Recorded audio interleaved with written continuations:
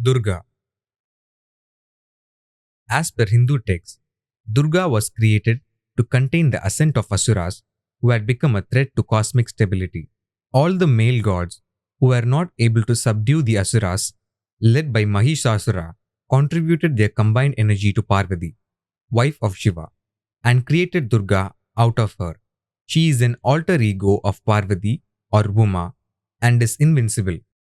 The texts of Devi Mahatmyam quote that though she is eternal, she becomes manifest again and again to protect the world from the hands of Asuras.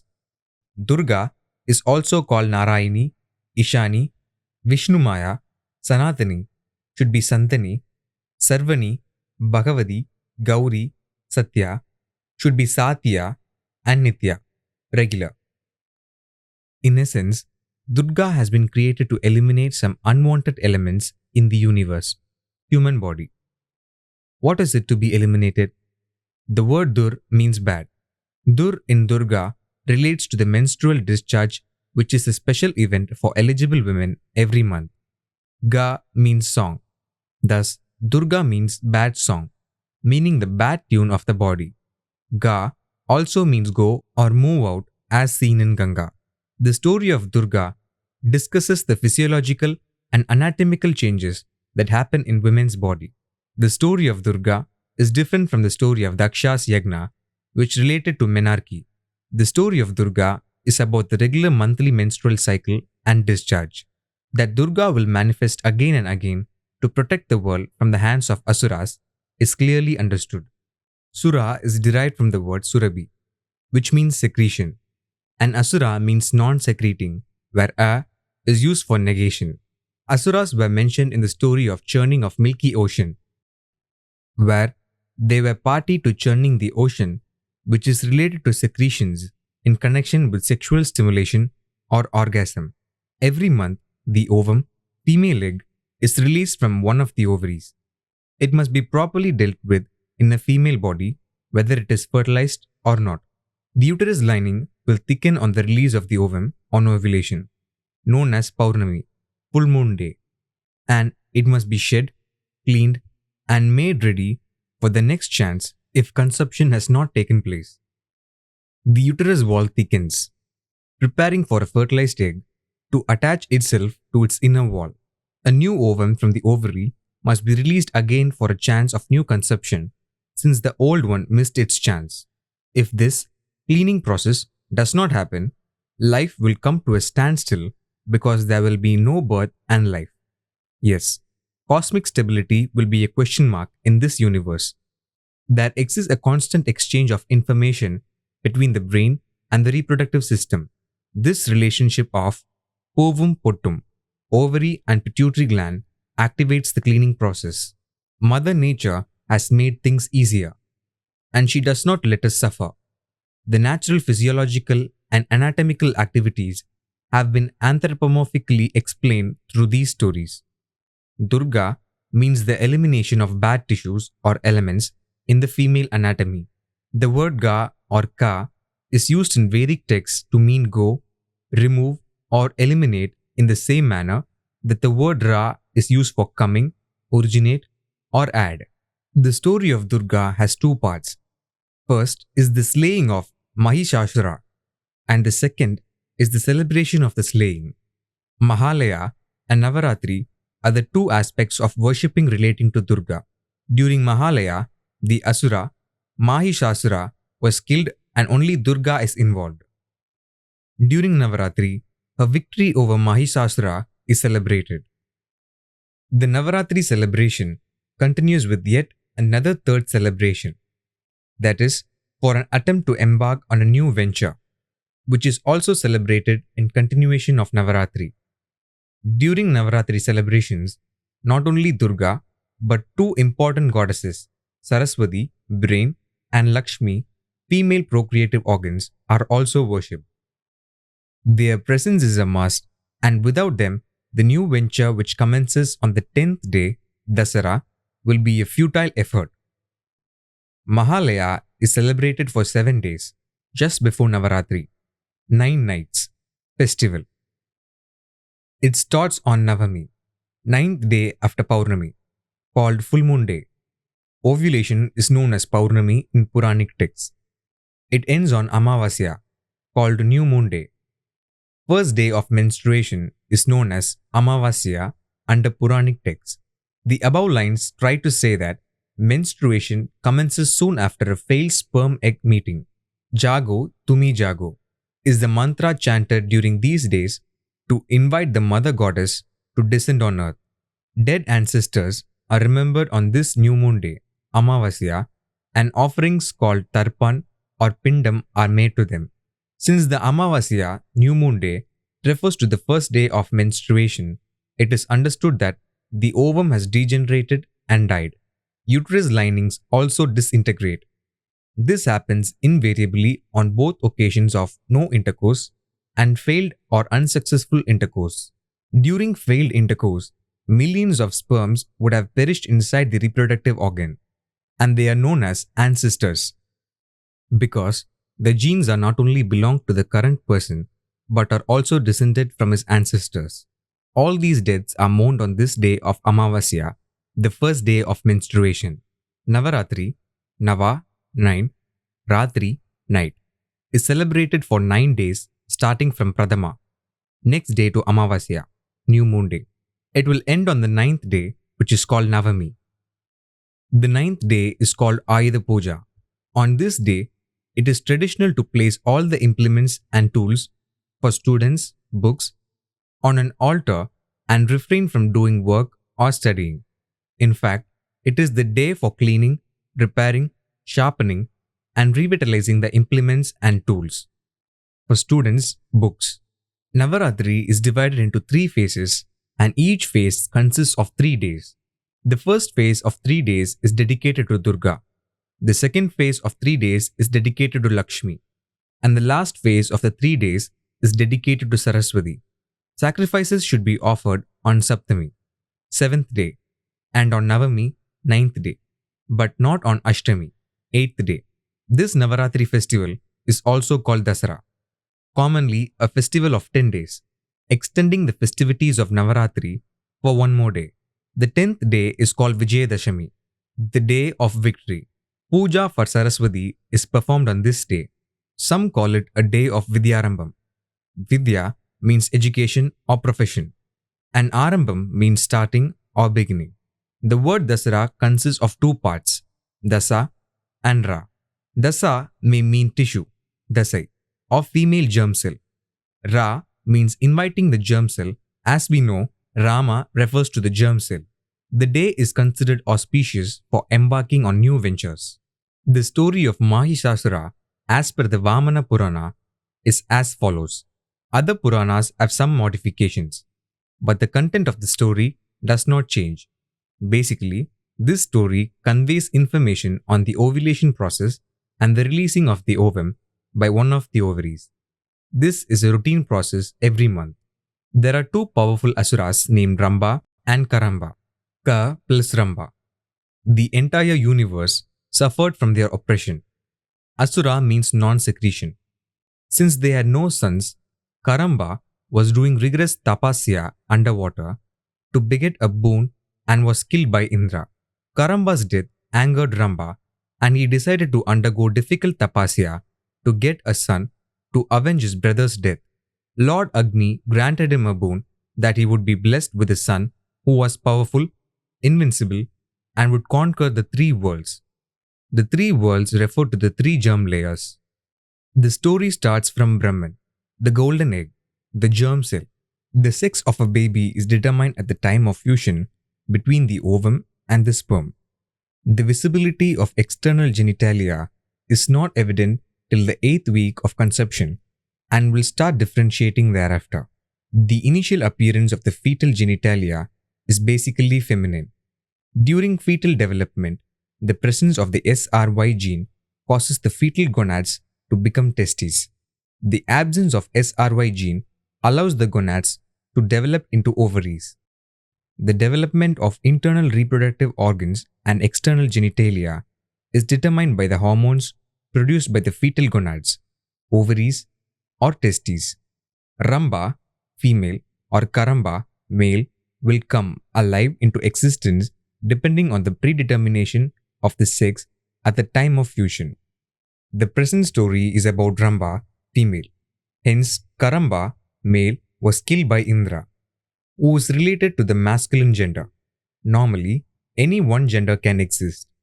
Under abnormal circumstances, the gender may be differentiated into a third gender where the person may not conform to either male or female. Now, the arena is open for Ramba, female. There is a plant called Karambu, whose botanical name is Jashaya saffroticosa. Its medicinal uses are not known. Karamba is made up of two words, namely Kara plus Amba. There are many plants known by the name Kara. Teca aspera is known as Kara, which is also known as Surana, where Su refers to well-being or urinary system and Rana refers to wound. Sura refers to secretion and Na refers to neuron as found in Narada, the celestial stage who always travels. Kara in Tamil means dissolve or remove. Momodica conchinchiensis is known as Adavi Kakara, and its medical properties are not known. Anasilkis spirituum is known as Akkalkara or Akkarakarava, which is regarded as a tonic for the nervous system. Cermicapus anacardium is known as Arushakra or Agnimuki or marking nut trees, which are used in Ayurveda for many preparations. Agni is known as sheep, and it refers to the female reproductive system since Agni Mukha is a pictorial depiction of the system. Putranjiva Roxburghi is known as Garbhakara or Putrajiva or Putranjiva and has medicinal properties useful in pregnancy. Cuminum cyminum known as Jilakara, Ajaji, Jiraka or Jira is used in Ayurveda for many preparations.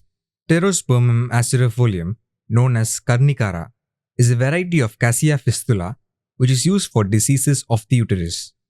Pterospermum acerifolium is also known as Karnikara or Muchukunda, which is used for smallpox and gastralgia. Muchukunda or Muchukunda is also known as Pterospermum subrifolium. There is a plant called Machikara, also known as Paribhadra or Parijataka, whose botanical name is Erythrina indica. It acts on the central nervous system either to diminish or abolish its functions. Tordalia aculatia is known as Mainkara or Kanchana or Dahana, which is considered a strong stimulant. The mineral alumin is known as Patikara, which is also known as Spatikari or Surashtraja or Kamakshi. Canna indica is also known as Kamakshi or Sarvajaya. Cycas cercinalis is also known as Kamakshi, which is useful for chronic weakness. Muraya exotica is known as Utkara. Cardiospermum halicacabum is also known as Karavi or Jyotishmati, which is useful for the nervous system. Magnifera indica is known as Amba or Amra or Amva. Amba and Ambalika are two female characters in Mahabharata who change their gender only to defeat Bhishma. Mahabharata and Ramayana are part of the anthropomorphic versions of ancient medical texts. Do these plants relating to Kara and Amba have anything to do with the organs connected to Karamba? Karana is a unit of measurement just like Tithi or day, etc. It specifies that any activity should be allotted the correct amount of time to achieve full benefit. There is a Tamil adage which says Karanam, acrobat, Tappinal, falters, Maranam, death. The adage conveys that when an acrobat falters or does not keep his timing, he is sure to meet death by losing his balance. The important element here is timing, which is very important for metabolic activities in the human body. When we read the word ka plus ra plus na backwards, it will result in na plus ra plus ka, which indicates the pulmonary functions. Refer chapter Yama, where gas exchanges take place.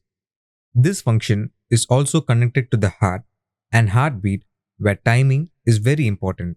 The timing is measured by pulse or pulse rate.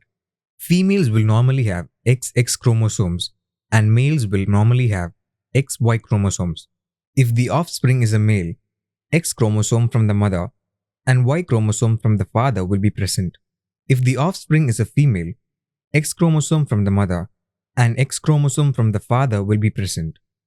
Thus, for a female child, Y chromosome of the father is wiped out.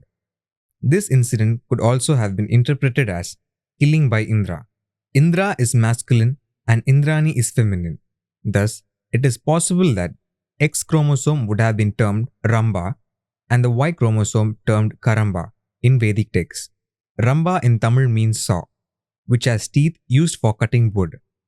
Fimbria, part of the fallopian tube lying above the ovaries, resembles the saw teeth, which refers to the female anatomy. It also resembles the comb of a rooster, which is the flag symbol of Kartikeyan, who is a personification of sperm. Ramba went to the lands of the Yakshas, who are companions to Kubera, the god of wealth. Kubera is in the kingdom of Lakshmi, personification of the female reproductive system. Ramba fell in love with the she-buffalo and married her. Buffalo is a thick-skinned animal which has connections to Yamadharma, who in turn is a reference to the human heart. Ramba may refer to the ovary follicles. Ramba went back home with his wife but was not allowed to stay there since he had married a she-buffalo and had to return to the land of Yakshas. Ramba is a plant called Musa sapientum, which is also known as Vanalakshmi and Kadali. It is an unripe banana or plantain.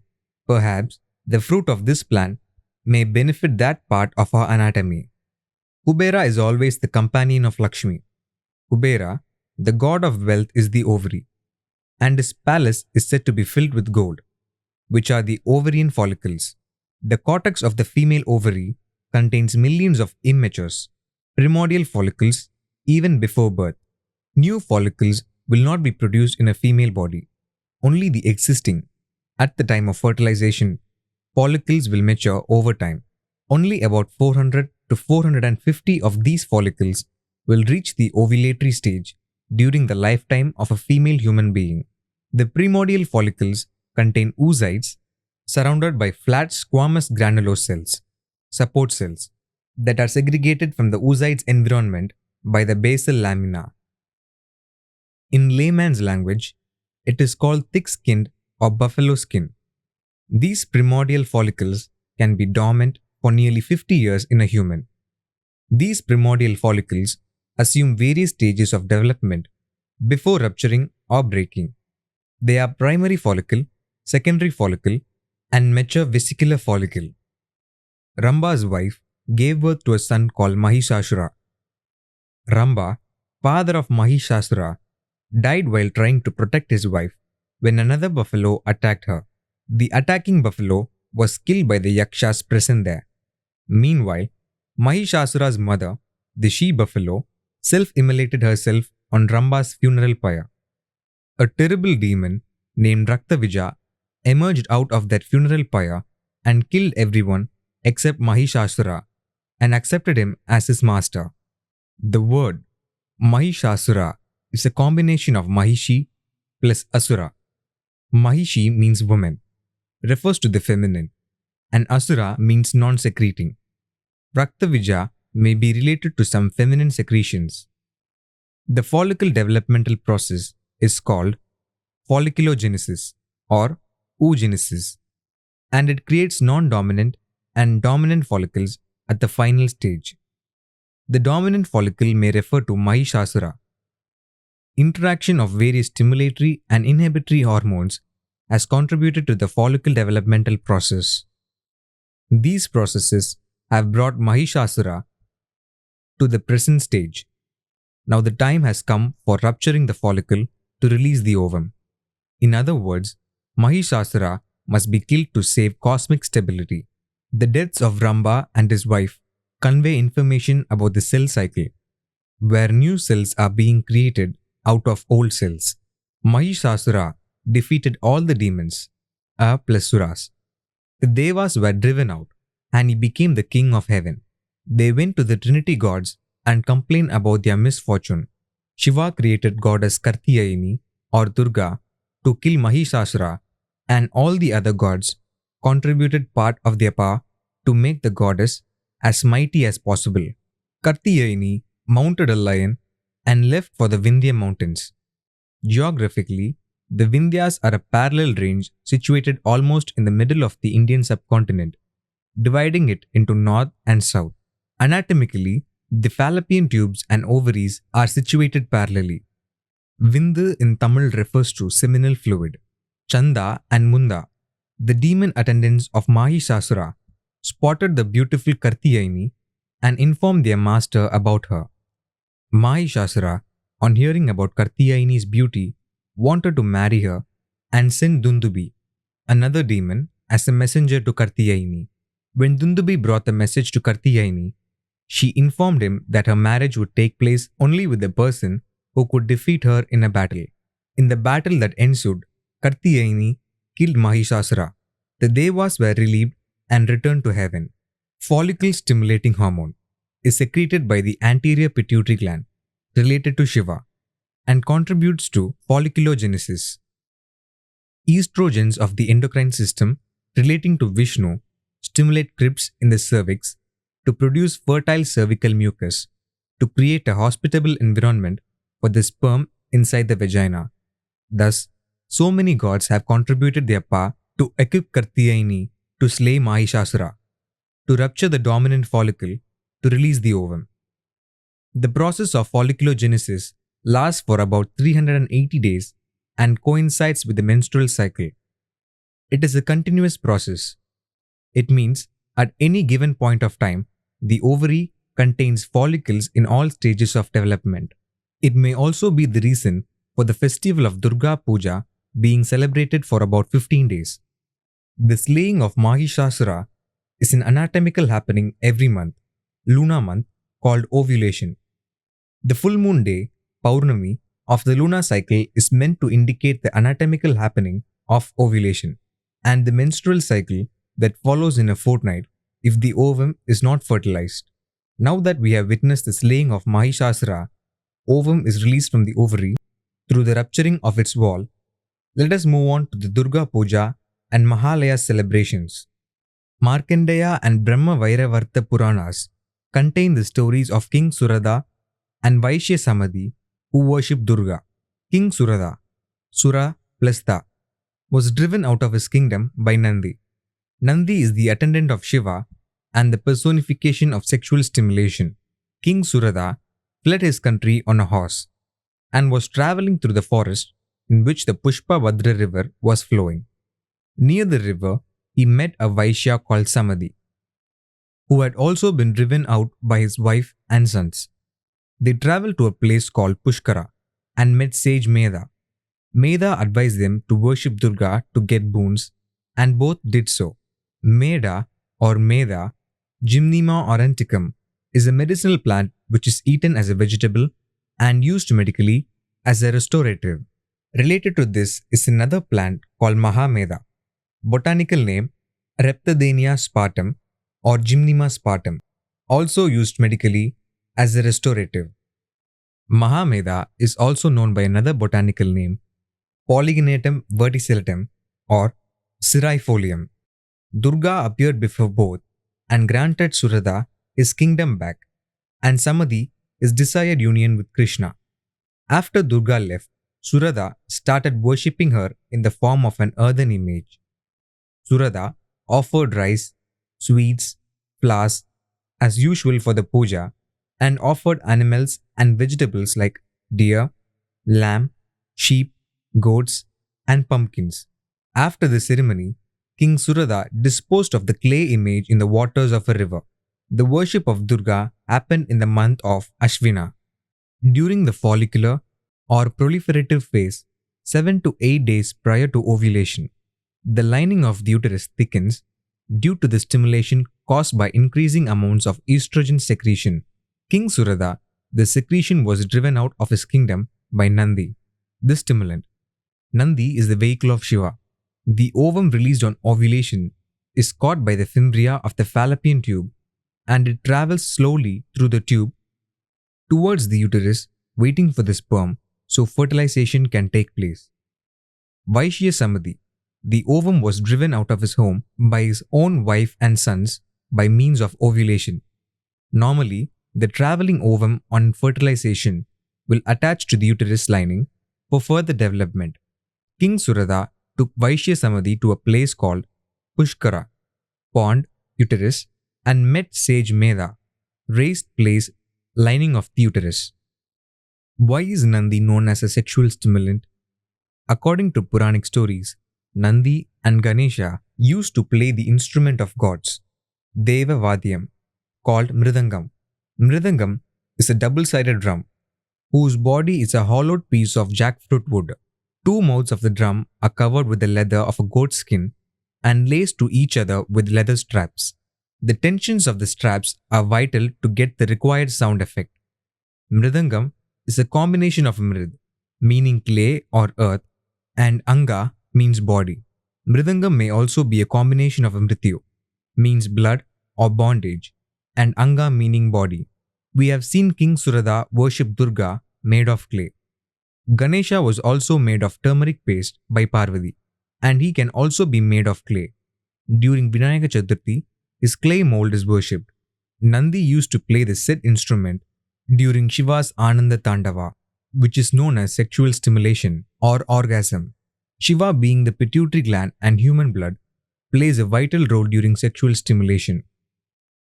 Mridangam is also known as Mattalam, Mattala, where talam means coherent musical sound. Mattu or Madhu, churning stick, is common in Indian kitchens to separate butter out of buttermilk, fermented milk. This equipment is put into a pot containing buttermilk, twisted continuously clockwise and anti-clockwise, churned to make the liquid move around back and forth. This process separates the butter from the buttermilk, and the butter will emerge floating on the liquid. This is exactly the stimulation done in the human body by both Nandi and Ganesha. This is otherwise called the churning of milky ocean. Mattala is a combination of Ma, meaning origin, and Tala or Tala, meaning head. Ma also refers to green gram, which is capable of germination and has medicinal qualities. If the ovum or the egg is not fertilized within a day of ovulation, it will die, and the remains are expelled from the body. Vaishya Samadhi, meaning death or deathbed, gets his desired union with Krishna. Krishna, along with Radha, refer to kidneys and urinary system. The present union with the Krishna refers to the removal of degenerated ovum along with the uterus linings that are now disposable out of the body. The vulva or outer passage of the female genital is known as Dwaraka, abode of Krishna. Dwara means hole, and Ka refers to go. Soon after ovulation, after the expulsion of the ovum from the ovary, the remnants of the dominant follicle in the ovary is called corpus luteum. The main function of corpus luteum is producing large amounts of progesterone, which influences the endometrium, uterus lining, clay form of Durga worshipped by Surada, to change and prepare itself for the potential implantation of an embryo in case pregnancy takes place. This is the role of worshipping an earthen image of Durga by King Surada. King Surada may refer to the secretion of progesterone and estrogen. In the event of no implantation within 2 weeks, the corpus luteum will die, resulting in a sharp drop in the levels of progesterone and estrogen. The said hormonal drops cause the uterus to shed its lining, and the process is called menstruation. Thus, King Surada has disposed of the clay image in the waters of a river. There are many important deaths that take place due to the presence of Durga. The ovum and the corpus luteum will die in the event of pregnancy not taking place. At the same time, all the sperm also die in the event of non-fertilization post the union between male and female. The death of the sperm, except one, is also imminent in the event of fertilization because only one sperm can succeed in penetrating the ovum. Hence, the new moon day, Amavasya, the day named for menstrual beginning, is observed as a day of mourning. Ancestors are remembered on this day, prayers are held for them, and offerings are made for them in the name of Tarpan or Pindam. Jago Tumi Jago is the mantra chanted during these days to invite the mother goddess to descend on earth. Descend on earth may refer to the expulsion of the ovum from the ovary or the movement of the ovum in the fallopian tube. Mahalaya is celebrated for 7 days starting from Navami, ninth day after Paurnami, full moon day, being the day of ovulation. It ends on Amavasya, new moon day, being the day of menstruation. Mahalaya is an indication that a union of fertilization has not taken place on ovulation. Let us move on to Durga Puja, which commences on the day of Amavasya, new moon day, named for the day of menstruation. It is celebrated for 9 days ending on Navami, ninth day after Amavasya. The first 3 days are devoted to Durga in the menstrual phase called eumenorrhea, menstrual bleeding. During this period, the blood will not be clotted due to plasmin, an enzyme contained in the endometrium. Women need higher dietary requirements due to the heavy blood loss and to prevent from deficiency. Let us revisit the list of offerings by King Surada during the worship of Durga in the form of a clay idol. He offered animals and vegetables like deer, lamb, sheep, goats, and pumpkins. This is in addition to rice, sweets, incense, and flowers. These items, except incense and flowers, may fulfill the higher dietary requirements. Incense and flowers may create an odorless or aromatic environment and act as a stimulant to feel better. Do we give all this to the women who need it or waste it as offerings to gods? The next 3 days are devoted to Lakshmi, more specifically relating to the uterus and its companions, ovary and fallopian tubes. Once the blood flow stops or nearly ceases, the next activities in the reproductive organs must be carried on. Due to hormonal influences, 2 layers of the endometrium lining form in the cavity of the uterus. Rich blood supplies are brought in by spiral arteries of the stroma. In short, the endometrium grows to a thick, blood vessel rich, glandular tissue layer. The system is getting ready for the next cycle of events to take place, and it is the beginning of the proliferative phase. King Surada will be getting ready to worship Durga in clay form. The final 3 days are devoted to Saraswati, specifically relating to the brain and nervous system. The next phase of action is getting ready. Since the base work has been done in the past 3 days, for the past 6 days, secretion of hormones has not been very significant. Now is the time for them to play their part. Follicle stimulating hormone, luteinizing hormone, estradiol and progesterone are the hormones coming into play. These are either released or not released, controlled by command of the brain, hypothalamus and pituitary through the nervous system. This is the final or nearly the final stage of the follicular phase. Meanwhile, many things have happened at the ovary and a dominant follicle is getting ready. The stage is set for slaying another Mahisasura. On the 10th day, Dasami is also called Vijayadasami or Vidyarambam. Normally, ovulation takes place 13 to 14 days from the day menstruation starts. For this to happen, the ovum or female egg must be released by the ovary. It must travel through the fallopian tube to meet the sperm. In short, a beginning must be made, and that is called Vijayadasami or Vidyarambam. The Puranic texts have fixed the 10th or 11th day for the expulsion of ovum. According to Brahma Vairavarta Purana, Vishnu or Krishna was originally married to Lakshmi, Saraswati and Parvati, Durga. He then gave Saraswati and Parvati, Durga, to Brahma and Shiva respectively. When Vishnu or Krishna wanted to give away Durga, Shiva refused to accept her as he wanted to remain an ascetic. Vishnu or Krishna accepted Shiva's decision but told him to take Durga as his wife after a certain kalpas period. These stories bring out the interaction of the 3 germ layers, ectoderm, endoderm, and mesoderm, during fetal development. Krishna refers to the endoderm. Shiva's refusal and asceticism refer to the period up to puberty in a female. He accepts Durga as his wife during the puberty stage, which refers to the interaction of the pituitary gland with the menstrual cycle. Ganesha. Ganesha is one of the most beloved personalities in Hinduism. Some call him Brahman or Atman, which is not correct. Yet, he is closely related to Brahman. Ganesha is the first son of Shiva and Parvati. He is also called Vinayaka and many more names.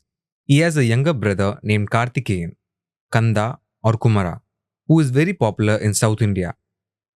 Kartikeyan or Murugan is widely known as a Tamil god. Once, both Ganesha and Kartikeyan were playing in the court of Shiva and Parvati. A sage came in with a mango fruit and offered it to Shiva and Parvati. Parvati wanted to divide the fruit between Ganesha and Kartikeyan. She was about to cut the fruit, but the sage said that the fruit should not be cut but eaten in full. This triggered a quarrel between the children. It was decided to give them a test. The winner would receive the fruit. The fastest person to go around the world would be the winner. Kartikeyan took his peacock Vahana and left immediately to go around the world. Ganesha, being heavier and having a mouse as his Vahana, which moves slower than a peacock, wondered how to win the race without going around the world. He asked the sage, "What is the world?" The sage replied, "The world is father, mother." Ganesha asked the sage again, "What is father, mother?" The sage again replied, "Father, mother is the world." Immediately, Ganesha went around Shiva and Parvati and claimed the fruit. Let us stop here because the story goes on and on. Ganesha is considered the master of intellect and wisdom. He is the lord of good fortune, destroyer of obstacles. He is depicted as a big bellied with 4 arms. 2 arms are considered taboo, and having the head of a tusked elephant. He rides on a mouse. A snake is also attached to him. Ganesha, in fact, is considered as the symbol of he who has discovered divinity within himself. He is considered as representing the perfect equilibrium between male and female energies. Ganesha has a different position of legs as a human, one resting on the ground and the other one a little over. He is the husband of Riddhi, Buddhi, and Siddhi as per North Indian beliefs. He is a brahmachari, unmarried as per South Indian beliefs. Ganesha's images are usually depicted with 4 hands, but some figures may be seen with more hands, each hand carrying a different symbol. Ganesha is associated with the first chakra, wheel, which represents the instinct of conversation and survival, of procreation and material well-being. Anatomically, Ganesha is the personification of the scrotum and testes of a man, which are very essential and the first step for procreation. In other words, the short stories of Ganesha describe or narrate the birth of a male child and his anatomical functions as a human being in procreation. His companion and brother, Kartikeyan, is in fact the spermatozoon which travels fastest in the world through procreation. Being the parents, Shiva, human blood, pituitary gland, and master controller, and Parvati guide their children in this universe, human body, along with other subjects, other organs, and parts. Now, we can understand the reason for Ganesha going around the parents and claiming his fruit. The mango fruit is a seed which is capable of germination, and the pulp around the seed within the skin is very sweet and represents the fructose that is needed for sperm to get vitality. Seed represents testicles. As a spermatozoon, Kartikeyan will go around the world, and it is the nature of a spermatozoon to travel from one person to another. It is very interesting to note that the gonad is the organ that makes gametes. Sperm and female egg cells, ova, are gametes and are haploid germ cells. Ganesha or Ganapati. He is known as a Gana and leader of Gana, and gonad have similarities, and it may be due to terminology which has Indo-Iranian roots. It is also interesting to note that in males, the gonads are known as testes, and in females, they are known as the ovaries. These gonads are controlled by luteinizing hormones and follicle stimulating hormones secreted by the anterior pituitary gland, and in turn controlled by the hypothalamus's gonadotropin releasing hormones. This explains Shiva being the father, head or brain that controls gonads, and Ganesha being the sun. Shiva is also known as Pittan or Pittan, meaning a lunatic or a person of erratic behavior. Pittan or Pittan refers to the pituitary gland. A line in Tamil poem refers to Shiva as Pitta Pirisudi, meaning the person who wears the crescent moon on his head. The thalamus area of the brain, where the pituitary and pineal glands are located, resemble the shape of a crescent moon. This is connected to Chandra or Soma, considered feminine, and the menstrual cycle. Surya is considered masculine and refers to sperm and its related matters. Om or Om is said to be the first cosmic sound from which all hymns were born. Om or Om is always attached to Ganesha as per North Indian beliefs, Kartikeyan, Ganesha's brother, as per South Indian beliefs, which better explains the importance of the scrotum and testis and its product, sperm.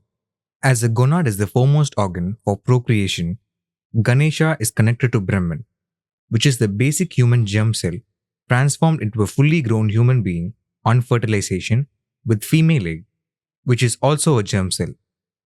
Brahman is regarded as masculine, and the purpose of germ cells are attached to Ganesha. Thus, human life begins from the said organ Ganesha. Only a single spermatozoon can penetrate a female ovum for fertilization. Vice versa is not possible. Thus, the sperm becomes the initiator. The testicle produces sperm and male sex hormones, of which testosterone is the best known. Ganesha is associated with the first chakra, wheel of life. The symbol of Om or Om in North India is a pictorial depiction of the scrotum with two testes and the curved elephant trunk to signify the phallus. The curved line along with the dot signifies the crescent moon, which in turn represents the pituitary and pineal gland in the brain that controls procreative organs and their functions. The curved line, crescent, along with the dot may also represent the feminine organ since the other portion represents male organs. Ganesha is also known as Omkara and Yanai Mugan, Yanai in Tamil. The letter Ya or Ya or Ya can be seen in the symbol Om, and that letter is one of the body letters Mei Elthukal of the Tamil language. Presently, Yanai is sometimes written as Anai in Tamil due to linguistic transformation. Symbol of Om in Tamil. Om or Om, which in South India is a pictorial depiction of a fetus in a mother's womb. The letter Ya refers to elephant, Yanai, the male organ. The letter Yo refers to Yoni, the female organ. The letter Ga refers to Ganga, the spinal cord. Using these three letters, many words have been created and they are very useful in expressing the functions of vital organs. Ya plus Ga. Yaga is a fire ritual, metabolism, which refers to the joint or coordinated functions or effects of specified nerves of the spinal cord on male reproductive organs. Yo plus Ga. Yoga is also a fire ritual, metabolism, which refers to the joint or coordinated functions or effects of specified nerves of the spinal cord on the female reproductive organs. The word yoga could have been derived from the word zygote, which has a Greek root zygotes, meaning yoked, joined, or yoke, join. Zygote is a term used in developmental biology to denote a particular stage soon after fertilization, union of male and female gametes. Thus, zygote means the forming of a single diploid cell out of two haploid cells, one from the ovum, female, another from the sperm, male. Zygote contains DNAs of both the mother and the father, which provides all the genetic information necessary to form a new individual. This process is very clearly said in 4 words: Mada, Pida, Guru, Devo. Mada, Pida, Guru, Deva in the Puranic texts. Presently, these words are understood differently. Mada is known as Mada, meaning mother. Pida is known as Pita, meaning father. Guru is known as teacher. Devo is known as God. Thus, Mada, Pida, Guru, Devo presently means that there are four important people in an individual's life. Earlier to this, it was interpreted to mean that mother, father, and guru are the only three known gods. But the real meaning of mother, pida, guru, devo is that it explains zygote formation, which is known as the union of genes. Mother refers to a big or original flow, sperm. Mada or Mada also means enragement of an elephant, which is connected to Ganesha, who is known as the male testis. Pitta or Pitta, Shiva, refers to the pituitary gland, which activates the ovary to release the ovum during ovulation. Guru or Vayu or Brihaspati is known as the lord of yagnas and also as the Purohit of gods. Guru refers to the union of sperm and ovum. This union is called zygote. During zygote, haploid cells form diploid cells to develop into a human being, which is known as Devo. Devo is not God as believed generally, but refers to human genome basis. There are 330 million Devas according to Puranic texts, which are the human genome basis, numbered by modern medicine at around 310 million. Presently, yoga means physical exercise, which results in many benefits. Yoga is well known for its wide-ranging beneficial effects on the human body. Why is it so? Hormone secretions, their interplay with each other with other organs of the human body, occur much more in female anatomy than in the male. Yoga, as an exercise, makes it possible for all human organs to properly function and secrete the needed hormones for the body.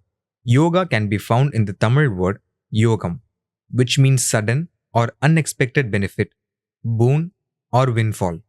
These unexpected happenings are termed God-given by many. The gods are the various organs of the human body, and their references are clearly demarcated in Vedic texts. When we look at the hormonal secretions of the human body, one hormone secretion may trigger a single or multi-hormonal secretions, which initiates some or many metabolic activities within the human body. The benefits of these metabolic activities are the yogam. In one Puranic story, Balarama, Krishna's brother, who was growing in the womb of Devaki, was transferred to the womb of Rohini by Yoga Maya to avoid death at the hands of Kamsa. This does not mean that the transfer took place between two different persons, but refers to a transfer within the same human body to a different location. While we talk about general exercises, let us concentrate on a specific exercise dedicated to Ganesha known as squats. This is an important ritual to be observed while worshipping Ganesha. One must hold his or her earlobes, the right hand must hold the left earlobe, and the left hand must hold the right earlobe, and then squat the required number of times in front of the idol. Why this particular exercise? While doing squats, lots of body muscles are put to work, which in turn trigger hormones in greater quantities that will boost the sex drive.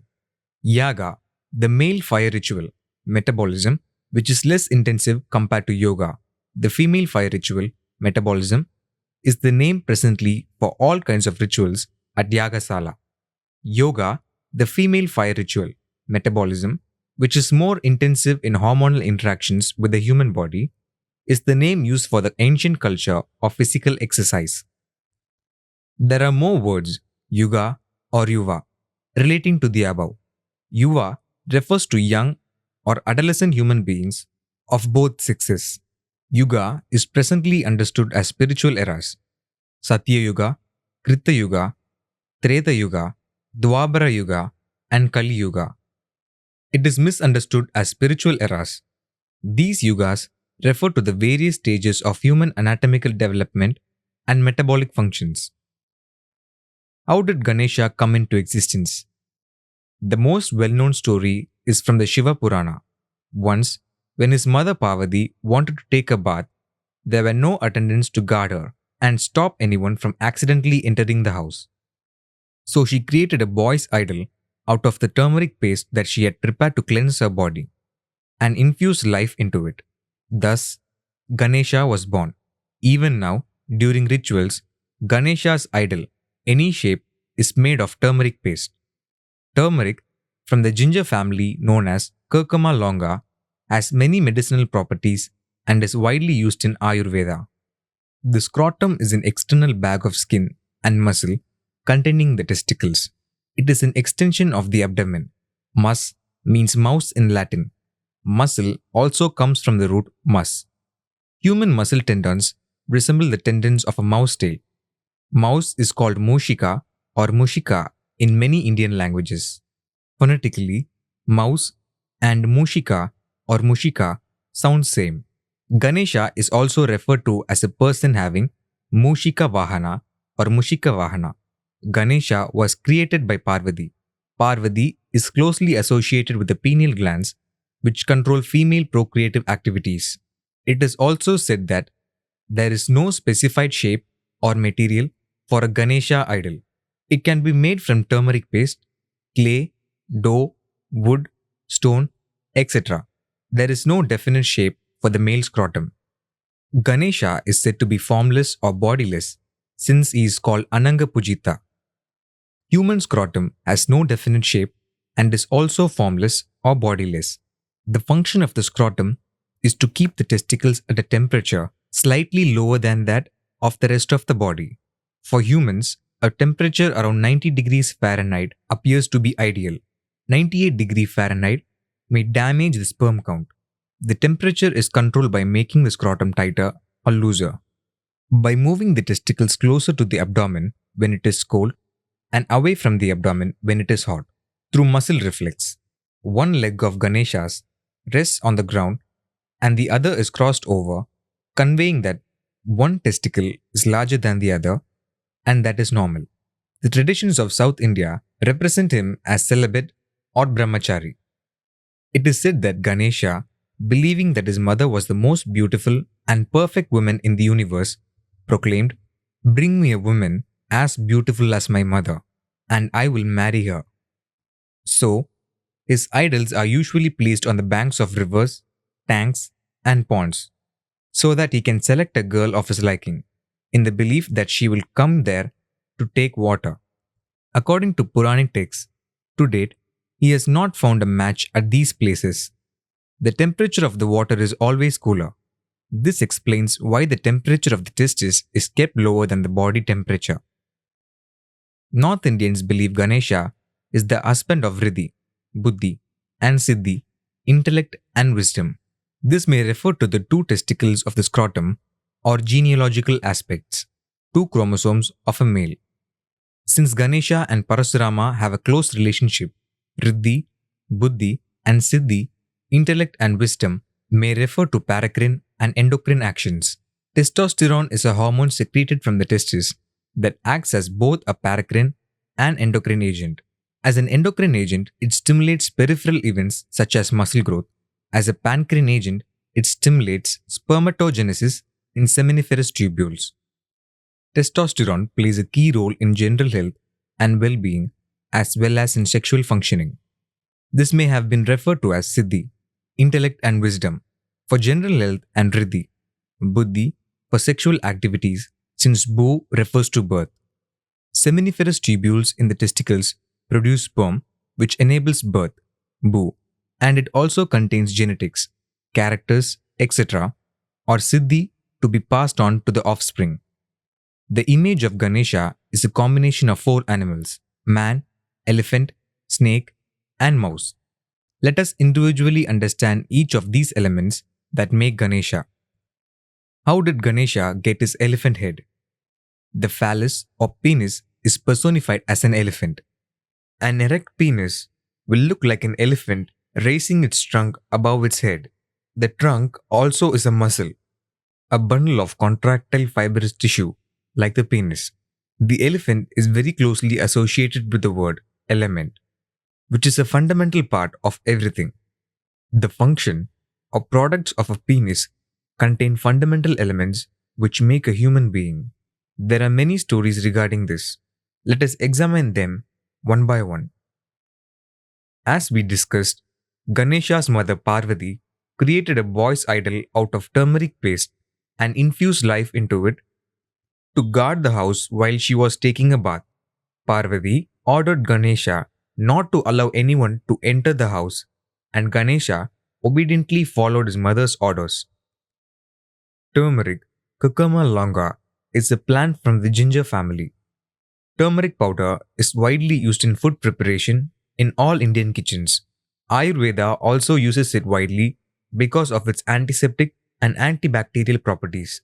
Turmeric is considered auspicious and is an inseparable part of Indian rituals.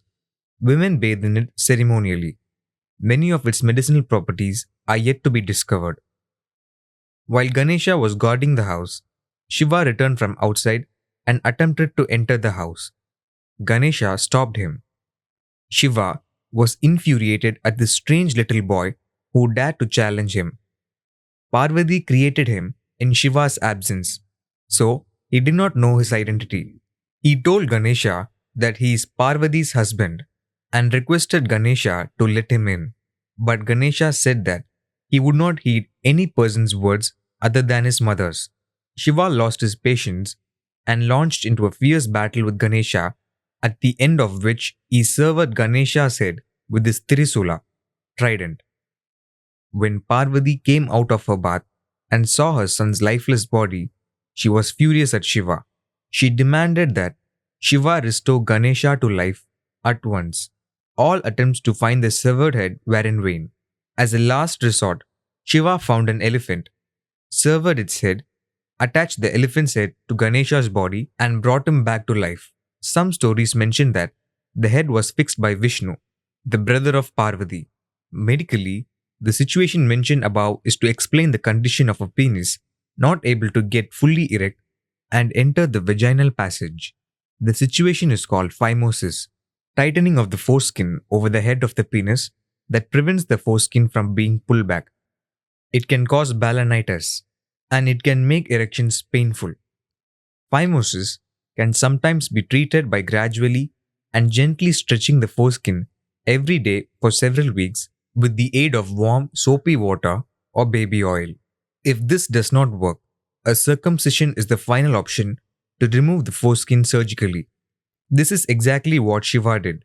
Cutting Ganesha's head equals circumcision in the above story that has brought in an elephant head, raised trunk to depict erection.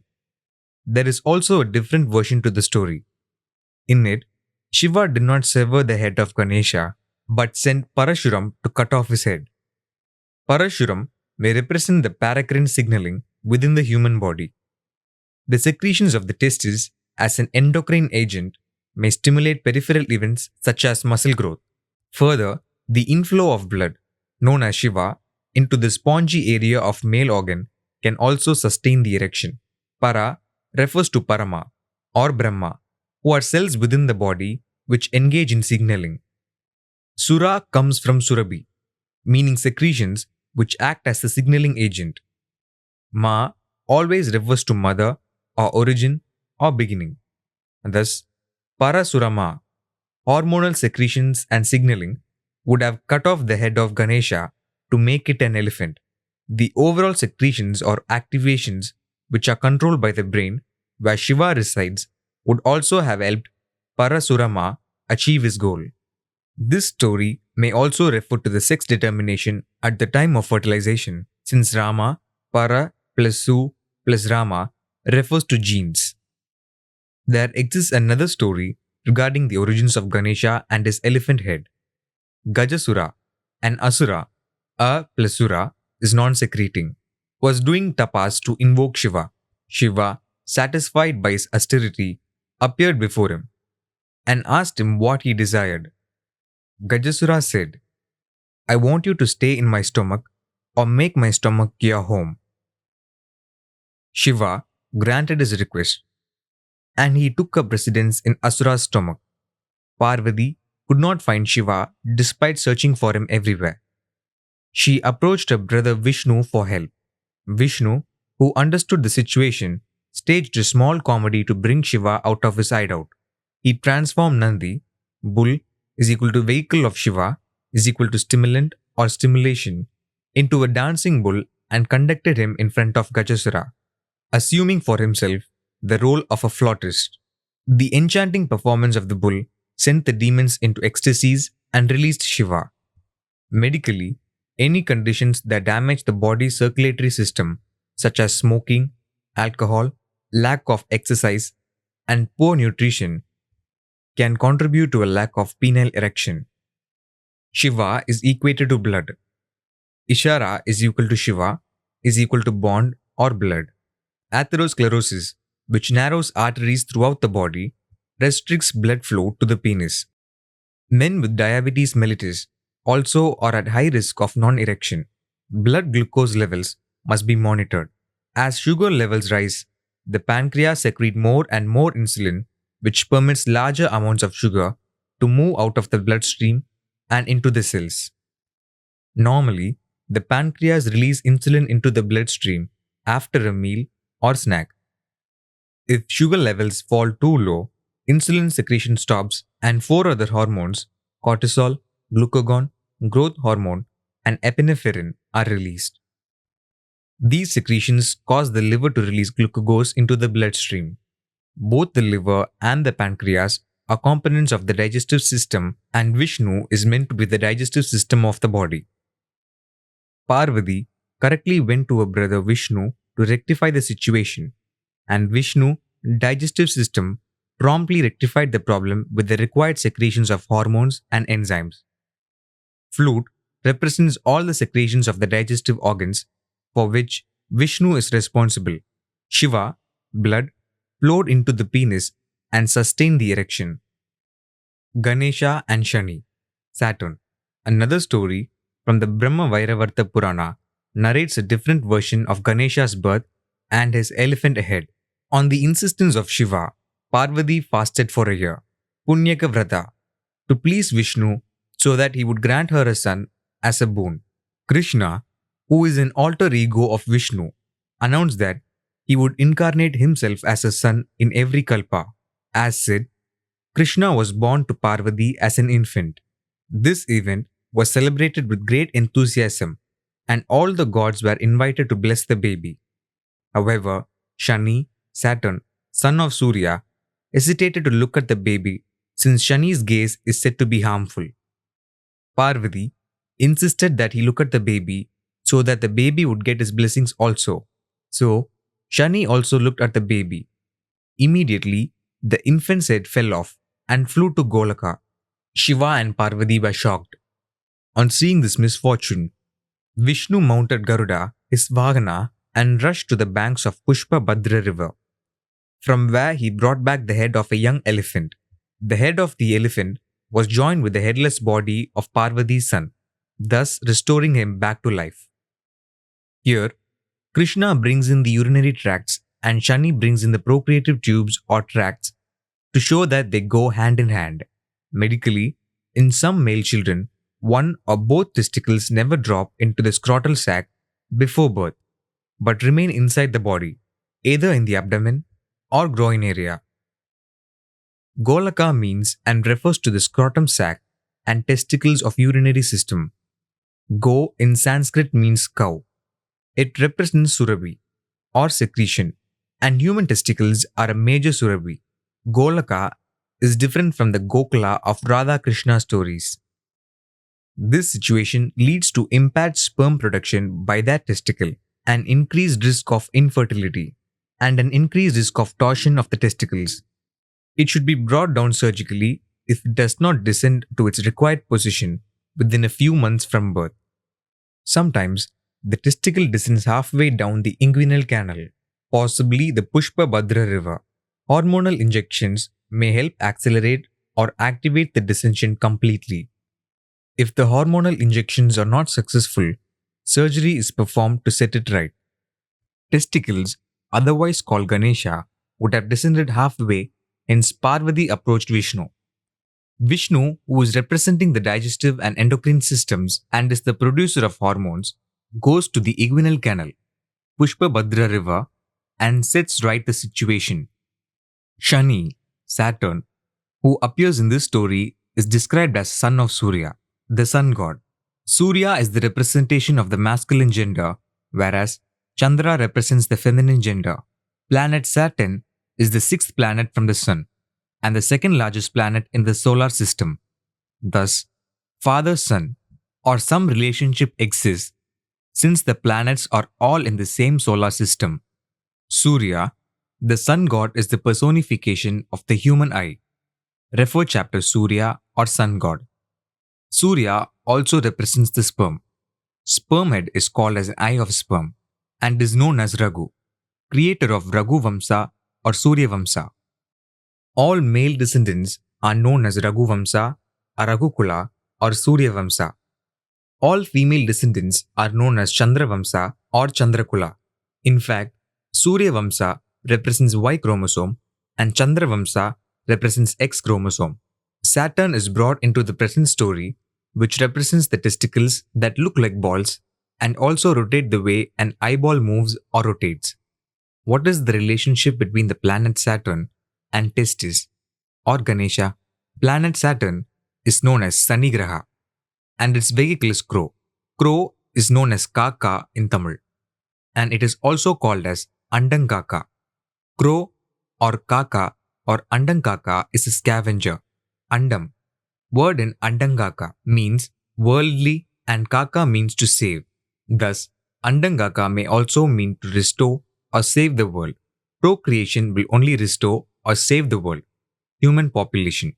The process of procreation starts from the testis and is termed as Andangaka or Sanigraha or planet Saturn. Seminal fluid is produced by the male reproductive organs and the testis is one among them. Seminal fluid consists of many components produced from organs like the testis, seminal vesicle, prostate, and the bulbourethral glands.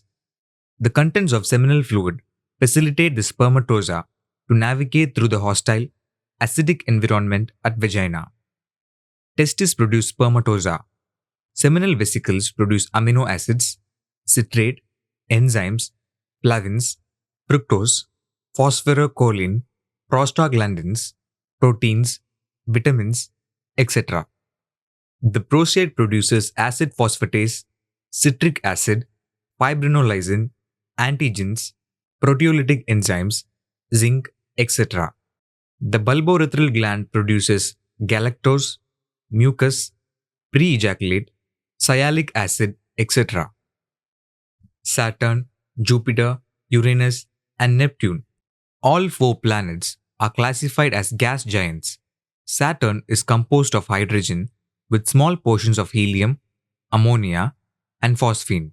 Wind speeds on Saturn are faster than those on Jupiter and can reach 1800 km per hour. Saturn has a low magnetic field around it. Saturn has a system of rings consisting mostly of ice particles, rocky debris, and dust. Saturn's core is considered denser than water. However, the average density on the planet, due to the gaseous atmosphere, is less dense than water. Saturn has a large number of moons than any other planet. The qualities of planet Saturn are applicable to the spermatozoa and testis. Zinc from the prostate helps to stabilize DNA in sperm. Zinc deficiency results in lowering fertility and affects spermatogenesis. Zinc reacts with acids and alkalis. Zinc's reaction with dilute acids releases hydrogen, a component abundantly available on planet Saturn. Zinc is non-magnetic. Another quality of Saturn. Zinc oxide is used as a white pigment in paints. Zinc sulfide is luminescent. Puranas convey these messages by bringing in the planet Saturn. Ganeshan and mouse or Mushika. Ganesha's vehicle or Vahana is a mouse. Who is the mouse and why a mouse? It is important to note that mice, rodents, have two incisors in their upper and two in their lower jaws, which grow continuously and must be worn down by gnawing. A mouse, rodent, also reproduces rapidly. A mouse leads a clandestine life below the ground. These qualities of mouse are there in the functions of the testis. Sperm and seminal fluid are being continuously produced and they should be discharged or drained out periodically. Recall Ganesha's words with sage Vedavyasa at the time of writing the Mahabharata. Ganesha agreed to inscribe the Mahabharata while Vedavyasa recited the lines, on the condition that he would write continuously without stopping. Vedavyasa accepted this condition, but put forth a counter condition saying that Ganesha should inscribe a line only after understanding its meaning. Vedavyasa used to recite some difficult lines in between in order to gain time to think and phrase his next lines. This situation indicates the equipment of seminal fluid secretion once it is discharged. Moreover, continuous draining of seminal fluid will affect the quality of the fluid or virility of sperm and ultimately will affect fertilization. Ganesha is referred to as boundless, since secretion is a continuous process and he is called Ameya. He is also called Kapila, which is the name of the celestial cow and is related to seminal secretion. We have discussed sage Kapila in relation to Ganga, which may also be relevant here. Does this Kapila relate to sage Kapila in King Sagara's story? Then, the location of Kapila must be the tail end of the spinal cord. Kapila, Kamba or Indian Kamala, is a medicinal plant, and its botanical name is Mallotus philippinensis, and it may be beneficial to this specific portion of the spinal cord or groin region. This plant is also known as Vasare, where Vasa is the name for Indra. There is another related plant called Kapila sinsapa, which is botanically known as Dalbergia sisu. There is yet another related plant called Kala sinsapa or Krishna sinsapa, which is botanically known as Dalbergia emerginata. Kala refers to Shiva and blood. Krishna refers to the kidneys. There is a possibility that Kapila is a replacement or misspelled word for Kapita, Kapipriya, or Dadipala, Peronia elephantum, or Limonia acidissima, or Linum mysorense haini, whose leaves are offered to Shiva during worship. Shiva is also called by the name Pitta and is closely associated with the penis. Each testicle contains very fine coiled tubes called seminiferous tubules. Sperm cells that are produced here travel to the epididymis through efferent ducts where they mature before being released on ejaculation. The sperm moves into the vas deferens, which opens into the urethra. Upon sexual arousal, the sperm cells move through the ejaculatory duct into the prostatic urethra. The prostate, through muscular contractions, ejaculates the sperm mixed with other fluids through the penis, which is known as ankusa. We understand that the sperm moves like a mouse in its burrow. Ankusa is a stick used to control an enraged elephant. Kusha means duck. The word mouse also shares the same root mus, which means muscle. Ganesha, the writer of Mahabharata. Ganesha was asked to write the epic poem Mahabharata recited by Vyasa, who is also the composer of the Puranas. Vyasa is generally believed to be a person, but the word means division and does not refer to any person.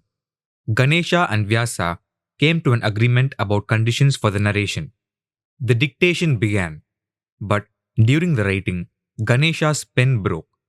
He broke off a tusk and used it as a pen so that the writing could proceed without interruption, permitting him to keep his word. Writing of the Mahabharata refers to the procreative activities of human beings. In other words, the creation of gametes or germ cells and putting them to use. Human procreation is called the writing of Mahabharata, as Vedic texts envisage the human body as the universe. Maha means big or whole. Ba means bhaga, human part. Ra means scum, and Ta means tara or flow. Thus, Mahabharata, Maha plus Ba plus Ra plus Ta, may mean a big flow of human organs or the creation of human beings. Bharat also means India. Thus, Mahabharata may mean the population of ancient India. Mahabharata and Ramayana are also part of Vedic texts, and thus they are the part and parcel of ancient medical texts of different versions. Ganesha, scrotum and penis, is the correct and first person to do the writing, because only he can produce sperms for procreation. Human life, technically or medically, starts from him. It is said that sperm production or secretion is continuous and lasts till old age. An ancient text specifies a 60-year limit for a male to procreate and recommends that He leads the rest of his life with other devotions except procreation. Sashtiyapta Purti. The 60th year marriage celebration conveys this message. It does not advocate abstinence from sexual life, but prescribes procreation only. We know now why Ganesha must continuously write. Slowing down of writing with difficult verse is that it takes some time for the accumulation of fresh secretion by the testis. Breaking the tusk and continuing the writing is a condition where, if a person loses one of his testicles, he can continue to produce sperm through a single testicle. It is not necessary that two testicles are needed for procreation. Another story for a single tusk is explained through an asura called Gajamukha. The story of Gajamukha is different from the story of Gajasura, even though both are asuras or demons. Gajamukha was disturbing the gods and they complained to Ganesha. Ganesha, on seeing Gajamukha in front of him, he broke his tusk, threw it at the asura and killed him. Gaja plus Mukha. Gaja means elephant and Mukha means face. Look at the face of an elephant and it will look like a human uterus. Thus, Gajamukha in ancient texts means uterus. Once one tusk out of two tusks of Ganesha is broken, he becomes Ekadanta, single tusk. It may mean that an erect penis that comes into existence through sexual stimulation is an instrument to invade the uterus through its content called sperm. Thus, killing Gajamukha amounts to the creation of a male baby, since Gajamukha refers to a female baby. Ganesha and the moon. Ganesha decided to go for a ride on his Mushika Vahana, or mouse vehicle, on a full moon day, which was very pleasant. Puranic texts refer to the ovulation day as full moon day. It does not mean that ovulation cannot happen on normal moon days. What modern medicine calls the day of ovulation. Ancient texts refer to as Paurnami. Ganesha received a lot of sweets, modak, from many of his devotees and ate them too. There is a plant called Modugo, which is also known as Parijataka, and its botanical name is Erythrina indica. There is another plant known as Parijata, and its botanical name is Nyctanthus arbitristis. The Parijata flower is much liked by Shiva, who is linked to procreation. Modak, or sweet, is fructose, which is the food for sperm. Ganesha mounted his mouse and took off. Suddenly, a snake appeared before them and startled the mouse, causing it to jump. Ganesha was thrown off his seat. Ganesha's huge stomach smashed against the ground, burst open, and all the sweets that he had eaten spilled around him. Ganesha was angry that the snake caused the accident. He grabbed hold of the snake and used it as a belt to tie his stomach close. The story is all about sperm production and its movement from place to place before it is ejected through ejaculation. The moon and the full moon day represent the day of ovulation, when the ovum is expelled from the ovary. In the same manner, sperm is also moved to different places within the procreative organs. Modak, sweets, sugar refers to the nutrients needed by the sperm for its energy and survival. Each testicle contains very fine, coiled tubes called the seminiferous tubules. Sperm cells that are produced here travel to the epididymis through efferent ducts where they mature. This is how Ganesha collected all the modak and tied it with the snake. The sperm moves into the vas deferens, which opens into the urethra. Upon sexual arousal and orgasm, the sperms are forced through an ejaculatory duct into the prostatic urethra. The prostate, through muscular contractions at the time of orgasm, ejaculates the sperm, mixed with other fluids, through the penis. The snake may refer to the epididymis, which is a 20-foot long tube coiled around the testis. The snake may also refer to Shiva as a pituitary gland in the thalamus area of brain that stimulates orgasms, who is pictured with the snake coiled around his neck. Ganesha remounted his mouse and continued his ride. Chandra, moon, saw the whole scene and laughed at the incident. Ganesha, being short-tempered, cursed Chandra for his arrogance, broke one of his tusks and hurled it against the moon. The tusk slashed its luminous face into two. He then cursed that anyone who happened to see the split moon would incur bad luck. Hearing this, Chandra realized his mistake and begged forgiveness. Ganesha took pity on Chandra. Since a curse cannot be revoked, Ganesha softened his curse such that the moon would wax and wane in intensity every 15 days, and only those who looked at the moon during Ganesh Chaturthi would incur bad luck. Vinayagar Chaturthi comes 4 days after Amavasya, which is considered day of menstruation. Pregnancy will not happen during this period. The same story is also narrated as a curse put by Daksha when he learned that his daughters were ill-treated by Chandra. Chandra favored Daksha's daughter Rohini over the other 26 daughters. The last part of Ganesh Chaturthi does not appear in that story. Both the stories try to convey the same message. Puranic stories identify both Daksha and Ganesha as head of the Ganas, and both were appointed as such by Shiva on different occasions. Daksha represents the female gonad, Gana, and Ganesha represents the male gonad, Gana.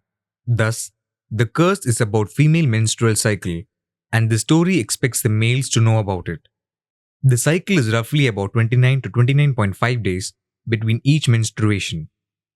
Full moon day is known as the day of ovulation, and new moon day is known as the day when the menstrual cycle starts. Ganesh Chaturthi falls on the 4th day of Shukla Paksha, which means the 4th day from the new moon day, Amavasya, the day the menstrual cycle starts. Normally, the duration of the menstrual flow is 3 to 5 days. Under normal circumstances, sexual union is possible from the 4th day onwards, but fertilization will not take place on those days until ovulation takes place roughly on the 12th to 14th day of the cycle, called full moon day, Paurnami. Chances for fertilization or pregnancy will be brighter like the brightness of the moon during full moon day. No man should look at the moon on the day of Ganesh Chaturthi, the 4th day of the menstrual cycle, when conception will never take place. This is the curse mentioned above. The festival of Ganesh Chaturthi continues for 10 days starting from the 4th day, from new moon day, and ending on the 14th day around full moon day, which is called Ananda Chaturdashi. The word Ananda is also found in Ananda Tandavam of Shiva, which means sexual pleasure or orgasm. On the day of Ananda Chaturdashi, the idol of Ganesha must be immersed in the nearest water source. The indication here is about sexual intercourse, the union of male and female. This information is supposed to be known to both sexes, so the stories are created through Daksha and Ganesha, who are the head of Ganas, the gonads. The Ananda Chaturdashi festival falls in the month of Bhadrapada. Bhadra is an attendant of Shiva. When Ganesha's head was blown off by gaze of Shani, Vishnu went to Pushpa Bhadra canal to recover the head of an elephant. Pada means step or phase or time. Sexual stimulation, activity and pleasure are the happenings of the joint efforts of Shiva, follicle stimulating hormone, luteinizing hormone and blood. Ganesha, scrotum and testis. Indra, secretion, muscle contraction, etc. Kartikeya or Kumara, sperm, and many more. The word Dasi comes from Dasa, which means tissues or muscles. It may also mean form or kind, such as tissue form or muscle form. Dasi also means a person who does manual labor. During the Dasi phase, muscles and tissues work together to achieve the contractions, release, etc., which add up to an orgasm. But the term Dasi used in Vedic scriptures has been translated as concubine or female servants, which in later periods, present day, is the term used for prostitutes. Dasa, as in Dashavadars, is considered to mean 10, but its real meaning is not 10. It may mean flow or movement or formation, or combination of tissues or muscles or organs. Sapta, found in Saptaswara, is said to mean 7, but it only means sound. Broken tusk medically also refers to torsion of the testicles. This occurs when the testicles twist on the spermatic cord, cutting off blood supply. It is an uncommon but extremely painful condition that requires immediate medical attention to prevent permanent damage to the testicle.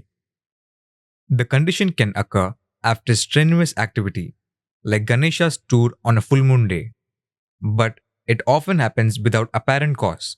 If the torsion is not treated within a few hours, it can result in infertility or the need to remove the testicle. Ganesha's usage of a snake to tie up his stomach is a reference to the twist of the spermatic cord. Broken tusk was also referred to in the scribe or writer story, where it refers to the removal or loss of one testis. Ganesha and Ganapati, head of celestial armies. The following story is also about a contest among the Devas, like the one in which Ganesha and his brother Kartikeyan fought for a mango. Even though this story is also about racing, it is for a different purpose and for a reward. There was a great competition among the Devas to decide who should be the head of the Ganas, troops of semi-gods who are at the service of Shiva. The competitors were required to go around the world as fast as possible and return to the court of Shiva. The Devas, demigods, took off, each on their own vahanas. Ganesha also participated in the race, extremely bulky and riding a slow-moving mouse. He was at a great disadvantage. He had not made much headway in the race when sage Narada, neuron cell, appeared before him and inquired about the purpose of his travel. Ganesha flew into a rage because it was considered inauspicious to encounter a solitary Brahmin, single haploid cell, at the beginning of a voyage. But sage Narada succeeded in claiming Ganesha's fury. Ganesha explained to him about his frustration and his great desire to win the race, upon which Narada gave him a word of advice. A single seed is enough for a great tree to be born. Rama is a great seed from which the greatest tree called the universe has emerged. Therefore, write the name Rama, genes on the ground. Circle around it once. Rush back to Shiva and claim your prize. Ganesha did as advised by Narada and returned to his father, who asked him how he had finished the race so quickly. Ganesha told him of his encounter with Narada and of his counsel. Shiva, satisfied with his response, pronounced his son as the winner and conferred upon him titles of Ganapati, conductor of celestial armies, and Vinayaka, lord of all beings. In Tamil, Nayakan means male, and thus Vinayaka or Ganesha relates to the male anatomy. Gana refers to the gonads, and it is also the base for the word god. Gonads produce gametes like the ovum and sperm, components of the reproductive system. Testicles produce sperms only. Ganesha, being the personification of testis, is the owner of male gametes, and he must be the leader. Who else can hold that position? The functions of producing sperm and sex hormones are under the control of gonadotropic hormones, which are in turn produced by the pituitary glands, where Shiva is the controller and is the father of Ganesha. Who else can conduct the race and confer the title? The sperm are produced in testicles and mature in the epididymis before being expelled through the ducts of the penis during ejaculation. These happenings occur under the direction of hormones originating from the human brain, the follicle stimulating hormone and luteinizing hormone. These brain hormones also direct sexual organs in women. Daksha is also the head of Ganas, but he is the head of the female Ganas. The solitary Brahmin, Narada, refers to the single haploid cell which is not good for procreation, not enough for life to move on, because two haploid cells, ovum and sperm, are needed for the procreation of humans. Human vertebrates are not single-cell organisms but multicellular. There is also a practice among Hindus that three people are not supposed to go out together, which means three cells or chromosomes will create havoc, resulting in a third gender with chromosomal abnormalities. And so it is not an acceptable practice. Rama is an incarnation of Vishnu, who is the preserver of the human body and is also responsible for birth-related matters. Brahma was born from the navel of Vishnu, and on that basis, Vishnu is the seed. We should read Rama as Vishnu. Rama also is related to germ cells, referring to chromosomes of both the sperm and ovum. When the name Rama is reversed, it becomes Mara, which means unchanged, and chromosomes of both the sperm and the ovum are unchanged. The chromosomes multiply, proliferate on successful fertilization, and grow like a tree, the family tree. Humans are created out of chromosomes of both sexes. The Ramayana story is a small part of universal story which talks about creation of the whole human body, especially about unchanging chromosomes and DNA. Ganesha is hunger or appetite. Kubera, god of wealth and treasurer of Swargaloka, went to Mount Kailash to have a darshan of Shiva. Kubera never liked Shiva's abode Kailash. He invited Shiva for a feast in his city, Alakapuri, so that he could show off all his wealth. Kubera is closely associated with Lakshmi, whose domicile is also called Swarga, as is that of Indra. The Swarga of Lakshmi is the ovaries, a place in the female reproductive system, and the Swarga of Indra is the testicles, a place in the male reproductive system. Indra and Lakshmi are also closely associated and related. Shiva, intuiting the purpose of the invitation, declined and with the view to teaching Kubera a lesson, asked him to take his son Ganesha in his place. Shiva also warned Kubera that his son was a voracious eater, but Kubera was confident that he could satisfy even the most insatiable appetite. Kubera took Ganesha with him to his city Swargaloka. Ganesha was offered a ceremonial welcome and a good bath before entering the dining hall for the great feast. At the feast, Ganesha continued to eat and eat. His appetite did not decrease even after he had eaten everything, even the food that was prepared for the other guests. There was not enough time to cook more food, and Ganesha was waiting impatiently. His appetite was so voracious that he even began eating whatever came into his hands. A terrified and desperate Kubera rushed to Mount Kailash and begged Shiva to save him from the embarrassing situation. Shiva gave him a handful of roasted rice, told him to offer that with humility and love to Ganesha. Meanwhile, Ganesha had swallowed up almost the entire city of Alakapuri. Finally, Kubera returned and humbly offered Ganesha the roasted rice. With that, Ganesha was finally satisfied. What does this mean? What can we learn from this story? Simple sugar fructose is the main energy source of sperm, which entirely relies on sugars from seminal plasma for energy. Sweets, modak, are offered to mice to convey this simple but important information. Ganesha, scrotum, and testes are made up of muscles, and muscles need sugar for strength and energy. Muscle has come out of mus, which also means mouse because the tendons of muscles resemble mouse tails. Thus, sugar is more closely associated with Ganesha than with any other god in the Vedic texts. Ganesha and his devotion to Mother Parvati. Ganesha once wounded a cat while playing. When he returned home, he found a wound on his mother's body. When he inquired about it, Parvati told him that it was caused by Ganesha himself. Surprised, Ganesha wanted to know when he had hurt her. Parvati explained that she, as divine power, was prevalent in all beings. When he wounded the cat, she was hurt. Ganesha realized that all women were manifestations of his mother and decided not to marry. From then on, he remained a brahmachari, a lifelong celibate following the strict rules of brahmacharya. Each reproductive cell contains one pair of 6 chromosomes, XX in female and XY in male. The child gets one chromosome from the mother, X only, and another chromosome from the father, X or Y. In other words, there will be haploid cells containing 23 chromosomes. There will be 46 chromosomes in diploid cells from each parent, which and combine on union to make diploid cells in a child. Sometimes, damage occurs in the chromosomes, haploid cells, on both the father and mother.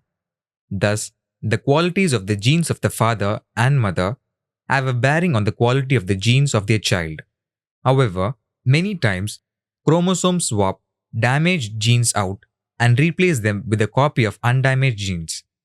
This repair technique is called recombination.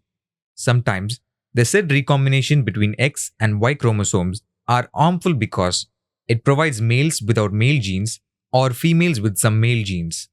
Later, the Y chromosome belonging to male Ganesha is changed in such a way that the areas around the sex determining gene completely lose their ability to recombine with the X chromosome.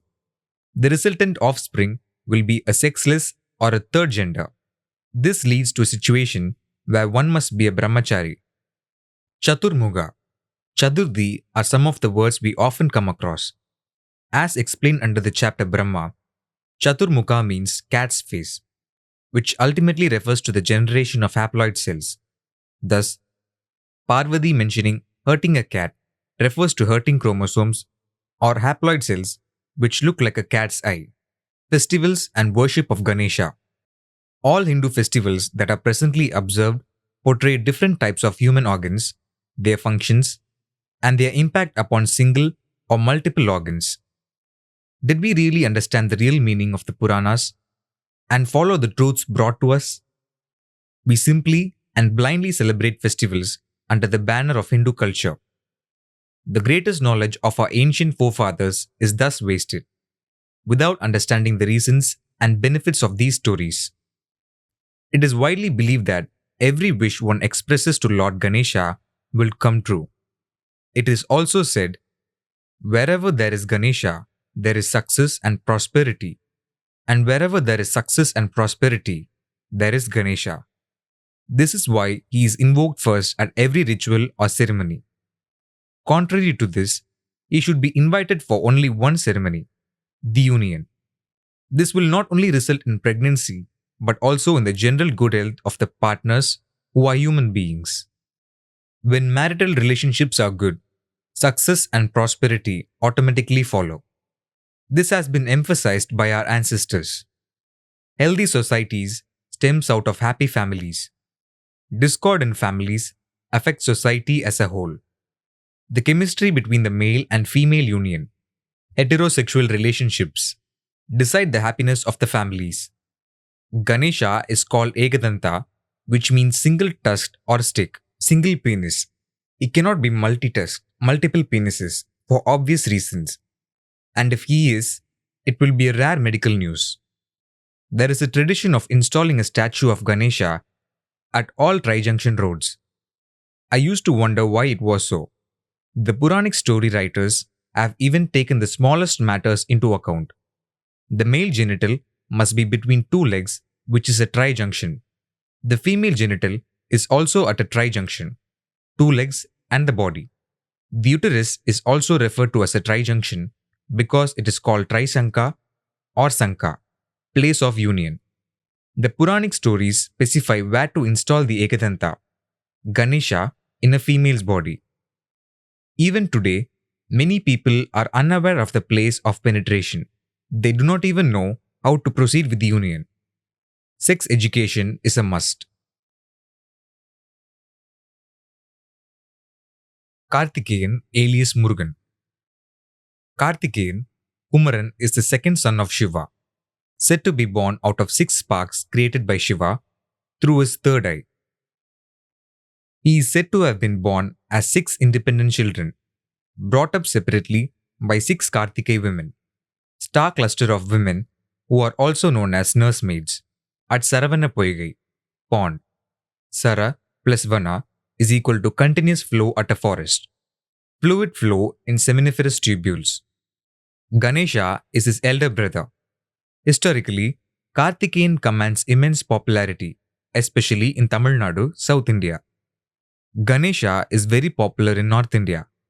One of the major Puranas, the Skanda Purana, is dedicated to Kumaran.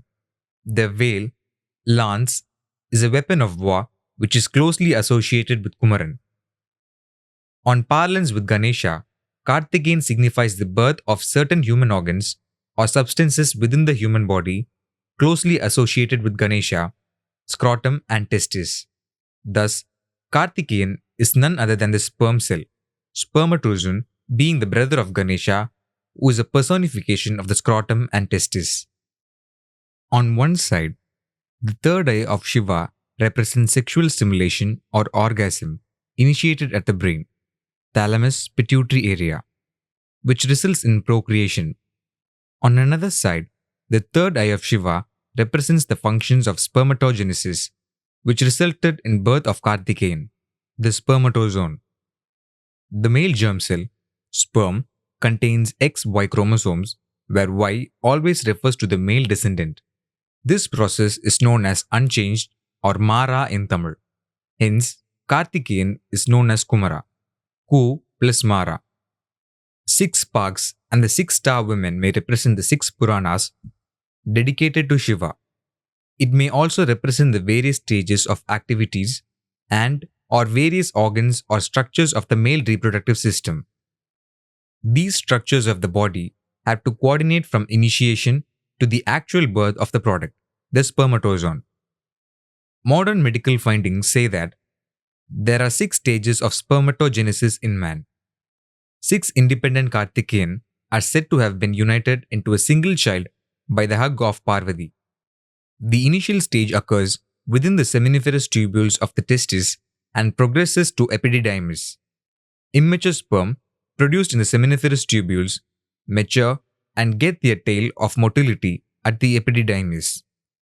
The side view of a sperm cell looks like a whale, lance, which is his weapon. A spear pierces its target, and so does the sperm, which pierces the ovum. Most other weapons destroy their targets, but spears or arrows only penetrate them. Bows and arrows are brought into Puranic texts through the introduction of Arjuna, who is a great warrior in the Mahabharata. Arjuna is the son of Indra, who is associated with male procreation. Mahabharata contains within it many stories referring to the whole universe, the human body. Kartikeyan is not very popular in North India. According to their understanding, Sanskrit epics and Puranas indicate that Kartikeyan was the eldest son of Shiva, not Ganesha. This may be due to a wrong interpretation of the cyclical version of Vedic texts. Without the scrotum and testis, sperm cannot be produced. Thus Ganesha, testis, must be in existence before Kartikeyan, sperm arrives. But before male erection, Ganesha's elephant head, the sperm, Kartikeyan should be ready. This may be a reason for recognizing Kartikeyan as the eldest son. According to the Shiva Purana, Kartikeyan is seen helping Shiva to fight the newly born Ganesha, Shiva's other son, when Ganesha stopped Shiva from entering his home at Kailash. Shiva's fighting to enter the house, vagina, is the result of male sexual stimulation. During that time, Kartikeyan, the spermatozoon, will be waiting for passage, which is depicted as a person fighting along with Shiva. It may also be correct for some to assume and say that Kartikeyan is older, but Ganesha will be the elder son since sperm, Kartikeyan, is produced by the testis, Ganesha. Kartikeyan is generally seen as bachelor in North India. Since a sperm is singular, male, it would have been considered as a bachelor waiting for union with the female egg. The symbol Om or Om is attached to Ganesha, and the symbol is the pictorial depiction of human scrotum, testis, and penis. Ganesha is called as Yanai Mugan or elephant faced in Tamil, where the Tamil body letter Ya, Ya, or Ya resembles the above symbol. The crescent, curved line represents the areas in the brain where the pineal and pituitary glands are situated. According to their belief, Ganesha is married with 2 wives, the testis. In South India, it is a different story. Kartikeyan, known as Murugan, has enjoyed continuous popularity with all classes of society right from the Sangam, ancient Tamil culture age. Sangam is considered an ancient period, and Sangam literary texts are also considered ancient medical texts. But Sangam or Sanka in human anatomy represents uterus, a meeting place for all where a fetus grows up.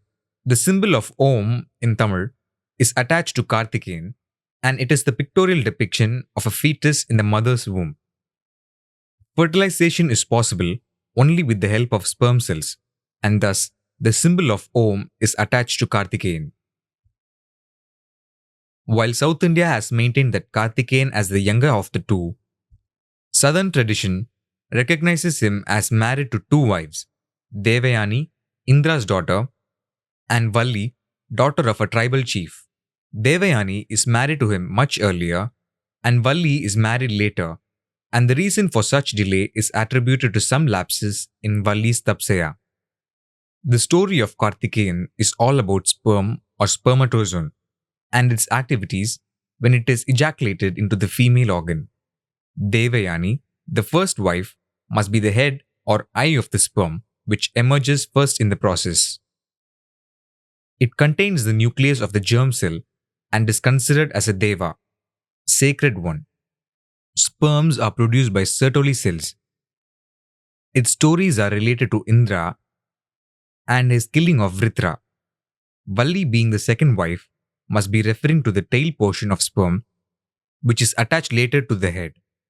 The tail facilitates motility, and this is related to the bow and arrow of hunters. Thus, Valli is regarded as the daughter of a hunter chieftain.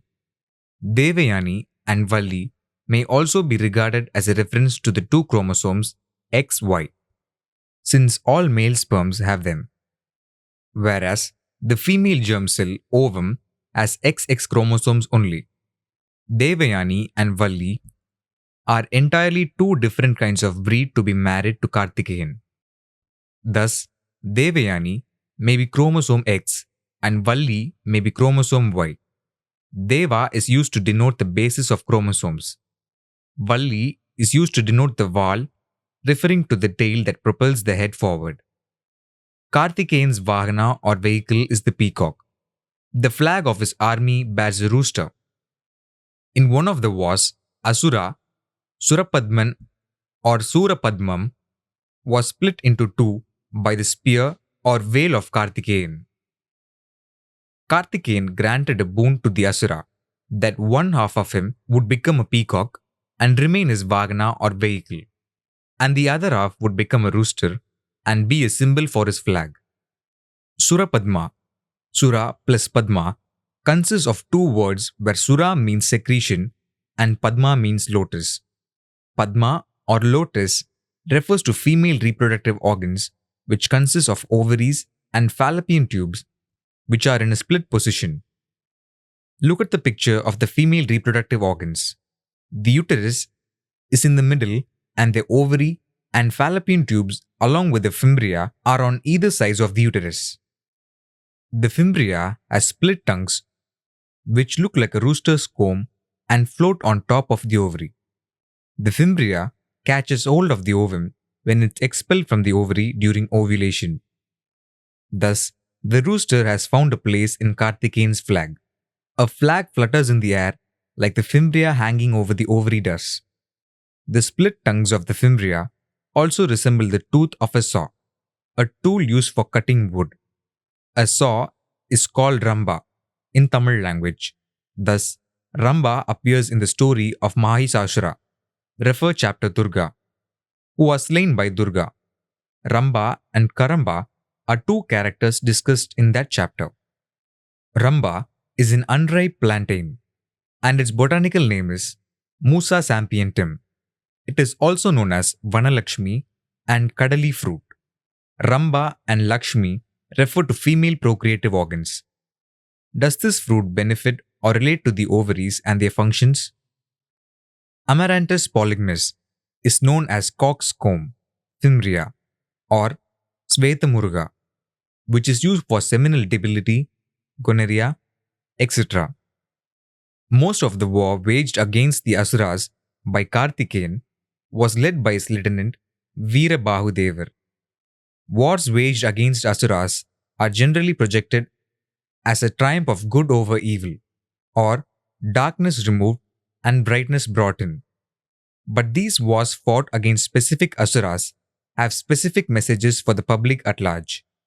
They are different kinds of bodily functions happening within the human body. The war against Surapadman is about the fimbria and ovary. This war is also known as Sura Samhara. Presently, a Sura Samhara ritual is conducted at the temples of Muruga, Karthikeyan, during Deepavali season. The Asura, whose defeat is celebrated as Deepavali, was called Naragasura. The body functions referred to in the slaying of Naragasura are discussed in the chapter Deepavali. Many believe that Sura Samhara is about the slaying of Naragasura. But these are two different happenings. Sura Samhara relates to Surapadman, ovary and fimbria, and Deepavali relates to Naragasura, conception. Certain sections of people in Tamil Nadu called Sengundars, also known as Mudaliyars, believe that they are descendants of Veerabahu Devar, lieutenant of Karthikeyan. These people were known as Kai Kolars. Kai is equal to hand, Kol is equal to stick, who were warriors in the Chola army, capable handlers, or experts in the use of spears. The spear, also known as veil or lance, must be thrown skillfully by hand to hit the target. They were also known as the Red Dagger Battalion. Presently, most Sengundars are weavers in the textile industry. Devar has been transformed into Tevar, and some sections of people have adopted this as their group name. The word Sengundar must have been derived from Sengundram, which means red mountain, and is reflected in their name Red Dagger. Seng or Semi refers to the color red. Guntram or Kuntram refers to small mountain. Mountainous areas are the normal domicile or abode of Karthikeyan. Sengundram can also refer to a volcanic mountain where the erupting lava is red and hot. This volcano could be in reference to the ovaries where periodical eruptions take place to expel the ovum. It may also refer to the steroli cells where sperm are produced in large numbers and gush out like lava. Veerabahu, Veera plus Bahu, consists of two words where Veera means brave warrior and Bahu means syrup or a kind of paste, semi-liquid form, such as a sugarcane syrup or honey syrup. Bahu in Tamil means boiled sugarcane juice, and it is also made from processed sugar.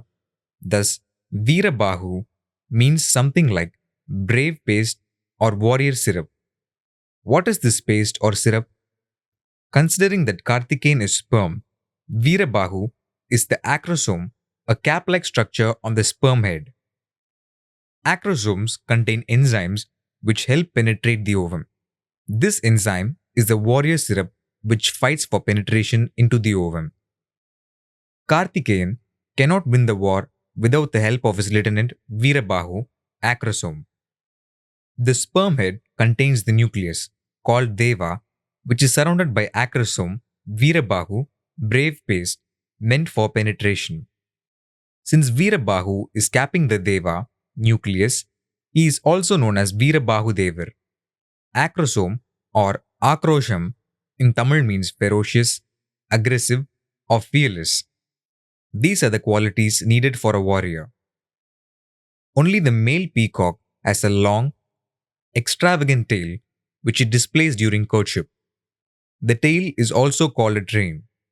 The train feathers have a series of eyes that can best be seen when the tail is fanned. It is a beautiful sight that cannot be missed.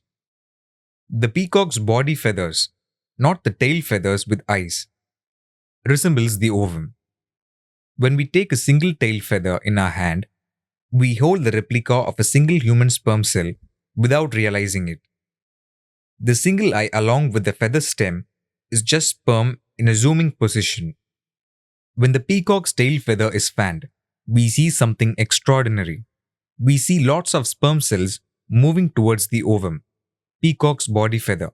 Thus, the peacock became the Vahana of Karthikeyan. As Karthikeyan is worshipped predominantly in South India, especially in Tamil Nadu, Many of his names are of Tamil origin. One such name is Mal Marugan, meaning nephew of Vishnu. Thirumal is one of Vishnu's name. Vishnu is considered as the liver, part of digestive and endocrine system of the human body, and is the organ which takes care of the fetus within the womb till it is delivered. The placenta that provides all nourishment to the fetus is supplied or monitored by the liver. Hence, Vishnu is considered the brother of Parvati, Kartikeyan's mother, and the maternal uncle of Kartikeyan. As per Indian customs, even today, the maternal uncle plays an important role as a protector of his sister's descendants, sons or daughters. Vishnu also helped in bringing an elephant's head from the Bhadrapada river when Ganesha's head was severed by the gaze of Shani. Refer to chapter Ganesha.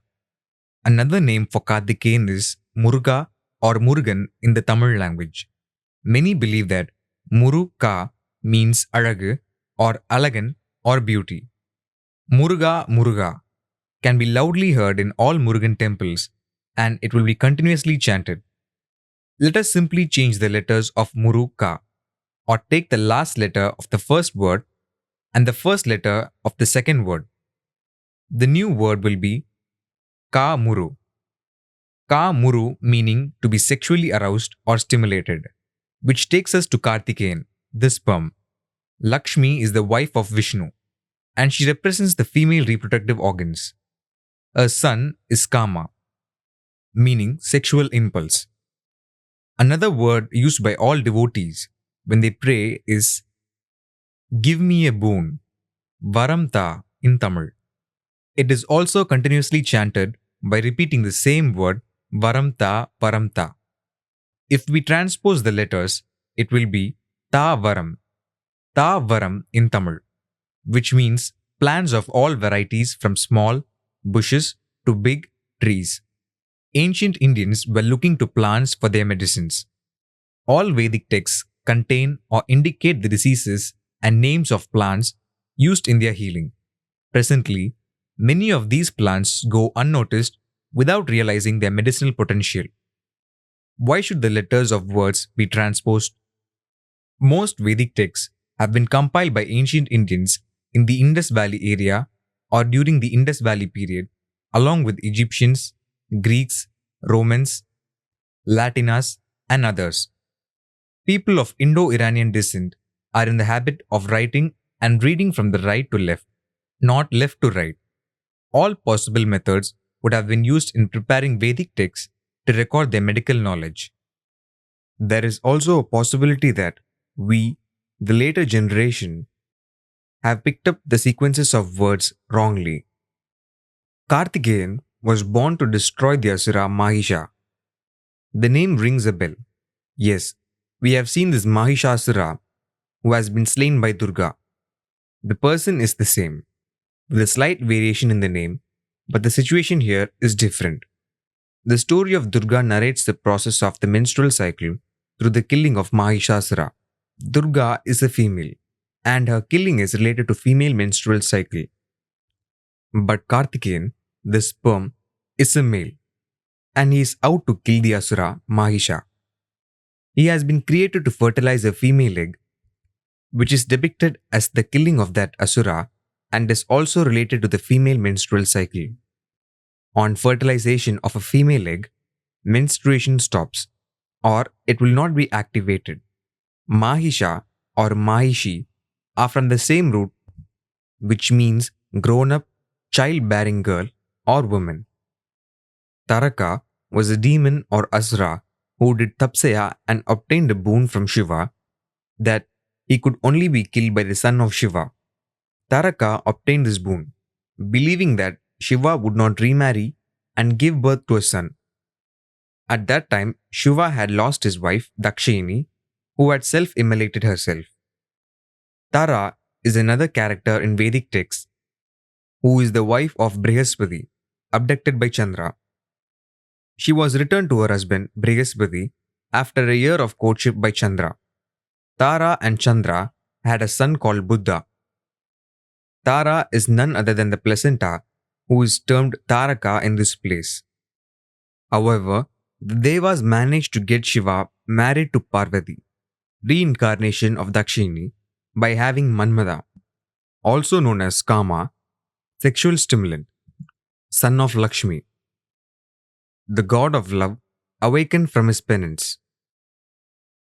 For this action, Manmada, Kama, incurred Shiva's wrath.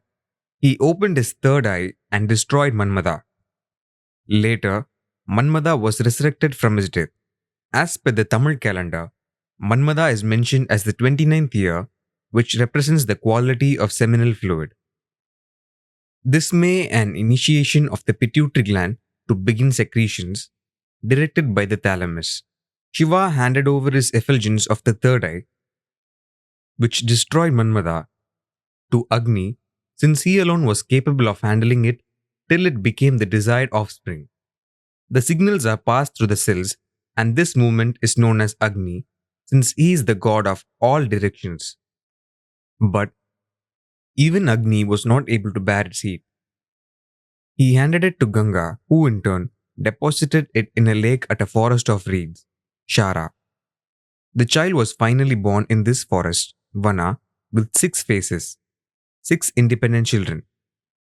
All signals from the brain reach every part of the human body through the spinal cord only, and it is known as Ganga. He was first spotted and cared for by 6 women representing the Pleiades, Kartika in Sanskrit. 6 Pleiades represent the various processes or stages at various places through which a sperm develops and matures. Thus, Kartikeyan got his name. Later, they were all united into a single child when embraced by Parvati. Incidentally, Agni is related to sheep, and the face of a sheep resembles the female reproductive organs, uterus, ovaries, and fallopian tubes. Thus, it is called Agni Mukha. The above story narrates the creation or production of sperm by male sexual organs. No child is born since the happenings are only within Shiva's male body. It is the creation of a sequence of actions by so many organs of the male body. Sexual stimulation is created through Manmadan or Kama at the pituitary gland of the hypothalamus. Agni is the energy and message movement that is generated out of metabolic activity. This energy or sexual stimulation passes through the spinal cord, Ganga, and activates many sexual organs to create or produce sperm, allowing them to mature and enabling motility. The sperm is the son of Shiva called Kartikeya and is destined to kill the Asura, Mahisha, who is nothing but the female leg. The 6 women Pleiades, Kartikas, who brought up the child are different stages of sperm development. There are 2 components of semen, sperm and seminal plasma. Immature sperm are produced first at the testis and move to the epididymis for maturity and storage until ejaculation. The seminiferous tubules of the testis are the starting point for producing immature sperm. The production process is a highly important and complicated one since each sperm must have a package of DNA, etc., that is transferred on fusion with the female egg. Then, the sperm is transferred to the epididymis to mature and to acquire a tail for motility. Kartikeyan was brought up in Sharavana Poigai, pond where Shara means reed and Vana means forest, which may represent the seminiferous tubules, the place where the sperm, Kartikeyan, is born. A cross-section of a testicle reveals that it is a pond of lotus-like structure, wherein the sperm is born and stays for a while before transferring to the epididymis. Seminal plasma is produced with contributions from the seminal vesicle, prostate, and bulbourethral glands. On maturity at the epididymis, sperms attain the potential to fertilize the ovum and are ready to be deposited into the female reproductive system. Male sexual stimulation, sexual intercourse, and muscle contractions at the time of ejaculation deposit the sperm into the vagina. Today, we have many laboratory ways of depositing sperm and ova. Since Kartikeyan is said to have been born as 6 independent children, It could allude to the fact that 6 children would have 24 limbs, 12 hands, and 12 legs in all. It may represent the 24 pairs of chromosomes as surmised in ancient times. Later, it was confirmed as 23 pairs of chromosomes. It is usual that a gamete, sperm, or ovum must have half the usual number of chromosomes present in other body cells. Otherwise, the child will have twice the normal number of chromosomes, which is a serious abnormality. In 1921, Theophilus Painter, based on his observations, claimed that human sex cells had 24 pairs of chromosomes. But since 1955, the number of pairs was settled at 23. This may be investigated for confirmation again. The 23rd pair is the sex chromosomes of XY in males and XX in females. There is a high possibility that these XY pairs would have been counted as separate chromosomes of X and chromosome Y in males. As a young lad, Karthikeyan destroyed Taraka and is called Kumaran. Taraka may refer to the placenta in the womb, which covers the fetus throughout the period of gestation. Any baby that comes out must pierce through the placenta. The placenta is delivered late after the delivery of a baby and is called afterbirth. This is envisaged as the killing of Taraka. In the word Tara plus Ka, Tara means flow and Ga means go. At the time of delivery, the flow of nutrients to the fetus goes away or stops. It may mean that Tara, placenta, must go at the time of delivery. Karthikeyan is also said to have killed Taraka's elder brother, Simhamugan, a lion-faced demon. Simhamugan, lion-faced demon, is nothing but the female reproductive organs. A picture will show the similarities between a lion's face and the female reproductive organs. When a female is pregnant, the uterus passage to the vagina, the cervix, will be closed by mucus to safeguard the fetus in the womb. But at the time of delivery, it must be necessarily removed or pierced to make way for the baby to come out of the womb. This may be referred to as killing of Simhamugan. Otherwise, since Karthikeyan is a sperm having XY chromosomes, he would have produced a male child using Y chromosome, which effectively means that there is no female and is thus considered as killing of Simhamugan. X chromosome of a sperm is inactive during conception. Sperm cells were said to be first observed by a student of Antony van Leeuwenhoek in 1677. But Vedic texts knew about it around 3000 BC or before. This is evident through the story of Karthikeyan. Modern medicines claim that there are about 310 million bases of genes in the human chromosomes. Puranic scriptures claim that there are about 330 million devas in the spiritual world, referring to gene bases. Vedic texts mention rebirth, reincarnation, and immortality. These terms have nothing to do with the spirituality as claimed or known presently, but mean the continuity of life. Rebirth or reincarnation means the passing on of chromosomes and genes to the child who is the descendant of its parents. By immortality, they mean the continuation of human life, lineage, without a breakthrough genealogy, even though death is imminent for all human beings. By reincarnation, they may mean that the offspring begets parental genes. Reincarnation may also refer to the acquisition of characteristics from ancestors.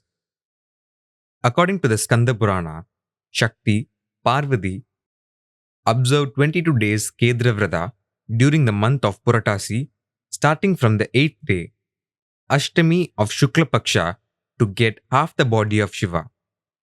The Vrata ends on the forthcoming Amavasya, the new moon day that Deepavali is celebrated. 7 days of Ashtami to Paurnami, full moon day plus 15 days of Krishna Paksha is equal to 22 days.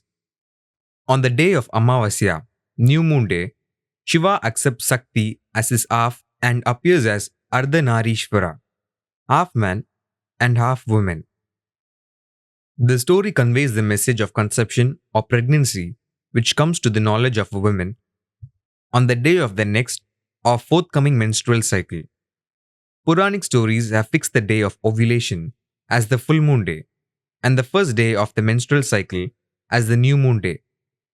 The Vrata starts before and treads carefully through the full moon day, day of ovulation, and ends on new moon day, day of the menstrual cycle, by which time a woman will come to know about conception where there is no sign of the cycle. This is symbolically depicted through the appearance of Ardhanarishwara, half man and half woman. The sex of the fetus is not visible to the naked eye, even though the sex of the baby is determined at the time of the gametes fusion. When the sex organ becomes visible, the organ will be both male and female, that will slowly transform either into male or female. Ardhanarishwara also conveys that the haploid cells of both the male gamete and the female gamete met together to make a full diploid cell. Murugan has 6 abodes or temples in Tamil Nadu, India. They are Palani, Swamimalai, Tiruchendur, Tirupparangundram, Tiruttani, and Palamudir Solai. They are also known as Aru or Arubadai Veedu, meaning 6 battlefields. Murugan is the personification of male and female germ cells of the human body, otherwise known as sperm and ovum. Aru or Arubadai Veedu must have been originally Aruvadai Veedu, meaning harvesting places of sperm and ovum. The deity in Palani is called Andi Kolam of Murugan. The deity in the temple wears a loincloth only. He has no other covering on him.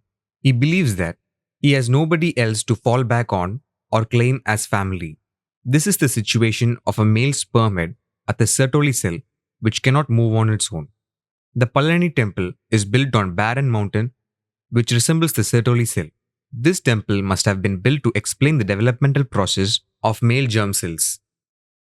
Tirupparangundram is another abode where Murugan marries Devayani, daughter of Devendran or Indran, chief of Devas. This marriage is the personification of enveloping the genetic materials in the nucleus at the sperm head, which are produced at the Sertoli cells. What are the genetic materials in the nucleus in a sperm head? In a common man's understanding, they are the specimens of a man's whole body from head to toe. This information is to be passed on to the next generation. Genetic science call those specimens genes. They are also known as DNA. Puranic stories call those specimens devas. Puranas enumerate 330 million devas, 30 mukkodi devas. Approximate numbers of known gene bases are 310 million as per English medicine. Tiruttanigai Malai is another abode where Murugan marries Valli, daughter of the chieftain of hunters. This marriage is the personification of attaching a tail to the sperm head for its motility. Sperm cannot move without tails. Hunters use bows and arrows for hunting. Tiru plus Tani plus Kai, where Tiru represents sperm head, Tani means separate, Kai means hand, representing the separate attachment of a tail as giving the sperm a hand in propulsion. Swamimalai is another abode where Murugan teaches the Pranava mantra to his father, Shiva. Shiva considered himself a creator. Murugan told his father that he was not the creator, but Murugan himself was the actual creator. Shiva listened to this sermon or mantra. Murugan, being the actual germ cell, is the actual creator of the human body. Pranava mantra is also known as Bija mantra, where Bija means seed. All of us know what a seed is and that it is the source for every growth or creation. Plants, trees, etc. grow out of a seed. Similarly, the human body grows out of germ cells. Tiruchendur is the place where Murugan kills Surapadman. This story explains the attainment of female puberty. Tiru refers to Lakshmi or female. Chendu or Chenduram means red, referring to blood. Ur or Ur means drop by drop collection. All these things happen in the female procreative organs where urinary glands also exist. Tiruchendur temple is established on the seashore to represent the place of urinary tracts. Vedic sculptures also use Murugan to represent female germ cells and procreative organs. Palamudir Solai is another abode where Murugan rests, with his 2 wives, Devayani and Valli. The Tamil word Palamudir can be split as palam plus udir or palam plus mudir. Palam means fruit, udir means drop, and mudir means ripe or matured. Only ripened fruit will drop, which have seeds, and the next generation will grow out of them. This is the representation of female procreative organs, where the ovum is expelled after incubation in the ovary. These 6 places are the germ cell harvesting places mentioned as Aruvadai Veedu in Vedic scriptures.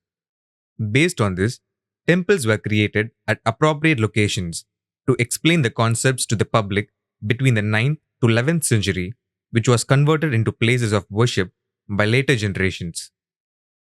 Aruvadai Veedu later became Arubadai Veedu. During the festival season, especially Thai Pusam, I have watched many devotees walking to Murugan temples carrying milk pots on their head and or piercing their tongues or cheeks with spears like veil. Some devotees pierce their back with small hooks on which lemons or small cords carrying the idol of Murugan are hung.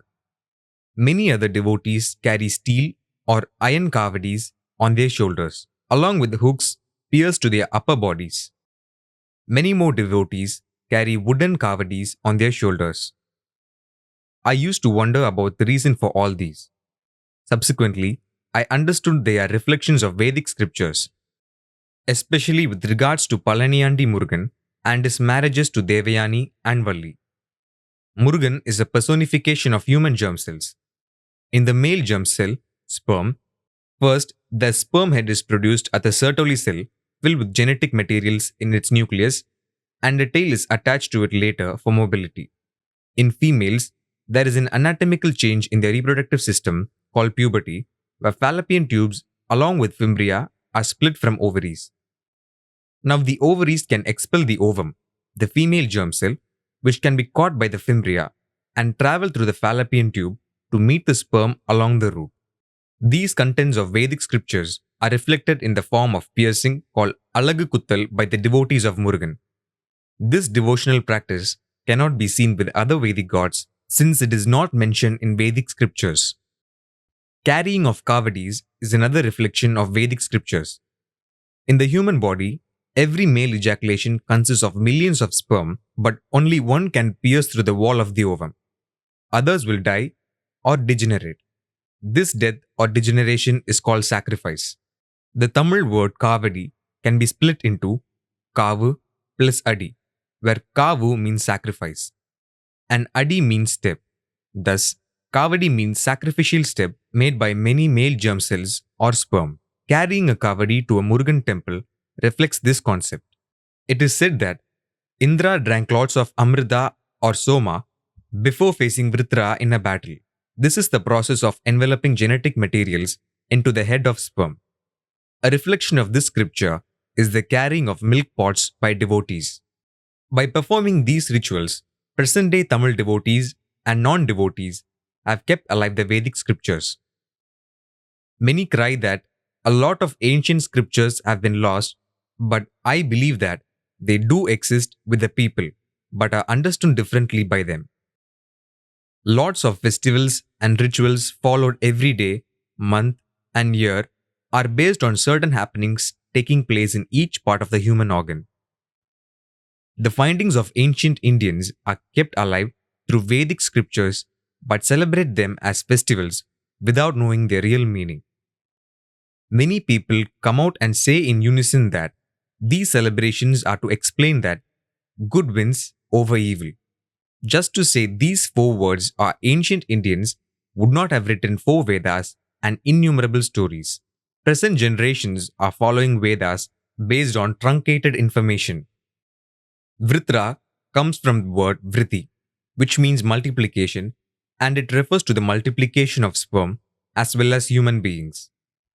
Vritra's story texts mention Chitti or Chinti Mukha, meaning the face of an ant. The face of an ant or Chitti Mukha resembles the Sertoli cell. How many people can see the Sertoli cell or Chitti Chinti Mukha where sperms are produced?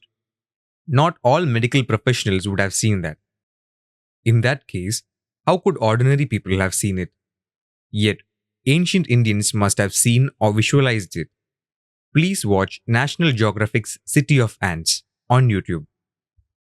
You will see a continuous flow of ants, which represents the flow of sperm. You will see how many millions of Sertoli cells are represented by ants are there in the body. You can imagine how many millions of sperm are produced there. The flow of ants resembles a flooded river, and so do the sperm. Murugan or Kartikeyan is known as Arumuga, Arumugan, meaning 6 faces. It is very difficult to find an animal or bird to fit into this category. Aru not only means number 6, but also means river. Arumuga, Arumugan may refer to mouth of a river, which is called as Arumugattuvaram or Atrumugattuvaram. Mugattuvaram is also known as Kalimugam, which is where the river water exits into an ocean, lake, etc. The same is used to refer to the exit point of waste like urine, motion, etc. from the human body. Murugan or Kartikeyan is referred to as sperm in Vedic scriptures. Overall, Arumugan may refer the flow of sperm from Sertoli cells into the urinary tract of the human body.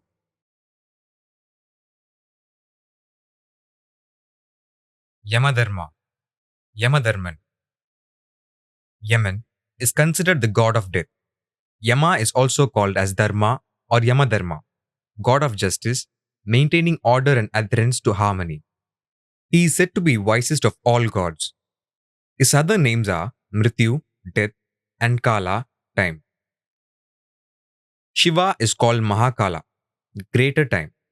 If its letters are transposed, Kala will be Laka or Lakan, which means rains. Yama is the controller and Shiva is the controller in chief.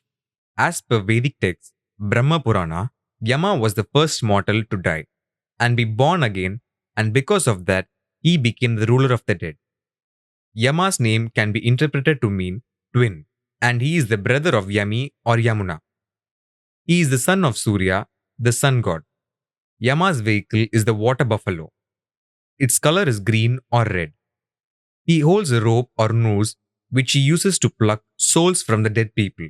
He reports to Shiva, medically known as Mesodam, the destroyer, as well as creator, one of the Trinity gods. He is also subordinate to Vishnu, medically known as Endoderm, another Trinity god. He is said to be the father of Yudhishthira, eldest brother of Pandavas as per the Mahabharata. Some believe that Yudhishthira is reincarnation of Yama.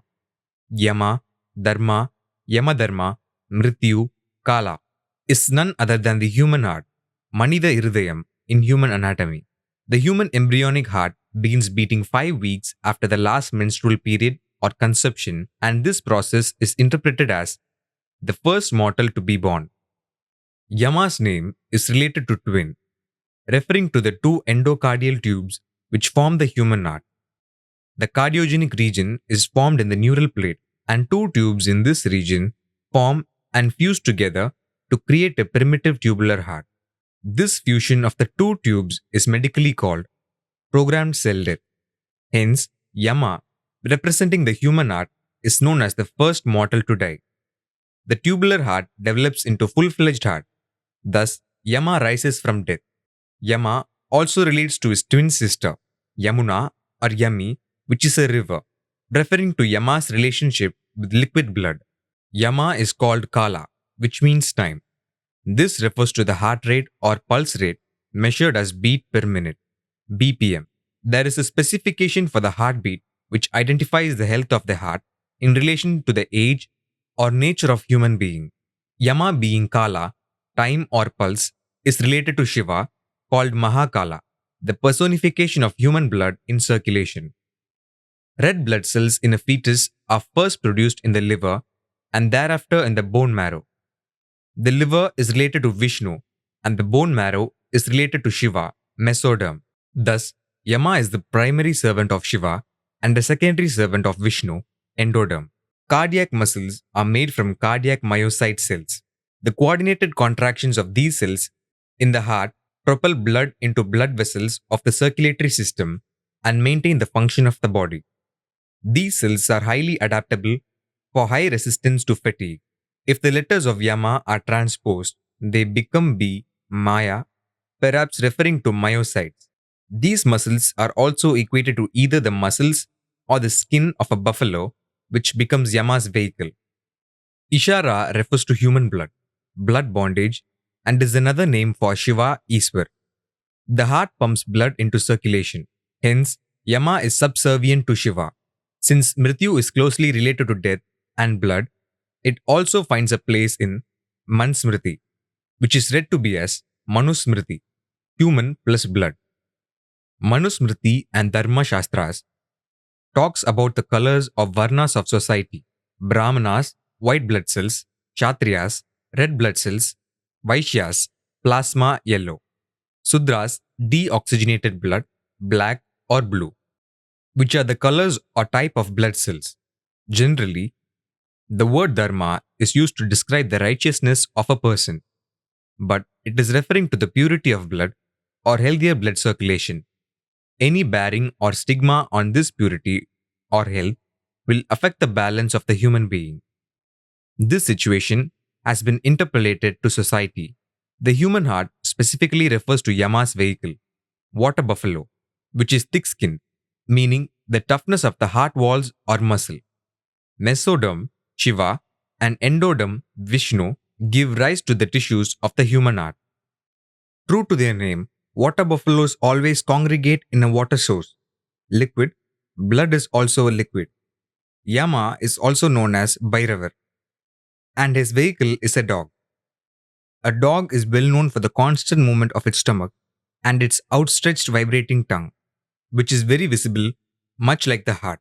Bhairavar or Veerabhadra, hormones in blood, is sent by Shiva to destroy the yagna of Daksha when his wife, Parvati, as Dakshini, self-immolated, not able to bear her father insulting Shiva. The Puranas mention that the abode of Yama is guarded by two large-nosed dogs with four legs. This may refer to the structure of the heart. Large nose may refer to the aorta and vena cava. Four legs may refer to the chambers of heart. Right and left atrium, right and left ventricle. Yama is compared to the Greek deity Hades and Pluto. He is also compared to Anubis, Egyptian god of embalming, who has the head of a jackal.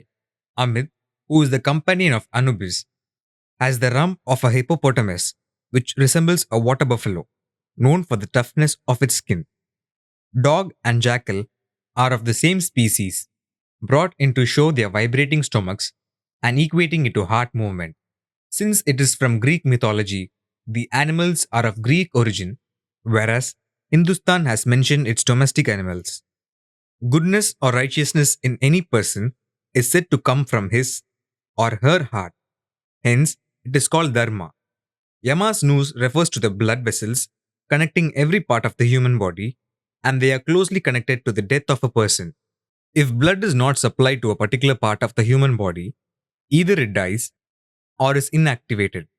Many human deaths are due to blood and heart, like blood pressure, heart attack, blood clot, blood vessel damage, etc. Any toxin going into the body is transported through the blood vessels and poisons the blood and heart. Why are the colors red and green associated with Yama? Blood typically looks red in regular light because it absorbs most colors while reflecting red. Yet, if a filter interrupts this reflection, the color alters. The skin acts as a natural filter for blood. So, instead of appearing red, it can take on a greenish hue. Yama is also subservient to Vishnu, who is the personification of the human digestive and endocrine systems. Why this dual subordination? This dual subordination happens because of the existence of certain unique functions within the human body. One such function is the secretion of hormones from the glands of the endocrine system that are pumped into the blood for circulation so that the receptors can get hold of the hormonal signals. Vishnu is the controller of these hormones as part of the endocrine system. Yama's mother is Sandhya, daughter of Vishwakarma, who is an architect to the gods. Yama is the brother of Sradha Deva and the stepbrother of Shani, Saturn. Sra means head. Originally, the human heart develops near the head of the fetus and slowly it moves to its correct position. Shani or Saturn refers to the genitals, testicles. Blood flows into the testicles when sexually aroused. There is a plant known as Punarnava or Sanadika, Boharvia diffusa, Lin. Sandhya or Sanadika or Sandika resembles same. The Puranas have brought in this name very appropriately in the stories relating to Yama, human heart. This plant is abundantly available all over India during the rainy season. There are two kinds, one with white flowers called Shvetapurna and the other with different colored flowers called Raktapurna. There is a third variety with blue flowers.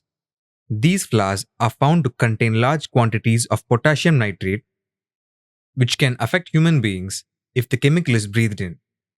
It irritates the nose and throat, causing sneezing and coughing. High levels of potassium nitrate can interfere with the ability of the blood to carry oxygen, causing headaches, fatigue, dizziness, and a blue color to the skin and lips. The Puranas mention that Yagna gives preferential treatment and shows leniency towards worshippers of Vishnu while taking them to Naraka, hell. What does this mean? There exists a blood circulation function called portal blood circulation in the human body. It refers to the circulation of blood from the intestines to the liver through the portal vein. It is said that the blood flow to the liver is unique since it receives both oxygenated and deoxygenated blood. The blood flowing into the liver is filtered first to remove toxic substances and then allowed to go into the main blood circulation through the heart. Vishnu represents the human liver. These are the reasons why Yama shows special preferential treatment and leniency to worshippers of Vishnu. Yama, heart and its main circulation, cannot take the people who are worshippers. Blood flow through the digestive systems and liver of Vishnu directly to Naraka, hell. Naraka, hell, refers to human lungs, where gas exchange takes place to remove blood impurities. Thus, blood purification is done at two places, the liver and the lungs. Yamadharma is the son of Surya, the sun god. Anatomically, Surya represents the human eye and the sperm eye or sperm head, which contains the nucleus. The first organ to function in a fetus is the heart that develops from this nucleus. Hence, he is known as the son of Surya, not literally the son of sun. The human eye and Surya are discussed under the chapter Surya. Human sperm relate to the masculine gender and is called Surya Vamsa or Raghu Vamsa. Feminine gender is called Chandra Vamsa. The story of Sathyavan Savitri is a very important episode in the life of Yama. Savitri is said to have brought back the life of her husband, Sathyavan, from Yama, death. It is one of the rarest things to happen in life. Yama is meant to take away life and not restore it under any circumstances. The Sathyavan Savitri story is meant to explain fetal blood circulation. Varka or Varka in Su plus Varka, heaven, means human race. This human race survives due to births even though a lot of death happens. Birth is at the center of fetal blood circulation. Blood circulation in the fetus happens inside the womb of the mother. Sathyavan must be read as Satyavana, implanted forest on the walls of the uterus. The word Satya is also found in Satya Yuga, one of the four yugas mentioned in the Puranas. Satya Yuga must always be Sathya Yuga, which is related to the fetal period from the time of fertilization to the delivery of a child. Yuga means and refers to a particular stage in developmental biology. Under normal circulation, blood moves into the lungs through the heart and is purified. But in fetal circulation, blood is not purified in the lungs of a fetus but at the placenta. Lungs will activate in a fetus only when the baby is born with a loud cry by the baby. Sathyavan, representing deoxygenated blood cells, will not be taken by Yama, heart, into Naraka, lungs in a fetus. Thus, Savitri, placenta and umbilical cord, saves her husband from Yama. Vedic texts have constructed or created many Puranic stories to explain the functions of the heart and its related blood vessels. One such story relates to Yama's daughter, Sunita. Once, Sunita tried to disturb the meditation of a Gandharva, singer of heaven, named Sushanka. He has cursed Sunita that she would beget a son who will be exceedingly evil. She reported this incident to Yama. Yama advised his daughter to do tapasya, meditation, to mitigate the effects of the curse. She accepted his advice. Meanwhile, Anga, son of sage Atri, one of the 7 Saptarishis created by Brahma, was doing tapasya to get a son as powerful as Indra, god of Devas. Well-wishers brought Anga and Sunita together and they fell in love with each other. Anga and Sunita married and had a son called Vina. Vina was learned and righteous. He became the king after his father and ruled his kingdom well. The earlier curse of evil by sage Shushanka, Su plus Sanka, meeting point, or Sush plus Anga, body, did not crop up until a religious teacher visited Vina. The teacher completely brainwashed Vina and made him follow a new religion which he had never heard of. No religion was in existence about 5,000 years ago, and this is proof that the Puranas were reconstructed later and the texts were distorted. Vina became evil and deviated from the righteous path. Many sages of his kingdom tried to persuade him to follow righteousness, but Vina declined their advice and went into hiding. The sages decided to appoint somebody else as the king, but had a problem finding a suitable option as Vina did not have a descendant. Hence, the sages searched all over, dragged Vina out from the place where he was hiding, and started to knead, mix, pound, squeeze, etc. him so that a son might be born out of his body. This is not the normal method of birth. Suddenly, a dark dwarf emerged when the left arm was needed, and it was called Nishida. No more evil was left in Vina's body since the entire evil came out as Nishida. Nishadas became hunters and fishermen. Their descendants are known as Tusharas and Tunduras. A powerful and righteous son named Prithu was born when Vina's right arm was needed for a son. Prithu was made the ruler of the kingdom. The changed Vina went to the banks of river Reva to perform tapasya. Prithu was married to Archi. This story tells us about human blood circulation, inflow and outflow of the heart, and the functions of the pulmonary parts, lungs of the human body. Blood is pumped by the heart throughout the cardiovascular system. Oxygenated blood leaves the heart through large arteries.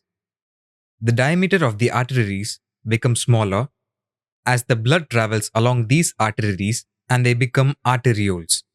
These arterioles become capillaries and eventually venules, where deoxygenated blood passes through a network of veins traveling back to the heart. Till such time, arterioles, the king Vina rules well. Then comes the new religious teacher, absorption of carbon dioxide, and Vina becomes evil. All the deoxygenated blood carried to the heart has to be cleaned, and the sages do their part in cleaning it by kneading. The kneading function is done by the lungs. Vein is a blood vessel that carries the blood towards the heart. The vessel that carries away the blood from the heart is called artery.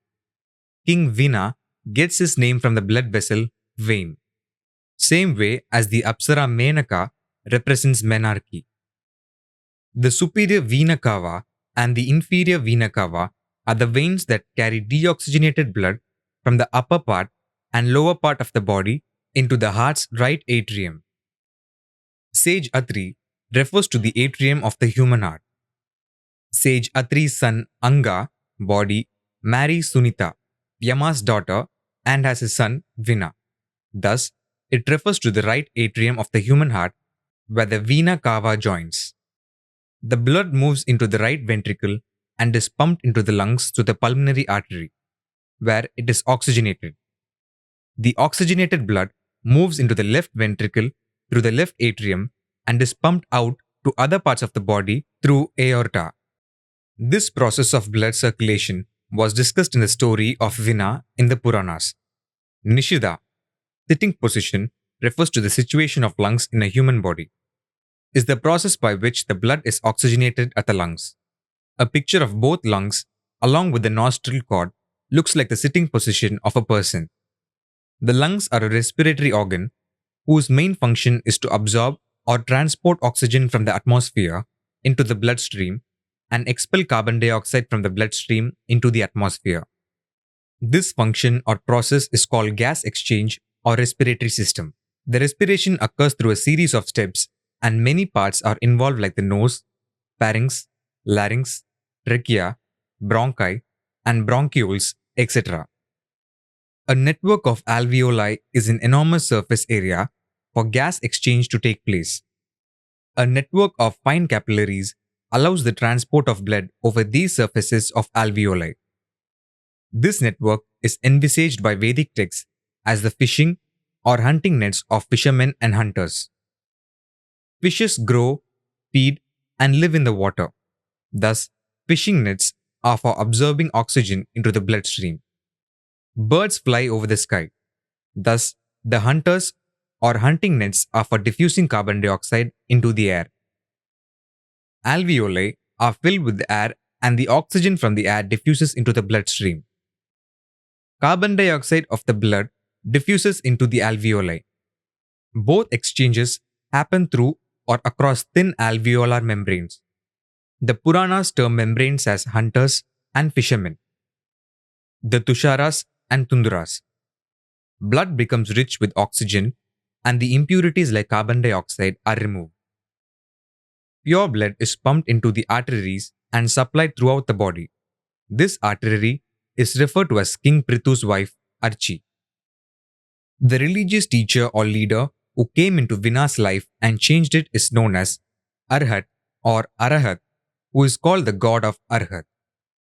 He is known as Aruhan in Tamil, which refers to Buddha or Siddhartha.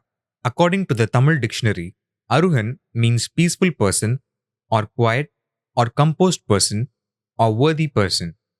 These are the nature or qualities attached to Buddha or Siddhartha. An unborn child, fetus, is also considered peaceful and quiet. Hence, Bhu is known as birth. But this peacefulness or quietness is opposite to the qualities of a human heart, which is constantly active and turbulent. Thus, the qualities of Vina must relate to activeness and turbulence, which is considered as his righteousness.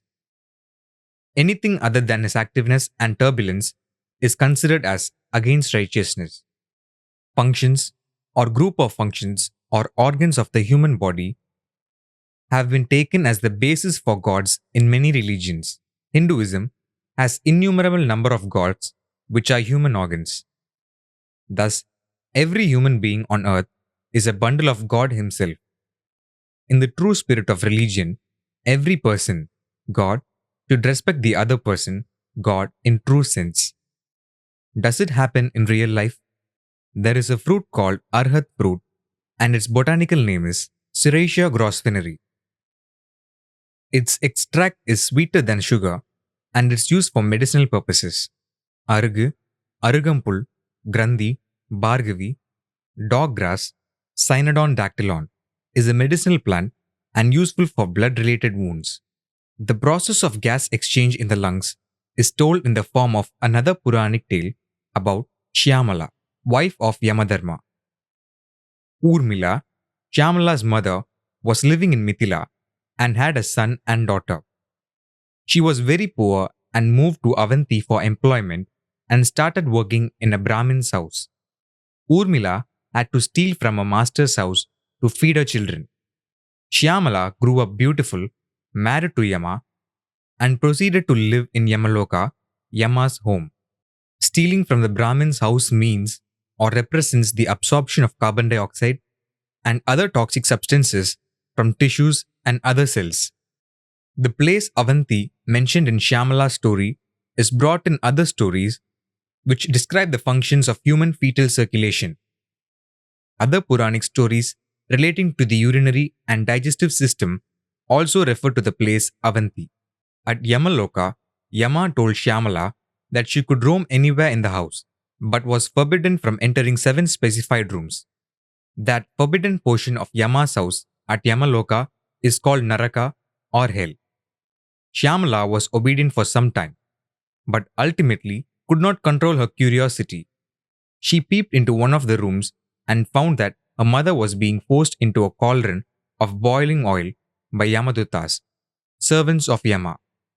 Duttas, Tuda, in the word Yamaduttas, also means royal messengers who used to travel to far off places in different directions. Birds were also used to take messages by air. Shyamala also opened other rooms and found that her mother was being tortured in each of the rooms differently. In one room, she was crushed on a grindstone. In another room, nails were being driven into her head. And in yet another room, her mother was being torn to pieces by fierce dogs. Shyamala went crying to her husband about these ghastly sights. Yama replied that her mother had sinned terribly by stealing from the Brahmin's house, hence these tortures. Shyamala wanted to save her mother and begged Yama for mercy. Yama asked Shyamala to transfer all her punya, good deeds, to her mother so that she would be rescued from hell. Pun in Tamil means wound, which is not good for good health and is to be removed or healed. Shyamala did accordingly. This refers to the gas transfer in the lungs. Her mother was released and assigned a permanent place in heaven in a rejuvenated form. The rejuvenated form is the oxygenated blood. The story continues in the name of Prithu. Shyamala means dark and refers to blood with carbon dioxide and impurities. Yamadutas represent the network of fine capillaries around the alveoli, which is an enormous surface area where gas exchange takes place. Punya or Punnaga, calophyllum, inophyllum, lin. Calitris inophyllum, lin, is a medicinal plant which yields dark yellow oil. Prithu. Prithu is the name given for oxygenated blood, carbon dioxide removed, that is said to have been born after evil left the body of Vina. Prithu in Tamil means separated. Probably, it refers to the separation or sending away of carbon dioxide from the blood. Prithu is the powerful and righteous son who ruled the kingdom after Vina. Vedic stories mention that righteousness comes from the heart and not from the brain. Thus, the righteousness of the heart rules the universe, which is a healthy human body. Gas exchange takes place when the blood circulates through the heart and lungs. When blood comes out of the heart and proceeds to other parts of the body, it is oxygenated, bright, and healthy. Is it sufficient to have only healthy blood? No. The whole body, including heart and lungs, needs vitamins and nutrients. Where do they get it? The Puranic story of Prithu tells us. King Prithu, son of Vina, ruled his kingdom well. Human body filled with blood. And it was filled with food grain. The cows were full of milk, and his subjects were very happy. To glorify the king, yagna and sacrifices were carried out. There emerged 2 races called the Sutas and Magadha.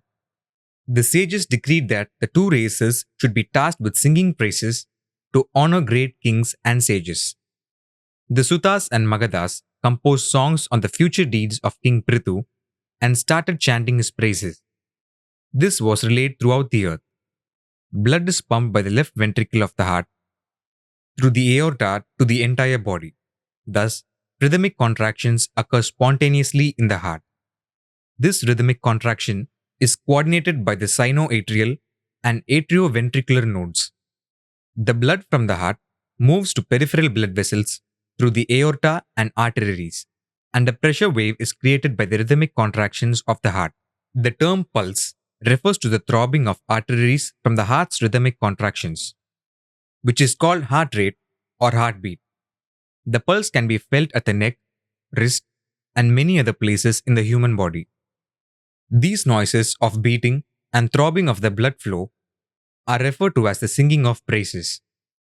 The heart rate is referred to as Magadha, and the pulse rate of arteries is referred to as Sutas.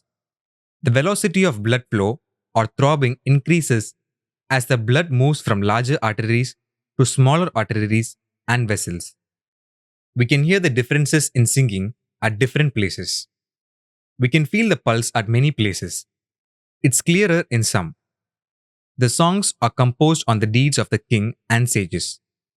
The pulses reflect the state of the cardiovascular system of the body. Certain diseases cause characteristic changes in the qualities of the pulse rates taken at different places. Pulses are manually palpated with the fingers or thumb. Magadas. Ma plus ga plus das. Ma means big or origin.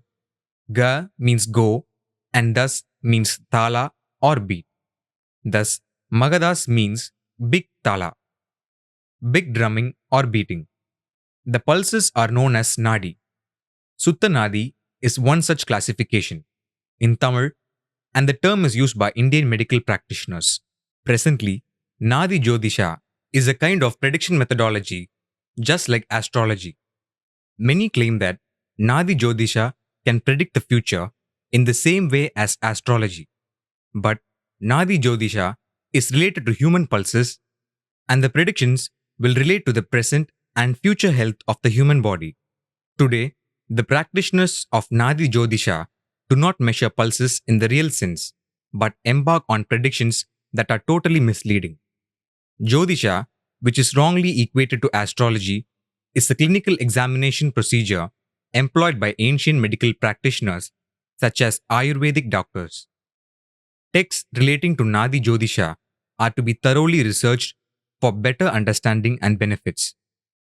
Once, the subjects of King Prithu, body tissues, came to the court of the king and complained that it was difficult to make a living on earth. They requested the king to select a place where they could live and farm for their subsistence. King Prithu decided to kill the earth, blood flow, since it was responsible for not yielding adequate food grain to his subjects. The earth was on the run, moving or flowing to all parts of the earth, human body, and the king followed it wherever it went. Finally, an agreement was arrived at between the earth and the king. The earth said that there was no point in killing it. The subjects would not get any food from the killing. Instead, the earth offered to adapt itself to being a cow that could be milked to feed the subjects. This was readily accepted by the king. Thus, the earth was milked to obtain food grain on which the subjects could live. The oxygenated blood is pumped by the heart into the blood vessels, first through the left ventricle, and then pumped out through the aorta, arteries, and arterioles to the systemic circulation. The oxygenated blood provides oxygen and nutrients and helps remove metabolic waste from all over the body. The arteriole capillary venule junctions compromise most of the area of the human vascular system and allow the transfer of vitamins and nutrients desperately needed for the better health while squeezing through the capillaries. This whole process of transfers is medically called the hemodynamic, which the Purana texts refer to as milking of the cow, known as earth.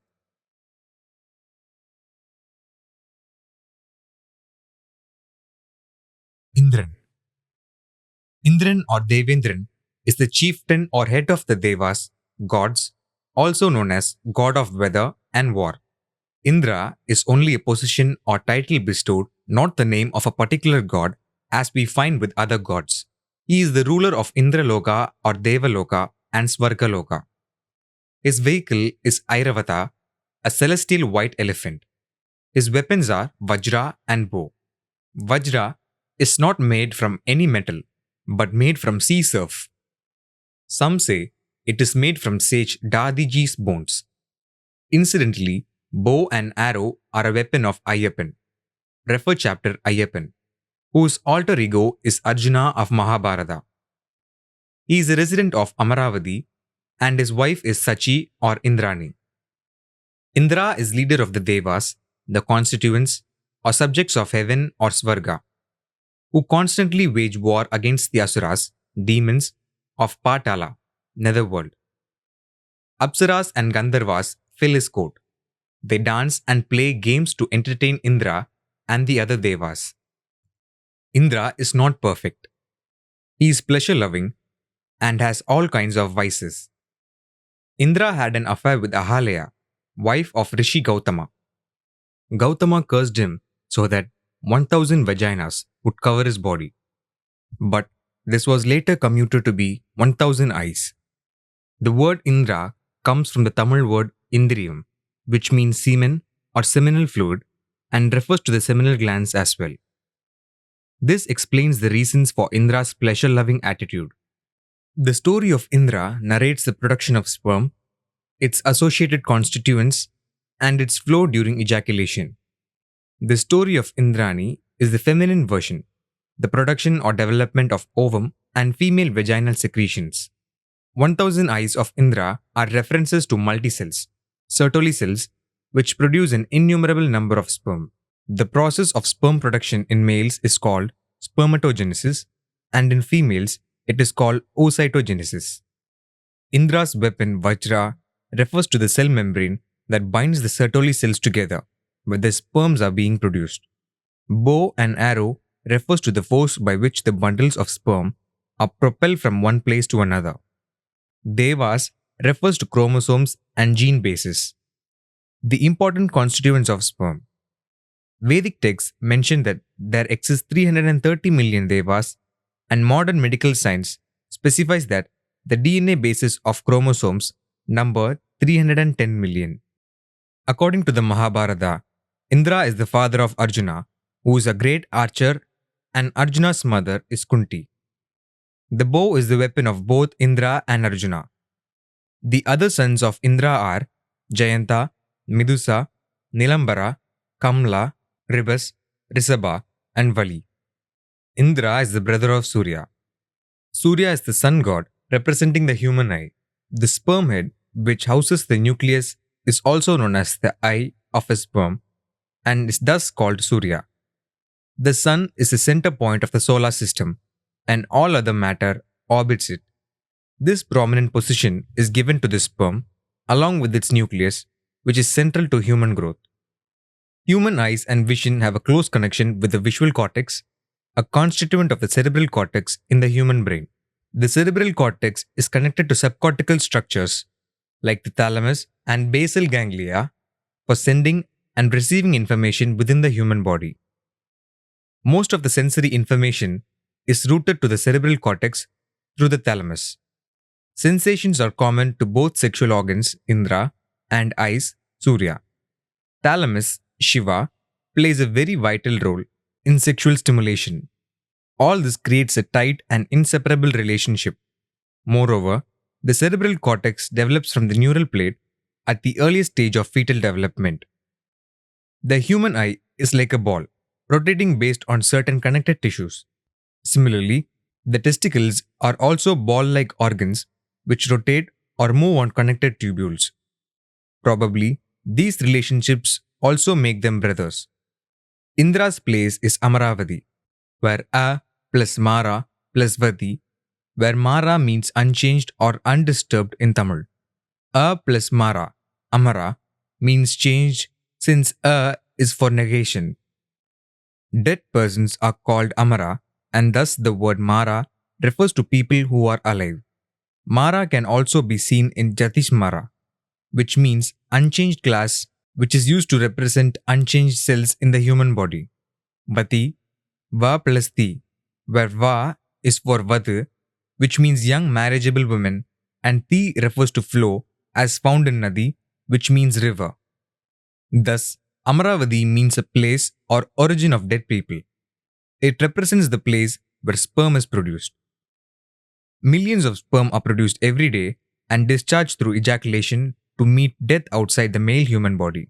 Very few sperms are alive once one penetrates the ovum. Indra's wife is Indrani or Sachi. She is the goddess of wrath and jealousy. She also has 1000 eyes like her husband, Indra. She is associated not only with elephants but also lions. She is the mother of Jayanta, Midusa, Nilambara, Ribas, Rishabha, and Chitragupta. Indra's vehicle is the elephant known as Airavata, where Vata means movement of muscles.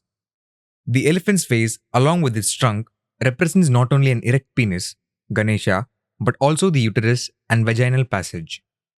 Simha Mukha, or lion face, is the pictorial depiction of the female reproductive system consisting of the uterus, vagina, ovaries, and fallopian tubes, along with fimbria.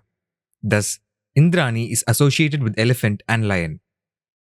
Chitragupta is the meticulous accountant who keeps records of the actions of each human being, which is the basis for deciding to send them either to heaven, Svarga, or hell, Naraka.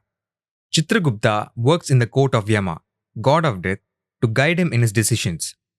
Originally, Shiva ordered Chitragupta to assume responsibility at the court of Yama on the insistence of Brahma. Both Yama and Shiva are related to human blood, and thus Chitragupta's work must also relate to blood only. His work has relevance to the establishment of fetal circulation in the human body. Fetal circulation is a form of blood circulation which is entirely different from the circulation in a regular human being. Hell or Naraka refers to the human lungs where gas exchange take place. It is known as the domain of Yamadharma, where it is believed that sinners are punished based on the accounts given by Chitragupta. Svarga refers to the procreative organs, specifically the fetal circulation of an unborn child. There does not exist a hell or Naraka in an unborn child or fetus, which refers to the non-function of lungs in an unborn child or fetus. In a fetus, blood circulation bypasses the lungs. A gas exchange does not take place in the lungs of an unborn child or fetus. Instead, it takes place through the placenta and umbilical cord. Refer to chapter Yamadharma. Chitra, Chitri, first part of Chitragupta, refers to the first month of the solar, Tamil calendar, which has the zodiac sign of Mesha or Aries. Refer chapter Tamil Puthandu. The month Chitrai reminds us of the grand festival of Meenakshi Sundareswarar's Shiva Parvati marriage. The marriage signifies the union of male and female or the fusion of ovum and sperm.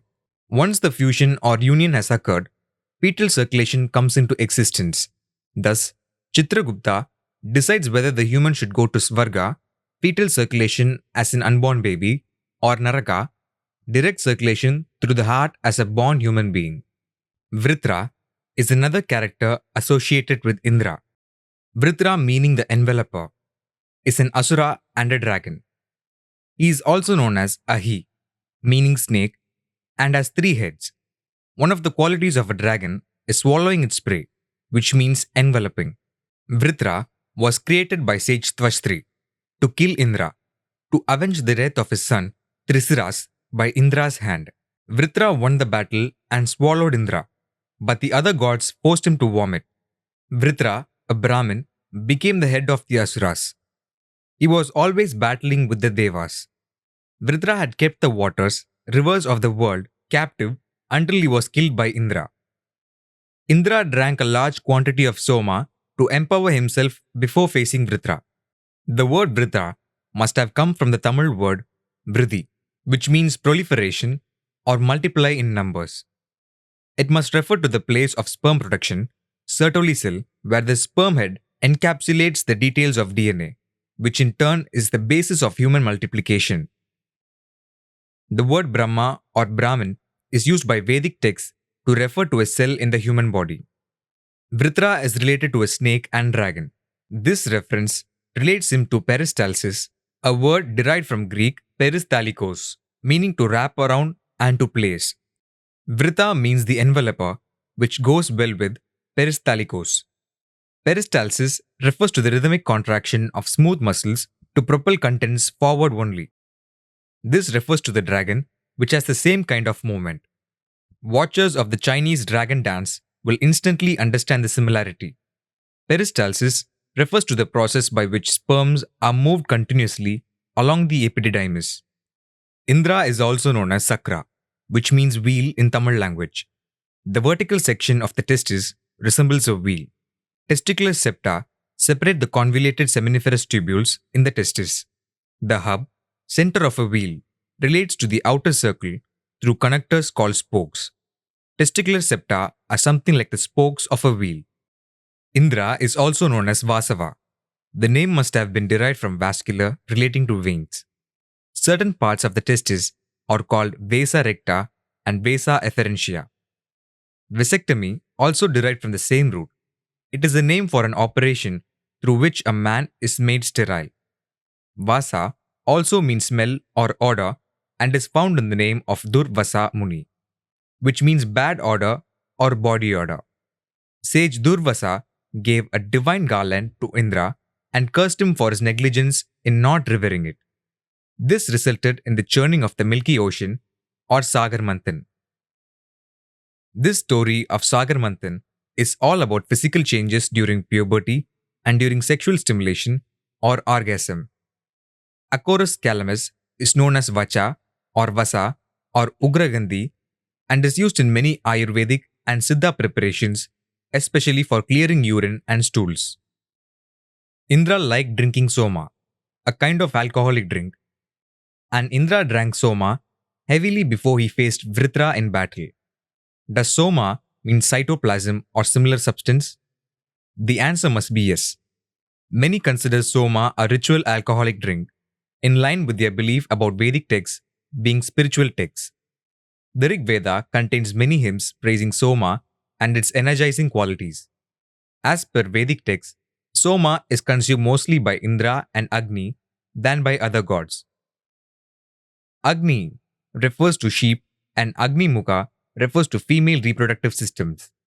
So, basically, soma is the cell membrane. Somatic cells are known as body cells. The Rig Veda considers Indra the chief god as stated in the following lines. He, under whose supreme control are horses, all chariots, the villages, and cattle.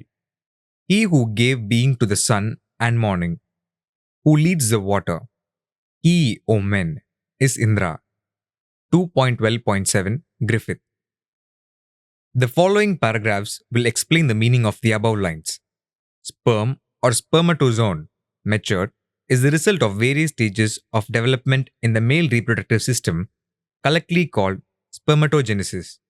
Put simply, it is the process by which a male germ cell turns into a sperm or spermatozoon.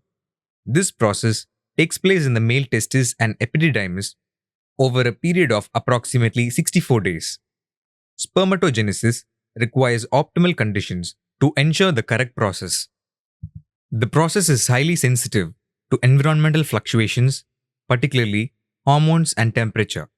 The scrotum and testis are located outside the body mainly to maintain the temperature through retraction and relaxation of the scrotum towards and away from the temperature of the body.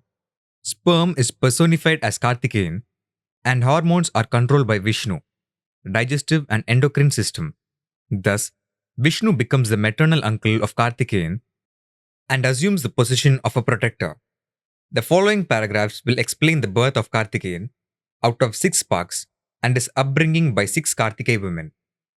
The first process in the sequence is spermatocytogenesis, where the male germ cell, stem, spermatogonium of type A, divides through mitosis, a method of cell division. The resultant cell is called primary spermatocyte. The primary spermatocyte duplicates its DNA and produces 2 haploids, secondary spermatocytes, through meiosis I, another cell division method. It is interesting to note that not all male germ cells, spermatogonium, divide to produce spermatocytes.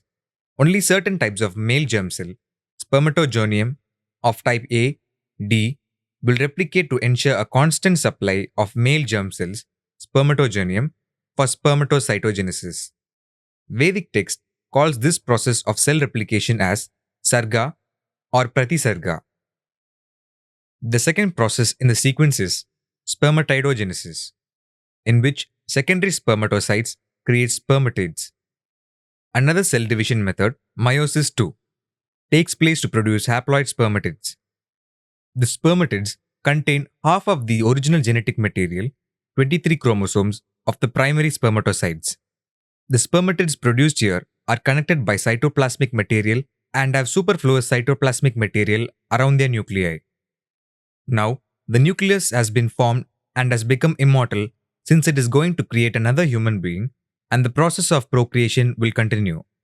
The Rig Veda 8.48.3, translation by Griffith, states, "We have drunk Soma and become immortal. We have attained the light. The gods discovered. Now what may foeman's malice do to harm us? What, O immortal, mortal man's deception?" Soma Mandala, a separate portion, has been created to discuss the importance of Soma in Vedic texts. Medical texts provide lots of study material on cytoplasm. The third process in the sequence is spermiogenesis, in which the spermatids get tails and thicken midpieces which facilitate the formation of acrosomes. The DNA is highly condensed and packaged. Then maturation takes place. This process produces spermatozoa from spermatids. Spermiogenesis is divided into 4 stages. Golgi phase. Head forms, enzymes become acrosomes, axonyms form. Cap phase. Golgi apparatus surrounds nucleus and become acrosomal caps. Acrosomal phase. Tail develops. Maturation phase. Excess cytoplasm is phagocyted by Sertoli cells. The last activity in the sequence is spermiation, in which the matured spermatozoa are released from the protective Sertoli cells into the lumen. During this process, excess cytoplasm, semi-transparent fluid that fills cells, and organelles are absorbed by Sertoli cells. This process of absorption during the maturation phase is considered as consumption of the unneeded portion, cytoplasm and organelles of spermatozoa by Sertoli cells. Probably, this may be the soma drunk by Indra. In other words, the residual bodies are phagocytosed by surrounding cells in the testis. Phagocytosis is the process where cell membranes engulf solid particles to form an internal phagosome. Now, the resulting spermatozoa are fully mature but lack motility, because of which they are sterile. The non-motile spermatozoa, sperm without tail, are transported to the epididymis with the help of testicular fluid secreted by the Sertoli cells and with the aid of peristaltic contractions. This is the Saravana Poigai, pond where Karthikeyan was deposited.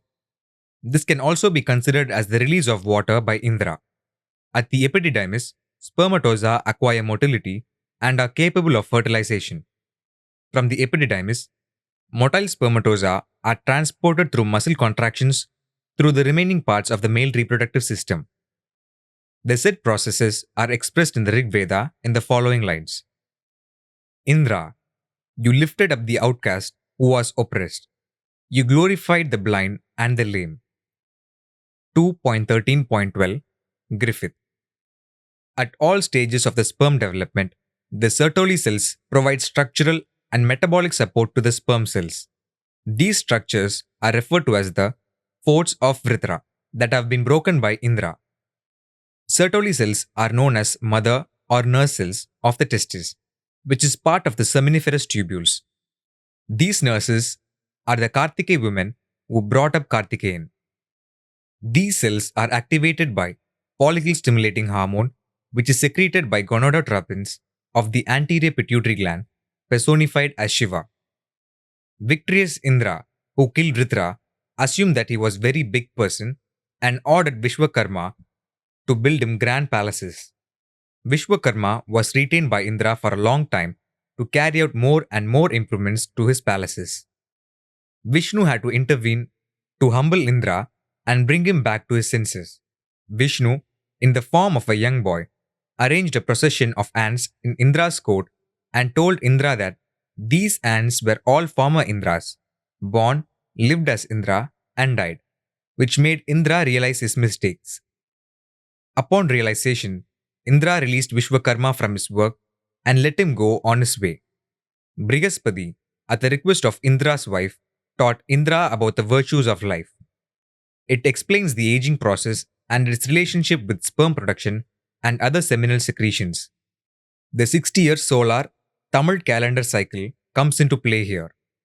The 60-year cycle recognizes and classifies the quality of seminal fluid of males, which is presently considered the name for each calendar year. Vedic texts mention Chitti or Chinti Mukha, meaning the face of an ant. The face of an ant or Chitti Mukha resembles the Sertoli cell. A picture is self-explanatory. Sperm production resembles the procession of ants. Vishwakarma, being architect to the gods, has been referred to in many places in Vedic texts. One such place was to do with Surya, the sun god, which relates to the development of human eye. At Indra's court, Vishwakarma was also related to the development of the sperm eye. Another place where Vishwakarma is brought in is the Purushottama Kshetra, which is where the genital development of a fetus takes place. The entire process of spermatogenesis, as explained in this chapter, was encapsulated in three words in Tamil literature: Ma plus Pala plus Vale. Ma, mango, Mangifera indica. Pala, jackfruit, Artocarpus heterophyllus. And Vale, banana or plantain, Musa paradisiaca. Tamil literature refers to these fruits as mukkani. Any person who has some knowledge of Tamil literature will use these three words, Ma, Pala, Vale, in the same sequence only. Why is that so? Ma, mango, refers to the scrotum and testis, which is the starting point for spermatogenesis. Mango has been brought into the story of Ganesha, who represents the scrotum and testis. Pala, jackfruit, refers to the tubules of the testis, where the development of sperm takes place. Vale, banana or plantain, refers to the movement of sperms at ejaculation. A single banana flower stem has innumerable small flowers, each turned into individual banana fruit. All these three fruits are sweet and refer to fructose, essential for the nourishment of sperm. In Tamil culture, the son-in-law, the person who is marrying one's daughter, is known as Maapillai. Does this word Maapillai come from Ma Pala Vale, since he will be creating a newborn? Maruds are the sons of Diti, wife of Rudra, who hoped to give birth to a son more powerful than Indra. To achieve that, she went to the extent of observing Vrata for 100 years. Even Indra was fearful about this feat. But due to a small negligence on a part in observing the Vrata, Indra sneaked into Diti's womb and cut the fetus into 7 parts. At some places, it is stated as 7 times 7, 49. Thus, instead of one son, many sons were born, and they were called Maruds. They became the attendants of Indra. They were violent and aggressive. Their weapons were lightning and thunderbolts. They are the Sertoli cell structures within the male procreative system. Violence, aggression, etc. comes into play in their role in acrosomes. According to Webster's dictionary, rut means an annually recurrent state of sexual excitement in male deer. Rut is derived from the Latin word rugitus, which means roar. The word ma, as found in ma plus ruts, mean big or origin. Thus, marut may mean the origin of sexual excitement, which is the production of sperm and their movement along the seminiferous tubule. They become the attendants of Indra. Rudra is another name for Shiva, who is the father of Maruds, as procreative activities are initiated through the secretion of hormones by the pituitary glands. The word Rudra means roarer, howler, wild one, and terrible. Rudra Tandava is a wild dance of Shiva. Tirumalayan or Stanumalayan. Stanu plus Mal plus Ayan. Temple at Suchindram, Tamil Nadu, is very closely associated with Indra. It is believed that Indra got relief from his curses resulting from his misbehavior with Ahalaya, wife of sage Gautama, at the main linga of this temple. The temple is famous for its stone carvings. The main linga or deity of this temple represents the Trimurti: Shiva as Tanu, Vishnu as Mal, and Brahma as Ayan. Tirumurtis were believed to have been born to sage Atri and his wife Anusuya. All 3 children were combined and appear as a single linga at this temple. Thus, the linga consists of Brahma at the bottom, Vishnu in the middle, and Shiva at the top. They represent the three germ layer concept of fertilization. Even today, there exists a Punnai tree right opposite the lingam at the temple. It is believed that all the three babies were born under the tree. There is a mention of Punyaka or Punnaka Vrata observed by Parvati to get Ganesha as a son. There should be some reason for mentioning the Punnai tree at the time of birth. Its botanical name is Calophyllum inophyllum. This tree is specifically mentioned as part of the Tamil Sangam landscape, which relates to human fertilization. The tree grows on all kinds of soil like sand, clay, and even on degraded soil. The tree is known by various names like Punnaga, Pinnai, Punnagam, and Punna. Its fruit is called Punnaka. Derivatives of the tree are considered to have many medicinal properties.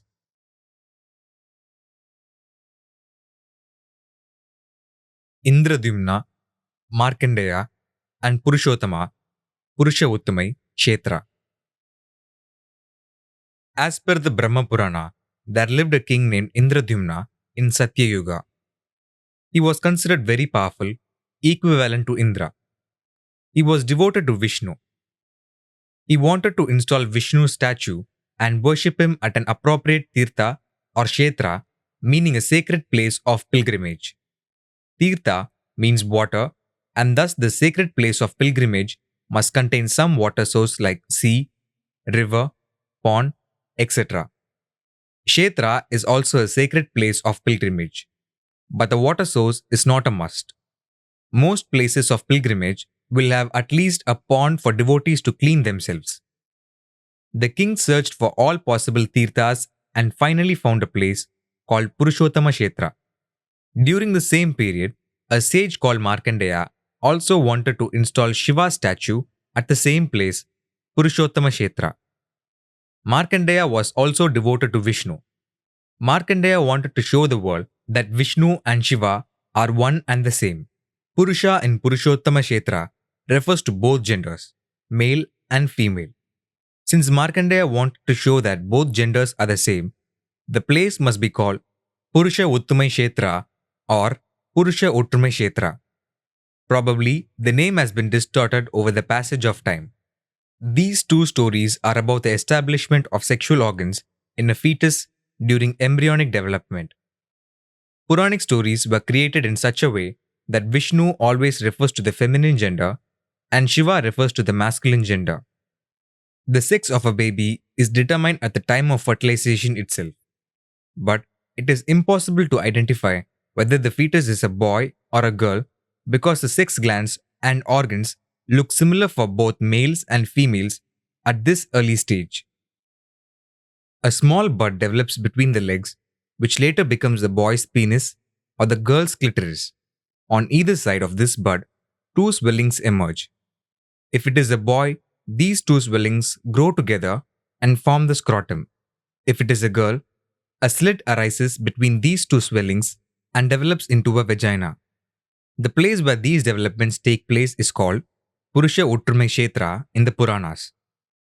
Purusha Uttamai Kshetra can be split into Purusha plus Uttamai plus Kshetra, where Purusha meaning both genders, male and female, and Uttamai meaning same, joint, or equal, agree to be in the same place called Kshetra. Satya Yuga may refer to the stage of fetus development. The full list of organs of a baby are developed in a guarded chamber called womb. Satya means truth, and it means possible if we say saaththiya. Truth is possible and untruth is impossible. Thus, Satya Yuga must be Sathya Yuga, where everything is possible, and that is the period or duration of a fetus's organ development. Indradyumna and Purushottama, Purusha Uttamai, Kshetra. Indradyumna's kingdom was called Malava, and its capital city was Avanti. Avanti was a beautiful and wealthy city, heavily fortified. Traders and travelers from all over visited the city.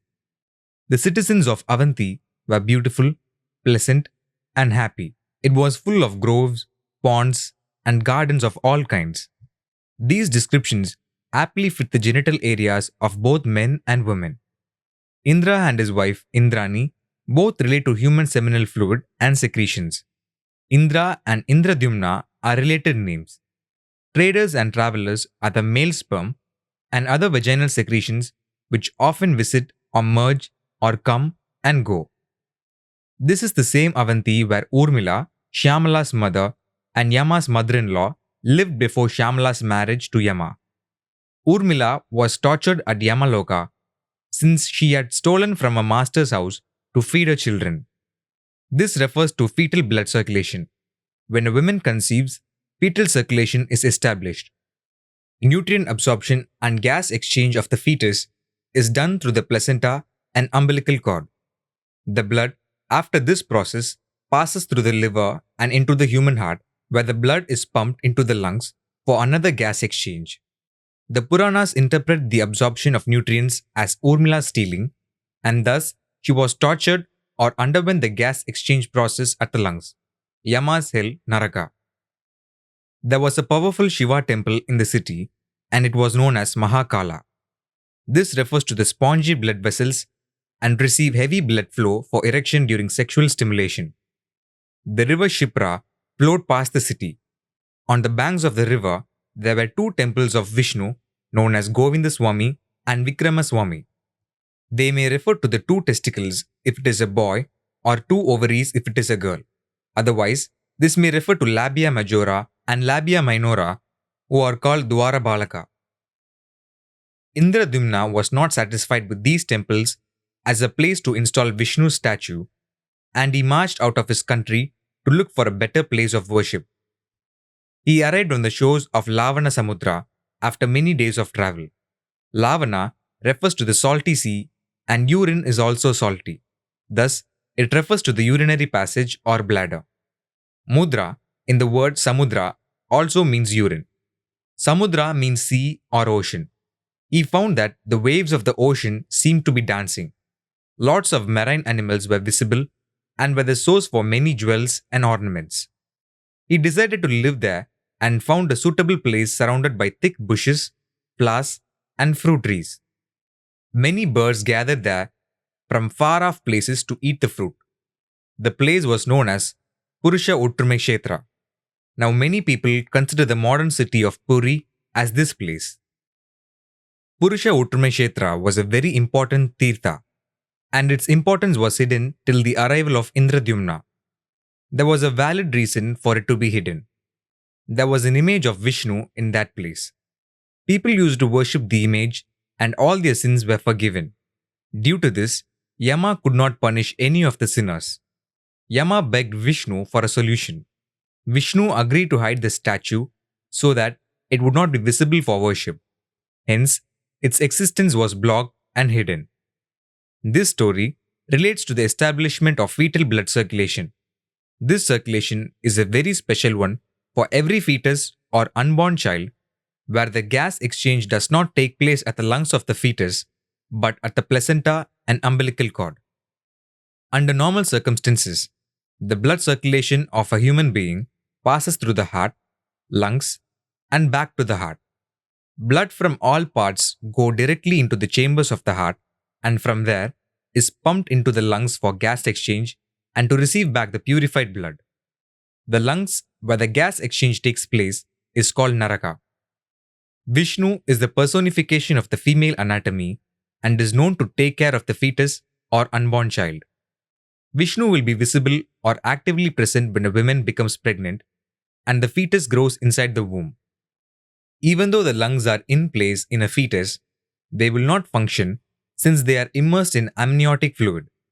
Gas exchange, a vital function of the lungs, is taken care of by the placenta and umbilical cord. Thus, the Naraga, gas exchange at lungs, is not present in a fetus. When a woman is not pregnant, there is no fetal circulation and all gas exchanges takes place at the lungs only. Lungs come under the purview of Yama, and he is directly in control of the gas exchanges as a representative of the heart. Thus, the image of Vishnu was hidden at the request of Yama. Now, Indradyumna was going to establish a statue of Vishnu. In other words, there is going to be a conception and a fetus will come into being. Fetal blood circulation will be established as against adult human blood circulation. In a fetus's blood circulation, two organs play a role: the placenta and the umbilical cord. Indradyumna wanted to establish this new circulation as against the conventional one by installing the image of Vishnu. Even though Vishnu had promised Yama that he would hide his image at this place, he is now willing to help Indradyumna to establish his image for worship. This special treatment is given to Indradyumna for a fetus. There is a Tamil adage which says, when there is Hari Nama, uttering the name of Hari, Vishnu, no one need to fear about Yama. The reasoning for this old saying is explained in the above paragraph. All the kings and people were informed about Indradyumna's decision to build a temple for Vishnu. They came forward to assist in the temple construction. The kings of Kalinga, Utkala, and Koshala were the most important among these. They represent the procreative organs. Kalinga reminds us of the great Kalinga war of King Ashoka's, where thousands died. The story of King Ashoka is part of the anthropomorphism. The dead are none other than the groups of sperm trying to cross the vaginal passage to reach the single ovum. Thus, Kalinga refers to the passage. Polarena antidysenterica is called Kutaja in Ayurveda and has medicinal properties. It is also called Kalinga, Vatsika, and Giri Mallika in Sanskrit. The word Kuta can be found in Kalukata, the poison that came out while churning the Milky Ocean. This poison was drunk by Shiva.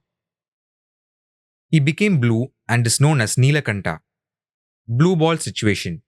Kala refers to Shiva and Yama, the personification of human blood.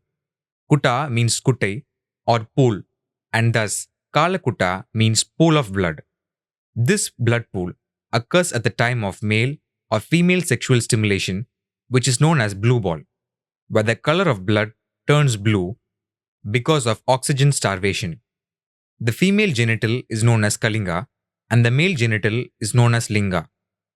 Asoka or Ashoka is a medicinal plant and its botanical name is Saraka indica. Since Asoka is connected to Kalinga, the medicinal properties of the Ashoka plant must also be related to genitals. Ut in Utkala means inside or inner in Tamil. The same word Ut means get up or stand up in Hindi. Kala refers to Shiva and blood. Thus, Utkala refers to inner or inside blood, which in turn refers to the erectile spongy tissues where blood will flow during sexual stimulation to sustain the erection. Ko in Koshala refers to the cow shed where the process of milking takes place. This process refers to Surabhi, secretion. Shala or Sala refers to a place or path. Thus, Koshala may mean secretion place or path which acts as conduit for secretions. Commonly, Koshala is known as cowshed. The temple was constructed without the statue of the presiding deity, Vishnu. Indradyumna prayed to Vishnu for help, and he was directed to go to the shore to find a tree which is half in the water and half on the sand. He was told to cut down the tree to make the statue. Vishnu or Vishwakarma, architect of the gods, appeared in disguise as Brahmins while Indradyumna was cutting down the tree and was about to slice it into two. The slice refers to the slit between the two swellings that appear in the genital region. Vishnu voluntarily offered his friend Vishwakarma's help to chisel the statue, and the offer was accepted by Indradyumna. Vishwakarma relates to organogenesis activities in the human body. Vishwakarma created 3 statues out of the tree. These 3 statues are in relation to the female body, since Vishnu is always more closely related to the feminine gender. The first statue was that of Brahma, where the eyes were red and a snake held its hood over the head. This statue may refer to the clitoris and its hood.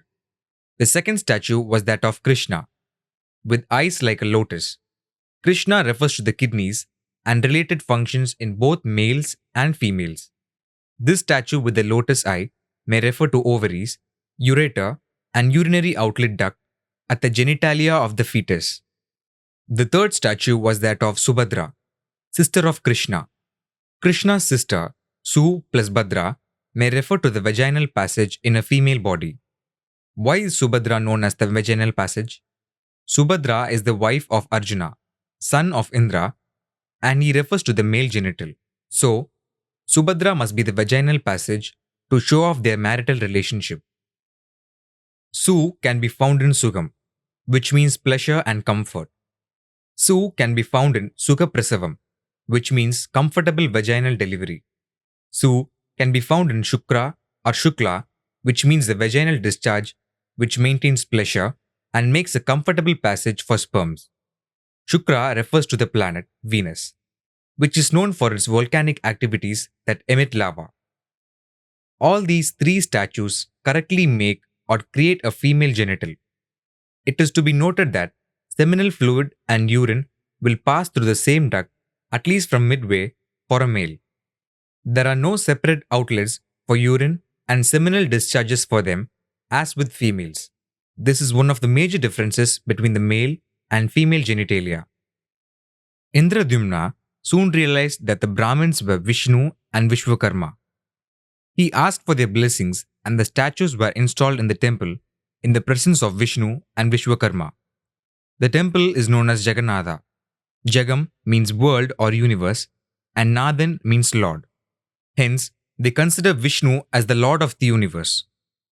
The world or universe is filled with people who flow, Tara, or come into existence in this world or universe from female procreative organs. Vishnu, as the personification of the human digestive and endocrine system, is the guardian for all births and is thus the Lord of this world or universe. Today, this ancient temple is situated in the city of Puri in Orissa. Puri must be the short form for Purusha Utrume Kshetra. The Indian state of Orissa has adopted the story of Purusha Utrume Kshetra as its own and continued to celebrate it as its own festival. Non-Hindus are strictly not allowed into this temple. Being the female genital, vagina, only seminal fluids must be allowed to enter, which is known as Indriyam, Indu. The temple is built with Kalinga architecture. The main gate of the temple is called Singadwara or Lion Gate. Singa is equal to lion, Dwara is equal to hole. The lion or Simhamukha is a personification of the uterus. There are two guardian deities at the entrance, Jaya and Vijaya, which are the names of two medicinal plants. Jaya and Vijaya are also known as the gatekeepers of Vaikuntha. They are the companions of Parvati. They are called Dwara Balakas in some places. Jaya's botanical name is Abutilon avicenna, Gayton. Another plant is called Sarvajaya, Kamakshi, and its botanical name is Canna indica, Lin. Yet another plant is called Shirpurnajaya, and its botanical name is Viburnum foetidum, Wall. There is also another plant called Jaya, which is known as Abutilon asiaticum, and its medicinal properties are not known. Yet another plant is called Jayanti, which is known as Sesbiana aculeata, and it is the favorite food of cattle, especially sheep and goats. Female reproductive organs are referred to in relation to cows, sheep, and goat, and the Jayanti plant may be of some benefit to those female organs. Jayanti Veda or Dagadi Pala, Tridax procumbens L, is another plant that may be useful here. Vijaya's Siddhapatri botanical name is Cannabis sativa, Lin. Another plant is also called Vijaya, and its botanical name is Terminalia chebula. Other Sanskrit names for this plant are Patya, Sudha, Haritaki, Abhaya, Vayastha, Amrita, Aimayadi, and Jivanti. Jaya and Vijaya are also known as Madhu and Kaitab. Jaya and Vijaya are cannabises. Madhu means nectar in Sanskrit and liquor in Tamil. Sugar molasses is the basis for the manufacture of spirits or liquor. Thus, Madhu and Kaitab are also related to cannabis and liquor, which destabilizes normal functions temporarily. Normally, The cells at the vaginal passage will not allow aliens to move into it, but the secretion of certain hormones destabilize it temporarily, allowing sperm to pass the canal. Ladies known as Madhu in Tamil are meant to take the opposite sex off guard. Vishnu is called Madhusudana, being the killer of the demon, Madhu, which is incorrect. Madhu means liquor. Su means sugam or easy, glib or smooth, and Dana means seed. Thus, Madhusudana means easy or smooth passage for the sperm, seed, due to unstable conditions because of liquor. There is a memorial column known as Aruna, which faces the main gate called Singadwara. According to Puranic stories, Aruna and Garuda are two sons of Vinata, daughter of Daksha, and one of the wives of Kashyapa, who are considered hormones and enzymes. Aruna may be hormones with duct, and Garuda may be hormones without duct. Aruna is sometimes known as a snake. Varuna is known as the god of rain, also closely related to liquid substances. These are the vaginal secretions which create a friendly atmosphere for the sperm entry. Tiruvannamalai in Tamil Nadu has a temple, and the deity there is Arunachaleshwara, Aruna, hormones, and Ishvara, blood. We are aware that hormones and enzymes sometimes drain into the blood. Apart from Indradyumna, there was another king called Shveta who also constructed a temple for Vishnu at Purusha Uttrumai Kshetra. The temple was known as the Shweta Madhava temple. The statue installed at the temple was as white as the moon. The story of King Shweta is available in the Brahma Purana. The people of his kingdom lived long years and no child ever died in his kingdom. Unfortunately, the son of a sage called Kapala Gautama died as an infant. The sage brought the dead body to the king's court and demanded justice. King Shweta was worried and told the sage that if he could not bring back the life of his son, he would self-immolate, taking responsibility for the tragedy. The king then prayed to Shiva, offering him lotus flowers. Shiva appeared before him and granted the boon of bringing the sage's infant back to life. The story of King Shweta refers to the establishment of ovaries and its contents called ova. Millions of female eggs called ova are created at the time of fertilization if the baby is a female.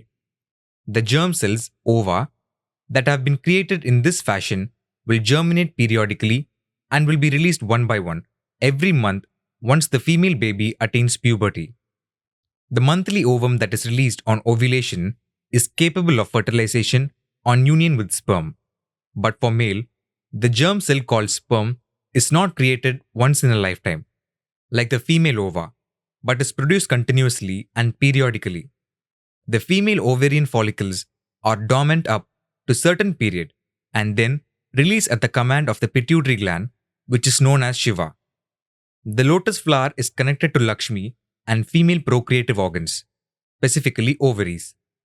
The dormant status of the ovarian follicles is referred to as the death of sage Kapala Gautama's son. Kapala normally means skull, which refers to longevity and its connection to triggering the procreative organs. Kapala is very closely associated with Shiva. The long lifespans of the citizens of King Shweta's kingdom refer to the longevity of the ovarian follicles. The word go in Gautama refers to the cow, which is associated with female procreative organs that secrete, which are known as Surabhi. The word Tama refers to Tamare, which is lotus. Connected to Lakshmi, Kapala, Miraika Nagi is a plant also known as Katphala, sacred to Siva and Sakti, who are closely related to human procreative organs and activities. It is also known as Ramapatri, Sri Parnika, Bhadra, and Kumudika, where Sri refers to Lakshmi, female procreative organ, and Bhadra refers to duct or channel. Cocculus subrosus is also known as Kapala. The temple constructed by King Shweta is called Shweta Madhava, where Mada or Mata refers to secretion or flow. Ma means and refers to big or origin, and Ta refers to flow. Thus, the temple of Shweta Madhava refers to the ovaries from which ovum flows into the stream periodically. There is a plant called Svetakutaja, whose botanical name is Raichia tomentosa. The plant is also known as Nerium tomentosa. It is also known as Palai and Kutaja, Olerana antidysentrica. The relationship of Svetakutaja, female anatomy, and Kutaja of male anatomy may establish the similarities of sponge tissues where blood, Shiva, will surge in to sustain an erection at the time of sexual stimulation. The plant Svetakutaja, Raichia tomentosa, may be useful for ovaries. Presently, the plant is used for snakebite. Nerium tomentosa is used for snakebite and for some menstrual disorders. Brahma Purana also contains another story about Shveta. In this story, Shveta is known as a Brahmin, where Brahmin refers to germ cell, possibly the ovum.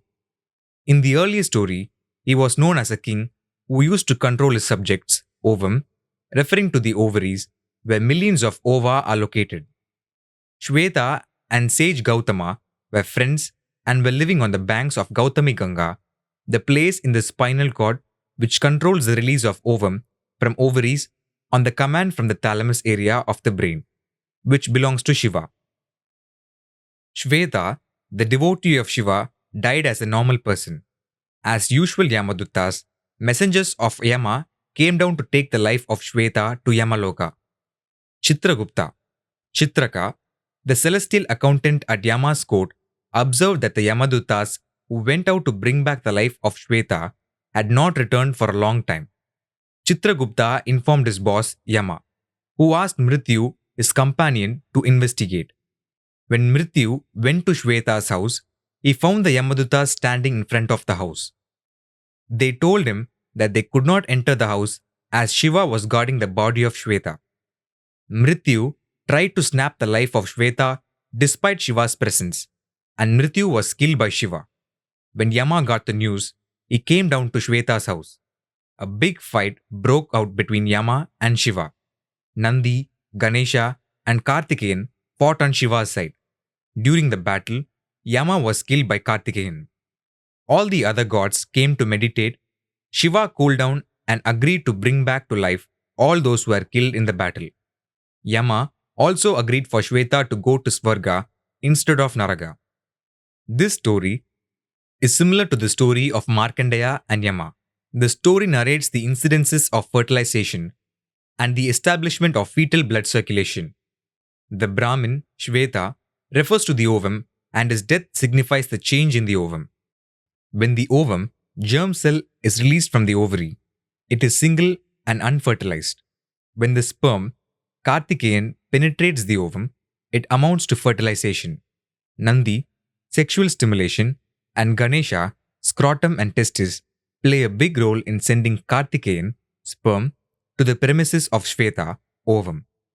Yama, being the representation of the heart, is responsible for the gas exchanges in the respiratory system, where carbon dioxide in the blood is exchanged for oxygen from the fresh air. The area where this process takes place is called Naraka. Once fertilization is confirmed, a new blood circulation is established inside the human body, which is known as fetal circulation, Svarga. Fetal blood circulation does not pass through the lungs of an unborn child. Yama can do his job without anybody's interference once the fetus moves out of the womb. Thus, his life is brought back from the dead. The story of Brahmin Sveta precedes the story of Indradyumna. Guarding by Shiva signifies the control exercised by the thalamus area of the brain. Apart from Svetakutaja, there are more plants named Sveta or Sveta. They are listed below. These plants may be useful to the ovaries, their constituents, and related functions. Sveta musali, Chlorophytum tuberosum. This is also known as Safed musali and widely used in Ayurvedic medicines as a wonder drug for strength and vigor. Sveta shalmali, Ceiba pendantra or Eriodendron anfractuosum. This is also known as kapak or silk cotton. The tree produces seed pods which contain seeds surrounded by fluffy fiber known as silk cotton. used for filling or stuffing mattresses, pillows, upholstery, etc., which is highly inflammable and water resistant. A ripe seed pod bursts open and its seeds are thrown far for further germination and growth. During ovulation, the ovarian follicle ruptures and discharges or throws ovum, is captured by the fimbria, which allows it to participate in reproduction. During the process of ovulation, a hole called stigma forms in the ovarian follicle and the ovum leaves the follicle through this stigma. Sveta, Cynodon dactylon, also known as Granthi, Durva or Durva, and Bhargavi. This plant is also connected to puberty. Sage Durvasa is connected to pubertal development and odor. Sveta Kamala, Nilambium speciosum, also known as Pankacha, Padma, Chatapatra, Kamala, Tamara, and Induvara. This plant is related to female procreative organs. Sveta Kamini, Herpestes monera, also known as Brahmi, Jalabrahmi, and Mandugi. Kama refers to sex, sexual, or procreative activities. Sveta Kanchan, Bahunia racemosa, is presently used as cattle feed. Its leaves are used in medicinal preparations for headaches and malaria. Sveta Muruga, Amaranthus polygamus, is also known as cockscomb. Cockscomb refers to the fimbria, which floats on top of ovaries to catch the expelled ova from the ovaries. Sveta Pushpa, Nerium odorum, is also known as Karavira, Ashwamaraka, and Rakpushpa. Sveta Sarisha, Brassica alba or Siddhartha, Eruca sativa, also known as white mustard. Siddhartha is another name for Buddha, which means birth flow. Sveta Barbura, Acacia leucophylla. Sveta Brihati Veda, Solanum tovum swartz. Sveta Surasa, Vitex negundo, is also known as Nirgundi, Vrikshada, and Sindhuvaram. Sveta Vacha or Haimavati, Paris Palifila sm. Thus, one part of the fetal genital development, female, is discussed and understood. Let us move on to the other part, male. Markandeya and Purushottama, Purusha Uttamai, Kshetra. Sage Markandeya is well known in Puranic stories. He is specially known for his evergreen stature. Why is that so? Mark or Mart of Markandeya can be found in another character, Martanda, who is also called Surya or son of God. Mart means not dead, and that is why Markandeya is known as evergreen. He is a personification of the male sperm and related substances. These cells can create offspring. Thus, the evergreen stature is attached to Markandeya. Since Indradyumna was used as a character to explain the establishment of female genitals, sage Markandeya was used as a character to explain the establishment of male genitals, especially sperm production, in the same place as Indradyumna. The story of sage Markandeya is as follows. There was a great destruction, Pralaya, which took place many years ago. Sage Markandeya was deep in meditation without realizing the destruction going on around him. There was a big fire, but the fire was afraid to touch him. Finally, something in the atmosphere disturbed him and made him open his eyes. He saw there was fire all over the place, but there was a banyan tree nearby, which had not been touched by the fire at all. He took shelter under the tree and started to pray to Vishnu. Thereafter, it started raining, and it rained continuously for 12 years, and the earth was flooded. Markandeya was floating on the water, but continued praying to Vishnu. He heard a voice, but did not realize that the voice belonged to Vishnu.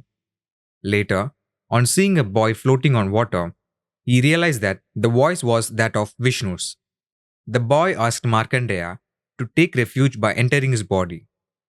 Markandeya entered the small boy's body through the boy's mouth and saw the entire world inside. Markandeya prayed again to Vishnu without knowing what to do inside. Suddenly, he came out of the mouth and saw Vishnu standing there. Vishnu blessed him and granted a boon to Markandeya to build a temple for Shiva in Purusha Uttamai Kshetra. It is said that the boon was given to Markandeya since he wanted to prove to the world that both Vishnu and Shiva are the same. While it's true they are the same for a while, they are not so as Vishnu in the personification of female and Shiva as the personification of male. If both are the same, then this universe is doomed. There will be no procreation, no rebirth, no reincarnation, no Svarga, and no Naraga. Markandeya built a temple for Shiva and it was called Bhuvaneshwara. Bhu plus Vana plus Ishvara is equal to birth plus forest plus blood. This may also refer to sperm production, which flows in abundance during sexual stimulation and is ejaculated during copulation. We understood that two swellings grow and form the scrotum if the baby is a boy. Now the scrotum must get its testicles, which are located deep inside the abdominal cavity. The testicles must produce sperm, the evergreen product in male anatomy. Markandeya was born to his parents through Shiva Tapasya. Shiva also granted a boon by which Markandeya would be strong and powerful but would die at the young age of 16. Thus, he is commonly known as always 16. This boon of 16 is not correct and it must be 10-6, which means 60, 10 times 6. There is a reason for this. As per Shiva's boon that Markandeya would die at a young age, Yama came to take his life at a specified time. But Markandeya embraced Shiva's linga and immersed himself in prayer. Yama threw the rope of death on Markandeya, but by mistake, it fell on Shiva and incurred his wrath. A battle between Shiva and Yama followed, in which, eventually, Yama was killed. This incident is said to have happened at Tirukadayur Temple, Tamil Nadu. Normally, people go to this temple to perform Sashtiyapta Purti on completion of 60 years of age while married and renew their vows again to live long. This 60th year is now attached to the Tamil calendar and every Tamil New Year is known by the name from the list of 60. After 60 years, the names repeat. Actually, these 60 names are there to indicate the status of a man's sperm and seminal fluid for a period of 60 years from his birth. The name for the 60th year in Akshaya, meaning beggar. Seminal fluid and sperm will be scarce by this age, and the ancient medical texts recommend putting an end to procreative activities. Women's procreative activities stop with menopause.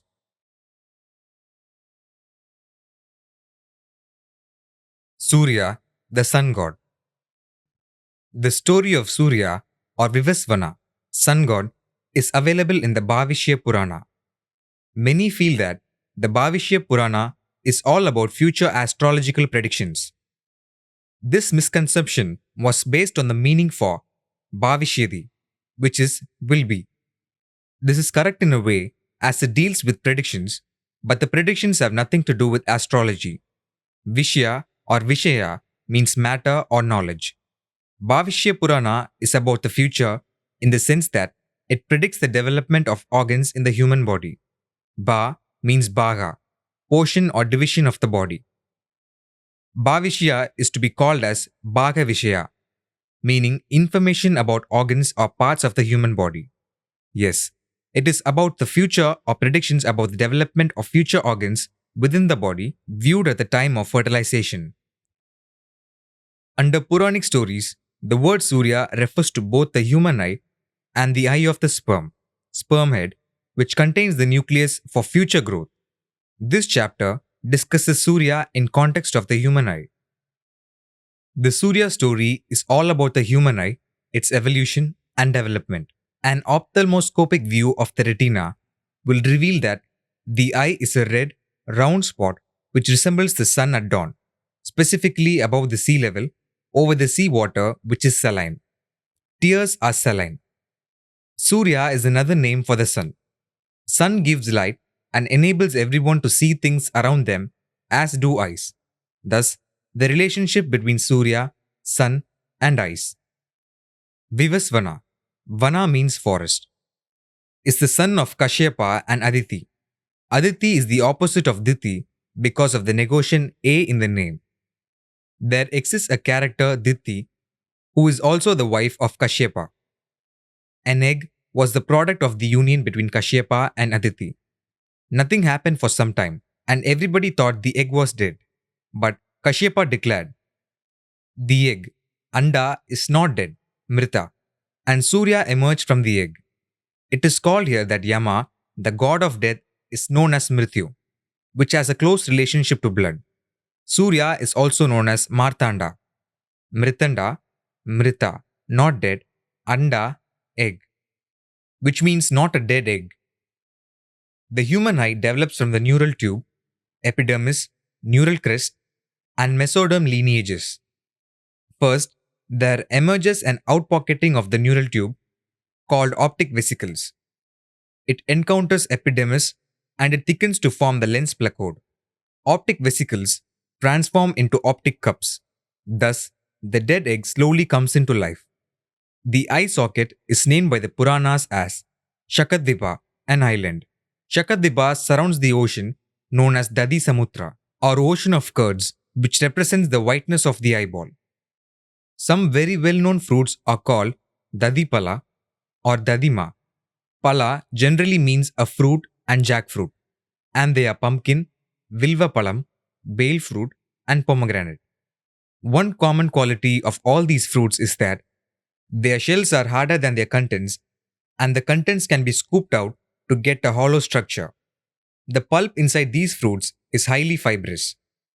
These properties are also applicable to eyeballs, which have thick surrounding muscles and liquids, blood, and nerve vessels.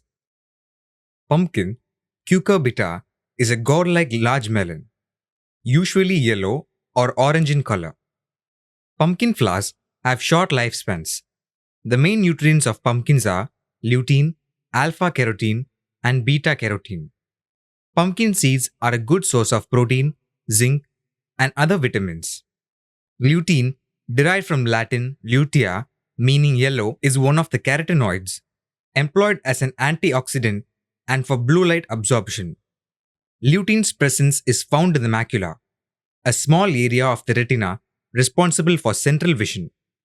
This is the reason for the human eye being referred to as Dadi Samutra or ocean. The word mudra in Samudra means urine, and it is salty like the water of the ocean, Samudra. Luteinizing hormone is a hormone produced by the anterior pituitary gland. Lutein, the yellow or orange color, also occurs in corpus luteum.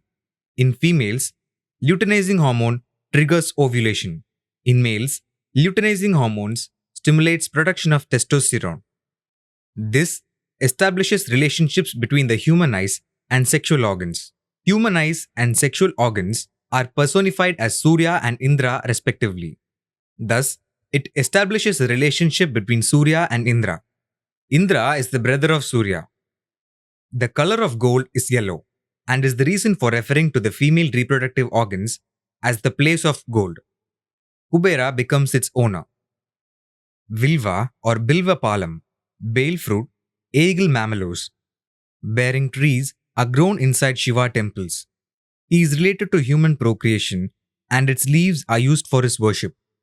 Vilva or Bilva or wood apple is also called Kuvalam, Kovalam, Kuvarakar or Kovarakar, and is a deity worshipped by people of the third gender who are neither male nor female.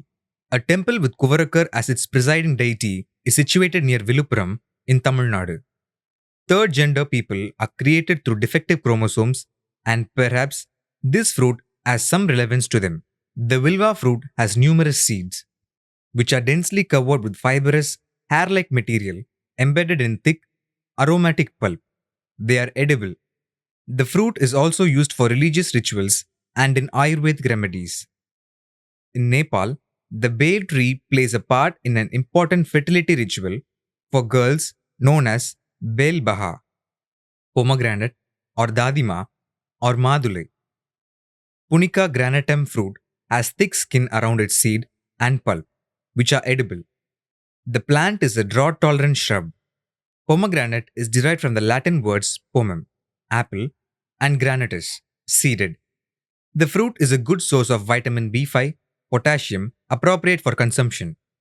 Vivasvana, Surya, eyes, was married to Samjana, who is Vishwakarma's architect of God's daughter. Samjana is also known as Saranya. They had two sons, The first son was Vaivastha Manu, Savarni Manu, and the second son was Yama or Shraddha Deva, the god of death. Yama had a twin sister named Yami or Yamuna. Vishwakarma, also known as Tvastar, is the father of Trisiras, the heavenly builder who made the Vajra, Indra's weapon. He is also called Garbhapati. The weapon, Vajra, is the membrane of the Sertoli cells. The optic nerve comes into existence through organogenesis. Organogenesis is the process by which three layers of germ cells develop into the internal organs of the human embryo. Vishwakarma, architect of gods, is equated to organogenesis. The optic nerve is his daughter, Samjana. Samja or Samjana means understand, and the eye is an organ of vision that detects light, differentiates color, and helps us identify or understand things. Saran, as found in Saranya, means surrender, which is symbolically shown by the lowering of eyes. Vivasvana's sun or Surya or eyes. Energy was so strong that his wife, Samjana, could not bear to look at her husband. Through her powers, she created an image of her own body. This image was called Chaya or Nikshubha, shadow. The early stages of eye development, before optic cup formation, include the development of photosensitive cells, photoreceptors, or eye spots. The optic cup or pit deepens over time. The opening diminishes in size, photoreceptor cells increase, thus creating an effective pinhole camera. It is capable of distinguishing dim shapes. These are referred to as chaya or shadow. These shadows can also mean the replication of cells and encapsulation of genes for transmission at the sperm eye or head. The thin growth of transparent cells. Vaivastha Manu, Anu means cell, originally formed to prevent damage to the eye spot, eventually split into two layers with circulatory fluid, vitreous humor in between that allows wider viewing angles and greater imaging resolution. Yama, blood vessels, and Yamuna, fluid, the twins are born. Samjana told Chaya that she was leaving for her father's house since she could not bear the energy of her husband, Vivasvana, Surya. Samjana requested Chaya to stay back in her place, pretend to be Samjana, and look after Samjana's children. Samjana also requested Chaya to under no circumstances was she to tell anyone about the swap, certainly not her husband.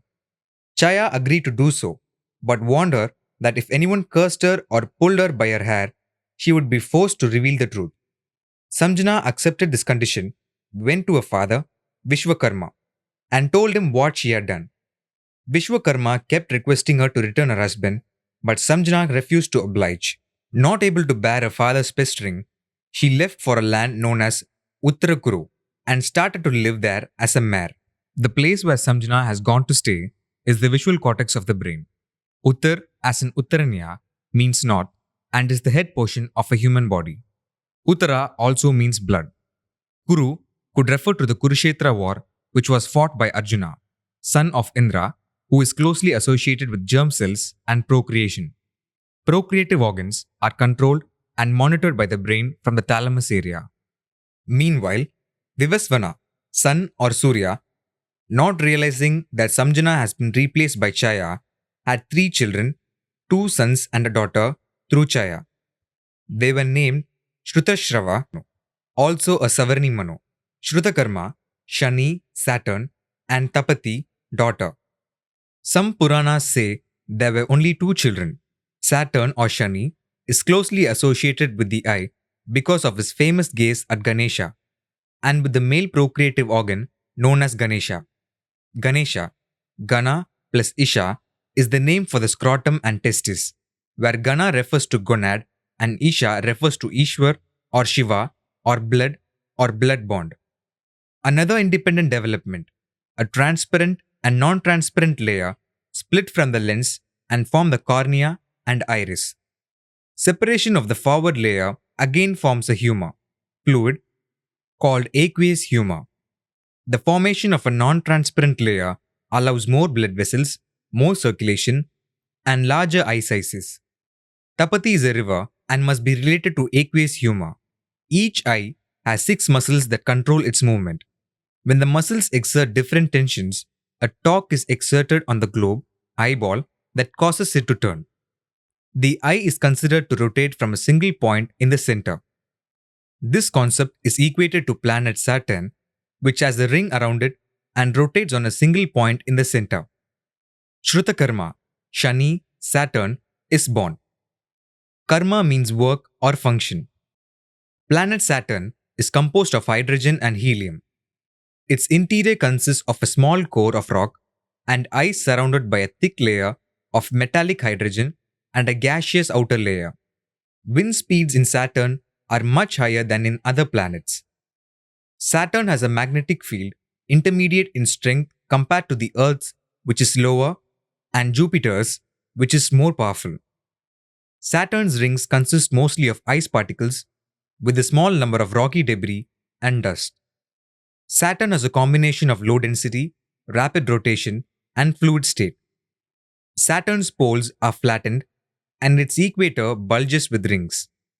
A great number of similarities exist both in the shape and content of the eye and planet Saturn.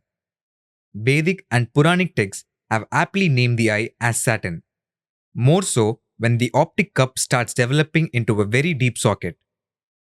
There is one another organ in the human body, also named Saturn, and that organ is the testis. All the qualities of the planet Saturn are applicable to it. Refer to the chapter Ganesha. As soon as her own children were born, Chaya no longer displayed love for Samjana's children as she used to. Vaivastavamanu ignored Chaya's neglect, but Yama, the sun, was not that tolerant. One day, Tapati, daughter of Chaya, and Yamuna, daughter of Samjana, quarreled, and each of them cursed that the other would become a river. Accordingly, Tapati and Yamuna turned into rivers. Chaya was enraged on seeing her daughter Tapati becoming a river. She vented her anger on Yama, whose sister was Yamuna. Yama raised his leg to kick Chaya. Chaya cursed Yama that his legs would fall off. Yama went and complained to Vivasvana, son or Surya, his father. Yama said that he had not kicked her, only threatened to do so. He also asked whether a mother could ever curse her children. Yama wanted his father to do something to mitigate the curse.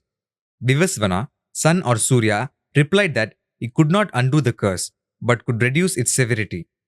He said that Yama's legs would not fall off. Instead, flesh from his legs would fall onto the earth and create worms. Thereby, Yama would be freed from this curse. He also blessed Tapati and Yamuna, who turned into rivers. Tapati and Yamuna, both daughters who have become rivers, are humus, fluids. The curse of Chaya may refer to the development of more blood vessels. Vivasvana felt that there was some truth in Yama's statement, that a mother would never curse her children. He asked Chaya for the truth, but Chaya would not reveal anything. This angered Vivasvana, who grabbed her by a hair and threatened to curse her. Since her original conditions were now violated, Chaya blurted out the truth regarding the swapping. Vivasvana rushed to Vishwakarma's father-in-law house in an agitated mood. Vishwakarma tried to calm him down. He said that it was because of Vivasvana's excess energy that his wife had left. Vishwakarma asked Vivasvana permission to shave off some of the extra energy so that Samjana would be able to look at Vivasvana, Surya. Surya agreed to this proposition. Vishwakarma manufactured Vishnu's chakra, a weapon like a bladed discus, and shaved off Surya's energy. This happened in the land of Shakadvipa. The size of the pupil is actively adjusted by the circular and radial muscles to maintain a relatively constant level of light entering the eye. Vishwakarma, the organogenesis, enabled this adjustment. Vishnu's chakra is called Sudarshana chakra, which is the personification of human kidneys. Human kidneys are affected during diabetes mellitus, which also affects human eyes. Surya found out that Samjana was in Uttarakuru in the form of a mare. He joined her there in the form of a horse. As horses, they had two sons named Sathyavan and Dasra. Since Ashva means horse, The sons were also known as Ashwin Kumaras. They were split images of one another, handsome, and became the physicians of the gods. The two sons, split images of one another, refer to the right and left optic tracts that terminate at the lateral geniculate nucleus in the thalamus. Ashwina reminds us of electromagnetic impulses at the brain cortex. Incidentally, horsepower was used as unit of measurement in ancient days, which was replaced by watt, kilowatt, megawatt, etc. If we consider Surya as sperm, then these split images may be the XY chromosomes of the male gender. Bhavishya Purana treats Surya as the supreme god. Vishnu and Shiva are subordinates to him. As per Yagnavalkya, Brahma says, Surya is the god who removes darkness of the whole world and lights up the three worlds. He is the light of everything. He further says that Surya is eternal, indestructible, and omnipresent. He is the god of all gods. The importance of the eye need not be overemphasized. Living without eyes is something no one wants. This is clearly spelled out in the above paragraph. Vishnu and Shiva are other organs of the body and people can live without them, but it is harder to live without eyes. Surya as sperm, germ cell, must be the supreme. Vishnu, being the digestive and endocrine system of the body, secretes hormones and facilitates the sperm to achieve its designated purpose. Shiva, being the chief of procreation, also does his part to facilitate the sperm. Shiva also takes lessons about Pranav Mantra from his son Kartikeyan, who is the personification of sperm. The Puranas repeat the sun god's own words: Bow to me, be my devotee, fill your minds with my thought. Men who worship me merge with me at the end. Bhavishya Purana mentions sun worshippers called Magas and Bojagas. It equals them to no one. It states, no god is equal to the sun god, and none are equal to Bojagas before the sun god. Who are they?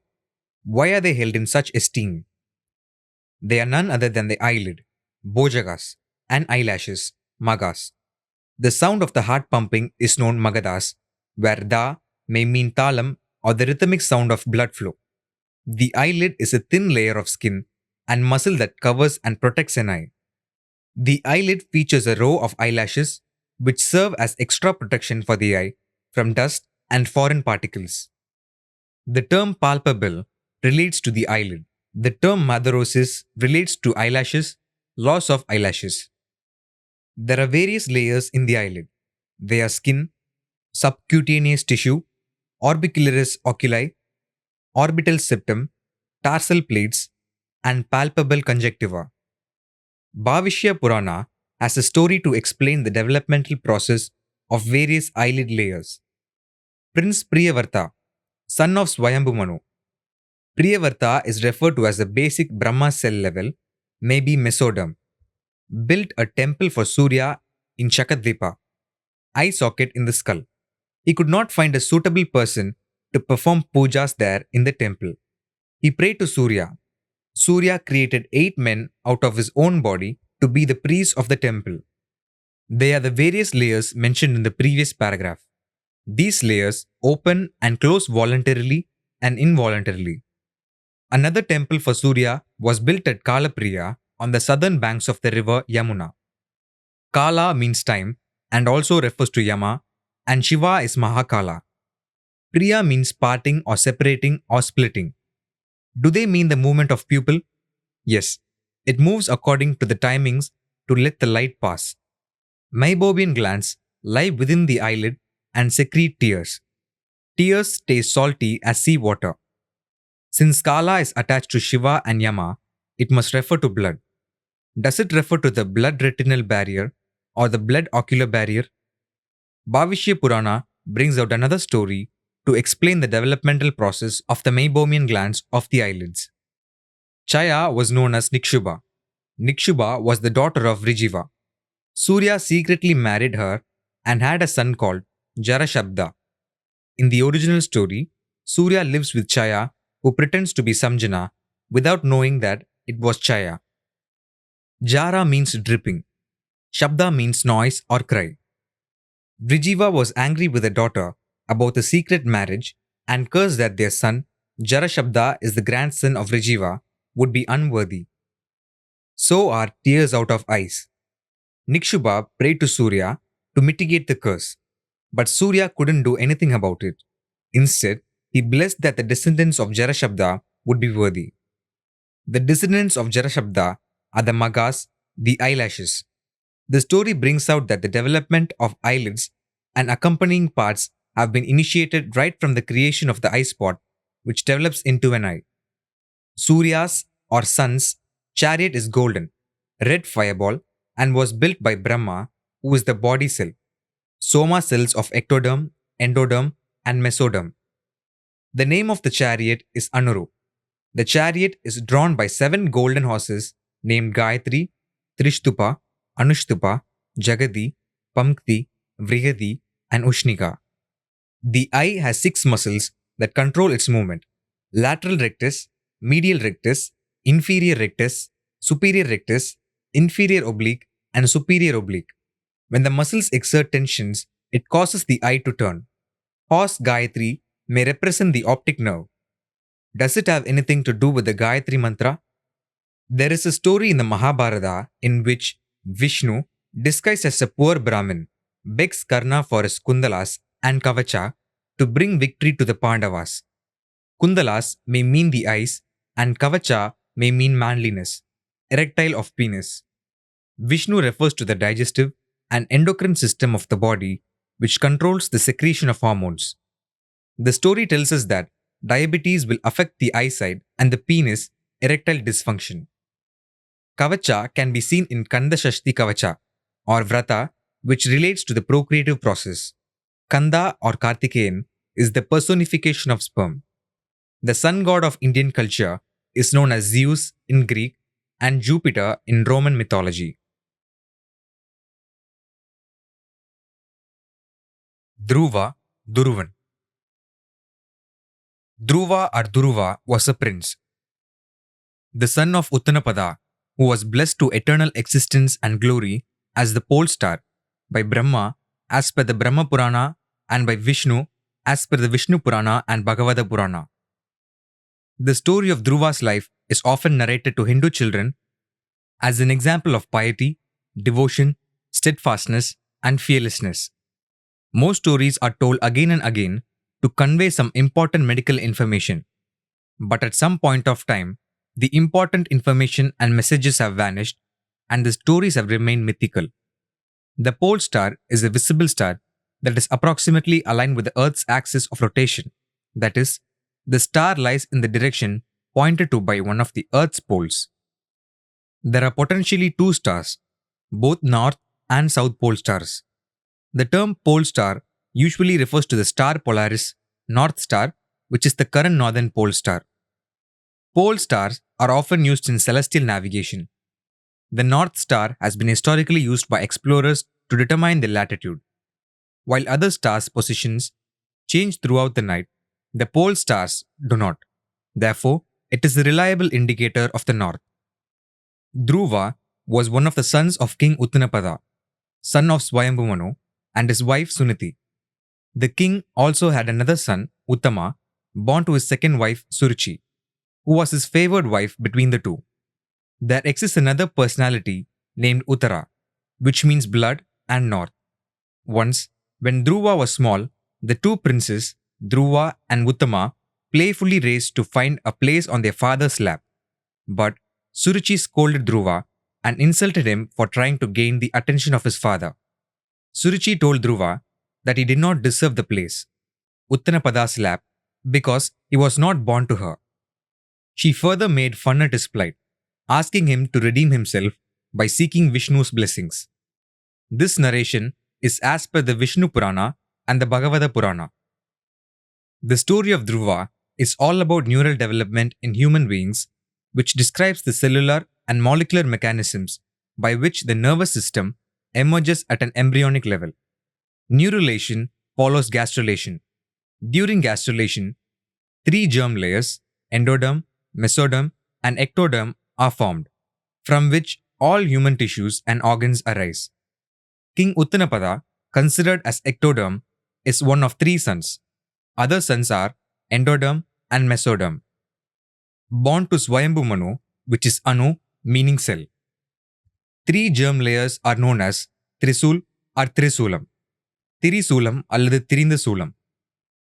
That Trisul or Tirishula generally refers to the trident. A three-bladed weapon is totally wrong. In Tamil language, shul or shul refers to pregnancy or conception. When a sperm enters the egg, it is considered as a shul or shul. Thus, Tirishula may refer to a zygote. Three in the word Tirisul does not mean three. Three, thri அல்லது திரிந்த, means developed or processed, like an egg that has fused with sperm. On fusion, a zygote is created and is known as Swayambhu Manu, which is capable of developing into full-grown baby. In the human body, the head is considered as the northern side. That's why the Himalayas are considered the head of Shiva. Shiva, as the pituitary gland at the thalamus, Kailash area, controls most of the procreative organs and activities. In the same way, the pole star or Dhruva Nakshatra is considered as referring to the head of a human body. Neural development starts from the head and extends as the spinal cord of the body, which holds the body erect. In a standing position, the head is the sky, and so is the North Star, which is above. Queen Suniti consoled her child, Dhruva, asked him to take Suruchi's word seriously and to meditate for Brahma or Vishnu's boon. She bid him farewell as he set out on a lonely journey to the forest for meditation. Dhruva was determined to seek for himself his rightful place. Sage Narada, noticing his resolution, appeared before him and tried to deter him from assuming such severe austerities at such a tender age. But Dhruva was fiercely determined to finish his task. Narada was astonished and guided him towards his goal by teaching him the required rituals and mantras. In Hindu philosophy, Narada is considered a troublemaker and creator of turbulence, with either benign or beneficial effects. He is also considered as a messenger in the kingdom of gods, constantly traveling between or meeting the gods uninvited. At the embryonic level, the notochord sends signals, Narada's job, to the overlying ectoderm, inducing it to become a neuroectoderm, composed of neuronal precursors or stem cells. The neural plate emerges from the thickening of the ectoderm. Narada may refer to neuron cells. Dhruva started his penance based on Narada's advice and went without food and water for 6 months. His mind fixed on Vishnu only. The austerity of his penance shook the heavens and Vishnu appeared before him. But the child would not open his eyes because he was still immersed in his inner vision of Vishnu's form described to him by Narada. Vishnu made that inner vision disappear so that Dhruva could open his eyes. When he saw Vishnu there, he was so dumbfounded. He could not utter a single word, either because of his childhood or because of the ecstasy he felt on seeing Vishnu before him. Vishnu touched his right cheek with his divine conch, and that sparked his speech.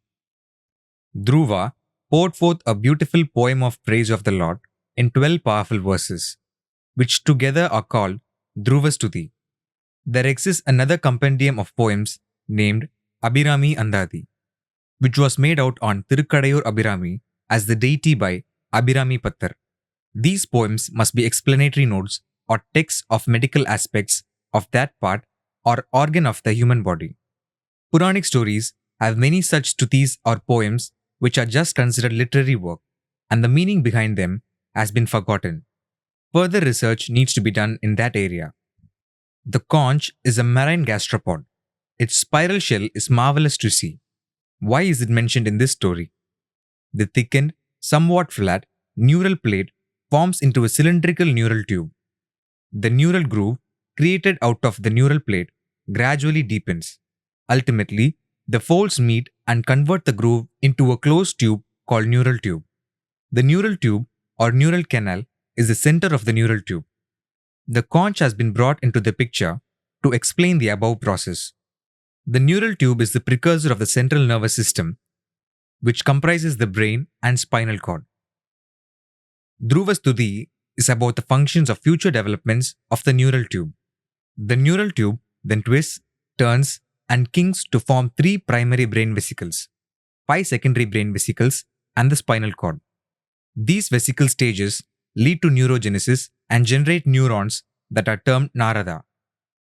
Having spent a long time in the Lord's remembrance, Dhruva even forgot the objective of his penance and only asked for a life in memory of the Lord. Pleased by his penance and by his stuti, Vishnu granted him his wish and further decreed that the child would attain Dhruvapada, a combination Dhruva and his father, Uttanapada, and to show the relativity, feet of the pole. The state where he would become a celestial body, which would not even be touched by the Mahapralaya, the final cataclysm. Mahapralaya or the final cataclysm refers to human death. It does not destroy the bones of the human body, especially the skull and the spinal cord. Dhruva returned to his kingdom and was warmly received by his family members. He was crowned king at the tender age of 6. After decades of ruling the country in a fair and just manner, Dhruva left his mortal body and became the North Star, or as some people call it, Polaris or Pole Star. Dhruva's descendant Bhagirath brought Ganga down to earth to save the souls of his ancestors. Ganga is the personification of the spinal cord and the cerebrospinal fluid. The Puranas dedicated to Tirumurti tend to glorify each of them more in their own Puranas. But medically, there is no such glorification of three germ layers, since every development in the human body takes place at a precise time and as normally intended. Balarama. Balarama is the older brother of Krishna. He is also known as Baladeva, Balabhadra, and Alayudha. He is the son of Vasudeva and Devaki, even though he is not born of Devaki. While he was in Devaki's womb, he was transferred to the womb of Rohini by Yogamaya, so that he would not meet death at the hands of Kamsa, Devaki's brother. A maternal uncle to Devaki's children, Kamsa wanted to kill them at birth ever since he heard a prophecy that he would be killed by his sister's child. Balarama was well known for his strength, and he taught the art of fighting with a gada, mace, to Bhima and Duryodhana. Balarama was fair-skinned as opposed to Krishna, who was dark. His weapons are the plough and gada, mace. He is always depicted in blue garments, wearing a garland of forest flowers. In the word Bala plus Rama, Bala means strength and means child. Balarama seems to be very closely associated with the procreative organs since he has child in his name. We have seen that the statue of Balarama was installed at Purusha Uttrama Kshetra, which is nothing but the clitoris and its hood. Some of the terms relating to him, such as Bala, child, Deva, chromosomes or nucleus, Bhadra, vaginal or inguinal canal, Rohini, star married to Chandra, and Yogamaya, union or fertilization, are all associated with procreative organs. Thus, Balarama refers here to sexual stimulation, which is the main function of the clitoris. The function of clitoris is solely to induce sexual pleasure. It is highly sensitive, containing about 8,000 nerve endings, garland of forest flowers. The clitoris and the genitals engorge during sexual arousal and orgasm. Since the erectile tissues fill with blood, the color of the clitoris changes. Puranic stories indicate this color as blue, color of the blood starved of oxygen, same as that of Shiva's, Neelakandan, during blue ball situation. Perhaps this is why blue garments are associated with Balarama. Let us examine the word Rama in Balarama. What does Rama mean? Rama reads backwards as Mara, which means unchanged. This word is found in Jatismara, where the person remembers his or her previous life, which refers to the transformation of cells into different status, but the originality of the cell remains the same. Rama is also found in ramus, from Latin, which means branch, a projecting part of portion of a bone, elongated process, and the branch of a nerve, dorsal ramus. Rama was mentioned as a seed from which many trees grow. Chapter Ganesha. Rama was the descendant of Raghuvamsa or Suryavamsa, which refers to the sperm, male. Thus, Rama is also closely associated with procreative functions of chromosomes and DNA. Balrama's weapon are the plough and gada. A plough is an agricultural tool used to prepare the soil for sowing seeds useful for human consumption. Ploughing facilitates the soil moving from inside up, bringing nutrients to the surface, unearthing weeds, etc., aerating the soil and allowing it to hold water for seeds or plants. These are also part of procreative functions but relate to nourishment. How does the human body and its organs get nourishment? From the nourishment angle, Balrama seems to represent the pancreas and its related function. Why do I say so? The picture of pancreas as a standalone organ resembles a gada, head wide and bottom thin, and along with the stomach and gallbladder resembles a plough. The secretions of the pancreas nourish the human body as a plough does to soil. Rama may also refer to blood vessels, branches of vessels, attached to muscles, which provide for its nourishment. Thus, Balrama is closely associated with blood vessels and with providing strength to muscles. Muscles and movements are an inseparable part of procreative activities, food digestion, absorption of nutrients into the blood, conversion of fat and sugar from blood, etc.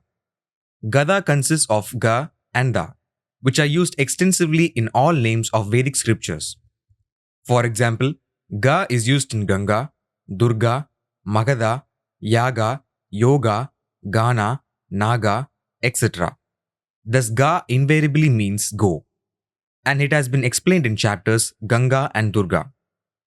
Likewise, da is used in Narada, Radha, and Garuda, etc.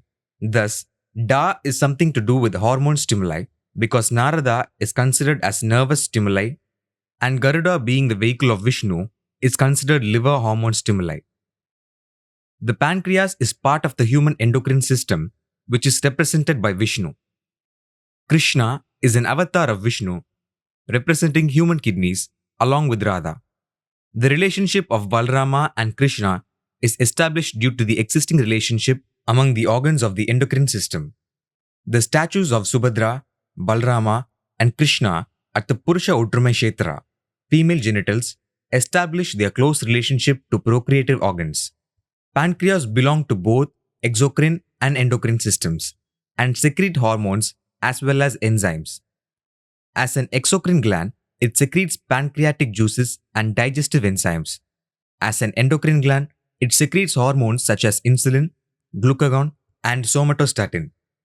Hormones from endocrine glands are directly secreted into the bloodstream. Hormones from exocrine glands are secreted into ducts. Pancreatic juices and digestive enzymes are mainly needed for food digestion. Pancreatic juices neutralize gastric acids during digestion. Digestive enzymes facilitate breaking down of food into small particles for easy absorption. Glucagon is a hormone produced and released by the pancreas when the glucose level in the blood is low. It triggers the liver to converting stored glycogen into glucose and releasing it into the blood. The action of glucagon is directly opposite that of insulin. Insulin causes liver and muscle cells to take glucose from the blood and convert and store it as glycogen. It causes a reduction of glucose levels in the blood when the body is well fed. Normally digested food is converted and absorbed as glucose by the blood. Through these repeated functions, a human body gets its nutrients and strength, bala.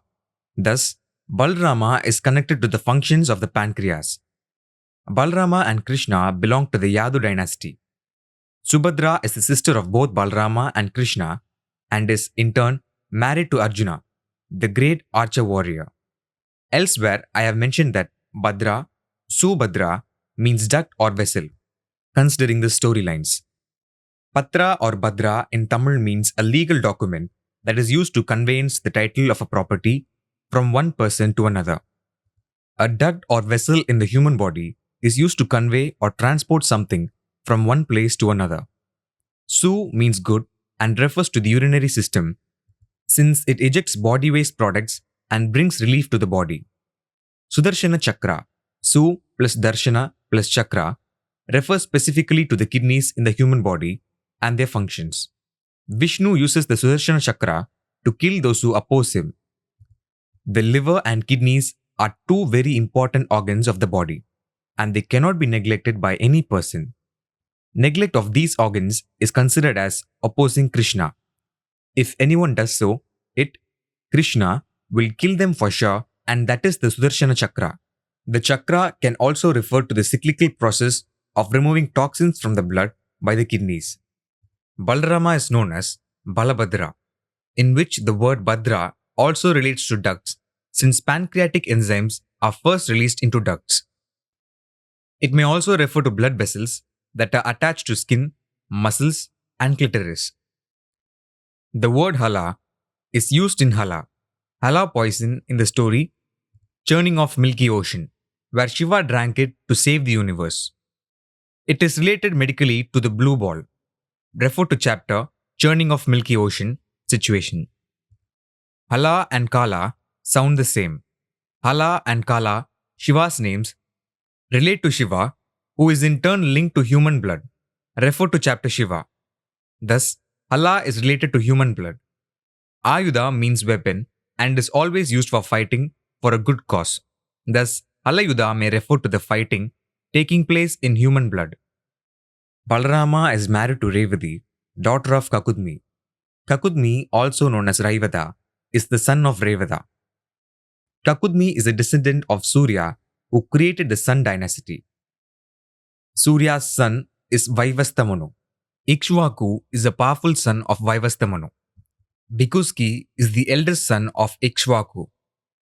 Saryati is one of the sons of Vikuski. Anartha is one of the three sons of Saryati. Revata is the eldest son of Anartha and becomes father of Kakudmi. Why should this long lineage be recounted here? In the chapter Surya, Sun God, Vaivastamanu was understood as relating to the reflex action of eyelids. Reflex action is an involuntary movement in response to a stimulus which is also involuntary. This movement is associated with the central and peripheral nervous systems. This is what exactly happens at the pancreas. The secretory activity at pancreas is regulated by two interventions, one through hormones in the blood and another through the autonomic nervous system. Alpha and beta cells are stimulated through the nervous system to increase or reduce the secretion at the pancreas, depending upon the blood situation and requirement. Vata is one among three medical conditions. Others are Pitta and Kapha, identified by Ayurveda for treatment. Whenever there is reflex problem in the human body, it is considered as Vata, rheumatic, and necessary treatment is given. Since Vata refers to movement, Vaivastamanu may relate to muscle cells that facilitate bodily movement. What do Raivata and Revata refer to? The Bhagavata Purana contains a story about King Parikshit, the successor of Yudhishthir, who ruled in Hastinapur. King Parikshit married Iravadi, who is the daughter of Uttara. Iravadam and Iravadi are related words and united to Indra. Uttara is blood. Yudhishthir, known as Yama, is related to human blood. Thus, King Parikshit also relates to human blood. He assumed his duties as king soon after the commencement of Kali Yuga, certain type of blood condition, and started ruling the country. This story is all about diabetes mellitus and insulin secretion. Parikshit is the son of Abhimanyu, grandson of Arjuna, relates to sperm or male genes since he is the son of Indra, and Princess Uttara relates to blood. Subhadra is the mother of Abhimanyu. Subhadra is known to be the ureter. Parikshit was saved by Krishna during the Kurukshetra war from the hands of Ashwatthama. Parikshit is related to blood condition. Krishna is related to kidneys, and Ashwath plus Ama is a plant. The botanical name of Aswathamaram is Ficus religiosa. It is also called as Arasu or Arasamaram in Tamil. The medicinal properties of this tree must have some relevance to the kidneys and blood. Parikshit was crowned king after the death of Krishna. Yudhishthir relinquished the kingdom in favor of his brother's grandson, upon which the Pandavas, 5 brothers, retired to the forest for meditation. The Mahabharata came to an end, and so has the marital relationship between couples. At this stage, marital relationships may not be possible because of diabetes mellitus and the related erectile dysfunction. Arjuna, being the son of Indra, stands for procreative relationships. Arasamaram or Arasu is known for its antibacterial qualities, which are needed for the urinary bladder, since it stores the body's waste as urine. Urine is periodically excreted from the body, a cleansing action. There exists a Tamil adage which says, Arasanai nambi, Purushanai kaivitta kadai. This is used to remind married women that they should respect their husband, Purushan, than respect the Arasamaram because the tree is considered a religious symbol and worshipped. But according to Vedic and Puranic texts, Purusha refers to the human sexual genitals, both sexes, especially the genital portion which discharges the urine. Thus, the adage reminds people to discharge urine periodically and conscientiously, without just believing in the medical qualities of the Arasamaram or Arasu, Ficus religiosa. The famous epic Mahabharata is also a different version of the Vedic medical science text. The Kurukshetra war is the fight between the organs in the human body. Till today, even the greatest mathematicians, astronomers, and others are not able to arrive at the nearest period of the great eclipse mentioned in the Mahabharata. Of course, they cannot pinpoint the date since it is not an actual event, but an allegory for the medicinal situation. The great eclipse resulted in a darkened sky with little light. Sun was shadowed or dusk. This refers to possible blindness resulting from diabetes mellitus. Eclipse could also refer to the merger of chromosomes, which takes place during fertilization. Parikshit's story is brought in the following the death of Krishna, who is the personification of the human liver and kidney. This refers not to human death, but the malfunction of the liver and kidney from diabetes mellitus. The word Uttara, as in Princess Uttara, must derive from Uttiram, which means blood in Tamil. The term diabetes mellitus is related to blood, and it cannot be cured by Krishna, liver, but curing must take place in the blood itself, or through the pancreas, which releases insulin. Since Krishna's presence is not needed, he has been wiped out of the scenario, and thus his death. Kripacharya was appointed as teacher and guru to King Parikshit, descendant of Pandavas. Even though Kripacharya fought for the Kauravas during the Kurukshetra war against the Pandavas, it is pertinent to know about him first. Kripacharya was the son of Saradvan and Janapadi. Kripi was the sister of Kripacharya and was married to Dronacharya, who fought for Kauravas. Saradvan, the son of Rishi Gautam, was a born archer.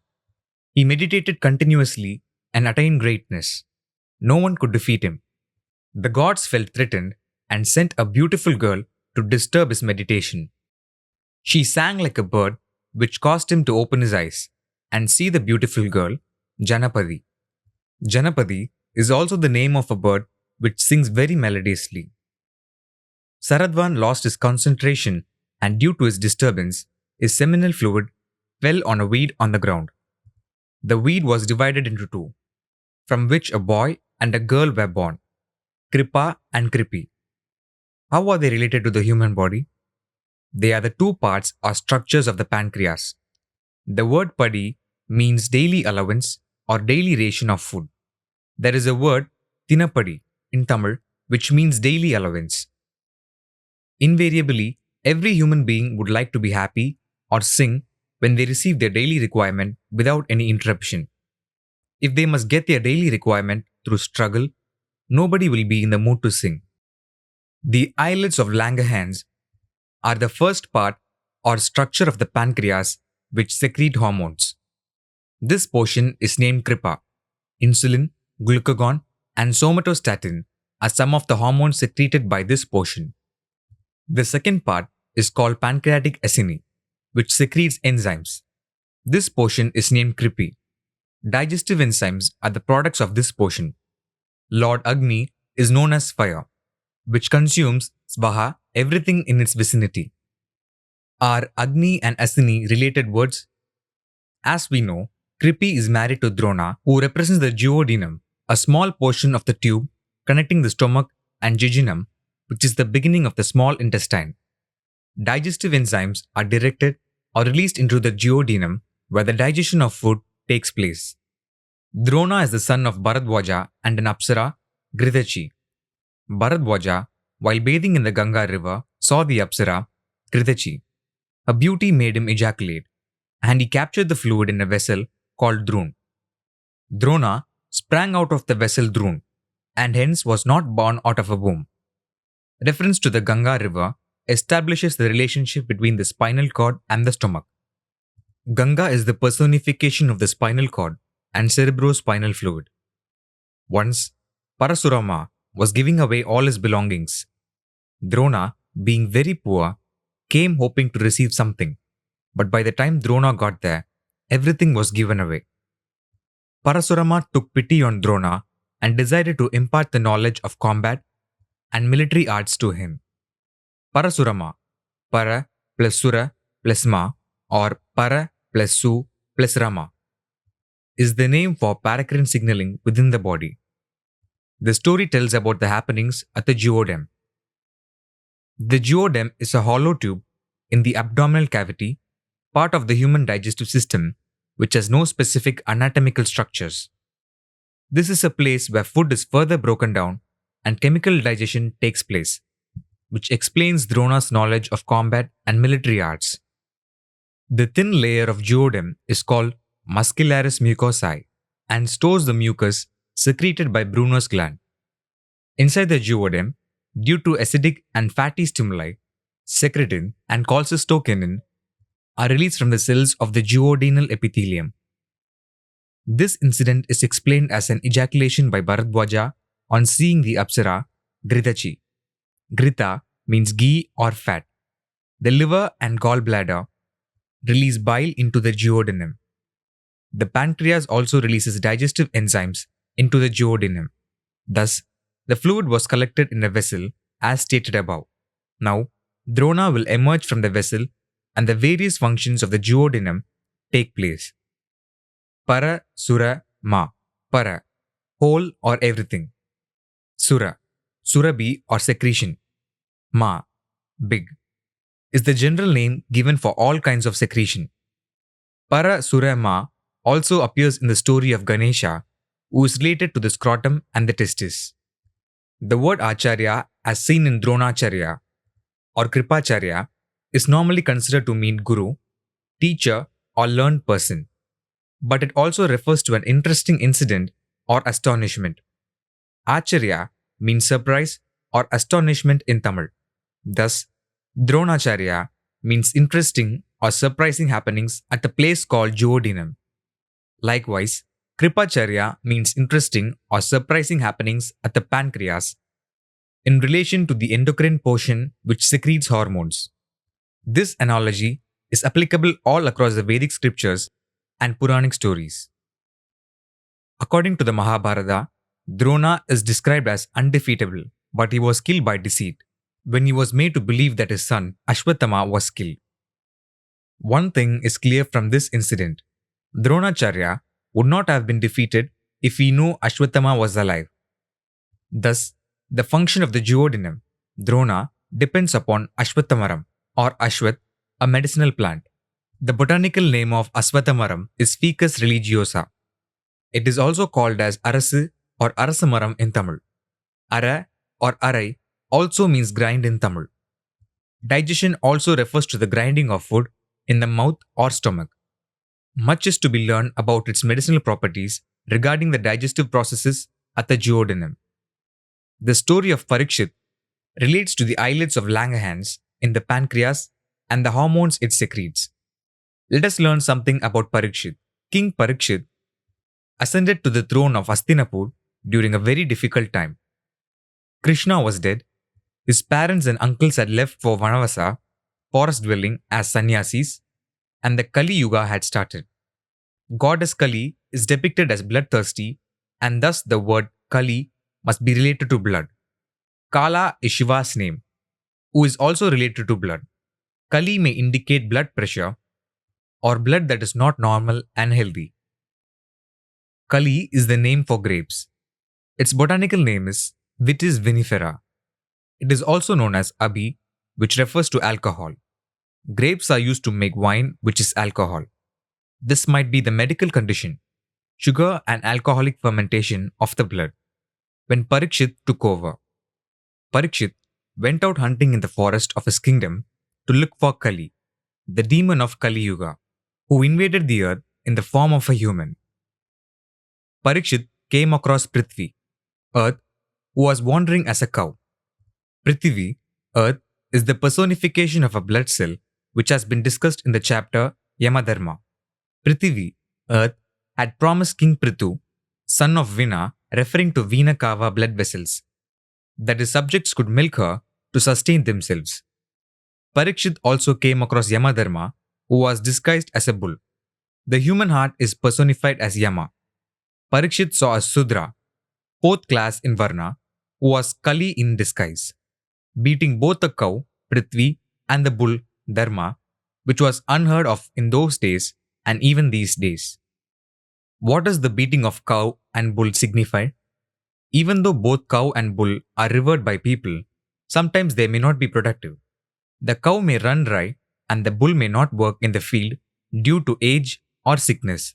Thus, a blood cell, cow, may not carry and transfer nutrients as well as remove waste from other organs. The human heart, bull, or Yamadharma will work under greater strain in these circumstances.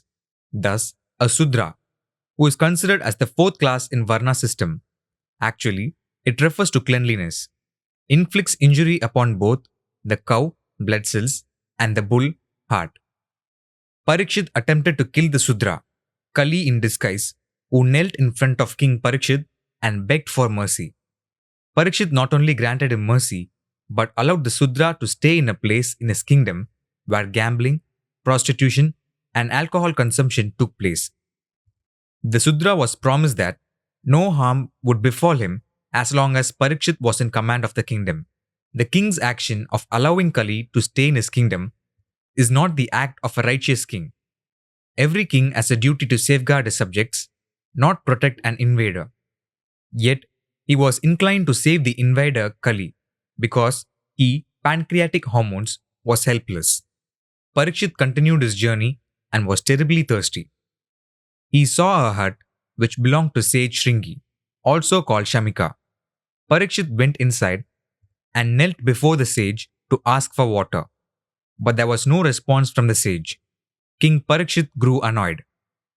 He took hold of a dead snake lying nearby and coiled it around the neck of the sage. On learning of the insult meted out to his father, the sage's son cursed the King Parikshit would die from snake bite within 7 days. King Parikshit was destined to die from the bite of a snake called Takshaka.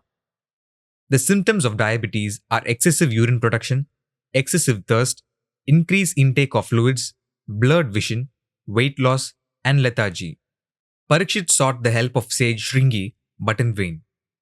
Pancreatic secretions are triggered and regulated by the autonomic nervous system, which is referred to here as the dead snake and the neck of the sage. The nervous system is also divided into sympathetic and non-sympathetic or parasympathetic systems. The pancreas is connected to the medulla autonomic nervous system and connected to the great or small splanchnic, celiac. Celiac is part of the spinal cord, which is referred to as the Ganga river. Refer to chapter Ganga. Cranial nerves of the parasympathetic system increases the secretions of pancreatic juices. Shamika comes from Shamikai, which means signal, meaning the regulatory signal from the nervous system. Since there was no signal from the nervous system, Shringi was not responding to the call of King Parikshit. Shringi is the name of a plant and refers to fish of some kind. The botanical name of Shringi is Gymnema sylvester, and it is also locally known as Sirukurijan. The medicinal properties of this plant may be useful in reviving the regulatory signals of the nervous system. Sage Shringi, Shamika, was not happy about son cursing Parikshit, but could not do anything about it. The powerful sage was helpless, with no control over his son. When Parikshit learned about the curse, he decided to hand over the throne to his son Janamejaya. He then proceeded to the banks of the Ganga river to wait for death by the bite of Takshaka. Saint Sukadeva came to the banks of the Ganga river to visit Parikshit. Parikshit heard the story of Vishnu and died as destined. Takshaka, the snake, refers to the cranial nerves of the parasympathetic system meant to increase the secretions of pancreatic juices. When a snake bites, the normal secretions are affected because of the venom. Thus, the normal function of the pancreas are affected and the effects follow. Takshaka, the snake, also means carpenter who does woodwork. His work relates to dead wood. He never works on a live tree. Thus, the carpenter is called in to do repair work on the pancreas, which medically means organ operation. The hereditary disease called cystic fibrosis causes irreversible damage to the pancreas, resulting in early death. The word Janma refers to and means hereditary. It is also used to refer to human beings or humanity. Janamejaya, son of Parikshit, killed all snakes to avenge the death of his father. Saint Astika, a friend of Janamejaya, advised him and stopped him from killing snakes. There is no continuity after Janamejaya. The story ends with him. Janama means hereditary and Jaya means victory. Thus, the meaning for Janamejaya is hereditary wins. In the human body, genes play a big role, and the well-being of the body always depends upon those genes. Thus, Janamejaya, son of Parikshit, ruled over the kingdom. Hereditary genes afflicted with diseases destroy much of the human organs. This is expressed as the killing of snakes. The good friend Astika, who stops the killing, is a plant called as Asti Samhara, or Pirandai, or Kandavel, and its botanical name is Cissus quadrangularis. In Tamil, it is called Pirandai, also known as Kandavel. Kanda is the name for Lord Muruga, whose weapon is the veil. Veil represents the shape of a single sperm, discussed in the chapter Karthikeyan. Many believe Kandavel, as Lord Muruga, will save us from all calamities. But Kandavel refers to something different, a medicinal plant we are not aware of that will cure these kinds of diseases. The Pirandai is also known as Vajravalli. Vajra is the weapon of Indra, who represents seminal fluid. All this takes us back to genes and draws our attention to it. Let's look at the origin of the Naga king, Takshaka. Originally, Takshaka and his clan were living in the Kandava forest. As per the Mahabharata, Kandava forest is an ancient forest situated to the west of the Yamuna river. Yamuna is the twin sister of Yama, and references are made here to the human eye and the sperm eye. The forest was cleared by the Pandavas to construct their capital city, Indraprastha. Arjuna and Krishna were responsible for driving away Takshaka and his clan, inhabitants of the Kandava forest, from their habitat by setting it on fire. This was the root cause for the enmity between the Naga king Takshaka and the Kuru dynasty of Indraprastha. Takshaka was waiting for an opportunity to take revenge. After being driven away from the Kandava forest, Takshaka and his clan occupied a new territory called Takshashila. The story of their enmity is built up in the Mahabharata. Takshashila is believed to be an ancient university. Takshak means carpenter who makes or repairs wooden, dead wood things. Sila or Shila means deed or good activities. It can also mean a highly skilled or efficient carpenter. Since Vedic and Puranic texts are about ancient medicine, Takshashila may mean skilled medical operation also. Takshashila or Taxila, a city geographically situated on the northern side of ancient India under present-day Pakistan, medically refers to the clinical operation. It specifically refers to rectification at the medulla oblongata, which is the lower portion of the brainstem. The medulla oblongata is situated on the northern side of the body. The human head is considered as Himalayas. It deals with autonomic functions like breathing and blood pressure. In other words, it is the cranial nerve of the parasympathetic system. The nerve from the medulla oblongata regulates the pancreas, which is connected to King Parikshit and Krishna. The Kandava forest was replaced by Indraprastha. Actually, this refers to the groin area, southern side of the spinal cord. The establishment of Indraprastha refers to the attainment of puberty as per the Mahabharata, which is also part of ancient medical texts. Kandava forest is referred to as Kandal at Haridwar in Daksha's Yagna story, in which Dakshayani self-immolates. That story relates to menarche in young girls. In Bengali, Taksha means lizard. Its biological name is Gecko veticulatus. Some lizards are poisonous. Most of the present Indian names of locations are adopted from Puranic stories. Tamil Puttandu. Different people adopt different calendars for different purposes. For the sake of uniformity, the Gregorian calendar is presently adopted all over the world. There are two more calendars, the lunar and solar calendars, which are also commonly used. The lunar calendar is based on moon phases and is widely used by Islamic and Chinese people. The solar calendar is based on the position of the sun, earth, and its revolution and is widely used by Hindus all over the world. It is known as the Hindu solar calendar and is used for all religious purposes. But many are not aware that these solar and lunar calendars are the brainchild of Tamil culture and more so, Indian culture.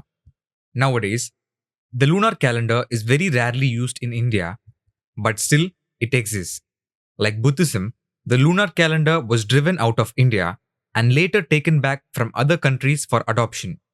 Tamil and Malayalam people use the Hindu solar calendar as their yearly or New Year calendar for religious or non-religious purposes.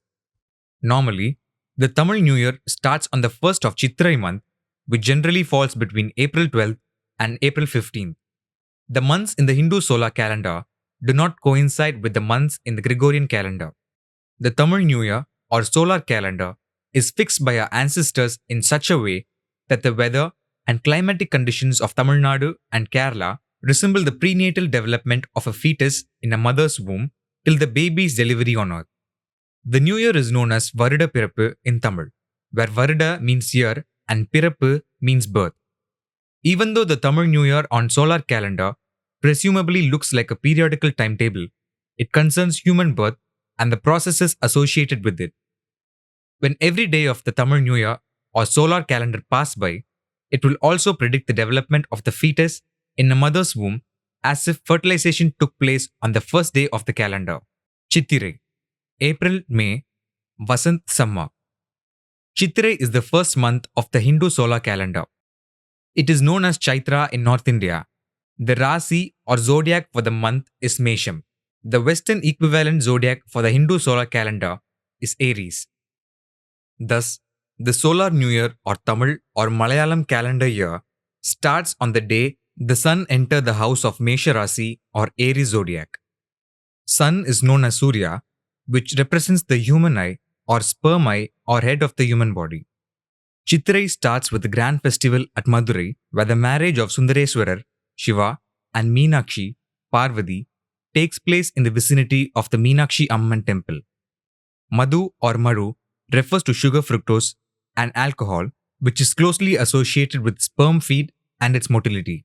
Thirumal or Vishnu, brother of Parvati, called Kallalagar, traveled to Madurai, but does not cross the Vaigai river to attend the marriage, but returned to his habitat since the marriage was already solemnized. The Chittirai festival starts on 5th day of Shukla Paksha and ends on the day of Chitra Paurnami, nearly 10 days, with the above mentioned grand wedding ceremony. Puranic texts use Paurnami to name ovulation.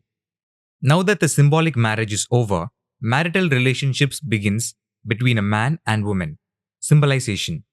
Thus the sun, sperm eye is presumed to penetrate the ovum, is presumed to enter the house of Mesha, first day of Chitrai.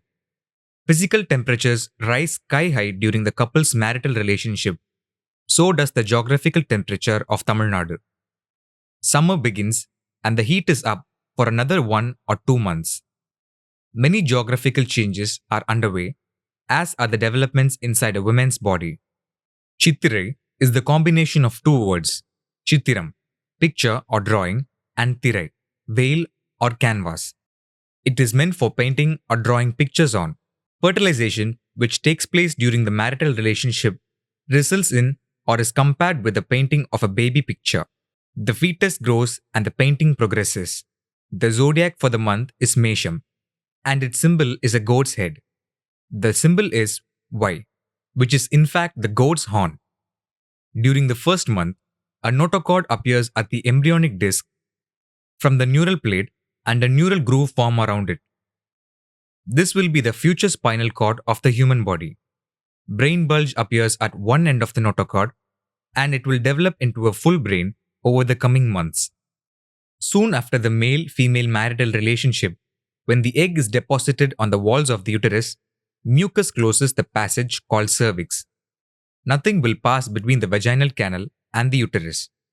A safe place has been created for the baby to grow. The passage will reopen only at the time of delivery or in case of a miscarriage. Chitragupta, Chitra plus Gupta, is the celestial accountant in the court of Yama, keeping a record of humans' deeds during his lifetime. This record will decide the human's destination, whether it is Varga or Naraka. As mentioned elsewhere, Naraka refers to blood circulation at the heart and lungs. Swarga in this context refers to the fetal blood circulation, where the heart and lungs will not be utilized for gas exchanges. When there is successful fertilization, fetal blood circulation, heaven, will be established since there exists a fetus. Normally, heaven or Swarga means pleasure, which takes us to the procreative organs. Therefore, the kind of blood circulation in the human body, whether fetal, Swarga, or regular heart circulation, Naraka, depends on the success of fertilization. Fetal blood circulation means that the placenta has developed. It transfers nutrients to the baby and transfers waste from the baby through the umbilical cord. Large circles of eyes, mouth, lower jaw, and throat develop. Small heart tubes start beating. The blueprint is being prepared. Vaigasi, May, June, summer. Vaigasi is the second month of the Hindu solar calendar. It is known as Vaikasha in North India. The Rasi or zodiac for the month is Rishabham or Bull. The Western equivalent zodiac is Taurus. Sakha or Saka means teak tree, which is known for its strength. The neural groove of the embryo, formed during the first month, now develops into a neural tube and closes. Thus, the spinal cord of the baby is formed. A bull is known for its strength. Saka in Tamil means not dead. It may also mean living or lively. If a person is to be called alive or not dead, the heart should be pumping.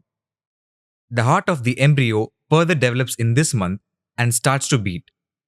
Yama is the personification of the human heart. He is known to be the first person in existence to die and was appointed the Lord of Death.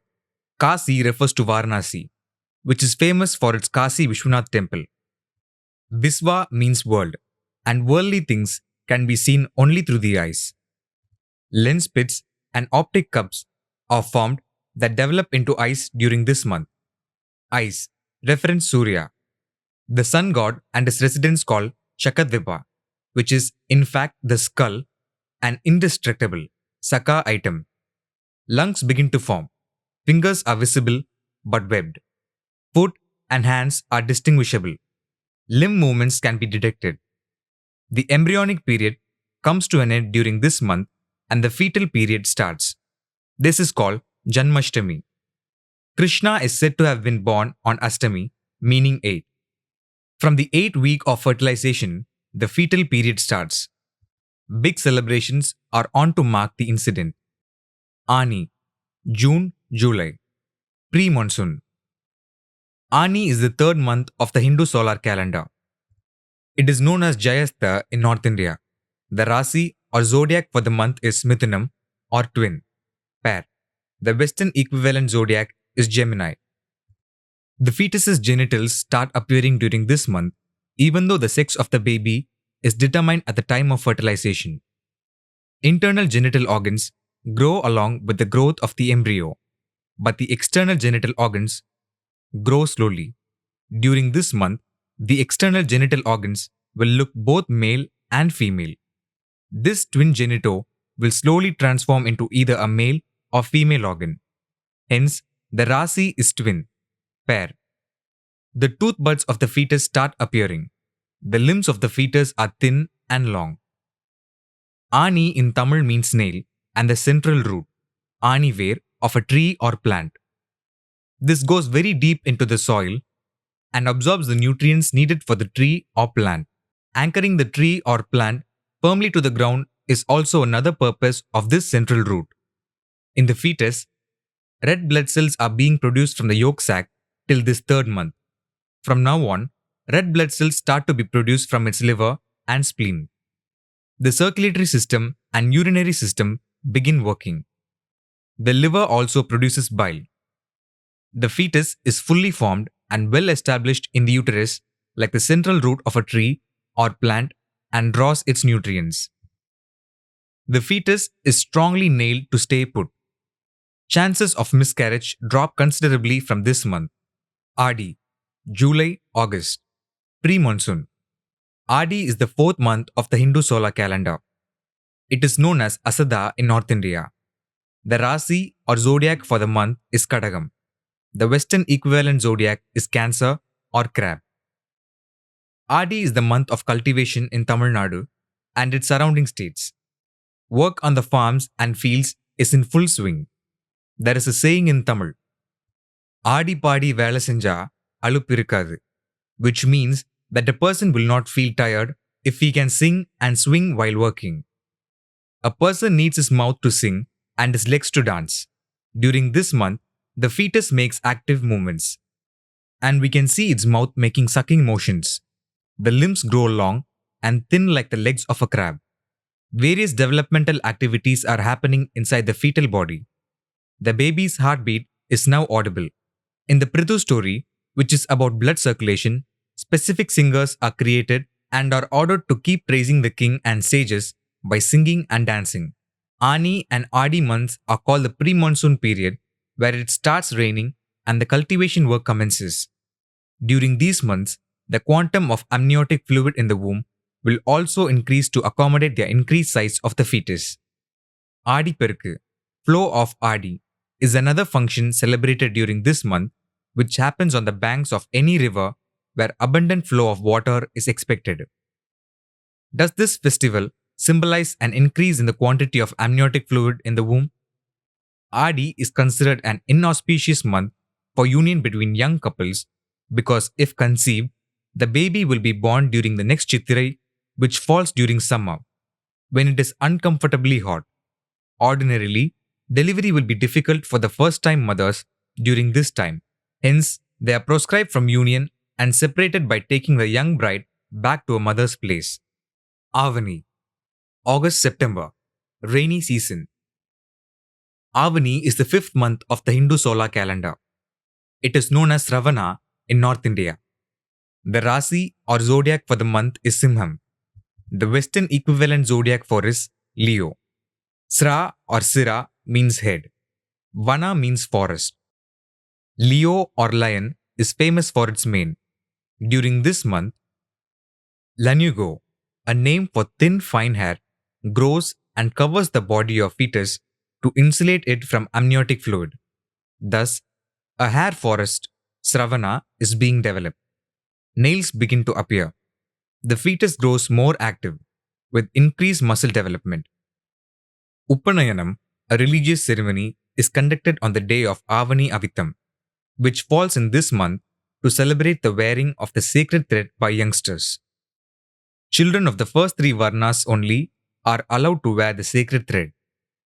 Hair growth or genital development is celebrated as Upanayanam, also called Yajnopavidam. Upanayanam also infers that the boy is sexually mature and ready to take responsibility. Muscles in babies begin developing now. Two important items used at the sacred thread ceremony are munja grass, sugarcane grass, and a small branch of the peepal or aswada tree. Sugarcane plants grow along with leaves, grass, on top, and are always cut together with the leaves only. There is fine hair-like growth visible where the leaves join the stem of the sugarcane. If we place our palm over that portion, the fine hair will stick to our palms and irritate. This fine hair growth is an example of lanugo of the fetus. The munja grass, sugarcane grass, is tied around the waist, stomach of the boy during the ceremony. Normally, this lanugo hair is shed into amniotic fluid during the ninth month, Margali or Margashisha, of fetal growth. The hair that is going into the fetus's stomach will stay there till its birth.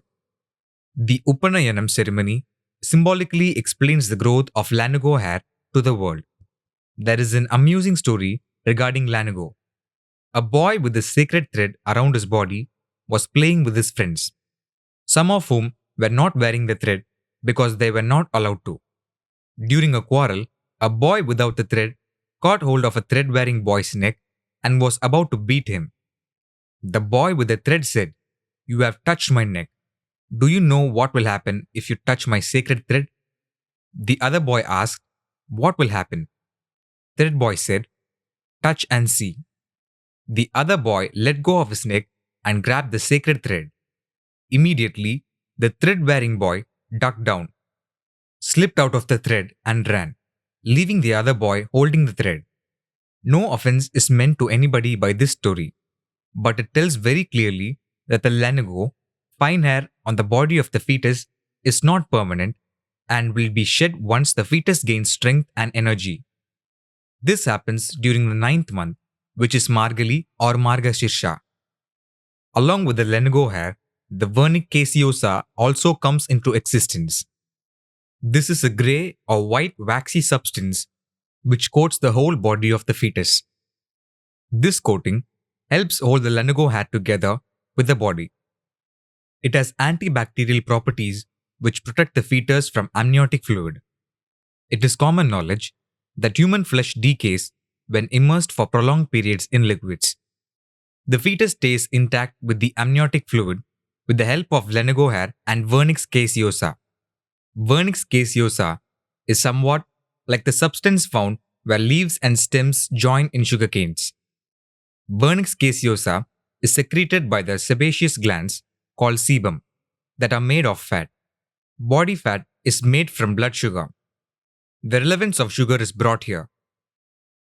Puratasi, September-October, rainy season. Puratasi is the sixth month of the Hindu solar calendar. It is known as Bhadrapada in North India. The Rasi or zodiac for the month is Kanya. The Western equivalent zodiac is Virgo. Kanya means young, virgin female, or mermaid. Eyes are the most important part for such a girl. Eyebrows and eyelashes are fully developed during this month. Almost all the components of the eyes are developed and in place. Alveoli, air sacs, form in lungs.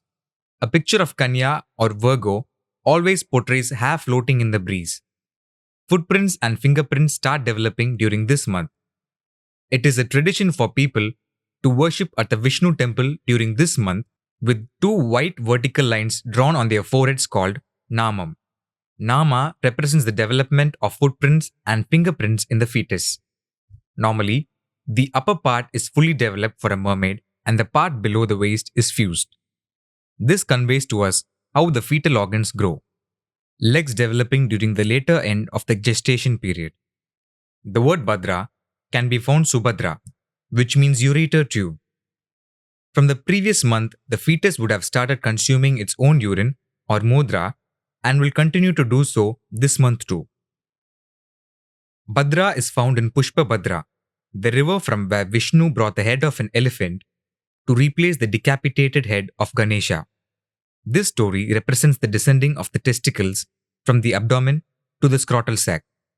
During this month, the lower part of fetus is developed, including the abdomen and the scrotum. Aipasi, October-November, post-monsoon. Aipasi is the seventh month of the Hindu solar calendar. It is known as Ashvina in North India. The Rasi or zodiac for the month is Tulam. The Western equivalent zodiac is Libra.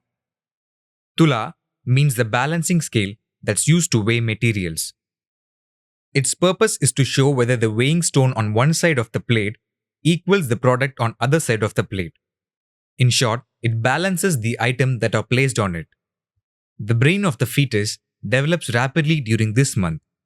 The nervous system develops enough to control some bodily functions through the balancing mechanism. Eyelids tend to open and close during this time. The respiratory system develops, and gas exchange is possible in the lungs, but the fetus does not breathe on its own. Gas exchange takes place through the placenta, which supplies all nutrients to the fetus. The lungs become operational only after the fetus is delivered, with a loud cry from the baby.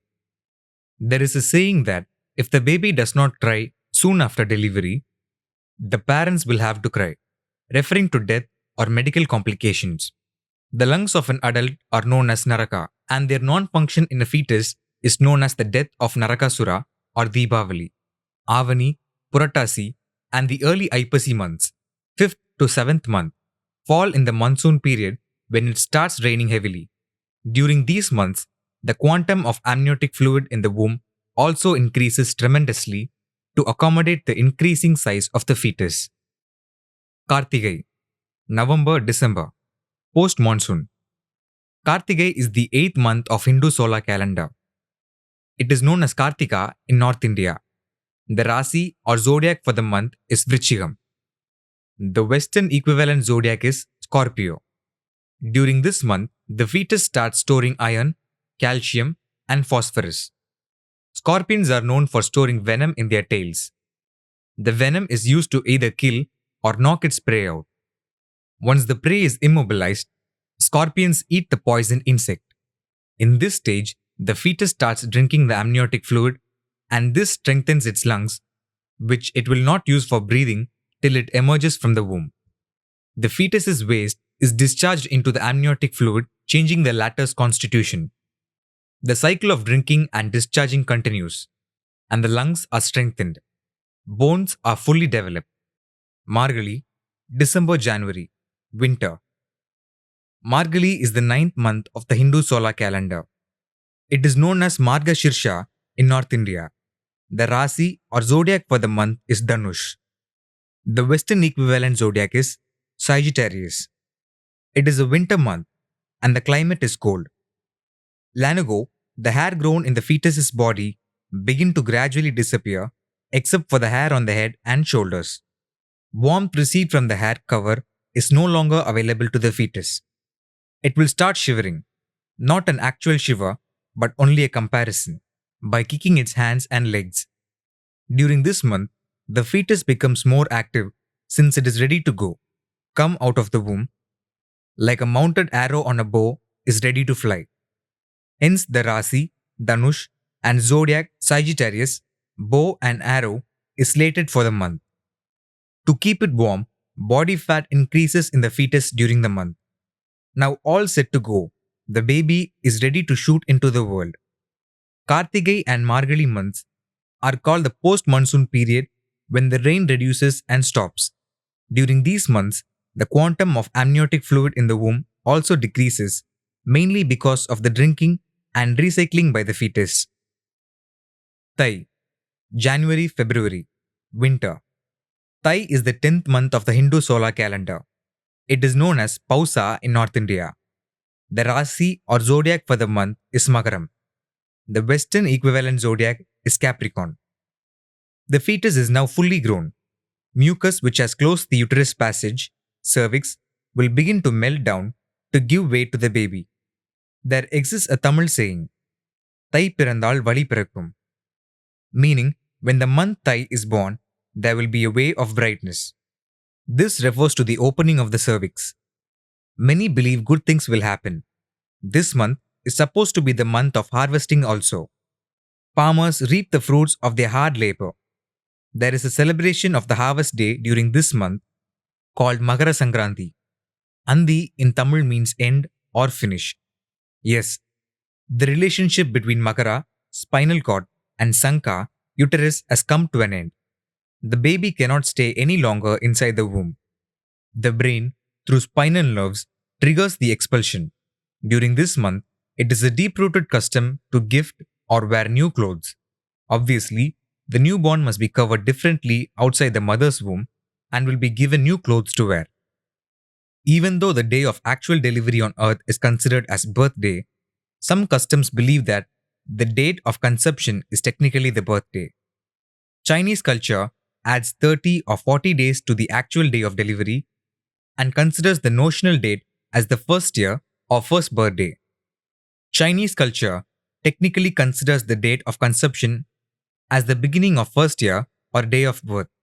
Normally, in most cultures, the first birthday refers to completion of 1 year, 12 months, from the actual day of delivery. Tamil New Year or the Hindu solar calendar identifies the date of conception as the first month and calls that as Chittirai, where new birth starts. Masi, February-March, post-winter or Vasant. Masi is the 11th month of the Hindu solar calendar. It is known as Magha in North India. The Rasi or zodiac for the month is Kumbham. The Western equivalent zodiac is Aquarius. Kumbham, Aquarius, and Magha refer to water sources. Magha refers to Maha Magha, a festival in which people take a dip in temple tanks and rivers to beget blessings. What does it mean? Newborn babies must be blessed with breast milk, which is portrayed as taking a dip. The initial milk of the mother is called colostrum, which is high in immunoglobulin and coats the gastrointestinal tracts. This protects the newborn until its own immune system starts functioning over the period. This month portrays the importance of breastfeeding. Breastfeeding also serves as a natural contraceptive. The next conception may not take place during breastfeeding. Panguni, March, April, Vasant. Panguni is the 12th month of the Hindu solar calendar. It is known as Palguna in North India. The Rasi or zodiac for the month is Meenam. The Western equivalent zodiac is Pisces. By this month, the mother regains her composure and strength. The baby is already on its way to growth. Time will do the rest. At the same time, the female body is ready for another childbearing cycle. New Year is also foreseen. The Rasi, Meenam, and zodiac, Pisces, refers to a healthy situation. Fish jump and play around in the still waters of a lake or a flowing river. This period is called Vasant, which is a good and apt period for lovers and couples. During this month, Panguni Uttram festival will be conducted and celebrated grandly at Murugan, sperm, temples. Some believe that it is preparation for Sundareswarar Meenakshi wedding in the coming month, which is the first month of the new Tamil year. Thus, the cycle of life goes on. Jyotisha, Jyotidam or astrology. Jyotisha, Jyotidam, normally known as astrology, is regarded as a method to predict one's future in materialistic terms. But it is not so. The previous paragraphs would have given you an insight into this phenomenon. The direct translation of Jyotisha as astrology itself is wrong because astrology is believed to have been based on astronomical positions of planets, whereas Jyotisha is based on grahas, which cannot be called planets. Planets exist in the sky, but grahas exist within a human body. The names of planets and grahas are like, show similarities in the qualities of these two objects. Jyotisha must relate to ancient clinical examination procedure of a human body. In other words, it is a method to determine the future health of a human body. Therefore, Jyotisha is not astrology and not based on planet positions. If predictions come true, it is purely circumstantial. People who practice this kind of astrology are not Vedic astrologers, since the Vedas are medical texts. The people who practice Jyotisha are Purohits, who find solace for human diseases.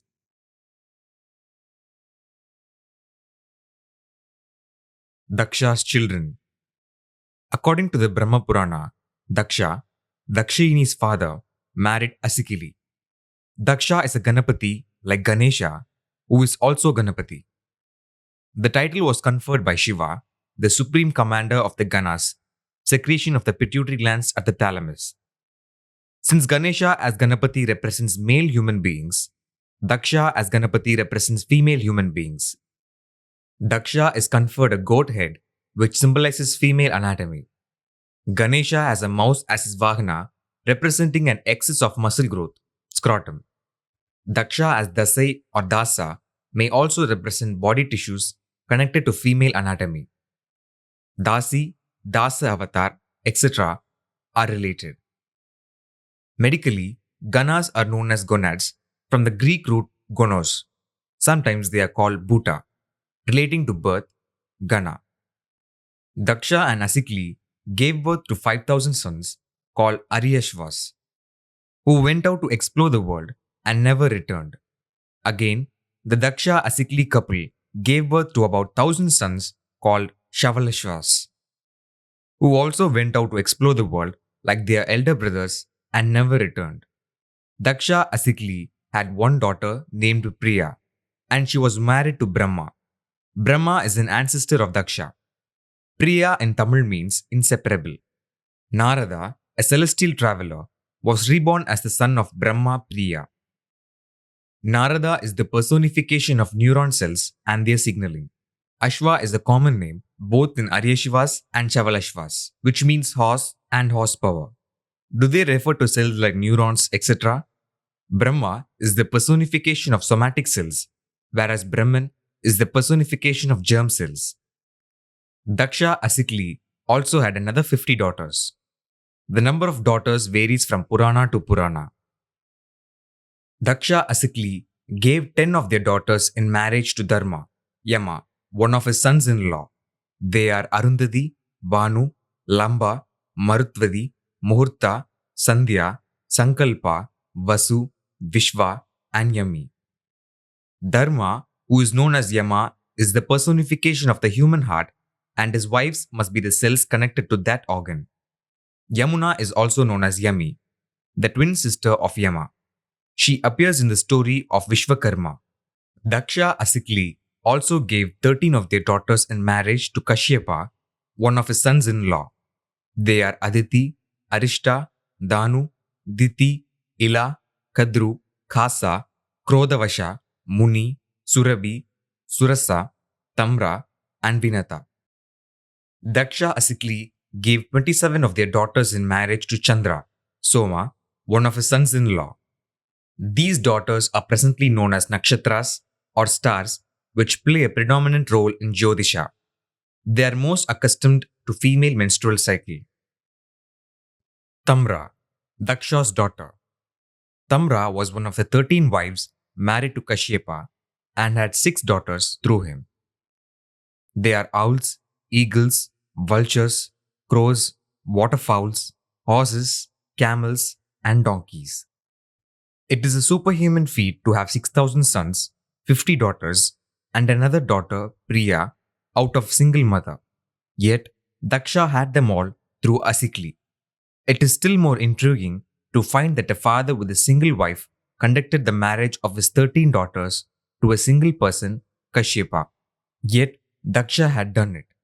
Kashyapa, who is a saint and is considered sacred, also accepted it. It is also beyond our wits to understand that a particular kind of species, Tamra, human species, has given birth to other different species. Since it is humanly impossible to achieve this feat, everyone started calling it godly. Is it true or false? Yet, all this is true at its core. Tamra is nothing but the dental anatomy or the dental system of human beings. Owls, eagles, vultures, crows, waterfowls, horses, camels, and donkeys are the given names for teeth of human beings.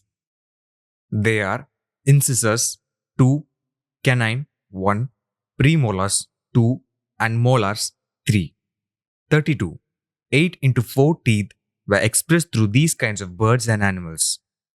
An owl's face reveals the entire set of human teeth. Waterfowl depict the incisors used for biting.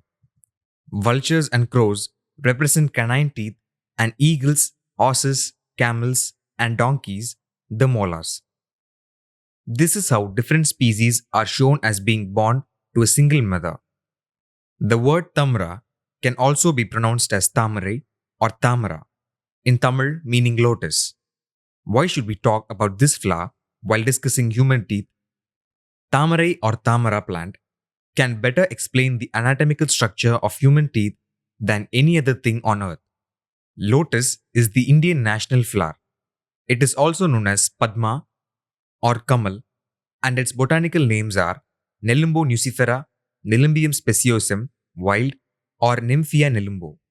The roots of the lotus plant are firmly attached to the soil available at the bottom of a river or a pond. The leaves of the plant float on the water surface. Flowers of the plant are raised above the water surface. The leaves and flowers grow on the vertical stems of the plant, which are attached to the horizontal stems at the bottom. The height of vertical stems depend upon the depth of the water. The horizontal stems at the bottom, roots, or rhizomes. The lotus plant can be propagated from seeds or rhizomes. The seeds of this plant remain viable, capable of germination, for many years if properly preserved. It is found that the lotus has the ability to regulate the temperature of its flower. This temperature regulation may be helpful to insects helping to pollinate the flower. Almost all parts of this flower, flowers, seeds, and roots, rhizomes, are edible. These procreative qualities are applicable to Lakshmi or Padma, the personification of female procreative organs, specifically the ovaries. What is the connection between the lotus plant and human teeth? Like the lotus flower can be seen floating above the water level, teeth are visible, floating above dental gums. Like the vertical stems of the lotus plant are attached to the horizontal stems, roots, rhizomes at the bottom, each tooth is attached to nerves and blood vessels at the bottom, well within the jaw bones. Human teeth are long-lasting like lotus seeds. Lotus roots, rhizomes, are found to be rich in fiber, copper, potassium, thiamine, phosphorus, manganese, vitamin B, and vitamin C. In Tamil language, Tamara also means copper and is also pronounced as Tamira or Tamiram or Tamira. The medicinal properties of the lotus plant, known as Nelumbo nucifera, may be highly useful for human dental anatomy. Copper is one of the alloys, nearly 35%, used to fill tooth cavities. We all know that lotus or tamarai or tamara is also known as Padma or Kamal. Lakshmi, wife of Vishnu, is also known as Padma or Padmavati and is depicted sitting on a red lotus. The white lotus is linked with Saraswati, wife of Brahma. Let us examine the relationship between Lakshmi and the red lotus, red tamarai.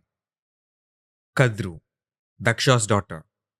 Kadru is also one of the 13 wives married to Kashyapa. Kadru's sons are known as Nagas and snakes. The most important among them are Ananta, Vasuki, Takshaka, and Nahusha. Naga is something like Durga, where Ga means go or travel. Na can be found in Naraga or Naraka, torturing chambers of Yama, who is related to heart and blood.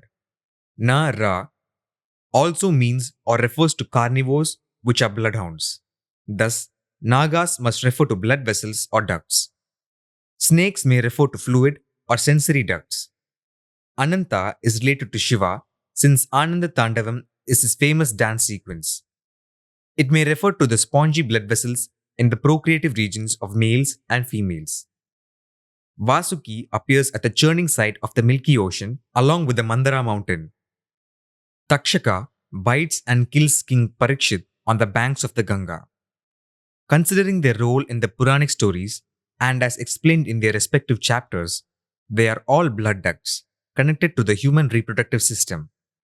For Ananta, refer to chapter Shiva. For Vasuki, refer to chapter Churning of Milky Ocean. For Takshaka, refer to chapter Balrama. Ananta means pleasure. Shiva is represented by the phallic symbol called Linga. Shiva also refers to blood. Shiva Parvati's Vahana, Nandi, represents sexual stimulation. Nandi is the child of Kamandhenu cow. Kama is equal to sexual, which is considered as a surabhi, meaning secreting gland. Blood flows into the male and female genitals when sexually aroused to facilitate actual intercourse. The penis, clitoris, and nipples become enlarged and firm, which is known as erection. Corpora cavernosa are two tubular structures that run along the length of penis and become engorged with venous blood. Corpus spongiosum is a single tubular structure located just below the corpora cavernosa that also becomes engorged with blood, though to a lesser extent. These tubular structures are sponge-like, containing erectile tissues. The clitoris is homologous counterpart of the penis, and the process of erection is similar to that of a penis. This entire process is referred to as ananta. We do not differentiate between male and female in this process, and ananta, pleasure, is applicable to both. Balarama also refers to clitoris by association with Krishna, kidney, and Subhadra, vaginal canal, who is Krishna's sister married to Arjuna, sperm or male gametes. Let us go to the site of the churning of Milky Ocean, where Vasuki, the snake, is being used as a rope to hold Mandara mountain while churning the ocean. Vasava is the name of Indra, who is associated with seminal fluid. Sukhi means pleasure also. Su always refers to the human urinary system since the toxic discharges bring relief to the human body. Thus, Vasuki is the urethral tube which transports urine, seminal fluid, etc. in the male anatomy. Mandara refers to the penis head. Takshaka was the king of Nagas, snakes, and two stories are associated with him. One story portrays Takshaka as a friend of Indra, father of Arjuna. Another story portrays Takshaka as an enemy of Arjuna, who is the son of Indra and the Kuru dynasty. The enemy story is discussed in the chapter Balram. At one point of time, Takshaka is a friend, and at another point, Takshaka is an enemy. It specifies a change of environment, which may refer to the changing age of a person and his sexual activities in relation to his physical condition. In this chapter, let us consider the Takshaka as a friend story. We have shown how Indra and his wife, Indrani, are associated with secretions by sexual organs. Takshaka can also be pronounced as Dakshaka, Dak plus Shaka. Dak is also found in Daksha or Dakshin, south. In the human body, the north is the head and the south, the leg or groin area. Some Puranic texts narrate that Takshaka was living with Indra, which means living in the groin area, where the human reproductive organs are. Shaka or Saka means teak tree, Tectona grandis, which is known for its height and long-standing strength. Spinal nerves control most of the organs in the human body. One such nerve is the cranial nerve of the parasympathetic system, which comes from the bottom, south or Dakshin, side of the spinal cord, which induces or stimulates erection in sexual organs and genitalia. Thus, Takshaka becomes a friend of Indra. According to the Mahabharata, the Naga king Takshaka and his clan were living in the Kandava, Kandala forest. The forest was cleared by Arjuna and Krishna to build Indraprastha. Puranic stories mention that Daksha's yagna, to which Shiva was not invited and where Dakshayini self-immolated, was conducted at Kandal, in Haridwar. Thus, Daksha's yagna has taken place at the female genitals and ovaries. The cranial nerve of the parasympathetic system is responsible for menarche, as mentioned in the chapter Parvati. Nahusha can be split into Na plus Husha. Kusha, where Na means blood or liquid, and Kusha means duct or tube. Kusha is known as Darbha grasses or Durva grasses. Sage Durvasa is associated with Indra and thus establishes the relationship. The botanical name for this grass is Cynodon dactylon. Does this grass confer any medicinal benefits to this part of the anatomy? Kusha can also be found in the word angusha, a stick used for controlling an enraged mother elephant. This is used by the Mahout to direct and control the elephant. How effective the angusha is a big question mark. Angusha can be split into ang plus kusha, where ang means body and kusha means duct or tube. It is a body tube. Elephant trunk refers to the penis and the name Angusha is given to it. Enraged is termed as madness in English and Madam in Tamil. Madam also means religion in Tamil. But Madam should be seen as Ma plus Ta, where Ma means big or important, equivalent to mother who gives birth. Ta may mean movement as found in Na plus Ra plus Da, nerve stimuli, and Ga plus Ru plus Da, hormone flow. Thus, Ma plus Da, sexual stimuli or enragement, should be controlled, channeled or directed by Ang plus Kusha, body tube or duct or penis. The real elephant's enragement or Mada is also mainly related to its sexual stimulation. According to the Brahma Purana, King Nahusha married Viraja and had 6 sons named Yati, Yayati, Samyati, Ayati, Yati, and Suyati. His second son, Yayati, was crowned king after Nahusha. King Yayati had 2 wives, Devayani, daughter of Shukracharya, and Sharmistha, daughter of Vrishaparva, a Danava king. Shukracharya or Shuklacharya refers to secretions especially by female genitals. The process and components of genital secretions are termed Shukracharya. Shukra or Shukla refers to white and bright, the color of genital secretions. Shukra also refers to the planet Venus. The qualities of planet Venus match the qualities of genital secretions. Planet Venus is named after the Roman goddess of love. Venus stems from the Latin word Venereus, meaning love or sexual desire. It is the brightest object in the sky other than the moon. It reaches its maximum brightness shortly before sunrise or shortly after sunset. Effectively, this means that there is no brightness during daytime but only during the night. Venus is called morning star or evening star. Lakshmi's vehicle is the owl, a night bird. Bright light invariably affects the female ovulation cycle since it is light sensitive. Venus has a dense atmosphere, mainly consisting of carbon dioxide and small amounts of nitrogen. Venus is also covered with a layer of highly reflective clouds of sulfuric acid, sulfur dioxide, responsible for high surface temperatures. It is called isothermal, retaining constant temperatures day and night between the equator and the poles. Venus is a lot more volcanically active than Earth. This may refer to muscle contractions or volatile movements and seminal secretions during an orgasm. Devayani had 2 sons, Yadu and Durvasa. Sharmistha had 3 sons, Druya, Anu, and Puru. Durvasa is the sage associated with Indra. Durvasa refers to body odor. Puru's descendants were called Kauravas, and the great war that took place at Kurukshetra was named after the great king, Kuru. Puru refers to the genitals, and these stories are discussed in the chapter Purusha Uttamai Kshetra. Yadu's descendants were Arjuna, defendant of Sahasrara, son of Yadu, and Krishna, descendant of Vrishni, who, a descendant of Kroshtu, is son of Yadu. Krishna relates to kidneys.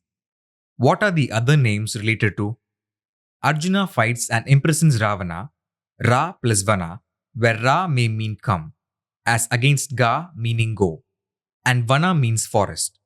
Ravana refers to secreting area or ovaries in the human reproductive system.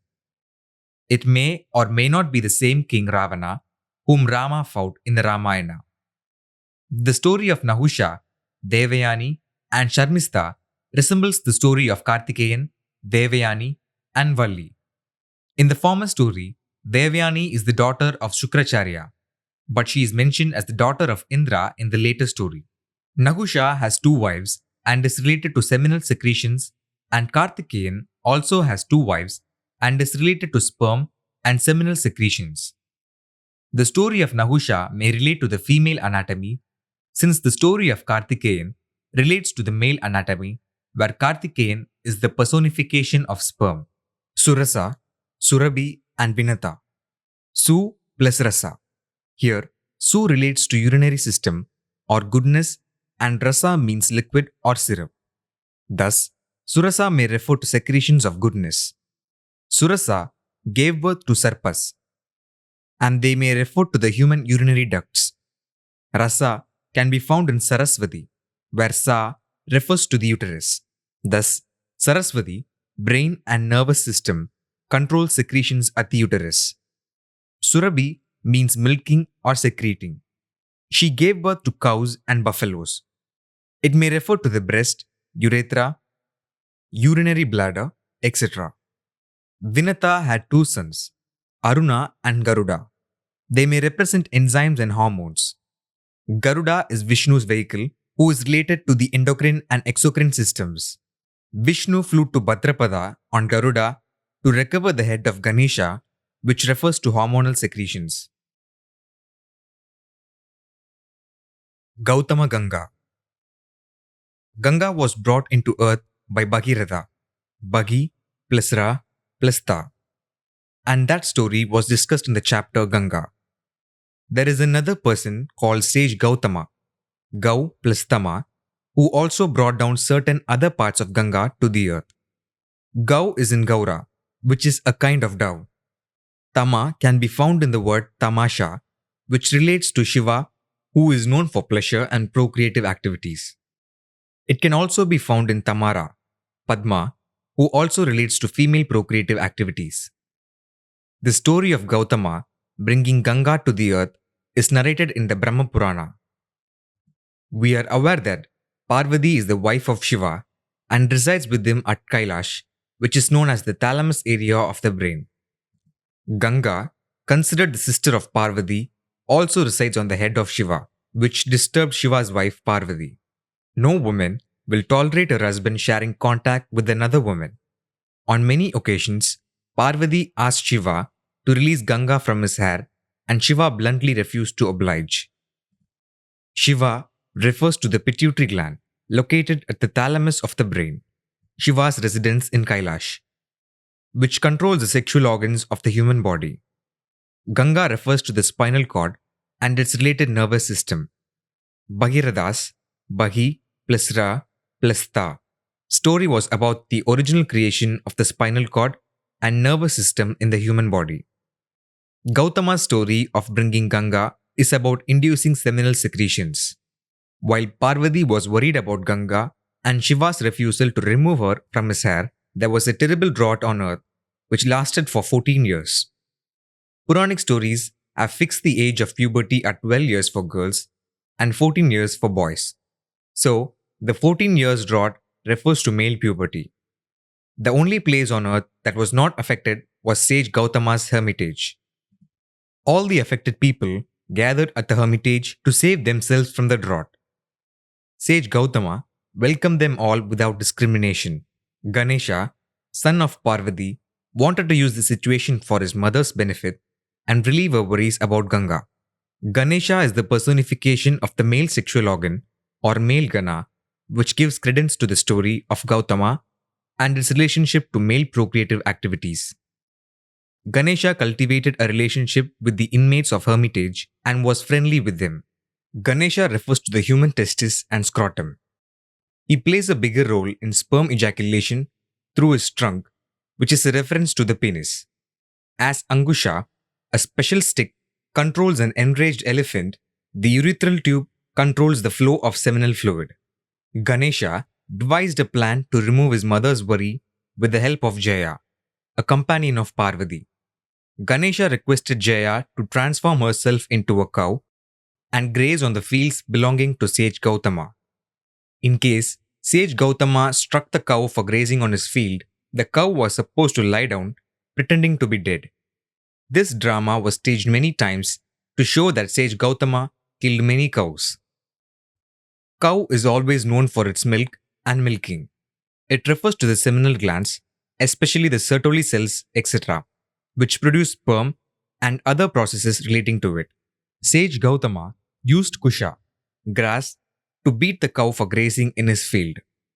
Kusha refers to Angusha, which in turn refers to the urethral tube connected to penis, used as a tool in the ejaculation of seminal fluid. Once ejaculation is over, it takes some time to accumulate the next batch of fluid. This temporary gap is also called drought in Puranic stories. The major drought refers to the dormant activities prior to puberty of sexual organs, such as the maturation of ovum and ovulation in female anatomy, production of sperms, and its maturation in male anatomy. The other residents of sage Gautama's hermitage witnessed these killings, which were considered deadly sins, and decided to leave the hermitage. This decision was also orchestrated by Ganesha. Sage Gautama begged them to stay back since walking out by guests was considered as a great insult to the host in Indian culture. The guests, brainwashed by Ganesha, were in no mood to listen. Sage Gautama requested them to give him a prayachita, penance to remove the sin, which he would perform so that the guests could stay back in his hermitage. As instructed by Ganesha, everyone said to Sage Gautama, "Bring down Ganga from Shiva's hair. When the Ganga water touches the earth, your sins will be forgiven and we will return to your hermitage." Sage Gautama went to Mount Kailash and got his boon of bringing Ganga to the earth by practicing severe austerities. According to the Brahma Purana, Ganga has 15 tributaries, 4 in heaven, 7 on earth, and 4 in the underworld.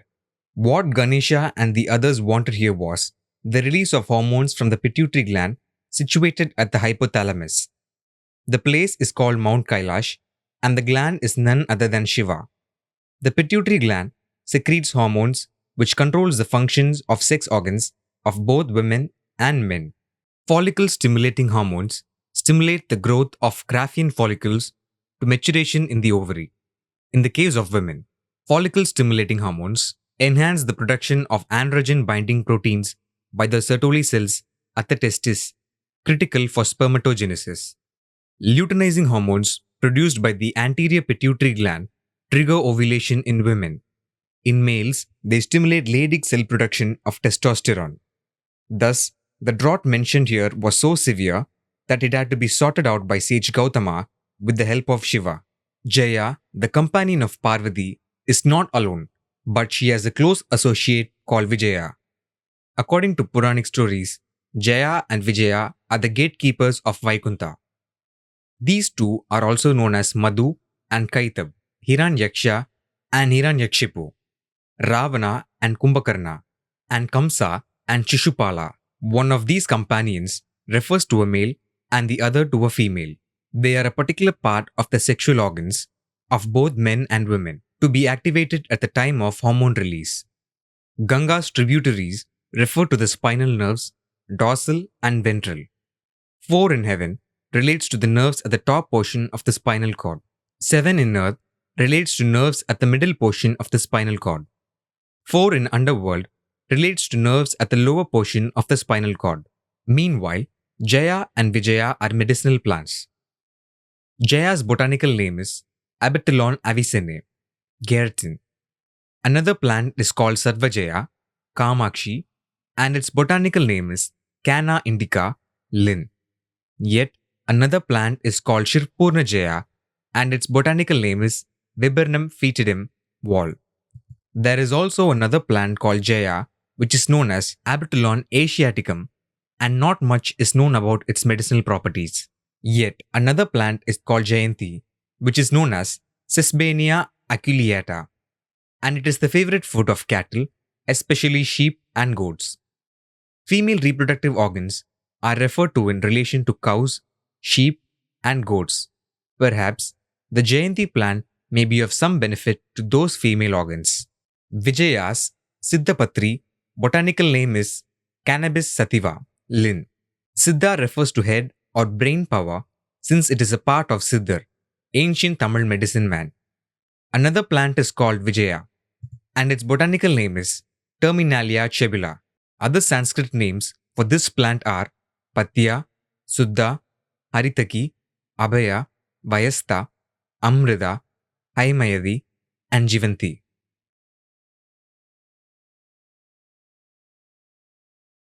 Ayyappan.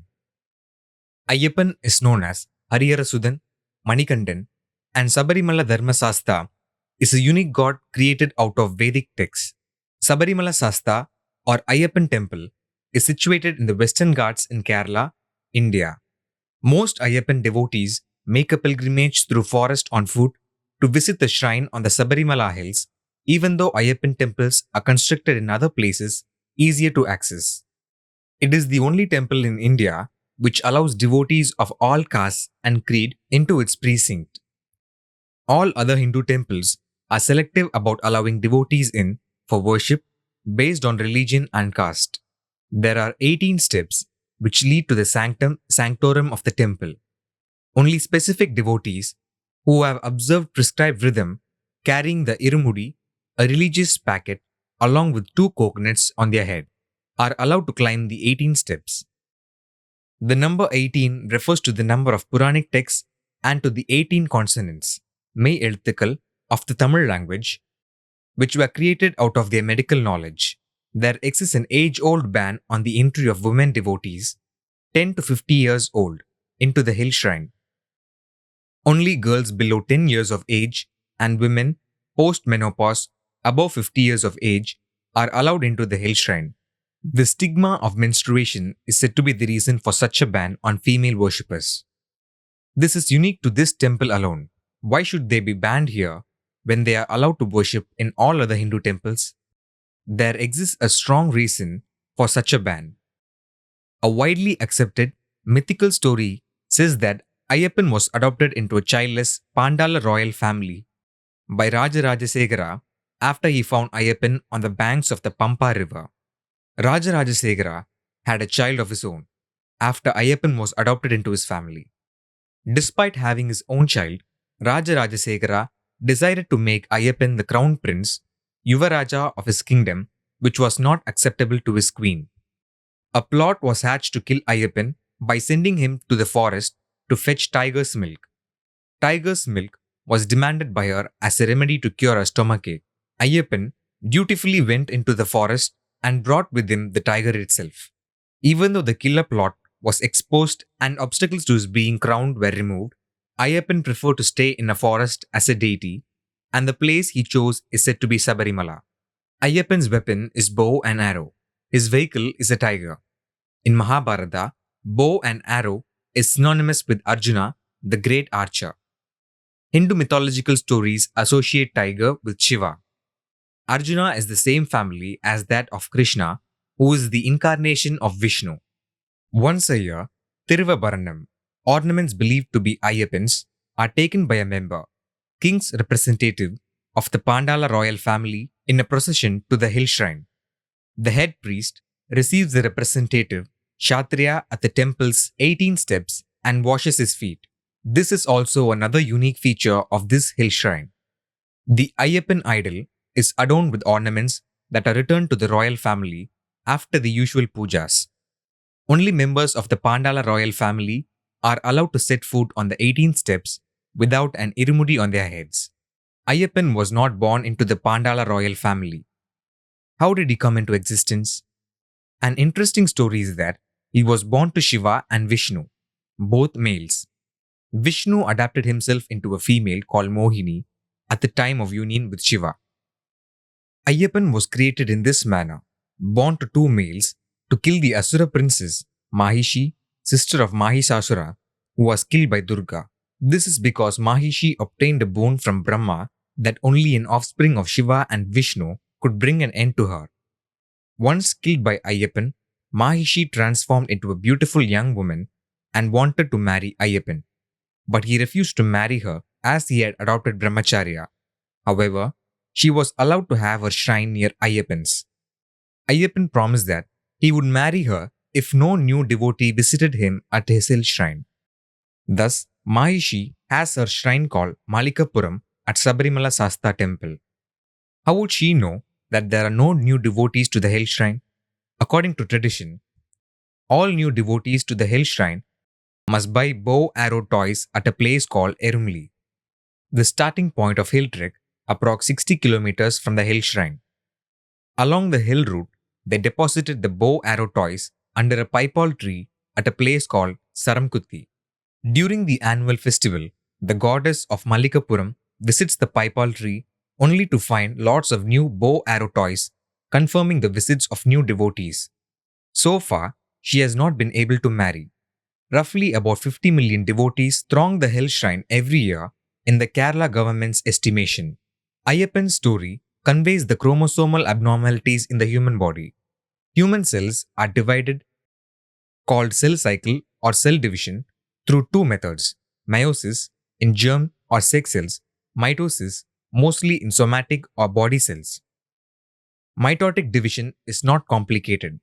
The diploid cell, mother cell, divides into two daughter cells. Each daughter cell's content is identical to that of the mother cell. Meiotic division happens in germ cells, in which diploid cells, mother cells, divide into four haploid cells. Each haploid cell's content is not like the mother cells. Sometimes, meiotic division leads to chromosomal abnormalities. Ayyappan is one such condition. We are aware that each human cell has 23 pairs of 46 single chromosomes. Under normal meiotic division, the resultant haploid daughter cell has 23 chromosomes. Sometimes, under extraordinary circumstances, the resultant haploid daughter cell has 24 chromosomes in one and 22 chromosomes in another. For example, when a germ cell of 24 chromosomes, imagine a male cell, fuses with the female germ cell of 23 normal chromosomes on fertilization, the resultant cell will have 47 chromosomes, one extra chromosome, which leads to abnormalities. Likewise, when a germ cell of 22 chromosomes, imagine a male cell, fuses with the female germ cell of 23 normal chromosomes on fertilization, the resultant cell will have 45 chromosomes, one chromosome short, which also leads to abnormalities. Let us examine the condition of one extra chromosome, additional to two normal chromosomes. The one extra chromosome may be X or Y. Thus, the result may be XXX, abnormal female, or XXY, abnormal male, or XYY, again abnormal male. One of the above XXY male abnormalities is called Klinefelter syndrome. The presence of one extra Y male chromosome leads to poorly developed testes, which in turn lead to sterility and gynecomastia. Other disorders associated with it are pulmonary disease, diabetes, rheumatoid arthritis, and varicose veins. Sometimes, oxygen therapy is suggested for pulmonary disease. Different kinds of exercises and food controls are suggested for diabetes and rheumatoid arthritis. Is this the reason why penance is imposed on devotees? Mohini, Vishnu's female version, appears in the story of Sagar Manthan or churning of milky ocean also. The story is all about male and female sexual arousal and orgasm. Hindu society was divided into four classes: Brahmin, Kshatriya, Vaisya, and Sudra, according to the Vedic Varna system. On one hand, certain classes of people are not allowed into Hindu temples based on the Vedic Varna system. On another hand, all sections of people, devotees, without reference to caste and creed, are allowed into Ayyappan temples, also based on Vedic scriptures. Why this discrimination? This discrimination was not enshrined in Vedic texts but later by followers to suit their convenience.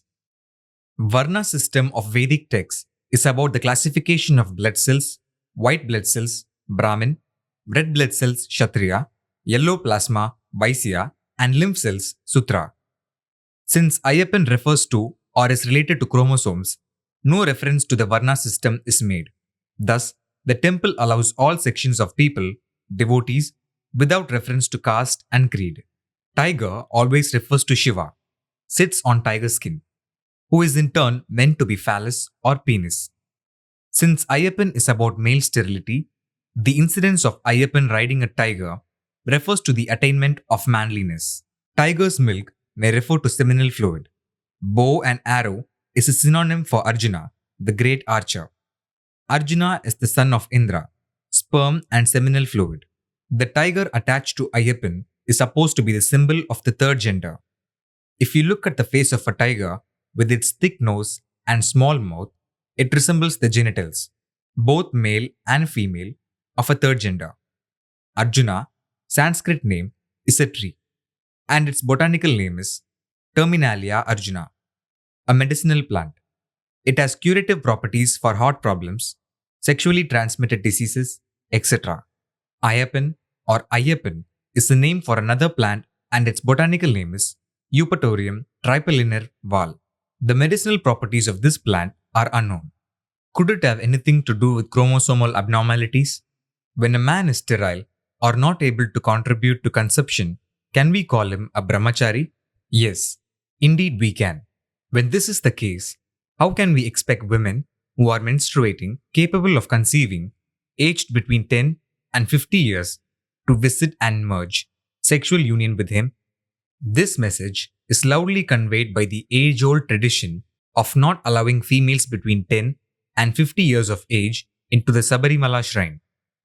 Brahmacharya consists of two words, Brahma plus Acharya, where Brahma refers to cells, either germ or sex and somatic or body cells, and Acharya refers to surprises. Thus, Brahmacharya refers to surprises in cells or cell division. Ayyappan is unmistakably a Brahmacharya. Makara Sankranti, January 14, is celebrated all over India. A different name is given in each state of India. It is called Makara Vilakku or Jyoti, Makara light or beacon at Sabarimala.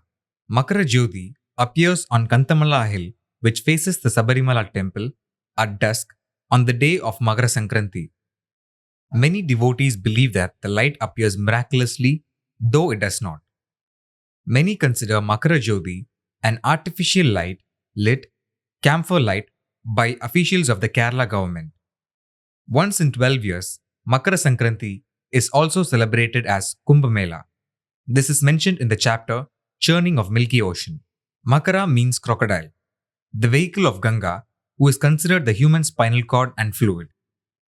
Spinal nerves run from the spinal ganglion to every part of the human body. Sangha or Sanka refers to the uterus or human reproductive system. The date has no relevance here. In the chapter Tamil Puttandu, Makara Sankranti denotes the time for the fetus to go out of the mother's womb. The relationship between the spinal cord and the uterus comes to an end. The cervix gives way for the baby to come out. This giving way may also be termed as Makara Vilakku or Jyoti, since the light is seen by the newborn. Kantamala or Kantala is the forest, which is referred to in many places in Vedic texts. It is one of the places where Daksha's Yagna took place. It is also where the Naga king, Takshaka, Indra's friend, lived and was driven away by Arjuna and Krishna to establish Indraprastha. All this takes us to the human reproductive areas where the trigger from the brain through the spinal nerve happens to signal the onset of puberty, capability to reproduce. Such a trigger is termed Makara Vilakku or Jyoti. Today, devotees throng the shrine to witness the Makara Vilakku or Jyoti, but during the ancient period, this might have been to address issues related to their gender, as reflected in the story of Ayyappan. In 900 AD, the ancestors of the Pandala royal family came to Kerala from Madurai, Tamil Nadu. By 1200 AD, a full-fledged kingdom under the Travancore Maharaja was established by Rajarajasekara, who found Ayyappan and adopted him as his elder son. In Tamil Nadu, between the 10th and 12th centuries, Chola kings supported and constructed Hindu temples all over the place. The dancing statue of Nataraj, representing the Ananda Tandavam, was created by sculptors of the Chola kingdom. All this confirms the establishment of the Sabarimala hill shrine by Rajarajasekara. Since then, the temple has been generating income for the kingdom and confirms the theory that the temples were used as a tool to generate income, carry out reforms, and impart knowledge of health to the public. During the 18th century, Tippu Sultan waged a war against Kerala and was thwarted by the Travancore Maharaja, who imposed a war tax on small kingdoms such as Pandala. Pandala kingdom could not pay the war tax and had to surrender all its territory to the Travancore Maharaja along with the income of Sabarimala. This further confirms the material benefits of Hindu temples. Even today, many Indian Hindu temples exist for material reasons and are controlled by certain individuals or groups. One such famous temple is the Tirupati Balaji Devasthanam and its associated temples. Appam or Aravana are the prasadams of Ayyappan. Commonly it is known as Payasam. a kind of mixture made of rice, ghee, and jaggery. The rice grains that are mixed into the payasam are uncooked.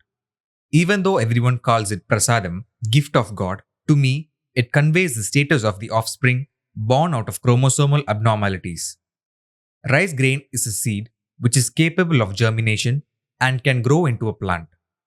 The grain resembles the line in a cat's eye, which is termed as a haploid cell. Thus, uncooked grain indicates to us the improper, non-germinating seed, the defective haploid cell. The child born with such abnormalities turns out to be neither male nor female. This is referred to as intersex or third gender. Hypogonadism is a medical term used to convey the defect of the reproductive system which results in the low or lack of function of the gonads, ovaries, or testes. Clitoromegaly or macroclitoris is another medical term used to refer to congenital anomalies of the female genitalia. It refers to the abnormal enlargement of the clitoris. Normally, the clitoris will enlarge during sexual arousal or intercourse. Thus, the genitals of such persons may be neither male nor female but a combination of both. In Tamil, Aravani means people of third sex, gender, or intersex. In English, they are called eunuchs. Aravana and Aravani must have been derived from the same root. The Pandala royal family was from Tamil Nadu and their language was Tamil. Thus, Appam and Aravana refer to the abnormalities of third sex children. India alone may have about 5 million people of this kind, though a concrete census study does not exist. Aravana can be split as A plus Ravana, where Ravana means organs in procreative genitals. When A, the negation is added with Ravana, it becomes Aravana, a place where procreative activities can't take place. Ravana is supposed to be the legendary king of Sri Lanka who captured Sita, wife of Rama. The epic Ramayana also becomes a part of ancient medical texts. Rama is known to be the Y chromosome, then Sita must be the X chromosome of the sperm or X chromosomes of the female. Hence, Ravana is the place within a Sertoli cell, nucleus, where the chromosomes are stored. Ra plus Vana. Ra refers to come or germinate, and Vana refers to forest or place. In layman understanding, we can say it is a place where germ cell encapsulation takes place. There exists a fish named Arovana, sounding like Aravana. These fish lack sexual dimorphism, which means that all of them look the same, whether male or female. These fish generally mate for life, but remain fertile for about 30 years, which is also one of the qualities of human beings. Yuga. There are 4 yugas mentioned in the Puranas, and they are Sathya or Krita Yuga, Treta Yuga, Dvapara Yuga, and Kali Yuga, which are considered eras or periods. The 4 eras together are called Mahayuga, which lasts 12,000 years. The intervening period between each yuga is called Sandhyamsha. Mahayuga and Sandhyamsha were divided into a ratio of 4:3:2:1, respectively. Having deciphered the actual meaning of Vedic text so far, we can surmise that yugas don't refer just to eras. They may refer to the developmental stages in the life of a human being within the individual lifespan. There is a Tamil word, yuga or yuga or uga, like the word yuga, which means guessing or guesswork. It also means that a situation is guessed or understood because of some happening or knowledge. Mahayuga may refer to 2 situations.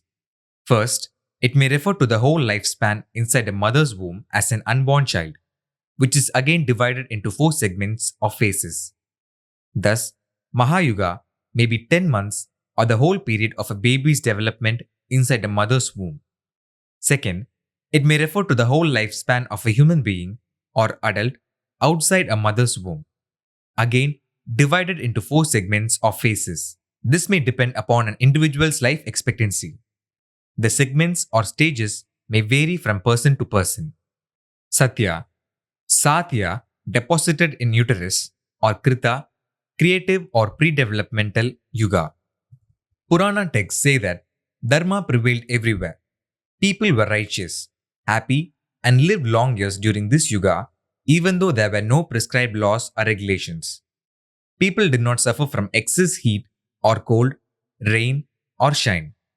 No houses were built, but people lived in the open, on mountains, and on the shores of oceans.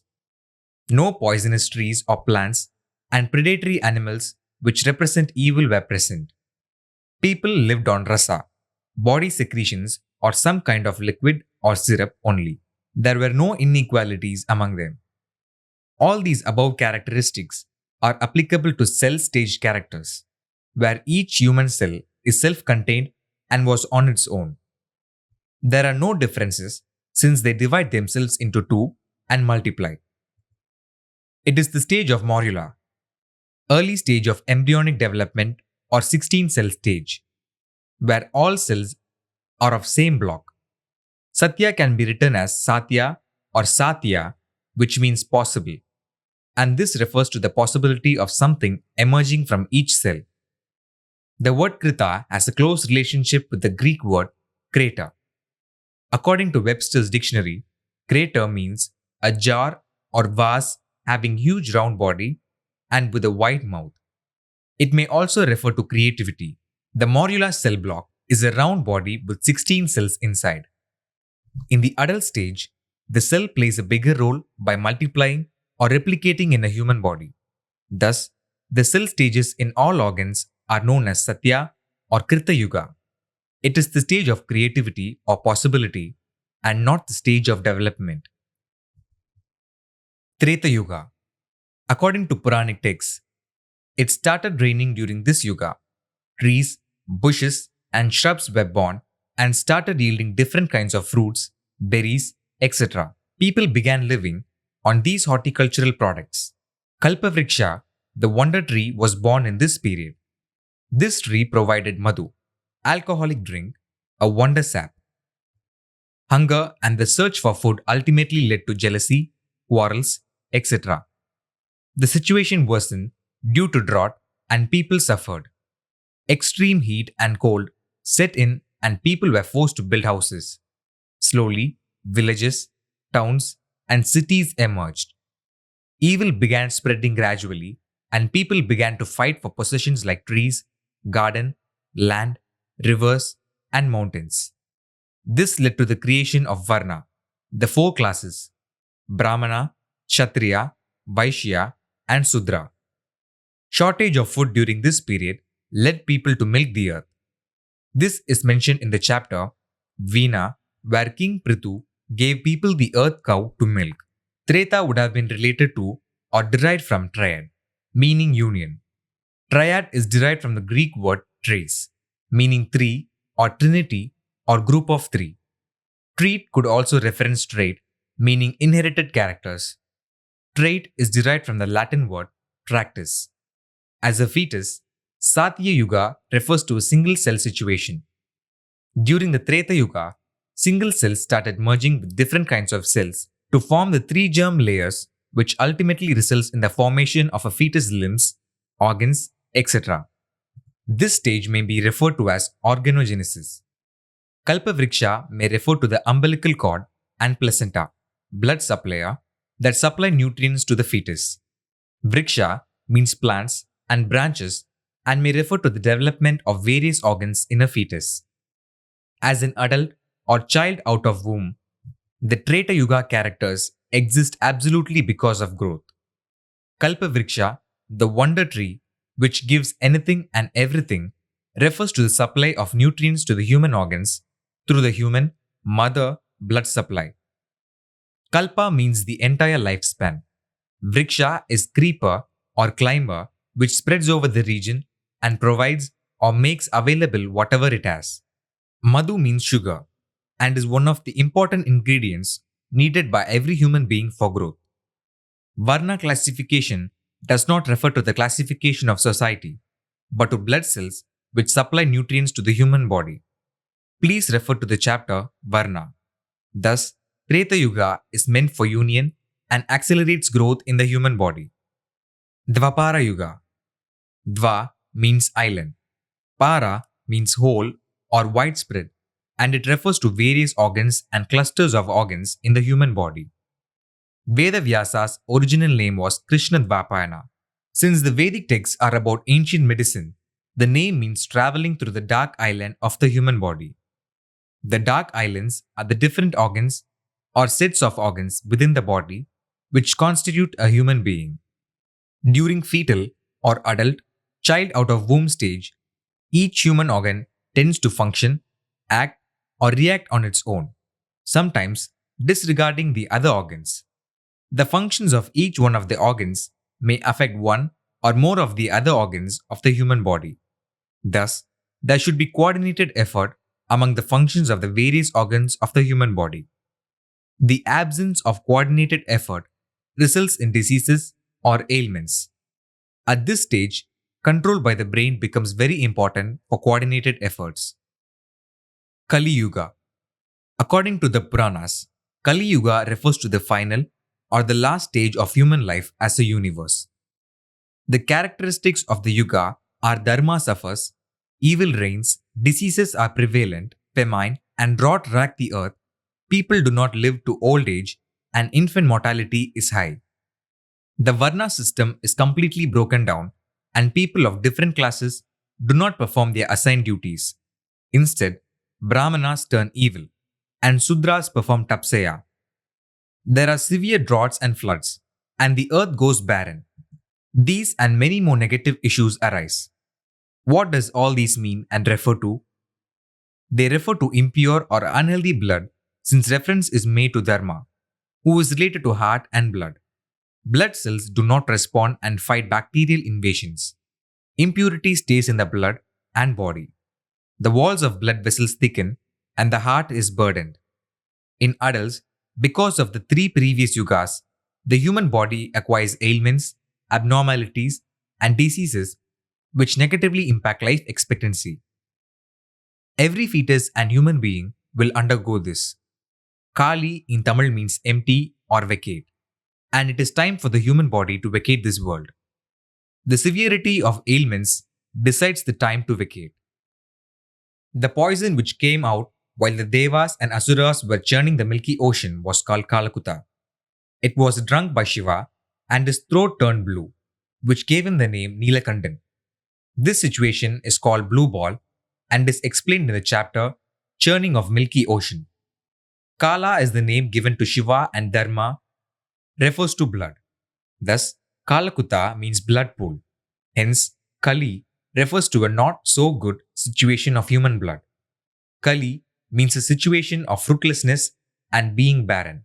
Kali Yuga refers to defective or deterioration in blood conditions. It is time to recall the story of the subduing of Kaliya or Kaliya by Krishna. Krishna is Vishnu who represents the human liver, while Krishna refers to the kidneys along with Radha. According to Parikshit's story, the demon or snake Kali invaded his kingdom in the guise of a man. King Parikshit allowed him to stay in his kingdom, which was not the act of a righteous king. Just before Parikshit's rule, Krishna died, and all the Pandava brothers departed to the forest for tapasya. What does this mean? The liver and kidneys, personified as Vishnu and Krishna, have failed. This failure of organs resulted in blood poisoning. Kaliya was living in the liver, which was subdued by Krishna, and now that there is no Krishna, it will raise its ugly head. Yes, Kali Yuga is when blood conditions turn toxic.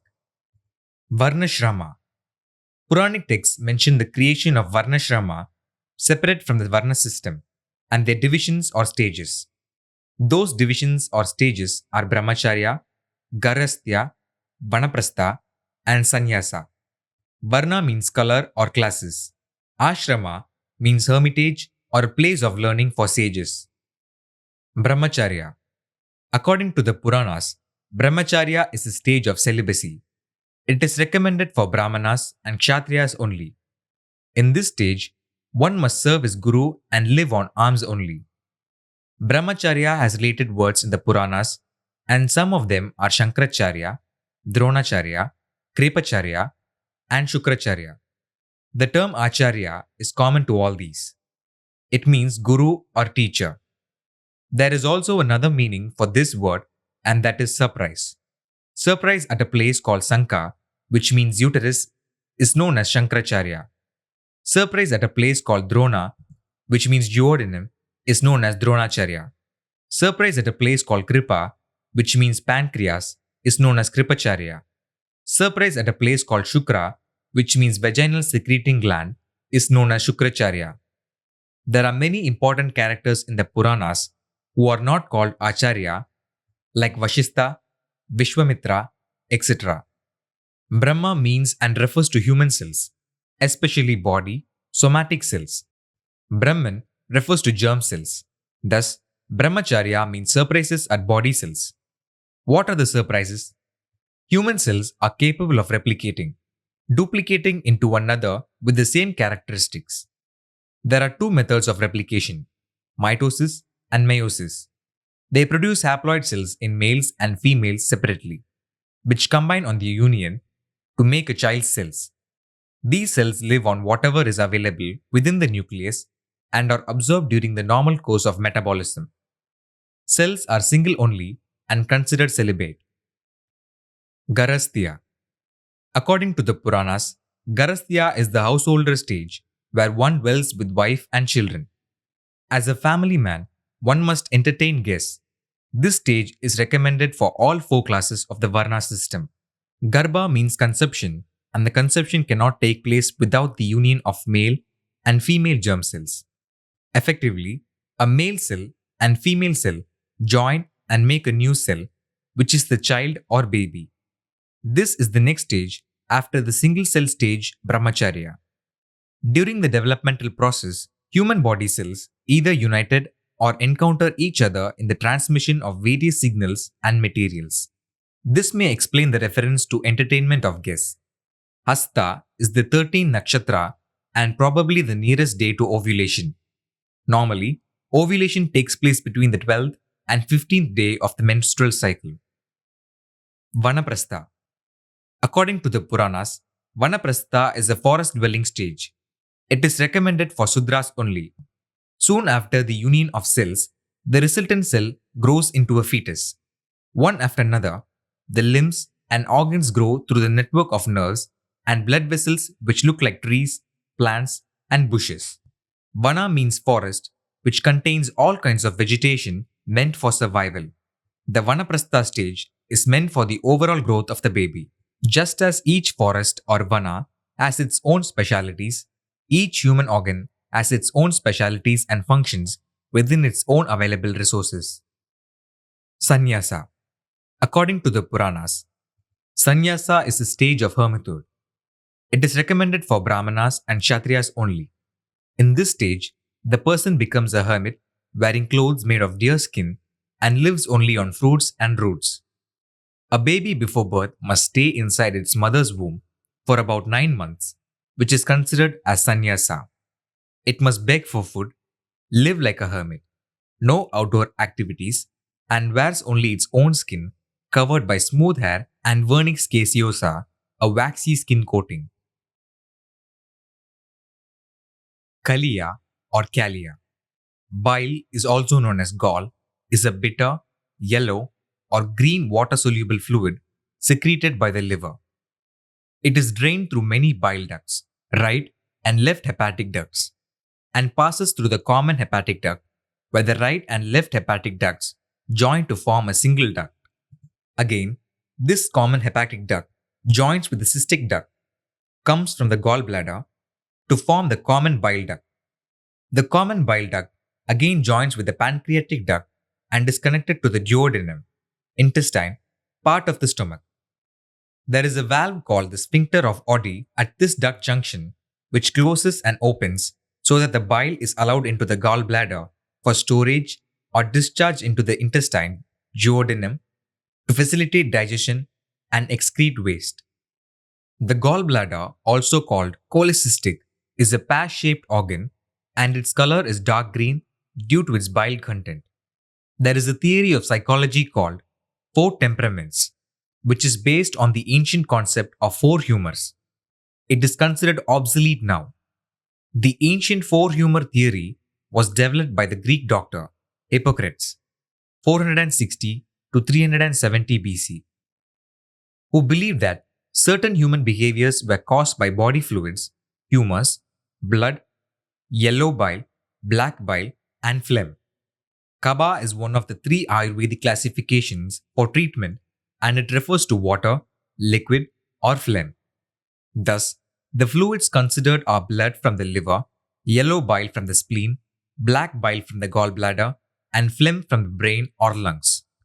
Excessive yellow bile, known as choler in Latin, in the body creates an aggressive temperament and is the origin of the words bilious and choleric. Excessive black bile that creates depression and other mental illnesses is called melancholia and is the origin of the word melancholy. Melancholia, known as cholia, connects to the black bile associated with the gallbladder, termed kalia, the snake subdued by Krishna in his youth. This relates back to the liver as the gallbladder stores the bile produced by the liver. Some equate black bile, mythical bile, to the secretions of the adrenal gland, which is not correct. Of course, the secretions of the adrenal gland also affect the moods of a person and play a role in the balancing act. Balancing is termed as tulam, weighing scale, in Tamil, and is closely associated with the plant tulasi. The Vishnu Purana contains the story of the humbling of Kaliya, the great snake, at the hands of Krishna. Kaliya lived in the river Yamuna and poisoned the water by spitting poison into it. Only one kadamba tree survived on its banks. All others perished because of the poison. Earlier, the snake was living in the ocean, liver, and was defeated by Garuda. The snake then fled to the Yamuna, gallbladder. Yamuna is the river and refers to a humor, and started living there, fearing the Garuda. Kaliya is the bile or gall secreted by the liver, drained or passed through the various ducts, kadamba or kadamba tree, into the gallbladder for storage. Garuda refers to the secretions of liver, which are called hormones. The picture of a gallbladder along with the liver resembles a tree with no leaves but with a single fruit or flower. It must be a fruit which can be compared to the contents of the gallbladder. Kadamba tree is a polished tree with lots of knotted joints referring to the various nodes and junctions of various ducts: hepatic duct, common hepatic duct, cystic duct, common bile duct, and pancreatic duct. There exist lots of spiral valves at cystic ducts which control the inflow and outflow of bile at the gallbladder. The bile at the time of secretions is not so concentrated, but at the gallbladder it is concentrated since the water contents are reduced. We have seen Yamuna in the story of Vaivastha Manu, which relates to embryonic eye development. In that story, Yamuna refers to a humor, and the same is applicable here also. Yamuna is the twin sister of Yama, who represents heart and blood. As we know, the bile must be discharged in the duodenum to facilitate digestion and excrete waste. Krishna decided to kill the snake and jumped into the Yamuna river. The liver is used to control the flow of bile into the gallbladder or into the duodenum. He fought with the snake, stood on its hood, and made his mark on it. Whenever Krishna stamped on the hood, Kaliya vomited blood. Anatomically, the gallbladder lies below the liver and it is pressed by it. Kaliya and his wife pleaded with Krishna to save his life and Krishna conceded. Kaliya agreed to move out of Yamuna and go into the ocean or duodenum. Anthocephalus kadamba or Anthocephalus chinensis or Neolamarchia kadamba tree, commonly called the kadamba tree, is the tree mentioned in the story of Kaliya. The tree is an evergreen tropical. Dark green is the color of the gallbladder. Flowers are red and orange in color and globe-like. The fruit is a fleshy capsule containing around 8,000 seeds closely packed inside. At times, the concentrated bile inside the gallbladder may turn into a stone-like formation that causes severe pain when it moves. The seeds are equated to stones. Another plant is Kadamba Beda, Mitrajana pavifolia, rocks guns, related to this name. Balrama is the elder brother of Krishna. His weapon is a plough. Once Balrama was at Gokula, Kidney, he saw wine coming out of a kadamba tree, drank a lot, and lost control of his senses. In a drunken mood, he asked River Yamuna to change a course and come to Gokula, Kidney, to take a bath in the river. Yamuna ignored him, but Balrama took his weapon plough, grasped her, and pulled her towards him. Because of this, the course of the river changed. Yamuna asked for his forgiveness, which was granted. Balrama also had a bath in the river Yamuna. Lakshmi gave him a garland of lotuses and 2 pieces of blue clothing. Lakshmi represents the female procreative organs. Balrama is related to the clitoris, and this is why Lakshmi gave gifts to Balrama. Blue clothing refers to the blue ball situation where the blood is starved for oxygen at times of sexual stimulation or orgasm. At this place, Balram must refer to the biliary tract, which runs from the liver to the duodenum, or it must refer to the pancreas. The bile, whether it flows directly from the liver, wine of kadamba tree, or flows from the gallbladder storage, Yamuna, it must pass to the biliary tract. The junction of the common bile duct and the pancreatic duct resembles a plough, which controls the flow of bile into the duodenum and is the weapon of Balram. The bile moves into the duodenum directly or from the storage at the gallbladder. Balram drinking and calling the Yamuna refers to bile flowing from the storage. Balram returned to Dwaraka from Gokula. Dwaraka consists of Dwara plus Ka, where Dwara means whole in Tamil and Ka or Ga means go as opposed to Ra, which means come. Thus, Dwaraka means an outlet which must be the genitalia, especially female genitals, since Balram is related to clitoris and is the brother of Krishna, who is known for kidneys, urine. Balram is married to Revati, daughter of Raivada. Balram and Revati had 2 sons named Nishada and Ulmukha. Is it Ul or Ut? Ulmukha is face of an owl. Utmukha is face of a camel. Revati is also one of the 27 daughters of Daksha, who is married to Chandra. Being the 27th star, Revati is positioned just before the new moon day. Lunar cycle is equal to menstrual cycle, which is considered as the day of menstruation. Thus, the physiological activities of that day are connected to Balrama, who stands for some of the organs such as clitoris, pancreas, etc. The pancreas is a gland in the digestive and endocrine system of the human body. The gland is called exocrine and endocrine. It is exocrine since it secretes pancreatic juices containing digestive enzymes. It is endocrine since it secretes hormones like insulin, glucagon, and somatostatin. Does the relationship to Balram refer to stomach cramps during menstruation? Lunar calendar. Lunar calendar is a calendar which is based on the cycle of the moon around the sun. The average length of the lunar month is 29.5 days. In other words, length of a lunar month is alternatively 29 and 30 days. Presently, Islamic or Hijri calendar is the only pure or widely used lunar calendar. This calendar is not linked to the seasons as in the other calendars. Compared to the solar calendar, every lunar year drifts away by 11 days during normal years of 365 days or 12 days during leap years of 366 days approximately. From this annual drift, the lunar year comes back to the position in relation to the solar year approximately every 33 years. This number 33 is very important in Puranic texts because it refers to the number of devas, genes. Most so-called lunar calendars used, except the Islamic or Hijri calendar, are in fact lunisolar calendars. Though the months are kept on a lunar cycle, intercalary months are added to bring the lunar cycle to synchronize with the solar year. It is very difficult to determine the first day of a lunar year since the days are always floating and not permanent. Many lunar calendars determine the day by the first sighting of a lunar crescent.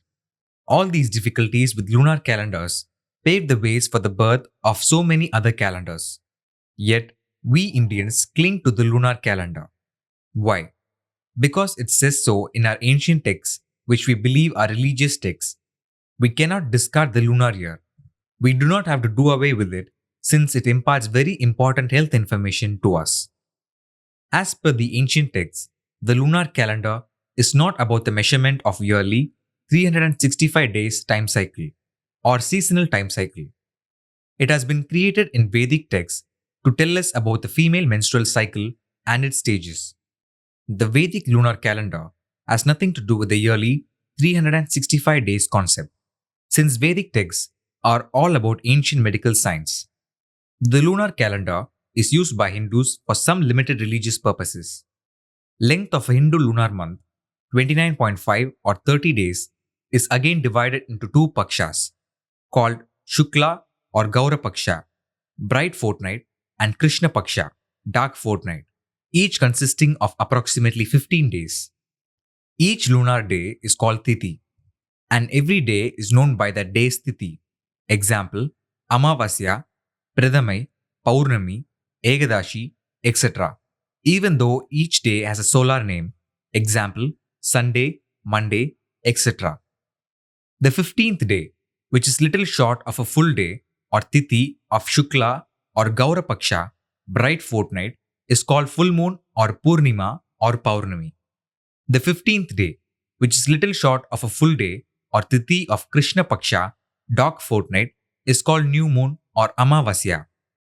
Solar calendar days are repeated every 7 days, whereas lunar calendar days are repeated every 15 days approximately.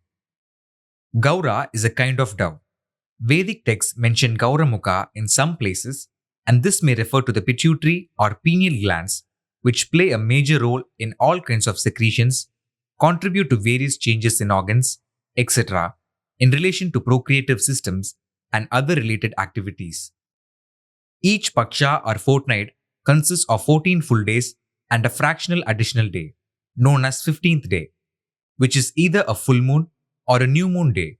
Thus, a lunar month consists of 28, 14 plus 14 full days, and 1/2 fractional days. 3/4 full moon day and 3/4 new moon day.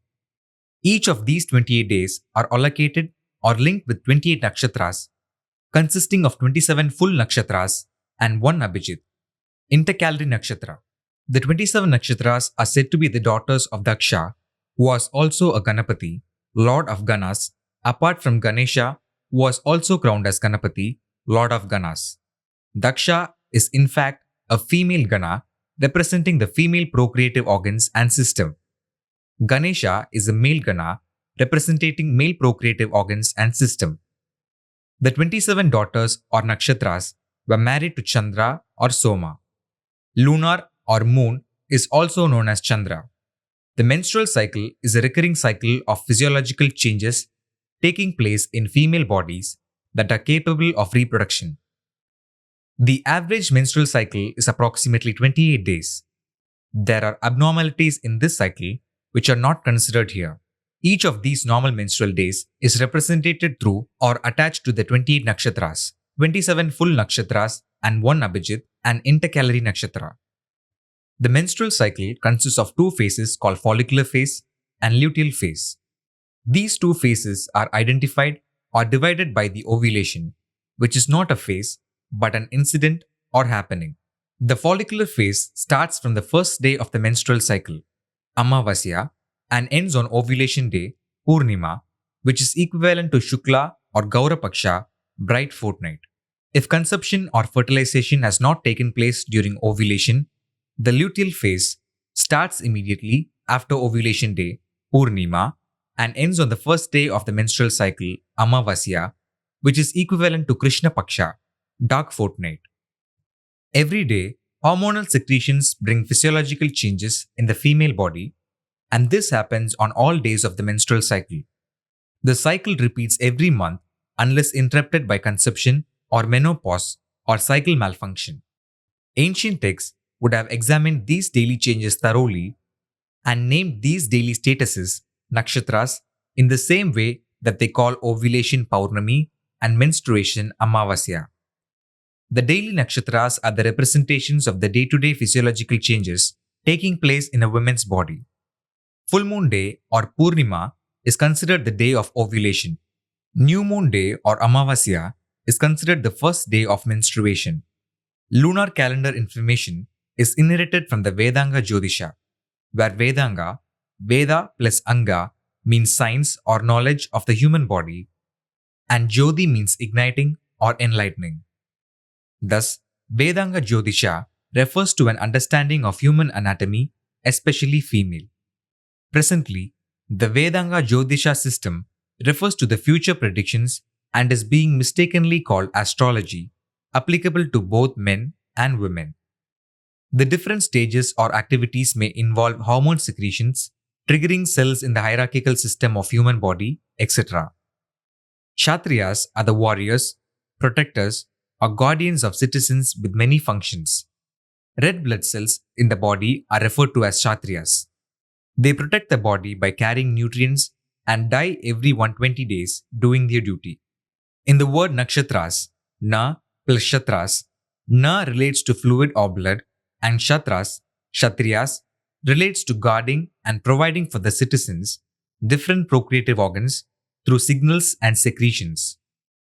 Each nakshatra is divided into 4 padas or phases, demonstrating to us that Vedic texts can identify the happenings minutely in a female body.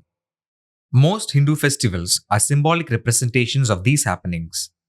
More information can be extracted if nakshatras and the padas and tithis of those festivals are carefully watched and analyzed. 12 of these 27 nakshatras, namely Chitra 14, Vaishaka 16, Jaisha 18, Ashada 20 or 21, Sravana 22, Bhadrapada 25 or 26, Ashwina 1, Kartika 3, Margashirsha 5, Pausha 8, Magha 10, and Palguna 11 or 12 are termed as Masa or Mada under the Tamil calendar, which is a solar calendar. Why should all these nakshatras of the lunar group be brought into the solar group? These references confirm that each of the nakshatras are events or certain specific functions occurring in the human body. Incidents relating to these 12 nakshatras are narrated under the chapter Tamil Puttandu. Sitra or Kaitra or Chittirai is a nakshatra married to Chandra and is also a month in the solar calendar, as well as being the brightest star, Spica Alpha Virginis. The marriage of Meenakshi Sundareswarar takes place during this month. Chitra Purnima is a well celebrated day and known as Buddha's birthday. Looking through the nakshatras and tithis confirms beyond doubt that Chitra Purnima is the day of ovulation, which happens to be the 14th day of the lunar cycle. No other Purnima of any month has got such relevance. The 60-year Tamil calendar is all about the yearly status of male seminal fluid. In the same way, 27 nakshatras are about the daily status of the women's cycle regarding menstruation and ovulation. Solar calendar. The solar calendar is based on the Earth's position in its revolution around the Sun. The solar calendar is divided into two: tropical solar calendar and sidereal solar calendar. The Gregorian calendar, Malayalam calendar, and Tamil calendar are considered as tropical solar calendars. The Hindu calendar is considered as a sidereal solar calendar. The Tamil calendar, tropical solar calendar, is also to note cultural and religious events. It has a 60-year cycle, a practice which is very ancient and based on Surya Siddhanta. It is said that the original Surya Siddhanta has undergone many changes, and the later Indian mathematicians and astronomers such as Aryabhata and Varaha Mihira were responsible for making alterations to it. These changes were brought in by them since they all believed that the calendar was astronomy based. But the solar calendar is not about astronomy, but about the stages of male seminal fluid during every year or tracking male anatomical development. The lunar calendar is all about the female menstrual cycle, but presently, both solar and lunar calendars are used to measure the period and have lost the very purpose of creation. Solar or sun is known as Surya or sun god in Puranic stories, and it refers to the human eye, referred to the chapter Surya, and to the head of the sperm, known as eye of the sperm. Human descendants are lineal based on Y chromosomes are called Surya or Raghu Vamsa, where Raghu also refers to Surya. Raghu is also a graha, which directly translate as planet, which it is not. These grahas have nothing to do with the actual astronomy. Sasti or Sasti is generally considered to mean 6, like Sapta is considered to mean 7, whereas Sapta means sound. In the same way, Sasti or Sasti, Sas plus Ti, is a related word with Saswada, which means permanency. In a human body, race, chromosomes or genes are permanent and are transmitted from generation to generation. People may come and people may go, but they leave their genes with somebody on this earth. Those genes are immortal. It is called rebirth. The word Sasti or Sasti is very closely associated with Kartikeyan, who is the personification of sperm. Sasti Vrata is an important for Kartikeyan and relates to strengthening of male vitality and brings composure to couples. This is necessary for couples who are having trouble with conception. Thus, the status of the first year seminal fluid of a male child is known as Prabhava. The status of second year seminal fluid of a male child is known as Vibhava, and so on till 60 years of age. Ninth year seminal status is Yuva, which means young, adolescent, but not old enough for the Garasthya stage. 15th year seminal status is Vishu, and it is celebrated as the first day of the Malayalam New Year. 16th year seminal status is Chitrabhanu, and is celebrated as the first day of the Tamil New Year. Both Tamil and Malayalam New Year indicate the approximate age for the Garasthya stage. 10th year status, Tadu, indicates the pubertal stages. Tadu in Tamil means minerals or ingredients, and the seminal fluid must be acquiring them during this period. 11th year status, Ishvara, indicates the stages in achieving an erection of the penis. These stages must be thoroughly analyzed for proper understanding of the seminal conditions every year for a male. Marriage is an important event or custom for everyone, especially in the Hindu culture. There are 2 marriages in a man's life under Hindu culture. The culture prescribes marriage at an eligible young age, putting the couple together to procreate and raise their own family. This is known as Garasthya. A second marriage is performed between the same couple when the man reaches 60 years of age, called Shashtiyapta Purti, where Shashti said to mean 60 or permanency and Purti means completion. The same culture expects the old couple to sever marital relationships with regards to procreation when the male attains 60 years of age. The male may be capable of procreation, but the culture still wants him to forgo it. Thus, Shashtiyapta Purti signals the end of procreative activities and not the marital relationship. What is the speciality of this kind of marriage? Why does the Hindu culture want it to end? In Garasthya, marriage signals a man's entry into the procreative world. In Shashtiyapta Purti, marriage takes a man away from the procreative world. He has been barred from procreative activities. Why? Because of the condition of a seminal fluid at 60 years of age, ancient medicinal philosophy believed that he could not produce and raise healthy offspring after he turned 60. The quality of a man's seminal fluid at the age of 60 years is termed Akshaya, which means begging bowl.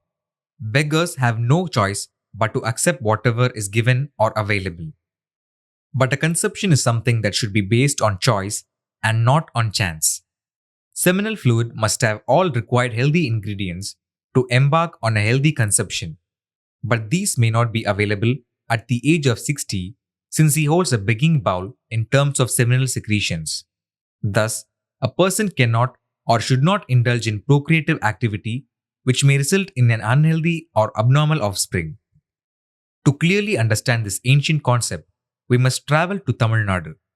Temples at Tirukadayur in Tanjore explain the 60-year cycle in the life of a married man. Tirukadayur has 2 famous temples, and the deities are Amirtkadeswarar and Abhirami.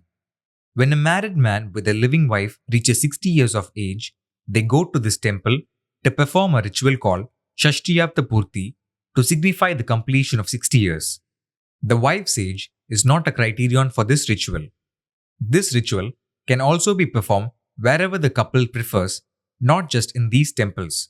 In a Shashtiyapta Purti ceremony, the married couple reenact their marriage rituals, except for those relating to the first night, consummation.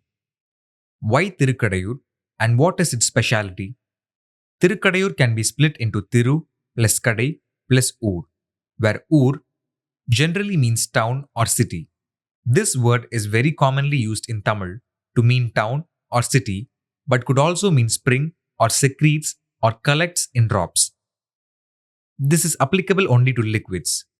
Thiru in this name refers to sperm or seminal secretions, and Kadai means final or end. Thus, Tirukadayur, Thiru plus Kadai plus Ur means that this is the last healthy stage of seminal secretion in male procreative organs. The ancient Hindu medicine culture has identified that the sperm produced after 60 years of age may lack vitality to produce healthy children. Thus, the culture wanted to put an end to unhealthy procreation. Tirukadayur's Shashtiyapta Purti is a noble concept which bears in mind the healthier society at large. The presiding deity of Tirukadayur, Sri Amritkadeswarar, Amrita plus Kadai plus Iswarar, portrays this noble concept. Amrita refers to the membrane-packed sperm nucleus and its production. Kadai means end or final. Iswarar refers to erection or vitality. Thus, Amrit Kadeswarar signals the final healthy stage of sperm production. This is made obvious in the solar calendar system, which specifies 60 years. The solar calendar operates on a 60-year cycle, but we've embraced as a recurring cycle and designated it to mark the start of each new year. An ancient story says that there lived a person who came to be known as Abhirama Pattar at Tirukadayur. Once, on the day of Amavasya, he went to worship at the Tirukadayur Abhirami temple. He was so deeply immersed in prayer, he failed to notice the arrival of the king, Arasan. The king was very angry at this insult and sought some pretext to punish Pattar. He asked him, "What is today's Tithi?" Still in a daze, Abhirama Pattar replied, "Today is Paurnami, full moon day." It was a mistake because that day's Tithi was Amavasya, new moon. Pattar's reply further incensed the king, who retorted, "If I do not see Paurnami, full moon, during the night, you will die tomorrow morning." Abhirami Pattar realized his mistake and, not knowing what to do, surrendered at the feet of Abhirami, deity of Tirukadayur Abhirami temple, and fervently prayed. Pitying the plight of a sincere devotee, Abhirami is said to have thrown her earring, Thodu in Tamil, on the sky, and it turned into a full moon, Paurnami, which the king saw. The king realized that he had made a mistake by wounding a faithful devotee and conferred the title Abhirama Pattar on him. Normally, Pattar means devotee or a pujari, pusari, but Pattar should be correctly known as Pattar, meaning goldsmith. A goldsmith melts gold at high temperature and makes ornaments. The above story is meant to make people aware of the expulsion of the ovum from one of the ovaries. 2 ears are there for a human being, and some wear rings on both the ears called Thodu in Tamil. Likewise, 2 ovaries are there in female procreative system. Every 28 days, approximately, one ovum is expelled from any one of the ovaries, and this is known as ovulation. Ancient texts refer to this process of ovulation as Paurnami, full moon day. Incubating the ova and regulating temperature are the main functions of the ovaries. Ancient Vedic texts refer to ovum as gold and sperm as silver, hence the reference to Pattar meaning goldsmith. Brahma is a creator who is the personification of the human body and germ cells. Then, Brahma, A plus Brahma, will not be a creator since A is a negation added to the name. Non-creation in this place means that female germ cells, ovum, are not created in the ovaries but are incubating in cells that were created at the time of fetal development. Hence, the name Abrama or Abhirama came into existence. Abhirama Pattar, more correctly, Abhirama Pattar, is not a name of a person but refers to a situation or place in the female anatomy. The arrival of the king, Arasan, suggests not an actual king. Arasamaram, Ficus religiosa. Arasamaram is also known as Ashwatthamaram. Ficus religiosa has a role to play in ovulation. The male germ cell has the capacity for fertilization only during ovulation, known as Paurnami. Female germ cells, the ovum, are released by the ovaries and are available only during ovulation. If the contents of the seminal fluid, sperm, are not able to fertilize the eggs, the ovum degenerates and menstruation starts. This situation is known as amavasya, menstruation. Thus, healthier seminal fluid will be able to convert the menstrual degeneration, amavasya, into conception during ovulation, paurnami. What facilitates this change? The earring, Todu of Abhirami, makes it possible as in the story. There exists a plant called Todupana, botanical name Cycas cercinal. It is also known as Madanakambu. Kama means sex and sexual pleasure. The plant must be useful in seminal weaknesses or to female procreative organs. Tirukadayur was once known as Tirukadayur Mayanam, where Mayanam in Tamil means a place used for the cremation or burial of dead bodies.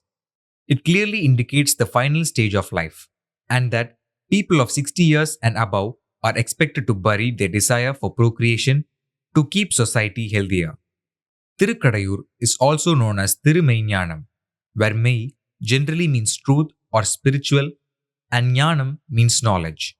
But the word Mei also means human body, and thus Thirumeynyanam means true knowledge about the human body and not true spiritual knowledge as widely believed.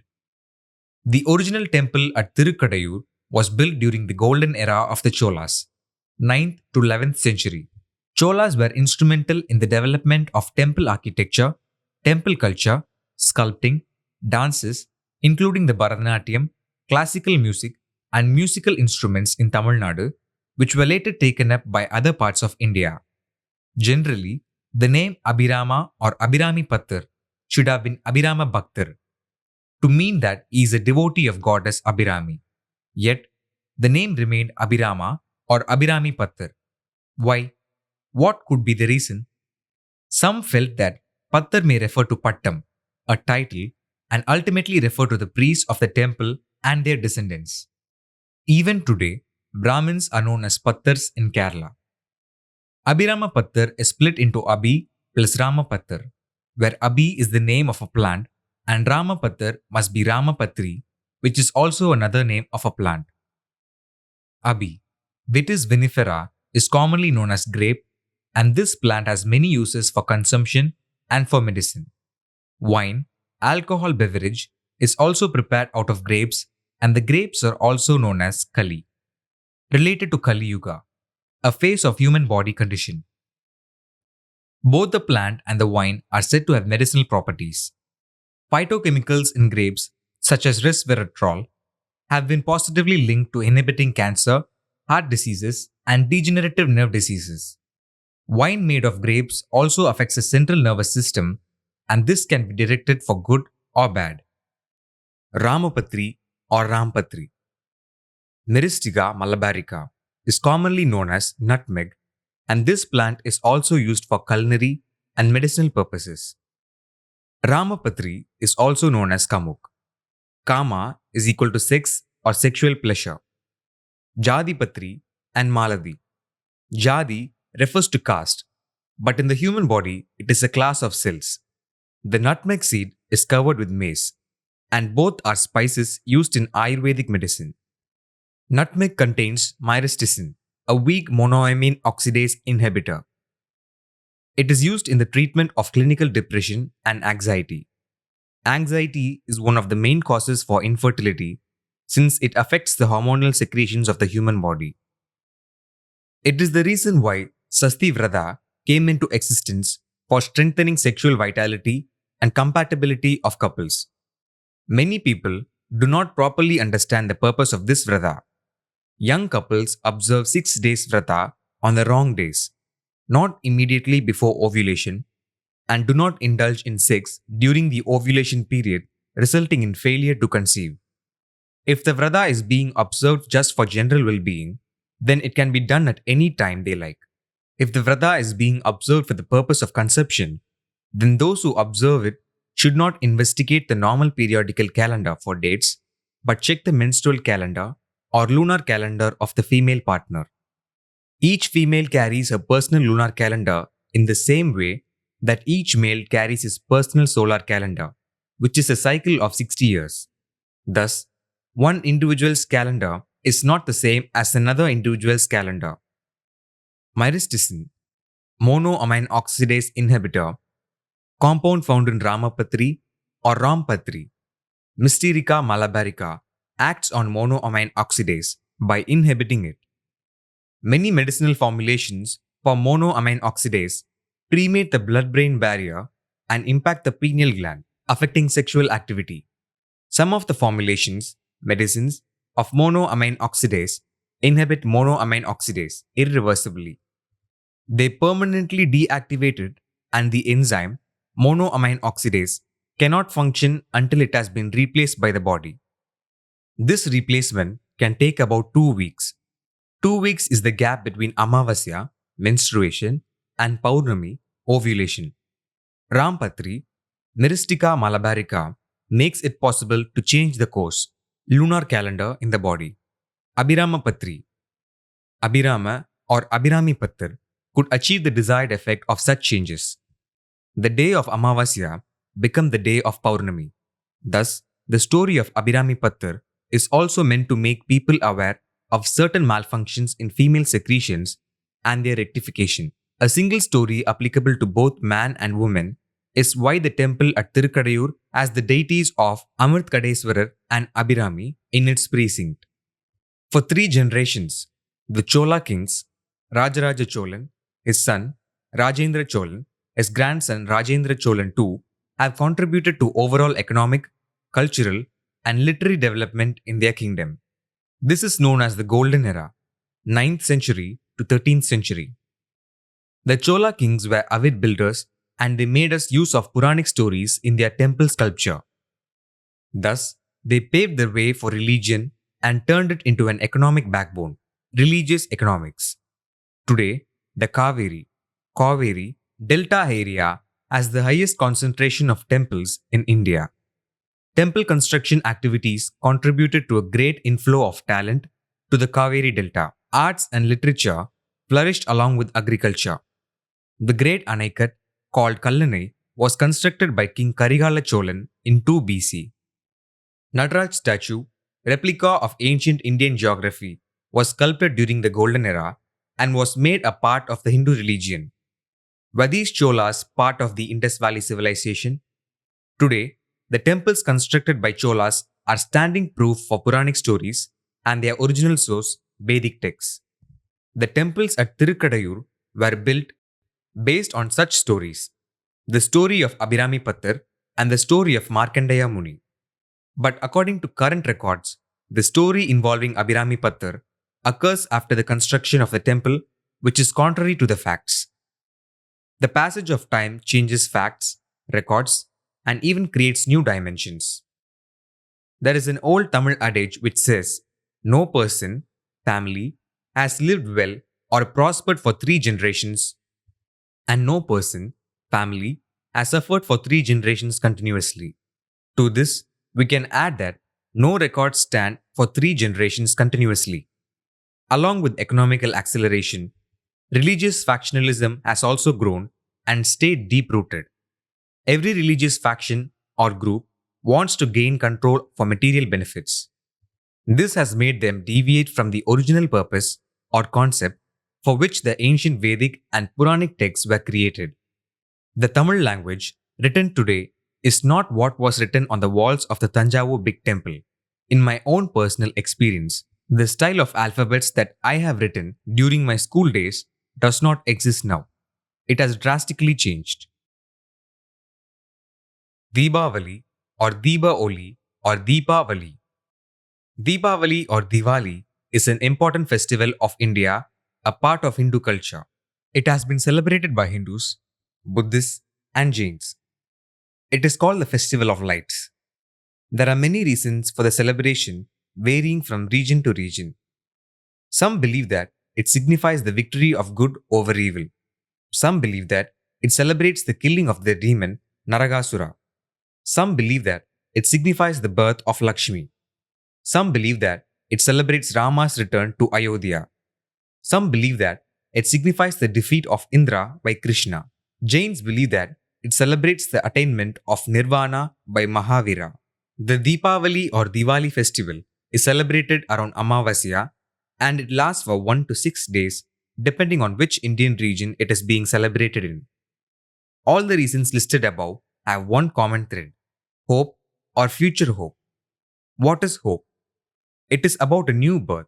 Yes, everybody is expecting a new birth in their family.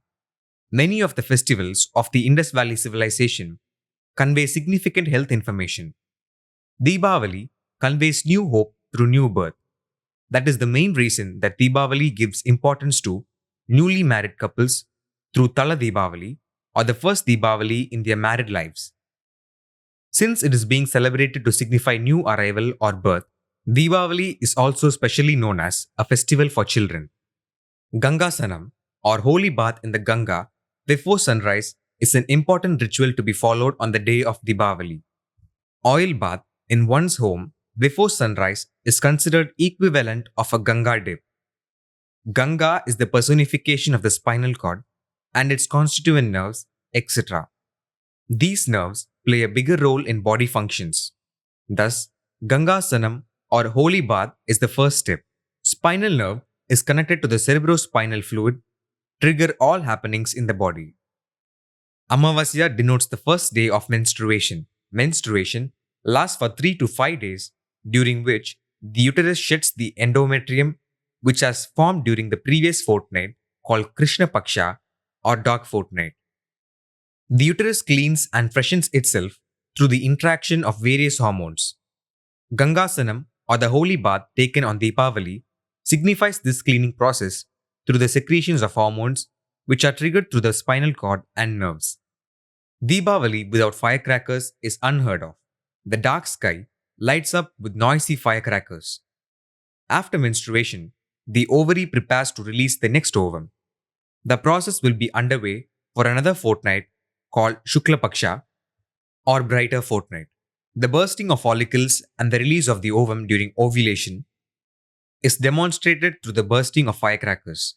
Firecrackers throw up particles into the sky to illuminate it. The ovum is also thrown out of follicles located above the ovaries. Kartikeyan's flag contains the symbol of a rooster, the personification of sperm.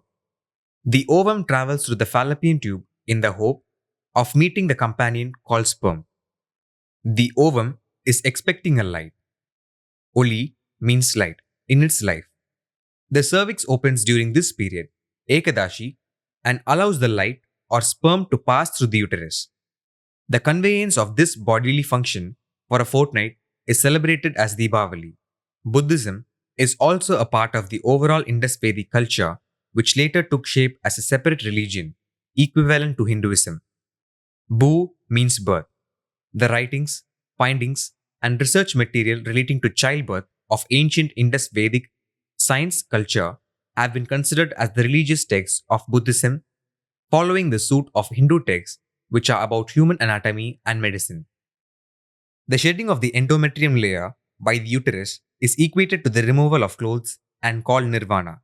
Nir or Neer in Tamil means water and Vana means forest. Thus, nirvana may refer to water forest. Aranya is equal to forest. Or Naimi Saranya, which is mentioned in Puranic texts where Swayambhu Manu is born. The shedding process brings back the female reproductive system to its original status, ready for procreation. This situation is called birth of Lakshmi, who represents the entire female reproductive system and organs. It is also considered as the defeat of Indra, who is also related to sexual stimulation and sexual function. Naraka, hell, is a domain controlled by Yamadharma. Naraka is understood as the place, lungs, where gas exchange takes place. Blood from the heart moves into the lungs, takes in oxygen from the air, and pushes out carbon dioxide into the outer atmosphere. This kind of excretion takes place in all human beings. This Naraka was considered an Asura and labeled Narakasura. Sura refers to secretion and Asura refers to non-secretion. There are no secretions in the lungs except exchanges, which ultimately make or create an Asura in that place. Thus, Narakasura exists in all human beings. Deepavali presumes that darkness has been replaced by light or brightness. It constitutes that fertilization has taken place when the expelled ovum has successfully met its companion sperm. When a female is pregnant, normal blood circulation undergoes tremendous change and a new circulation called fetal blood circulation comes into existence. Normally, gas exchange takes place at the lungs where carbon dioxide from the blood is sent out and oxygen from the fresh air is taken. But this process cannot take place in a fetus since its respiratory system is not yet in place. Thus, there is no Naraka within a newly conceived baby. This is considered as the death of Narakasura and celebrated as Deepavali. This Naraka will be established or start functioning soon after birth through the first cry of the newborn. Chitragupta, the celestial accountant, records all deeds of human beings and decides whether a person should go to Naraka or Swarga. Chitragupta serves as the determining factor for fetal blood circulation in females. Chitra refers to certain body functions that result in fertilization. To the relief of all male human beings, Chitragupta does not exist in them to decide between Naraka and Swarga. But Naraka is always there in him. There will be not any fetal circulation in the male since he is incapable of conception. Deepavali is shortened and called Diwali in North India. Diwali is considered a new year for many North Indians. New Year signifies a new birth. In the word Deepavali, Deepa plus Avali, Deepa means lamp and light. Avali means row or line. The concept to be conveyed here is the travel through Shukla Paksha, which is the brighter period. Thus, the Deepa or light is expected to travel through the days to ovulate. In Tamil language also, the word Deepavali, Deep plus Avali, is equal to Deepavali or Deepa Oli is used. Deepavali can be also stated as Deepa plus Vali, Deepa plus Vali, which means path of light. Kanda Shashti Vrada. Kanda Shashti Vrada is observed at the temples of Kartikeyan, Murugan, by childless couples, also by others to beget children. Normally, this Vrada is observed on the eve of Kanda Shashti festival.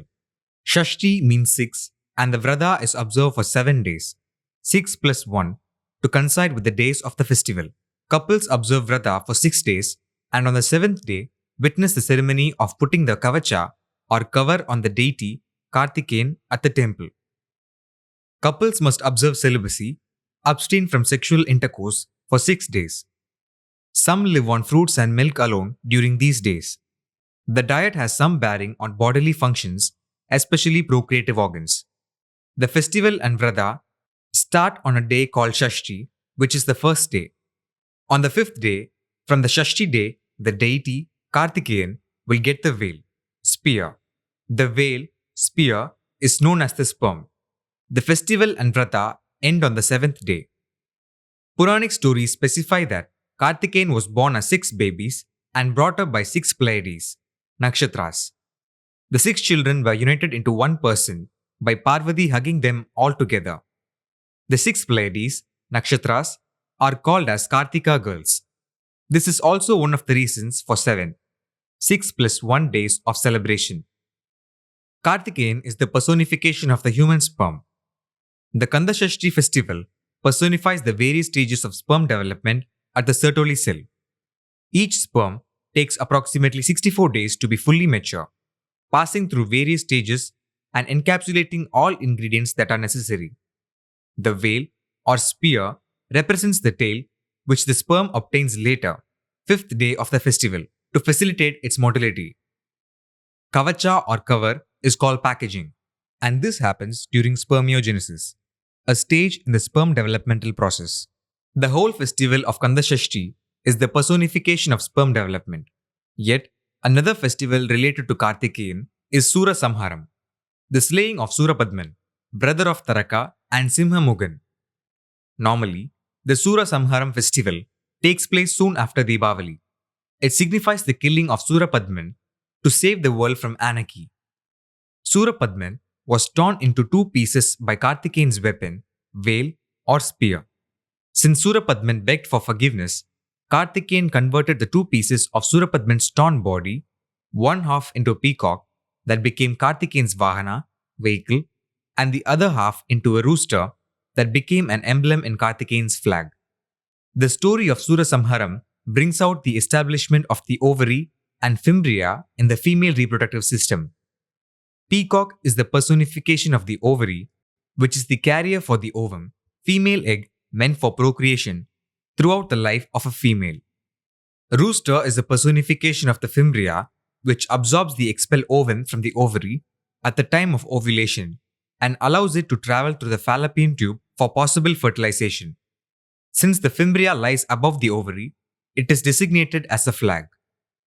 There is a Tamil adage which states, Koorai Eri Koli Pidikadavan, Vanam Eri Vaikundam Povana. It means that if a person is incapable of climbing on the roof of a house to catch a rooster, how will he climb on the sky, Vanam, to go to Vaikundam? People believe this saying refers to lazy people who resist active participation in day-to-day activities. But it refers to the expelled ovum.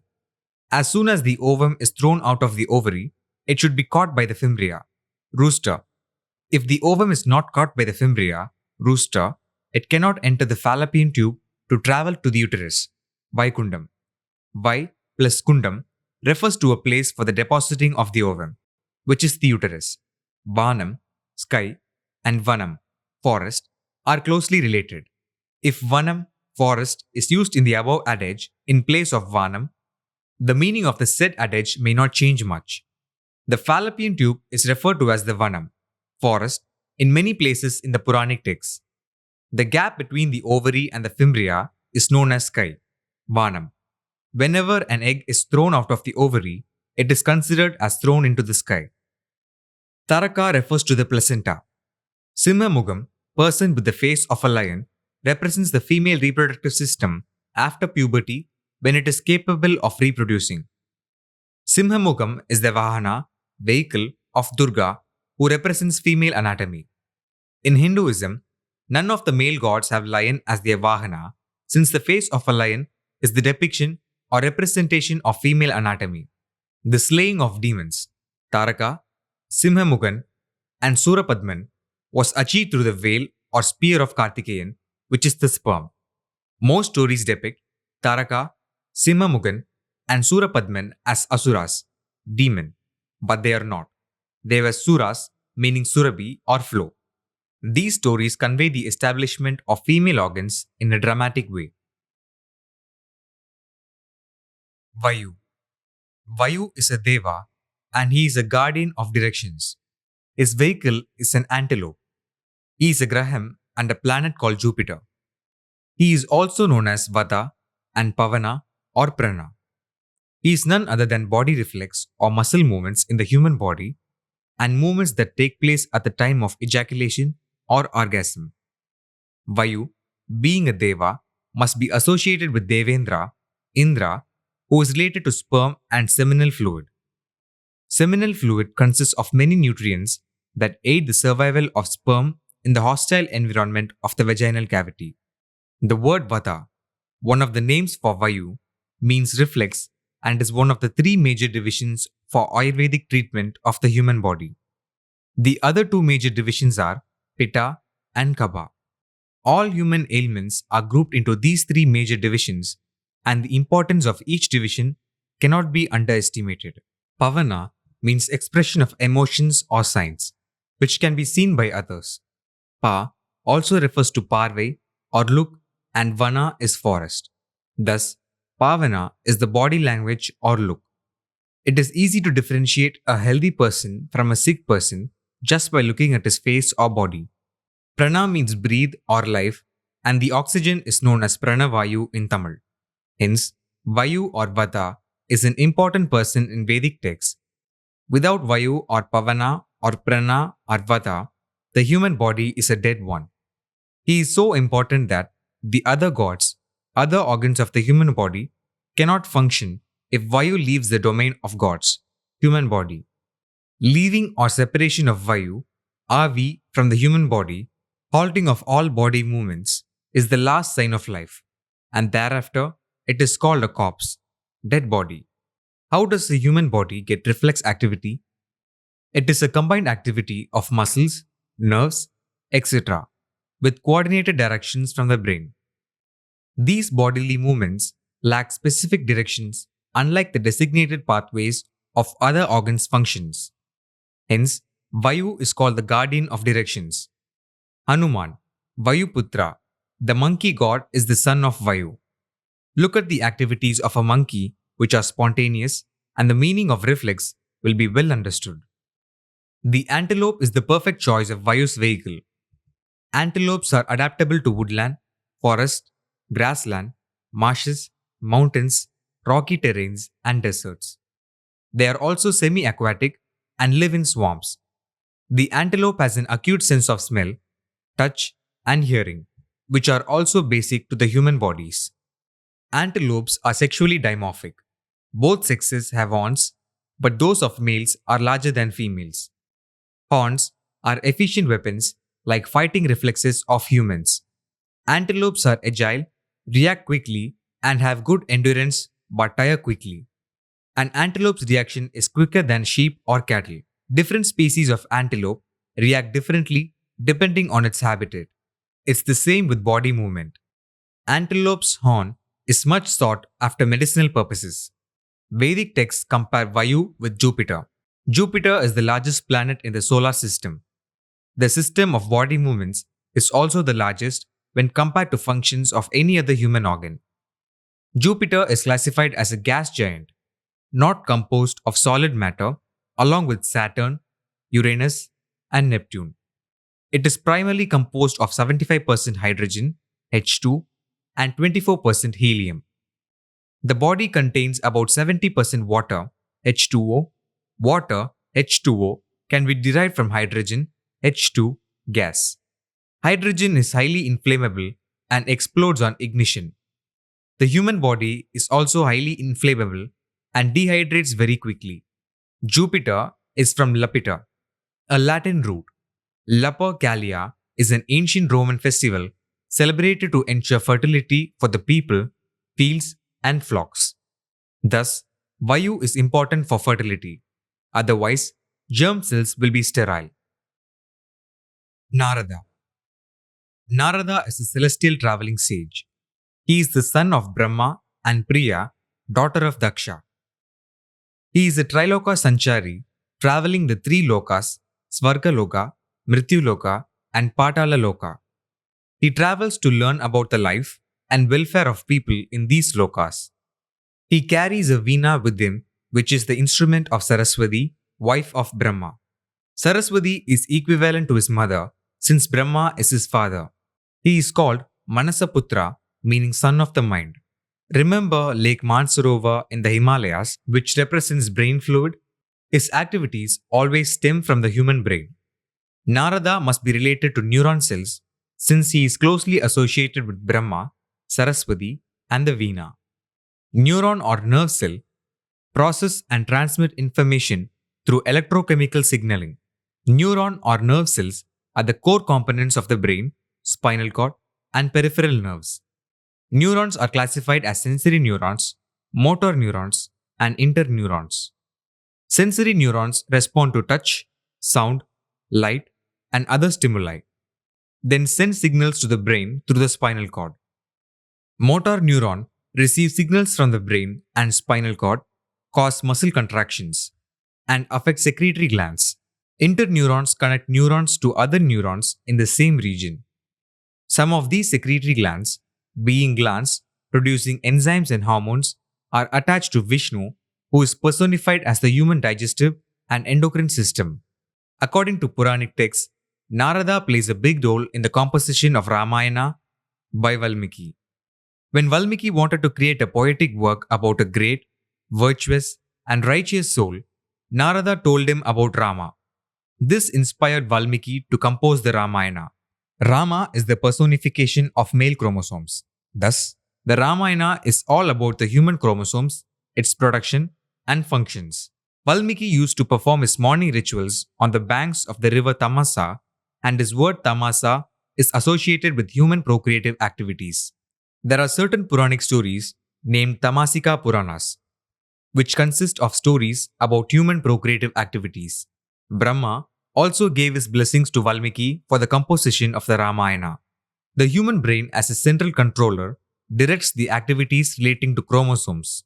Thus, Ramayana is part and parcel of ancient medical texts along with the Vedic texts and the Mahabharata. Narada is an ardent devotee of Vishnu who is a personification of the liver and human endocrine systems. Enzymes and hormones are interlinked to Vishnu and Narada. Before Narada makes an appearance anywhere, everyone first hears him chanting Narayana, Narayana. Narada's chanting of Narayana Nama indicates his association with hormones for which the human endocrine system is responsible. Narada makes his entrance in all places through hormone receptors. Even though Narada is described as a bachelor, the Brahma Vaivarta Purana describes him as a Grahasthiya, a family man. Brahma Vaivarta Purana itself is about the process of making Brahma, cell. Brahma Vaivarta Purana can be written as Brahmavai plus Varta Purana, where Brahmavai means Brahma or cell and Varta means molded or created in Tamil. Thus, Brahmavai plus Varta means how the Brahma cell was created. Narada was cursed to be born as Gandharva. Gandha means sulfur, a stimulant which is also used for ignition. As a Gandharva, Narada is called Upavarhana, where Upa means sub or extra. He married 50 daughters of Chitrasena, king of Gandharvas. He also wanted to marry Ramba from Brahma's court. Ramba must be a stimulant. Brahma cursed that he would die. Vishnu brought him back to life by infusing himself into Narada's body. The purpose of this story is to demonstrate Narada's devotion to Vishnu and his connections to hormonal secretions and receptors. Hormones are chemical molecules released by special cells that affect cells in other parts of the body. It is a chemical messenger that transports a signal from one cell to another cell. This is where Narada fits in. Cells respond to a hormone when they express a specific receptor for that hormone.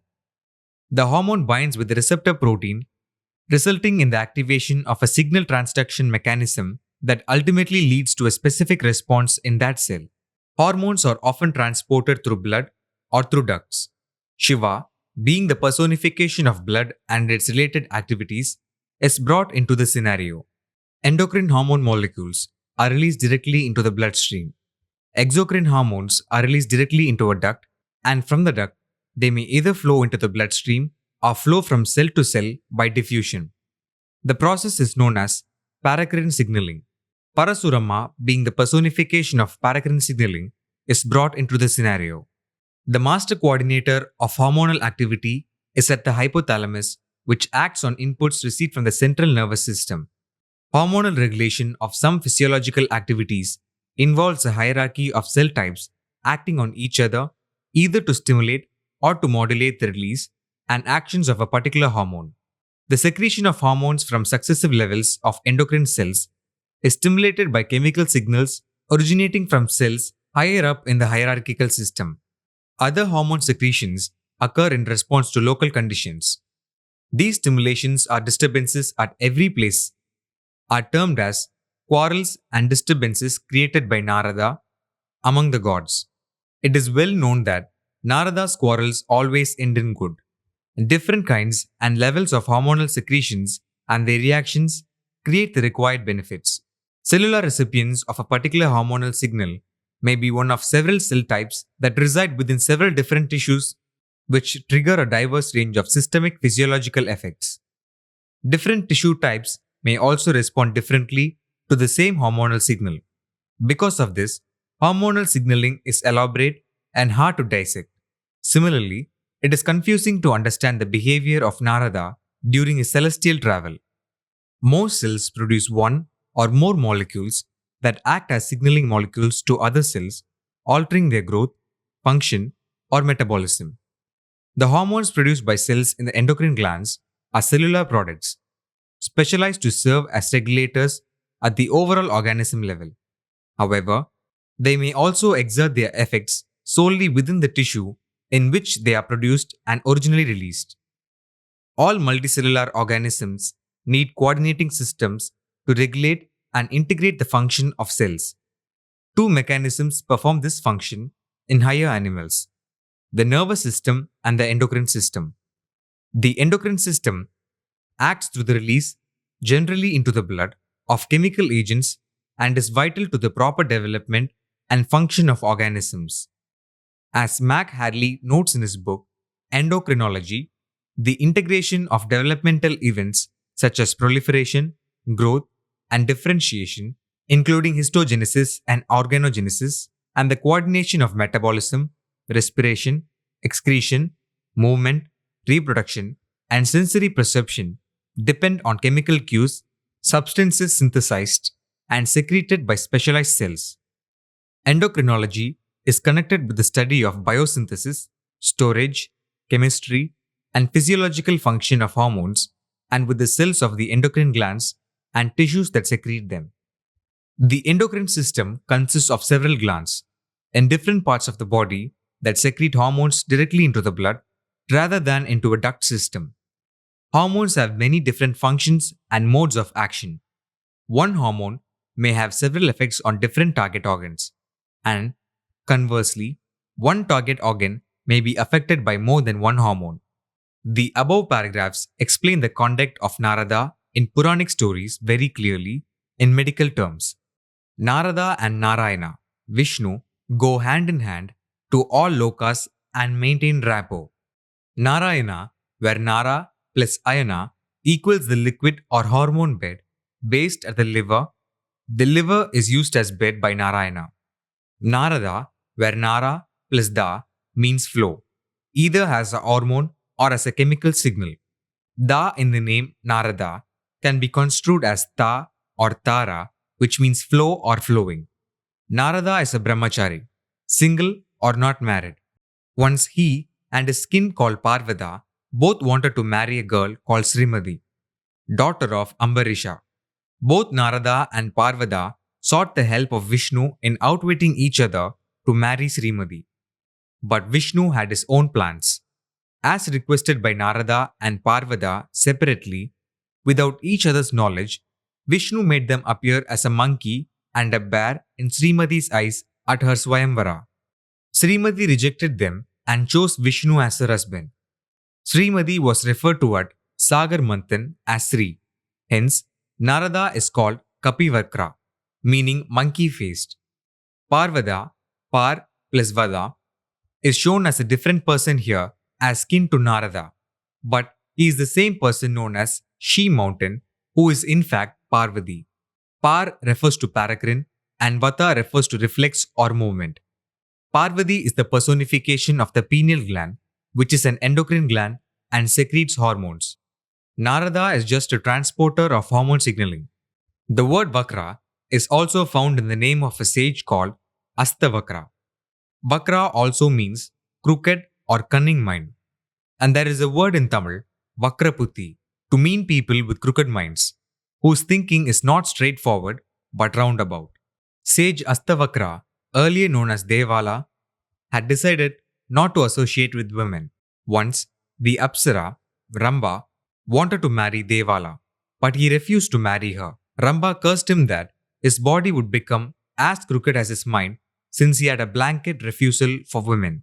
Thus, Devala's body became crooked and is known as Astavakra. Krishna advised him to meditate and ultimately he was relieved from the curse. Astami found in Jamastami, which refers to the 8th week of fertilization and the onset of fetal development. Since Vakra also refers to monkey, it may also be connected to Vali and Sugrivan, who are monkey kings. Vali or Villi appears during the zygote stage, and the crookedness would also arise during this stage. The endoderm germ layer, which is personified as Vishnu, may alter this situation. There is a plant called Vakra, whose botanical name is Podophyllum emodi, which is also known as Lagupatra. The plant possesses a heavy narcotic odor. Can this plant be useful at the zygote stage to influence changes?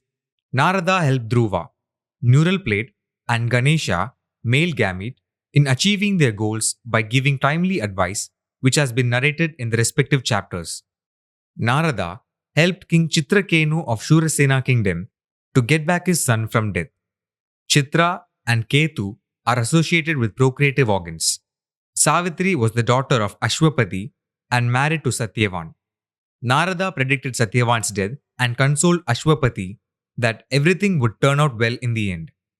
Savitri got back the life of her husband, Sathyavan, from Yama through her intelligence with the guidance of Narada. Sathyavan Savitri story refers to fetal circulation, which redirects fetal blood through the placenta and umbilical cord. Narada also saved Prahalad, son of Hiranyakashipu and Kayadu. Indra kidnapped Kayadu, wife of Hiranyakashipu, and tried to kill Prahalad in the womb itself. Narada intervened and saved the unborn Prahalad from death. Narada took care of Kayadu while Prahalad was inside her womb till the safe return of Hiranyakashipu. This story also narrates the help of hormones during the pregnancy. Grahas, Navagrahas. Graha in Hindu philosophy means influencer or an inseparable constituent or an element that makes or controls the life of human beings. There are 9 such grahas which are known as Navagrahas: Surya, Sun, Chandra, Moon, Mangala, Mars, Buddha, Mercury, Brihaspati, Jupiter, Shukra, Venus, Shani, Saturn, Rahu and Ketu. 5 grahas out of these 9 happen to be planets of the solar system. The planet grahas are Mangala, Mars, Buddha, Mercury, Brihaspati, Jupiter, Shukra, Venus, and Shani, Saturn, which form part of modern astronomy. The remaining 4 grahas, Surya, Sun, Chandra, Moon, Rahu, and Ketu, are not known as planets under modern astronomy, yet find a place in Hindu astrology. Chandra, Moon, is a satellite of the Earth. The Earth is considered a personification of birth or procreation or blood bondage by Vedic texts. The words Makara Jyoti and Makara Vilakku are used in relation to Ayyappan, who is the personification of the third gender, neither male nor female. They are trying to bring out the nexus between the spinal cord and the blood in the process of cell division, mitosis and meiosis. While the word Vilakku means lamp or light, Vilakku or Mother Vilakku also means menstruation. Jyotisha, Jyoti plus Isha, is the combination of 2 words where Jyoti means light or well-being or happiness, and Isha refers to Shiva, Ishara, who is the personification of blood. Thus, Jyotisha refers to the healthy blood condition in the human body. To maintain good health, ancient Vedic texts devised the system called Jyotisha. This system must be properly analyzed in the right context, not for Hindu astrology, to benefit mankind. Surya or Sun. Sun is a star around which the planets revolve, creating a solar system. Sun is known as Surya, and the first day of the week, Sunday, is devoted to him. The color of Surya is copper, and his element is fire, which gives energy. His gender is male. The god attached to him is Agni, meaning fire or ignition. The metal attached to him is gold or brass, and the gemstone is ruby. Sun is called a yellow dwarf star, GV star, which is classified as a star of spectral type G and luminosity class V, Roman letter. The color of gold or brass is yellow. The sun converts hydrogen to helium in its core by means of nuclear fusion. Does this fusion take place in human eyes and in sperm heads, which Surya personifies? Copper, being the color of Surya, is known as Tamara, which in turn refers to Padma or Lakshmi. All these references lead Surya deeply into procreative organs or constituents, especially sperm heads. Surya is Aditya, being the son of Kashyapa and Aditi, one of Kashyapa's wives. Surya's original name is Vivasvana, where the word Visvas means understanding or whole and Vana means forest. Surya represents the human eye and the eye of the sperm. Since he represents the sperm head, his descendants are known as Surya Vamsa or Raghu Vamsa. Raghu or Rahu are same, and they are known to be the head of the demon snake, which is in fact the sperm head. Ketu, being the headless part of the demon snake, is considered as the tail of the sperm. Chandra or moon. Chandra, moon, is a satellite revolving around the earth. The second day of the week, Monday, is devoted to him. His color is white and gender male. His element is water and god is Varuna. The metal associated with him is silver and the gemstone is moonstone or pearl. The body part represented by Chandra is blood. Earth is also meant to represent blood, since Prithvi or Prithu is known to be earth, which is blood. The taste attached to Chandra is salt, saline, and the food is paddy or rice, fructose. Rice contains carbohydrates, sugar, fat, protein, water, and other minerals. Simple rice fructose is good enough for Ganesha and stopped his hunger. Ganesha represents the testis. Testis produce sperm that requires simple fructose. Chandra is known as Soma, cytoplasm. He rides his chariot every night, pulled by 10 white horses or an antelope. He is related to dewdrops. He is called Nishadipadi. Nisha is equal to night, Adipadi is equal to lord or master, and Shuparaka, one who illuminates the night. These terms specify the light sensitivity of the procreative organs. Shani, another Graham, planet Saturn, can be derived from the word Nisha. Ni plus Sha, Ni plus Sha, as seen here. Buddha or planet Mercury is born to Chandra and Tara, the wife of Brihaspati, abducted by Chandra. In the real world, planet Mercury has nothing to do with our moon. The moon is related to Latin root mensis, means mouth. The lunar Proto-Indo-European root mi means measure or time. Thus, the lunar calendar is used to represent the menstrual cycle. The moon's gravitational pull causes tidal effects on Earth. Human procreative organs are controlled by the gland called pineal, which may be personification of the moon. The pineal gland is situated near the pituitary gland at the thalamus area of the brain. This situation is depicted by Shiva wearing the pirai, crescent moon, on his head. The moon is an important element during eclipses. An eclipse is the personification of the union of male-female chromosomes at the time of fertilization.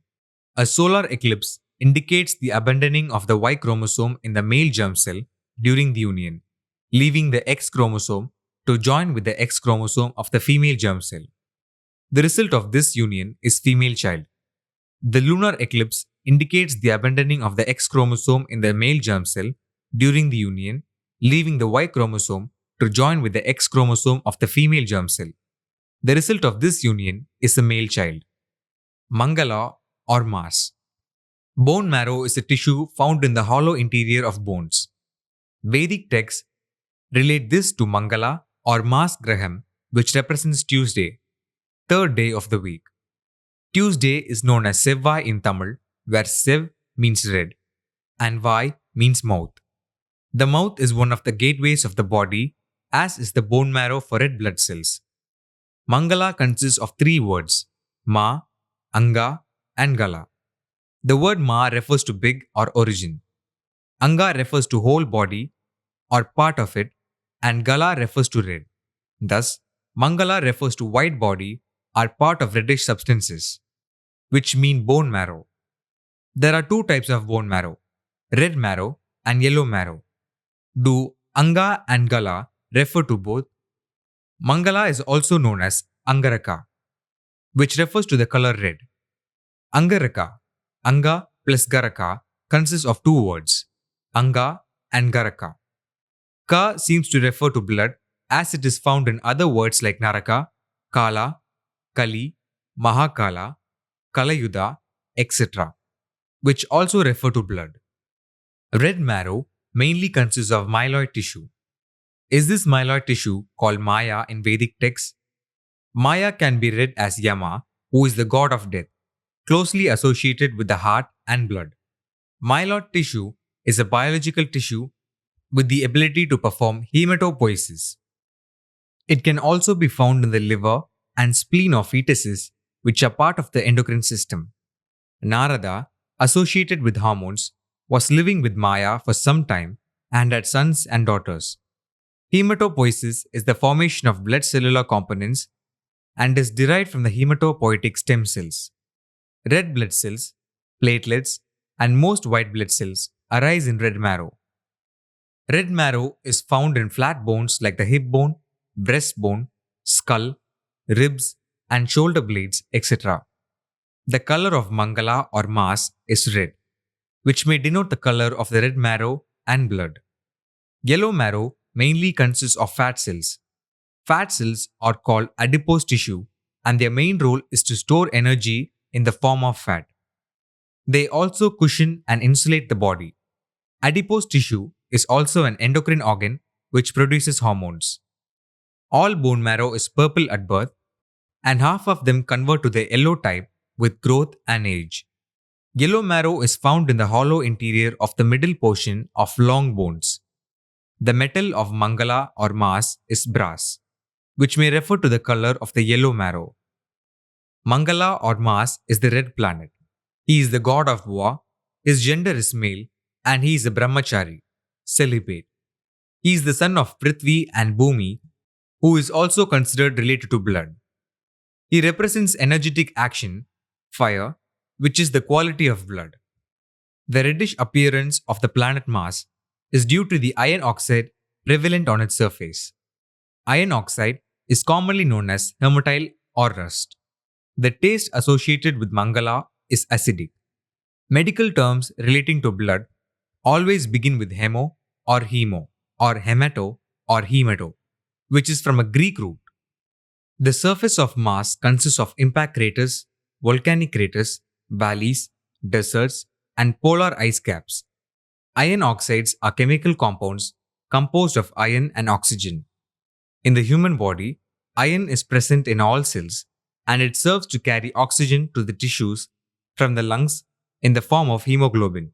Hemoglobin is a transport medium for electrons which help T enzymes reactions in various tissues. Thus, the storage of iron content in the body results in iron deficiency, anemia. The food associated with Mangala is lentils, dals or pulses. These lens-shaped seeds contain 26% protein, the third highest level of any plant-based food after soya beans and hemp. There are many varieties of lentils in different colors: red, green, orange, brown, and black. The gemstone of Mangala or Mars is red coral, Corallium ruberum, which grows on rocky sea bottoms with low sedimentation, typically in a dark environment. The surface of planet Mars appears to be composed of basalt. Basalt is a common extrusive volcanic rock. The color is usually grey to black due to the rapid cooling of lava on the surface of the planet. The crusted portions of oceanic tectonic plates are composed predominantly of basalt, which is produced from the upwelling mantle below the ocean ridges. Gara, part of Angaraka, can also be found in the word Sagara. King Sagara is the forefather of Bhagirath, who brought Ganga to earth to release the souls of the dead sons of Sagara. The dead sons of Sagara became ash, which is the grey matter of spinal cord. Ganga is associated with the spinal cord and its fluid. Bone marrow is also found in these spinal bones. Sagara means ocean, which has relevance to Mars.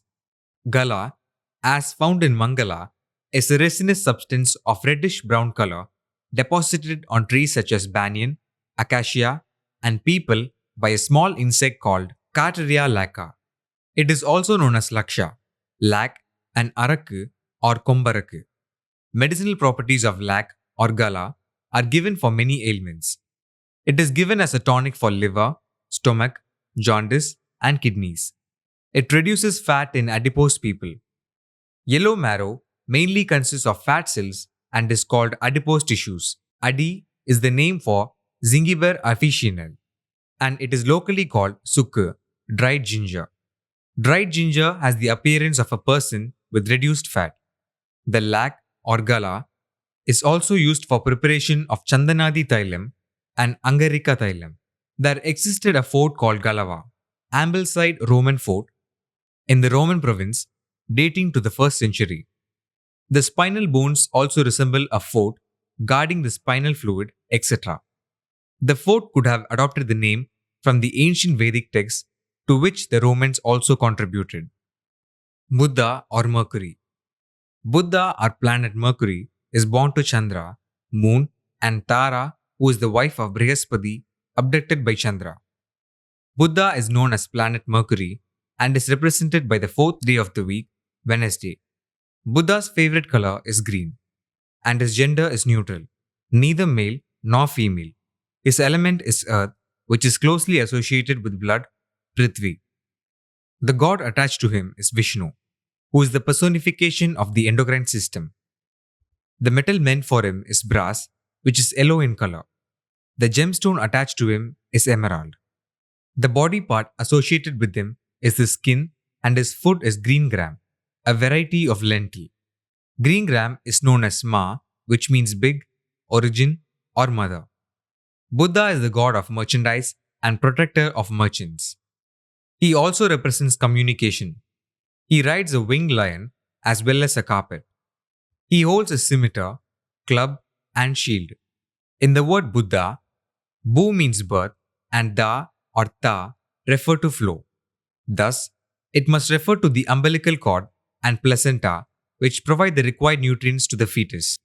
This bodily function has been personified as Buddha and paved the way for the birth of new religion called Buddhism.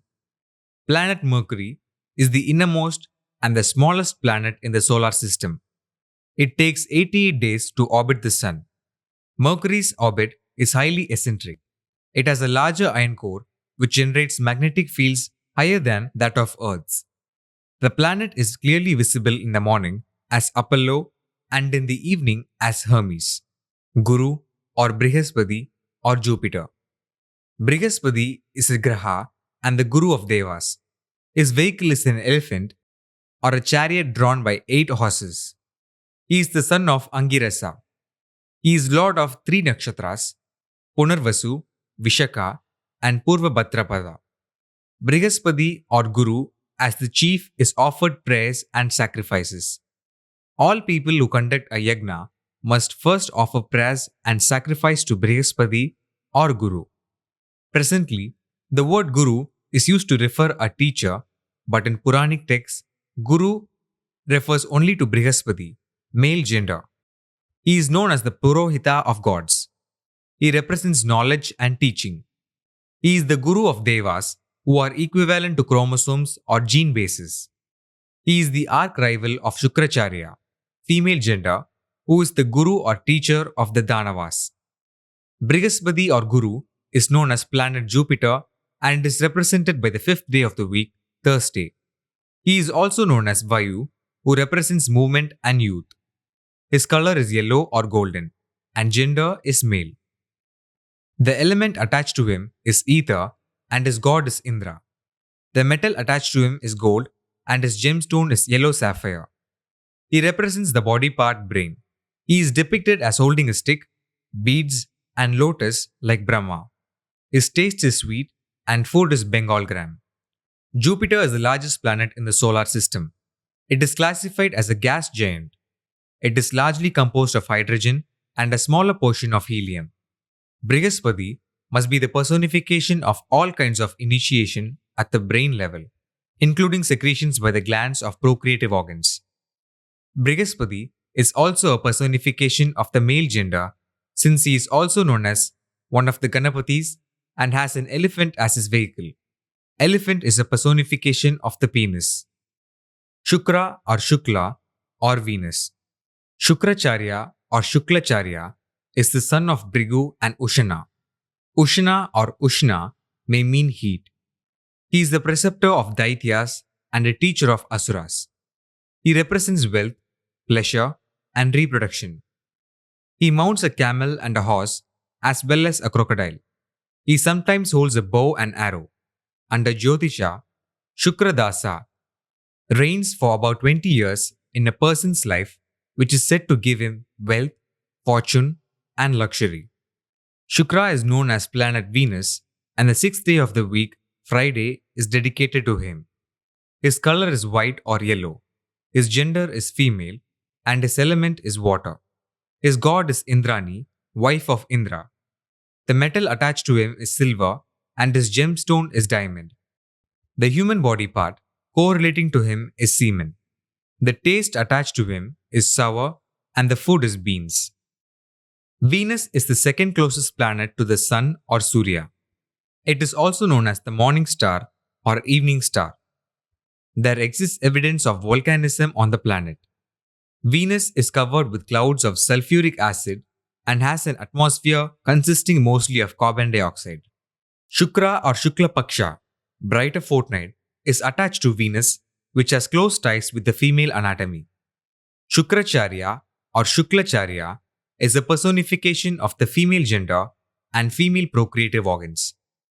Constant interaction between female procreative organs and the brain brings about a meeting of Shukracharya and Brihaspati. Many times, they do not agree. Under normal circumstances, Shukracharya must listen to whatever is said by Brihaspati, representative of brain, the controller of the human body. But, being the representative of female anatomy, Shukracharya does not always listen to Brihaspati, brain, especially during conception, which happens only at the female procreative organs. The depositing of sperm in female vaginal tract during union is not under the control of the female brain but happens through the Ananda Tandavam of Shiva in a male body. During ovulation, if sperm clusters are deposited into the vaginal tract, Shukracharya will listen and facilitate the motility of the sperm.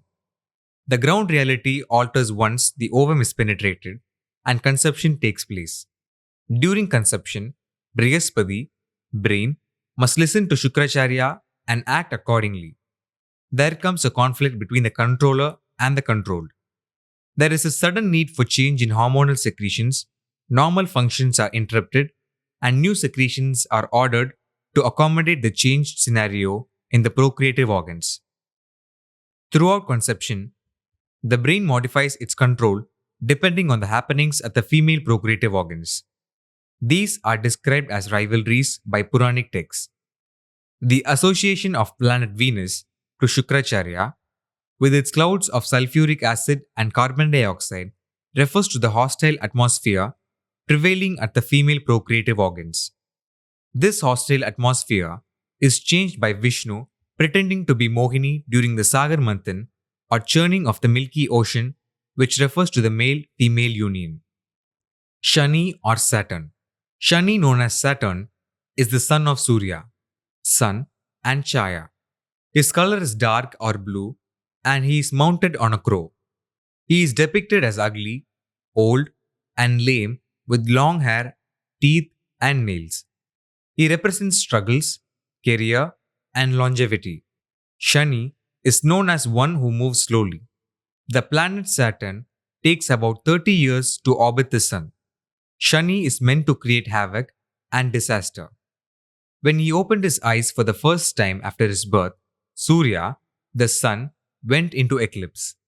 The seventh day of the week, Saturday, is dedicated to Shani. His gender is neutral, neither male nor female. He represents the element of air and represents the god Brahma.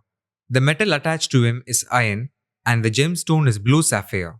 He represents the body part, muscles. He represents the taste, astringent, and the food is sesame.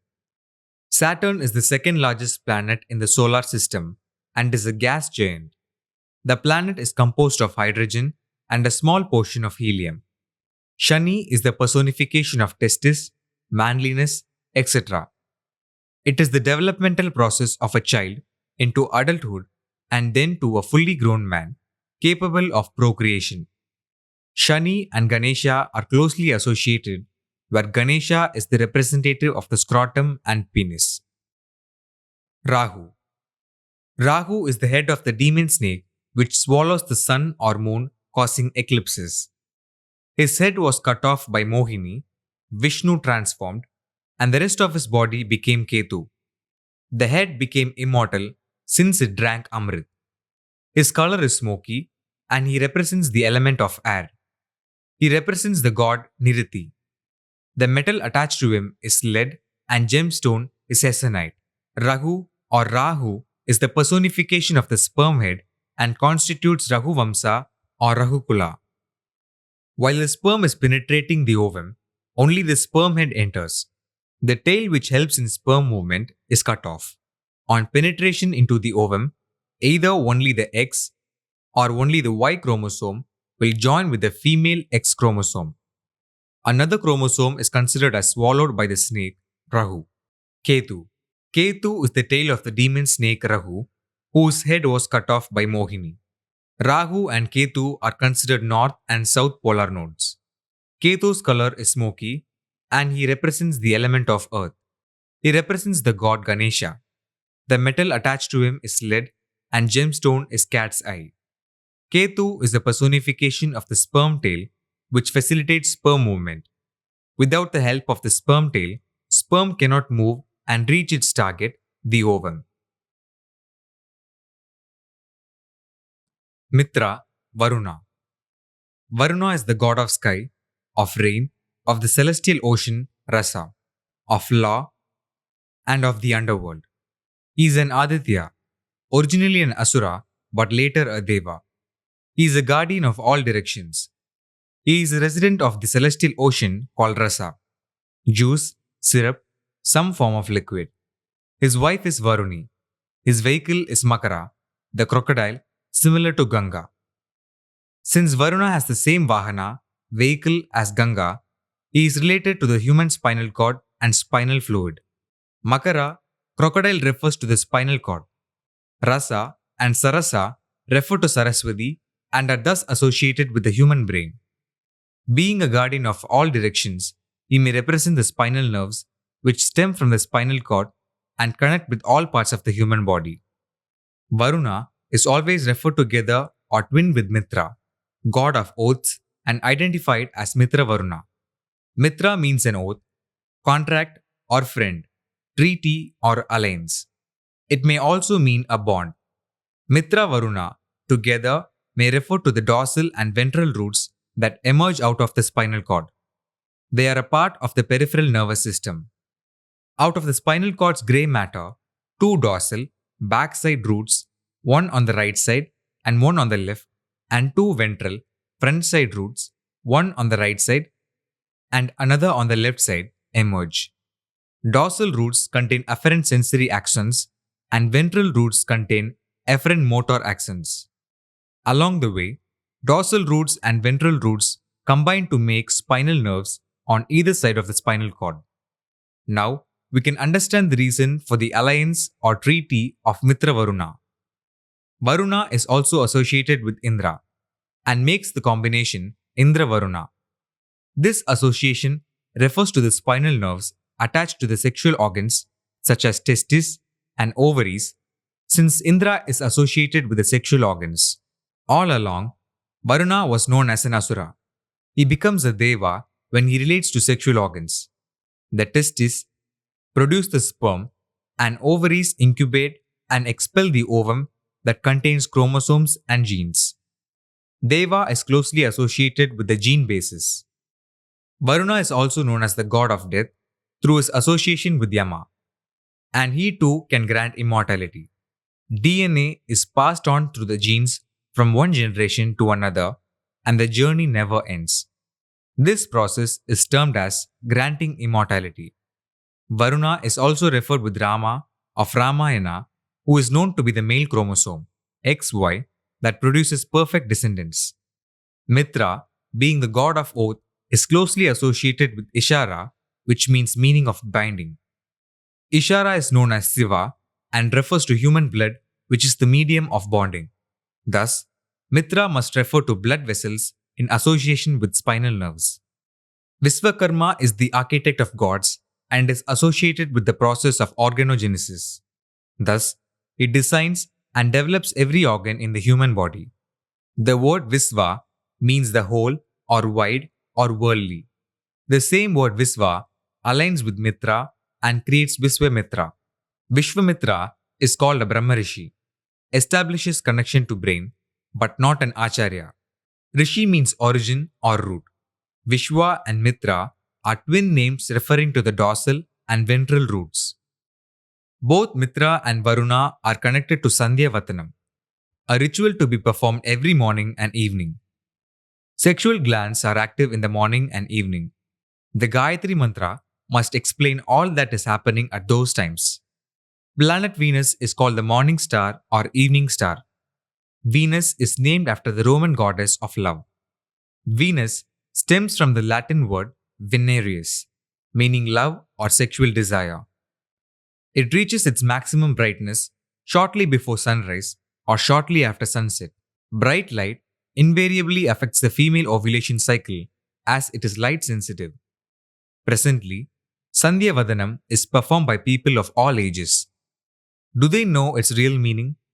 It is also a celebration that marks the light sensitivity and alertness of procreative organs. Vishwamitra is considered one of the authors of Gayatri Mantra. He was known as Kaushika earlier, while he was a king. He is the descendant of the great king Kausha, who is said to be the brainchild of Brahma. Whoever is connected to Brahma is part of the brain and nervous system of the human body. Thus, Vishwamitra is also a part of the human nervous system. The story of Vishwamitra is closely linked to great sages like Jamadagni, Parasurama, and Vasishta, who are also a part of the human nervous system. Parasurama is the son of Jamadagni and the personification of parasignaling. Vishwamitra and Jamadagni are close blood relatives since their mothers are mother and daughter. Satyavadi, mother of Jamadagni, is the daughter to the mother of Vishwamitra. The Satyavati is the elder sister to Vishwamitra and he becomes the maternal uncle of Jamadagni. According to the Vishnu Purana, both Vishwamitra and Jamadagni were born at the same time. Satyavati, daughter of King Gadi, a descendant of the great king Kusha, a Kshatriya, was married to Richika, an old Brahmin, a descendant of Brigu. Who prompted this marriage? Richika wanted a son to be born to him and Satyavati with the qualities of a Brahmin. Hence, Richika prepared a syrup, charu, and gave it to Satyavati to beget such a son. Meanwhile, Satyavati's mother too wanted to have a son. Richika prepared another syrup for Satyavati's mother, who was wife of King Gadi, to beget a son with the qualities of a Kshatriya.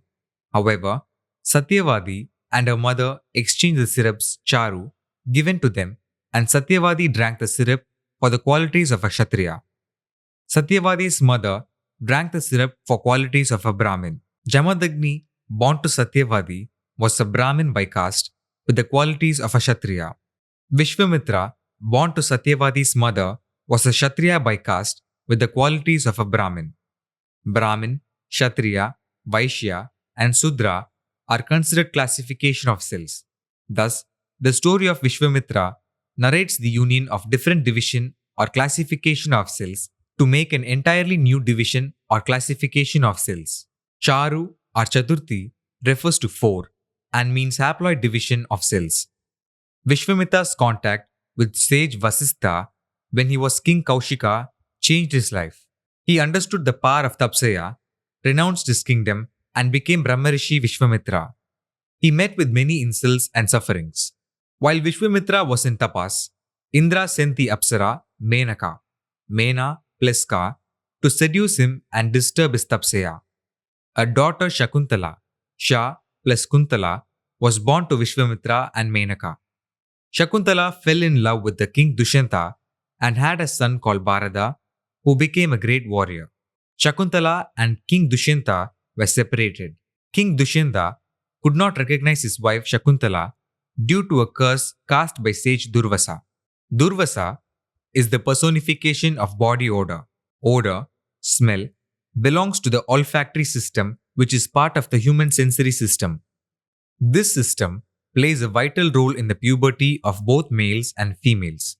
Till a girl attains puberty, the ovary is dormant, and the ovum does not sense that there exists a uterus which will house the ovum or conception. The word kunta in Sha, kunta, la refers to the uterus and reproductive organs. Tala refers to a place. Sha or Sa refers to Sangha, the uterus, which is a meeting or resting place for the sperm and ovum. Vishwamitra also created Trishanku Swarga, heaven of Trisanku, where King Trisanku could go along with his body.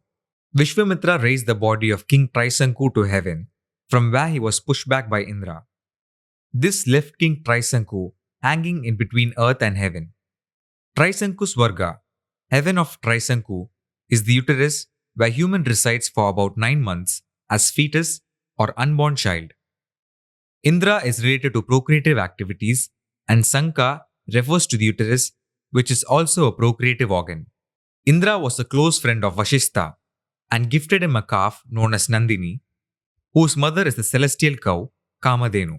Vishwamitra fought with Vashistha to possess Nandini, which was feeding Vishwamitra's entire army when he was King Kaushika. The cows, Kamadhenu and Nandini, refer to the secreting glands which are related to the breast, semen, and vaginal liquids. These glands are highly active at the time of sexual stimulation and constantly do the job of secretion.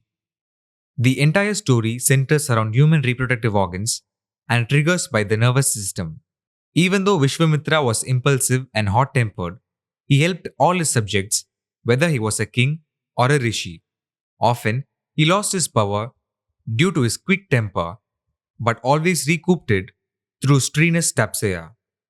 Vishwamitra trained Rama, prince of Ayodhya, and Lakshmana, and led them to Sita's Swayamvara. Rama being the personification of male genealogy, Vishwamitra is closely associated with the procreative organs that function in tandem with the nervous system. Rama had a brother called Bharat or Bharata. Vishwamitra's daughter Shakuntala had a son called Bharata. It is believed that our country, Bharat, is named after Shakuntala's son. Bhrata refers to chariot or flow, and Ba refers to birth. Thus, Bharata refers to the birth flow that populates this earth. Soma. Soma is considered a ritual drink among early Indo-Iranians. There was yet another drink that existed during that time called Sura. Vedic texts considered Soma sacred and a Deva. Deva is related to human chromosomes and genes. It is a known fact that Soma is for the immortal soul and Amrit is for the immortal body. Amrit is associated with blood barriers and Soma is associated with the seminal membranes that fill in the nucleus of germ cells. Germ cells are immortal souls. Indra and Agni are two important people who drank large quantities of Soma. Both are related to procreative organs and secretions. Soma is stored and distributed by Gandharvas. Gandha means magnet and sulfur and refers to the place of membrane secretions or production through stimulants. Soma is called Chandra and refers to female anatomy. 27 of Daksha's daughters were married to Chandra or Soma. Soma may refer to nucleic acids. There are two kinds of nucleic acids, deoxyribonucleic acid, DNA, and ribonucleic acid, RNA. Nucleic acid is a macromolecule composed of chains of monomeric nucleotides. Modern medicine found these acids in 1871 only. Deoxyribonucleic acid, DNA, contains the genetic instructions of all living organisms. It is a long-term storage space of genetic information. Ribonucleic acid, RNA, plays an important role in the process of transcribing genetic information from deoxyribonucleic acid (DNA) into proteins. Thus, ribonucleic acid acts as a messenger between deoxyribonucleic acid and the protein synthesis complexes known as ribosomes. History maintains that the ancient people enjoyed life by consuming somabana, soma drink, and surabana, sura drink, which are thought to be equivalent to alcoholic drinks of the present. They are secretions within the body happening during procreation or assisting with procreation. Radha Krishna. Radha and Krishna were childhood friends at Goloka or Gokula. Go means cow, and thus it is presumed that Goloka or Gokula habited is a region where the main profession is bringing up cows, milking, etc. These people were collectively known as Yadavas. Radha is a gopi who is said to have emerged from the Rasa Mandala at Gokula. Many gopis are said to have emerged from the Radha and Krishna. It is understood that Golaka and Gokula are two different places. Golaka refers to the testes and Gokula refers to the kidneys. Krishna is an avatar of Vishnu.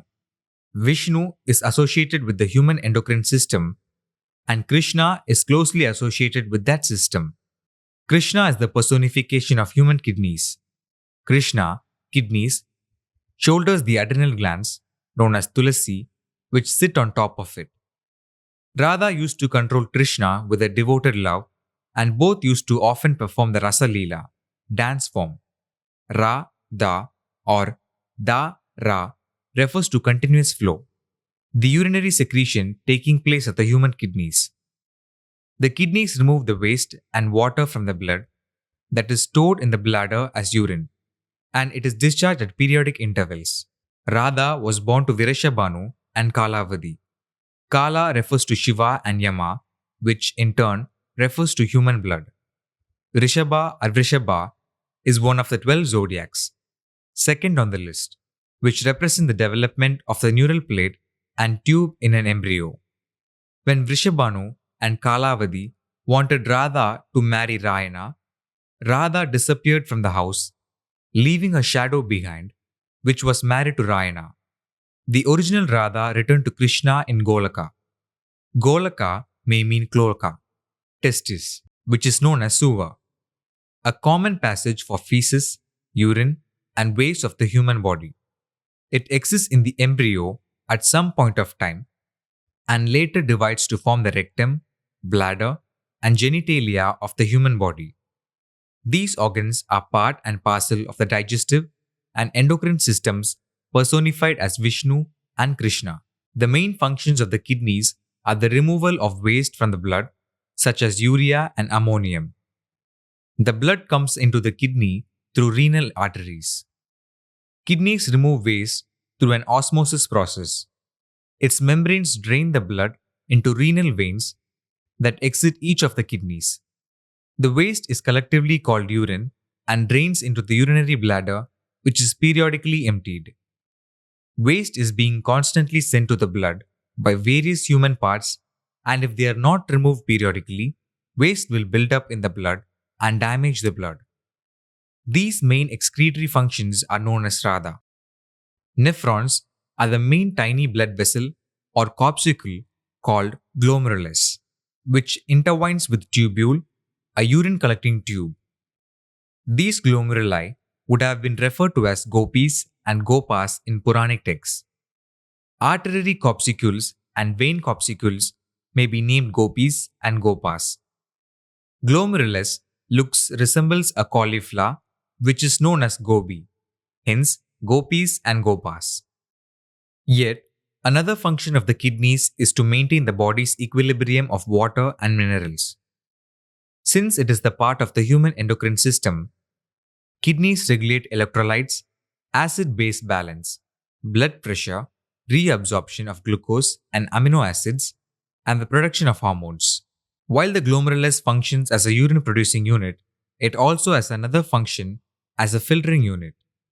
It retains normal proteins and cells in the bloodstream. These functions are known as Krishna. These filtrations and retention result in complicated chemical exchanges known as Rasa Leela, traditionally performed by Radha and Krishna. Rasa can be found in Rasayana, which means chemistry.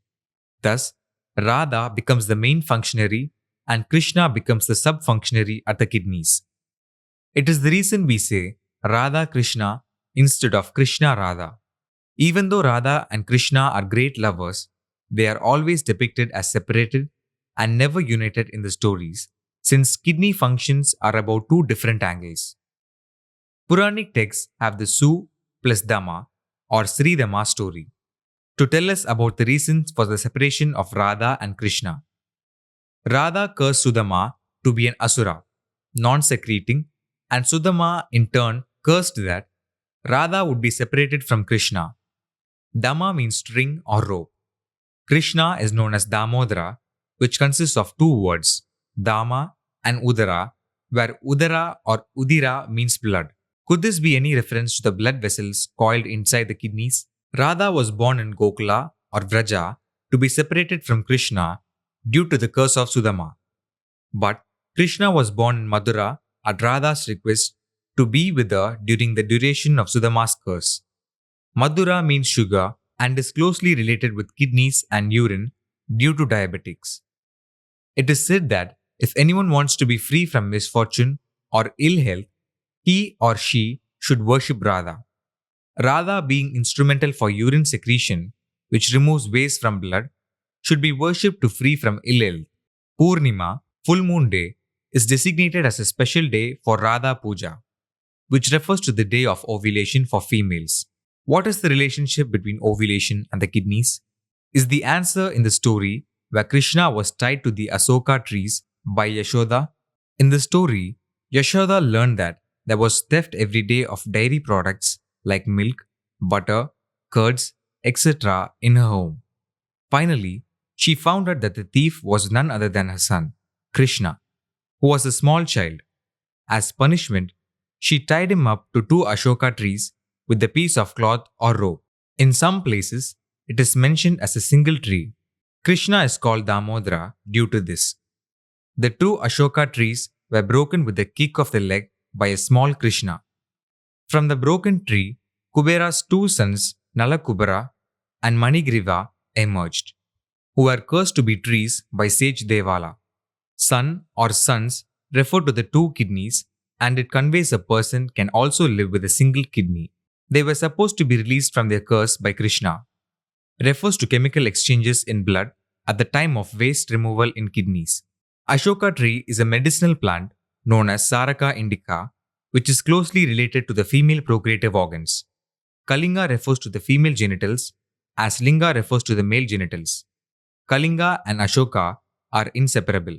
Kubera is the god of wealth, who is related to the ovaries and ova. Manigriva might refer to male germ cells. They release from the curse by Krishna, kidneys, establishes some relationships between the blood chemical exchanges due to activities at the kidneys and germ cells. The theft at Yashoda's house usually took place when she went to the Yamuna river to bathe. Yamuna is the twin sister of Yama. She is also known as Yami. She was been cursed to be a river by her stepsister, referred to chapter Surya, and references eye humor, liquid, which is saline in quality. Urine is also saline in quality. Useless or weak people are known as Shoda or Soda in Tamil, which is part of Ya plus Shoda's name. It may mean the waste removed from the blood. Soda is also carbonated water made with sodium bicarbonate, which is salty. Brindavan or Vrindavan, Lover's Park, is the place where Radha Krishna used to indulge in Rasa Leela, meaning a place of meeting, to sing, dance, and talk. Brindavan or Vrindavan is named after Princess Vrinda, daughter of King Kedara, who was born in Swayambhumanu's line. Brahmavaivarta Purana says that it is named after Radha, one of whose name is Vrinda or Vrindavani or Vrindavan Vinodini. Tulasi, who is the personification of the adrenal glands, which sit on top of the kidneys, are also known as Vrinda. Adrenal glands are part of the endocrine system. They are also known as secondary sexual glands which oversees stress management within the body, especially in female bodies. There is an overlap in Puranic stories between Tulasi and Radha, since both are closely related organs. Later, Brindavan or Vrindavan became the habitat of gopis and gopas who moved from Vraja. Nanda, Krishna's father, ordered his flocks to move from Vraja to Vrindavan since there were demons at Vraja, which were killed by Krishna. The demons were Bakasura, Pralambasura, and Keshi. They were disciples of Durvasa. They were cursed to be demons when they plucked lotuses from a pond called Chitra, which was specifically meant for Parvati, wife of Shiva.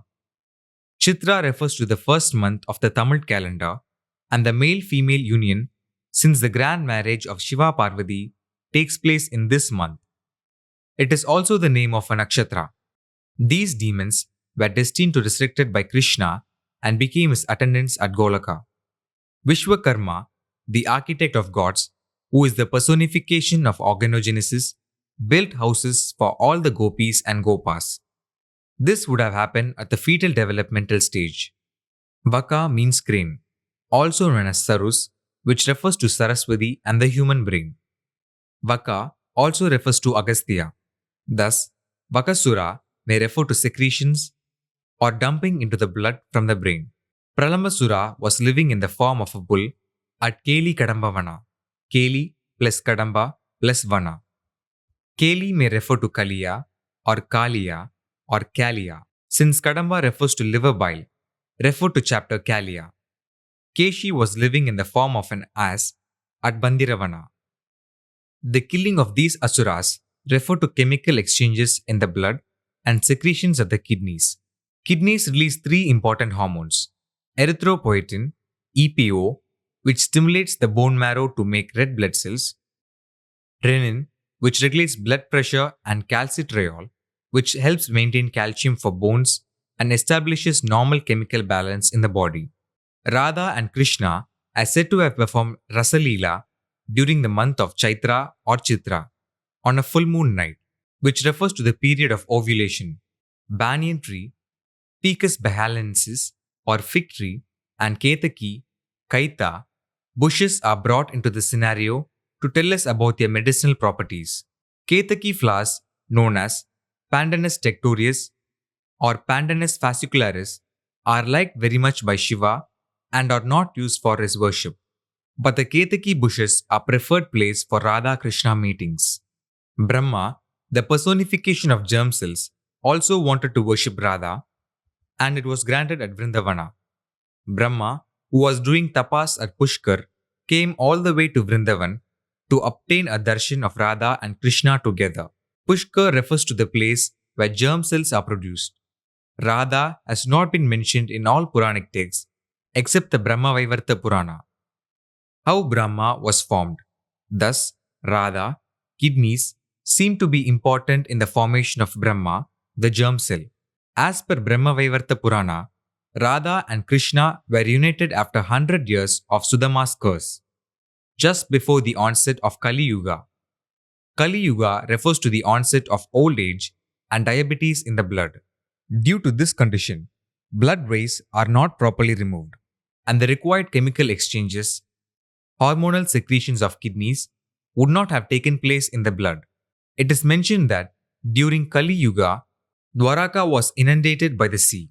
Dwaraka refers to the outlet of excretion, namely the urinary passage. Frequent urination is a symptom of diabetes. Vaikuntham or Sri Vaikundam or Vaikundaloka refers to the place of storage known as Vaikum Talam, storage space. Thus, it refers to the uterus where the fertilized ovum is stored for development. Gokarna. The word Gokarna is presently said to mean cow's ear. It is believed that Shiva emerged from the ear of a cow. Cow is also known as Prithvi, the mother of earth. King Ravana obtained an Atmalinga from Shiva and was taking it to his kingdom. On the way, he stopped at a seashore to perform Sandhyavadana. The gods did not want Ravana to have immortality conferred by the Atmalinga. They sent Ganesha in the form of a little boy who offered to hold the Atmalinga while Ravan did his prayers. According to the boon, the Atmalinga would confer immortality on Ravan if he did not set it on the ground during his journey. As soon as the boy, Ganesha, got the Atmalinga in his hands, he dropped it and it disappeared into the earth. Ravana tried with all his might to pull it out, but couldn't. His efforts wrenched the linga into the shape of a cow's ear. Ravana could not extricate it and left empty handed. That place is presently called Gokarna, a temple town in Karnataka, India. Gokarna does not mean cow's ear, but refers to female genitalia through which the baby's delivery takes place. It is the reason for Shiva's emergence through the Gokarna. The names mentioned in Puranic texts have been adopted or considered as real people in later generations. King Ravana, Ra plus Vana, is a place in the human body where germ cells are produced in males and females. Rama, who is DNA related, finds an important place with Ravana. There is a plant called Aparajita, Clitoria ternatia, which is known as Gokarna or Sangupushpi. The botanical name is given to it due to its shape and resemblance to female genitalia. The female genitals also contain a urinary tract which is saline, and the town Gokarna is rightly situated on the seashore. This is an example of naming Indian geographical areas from names in Puranic texts. It also aptly fits into human anatomy lessons. Agni. Agni is called Deva and means fire. He is the god of fire and the acceptor of sacrifices. He is related to Brihaspati in terms of sacrifices. The sacrifices made to Agni go to the older deities because Agni is a messenger from and to the other gods. His wife is Svaha and his Vagna is ram or sheep. The sign for sheep is Aries, which presents the neural tube and the central nervous system. The neural tube develops in two stages: primary neurulation and secondary neurulation. The neural tube ultimately develops into the brain and spinal cord. The brain is further subdivided into prosencephalon, mesencephalon, and romencephalon. Agni is depicted with 2 heads and 3 legs. Agni is ever young because fire is relit every day, meaning he is born every day. Agni is from the Latin word ignis. Agni represents metabolic developmental activities of the human body. He is called Saptajiva, having 7 tongues. Agni appears along with Rudra. Since Agni refers to sheep, it might point to the female reproductive system, since Agni Mukha, sheep face, resembles it. The 2 heads of Agni may refer to the 2 fimbriae, along with the fallopian tubes. The 3 legs may refer to the 2 ovaries on either side and the uterus, that is a part of the female reproductive system.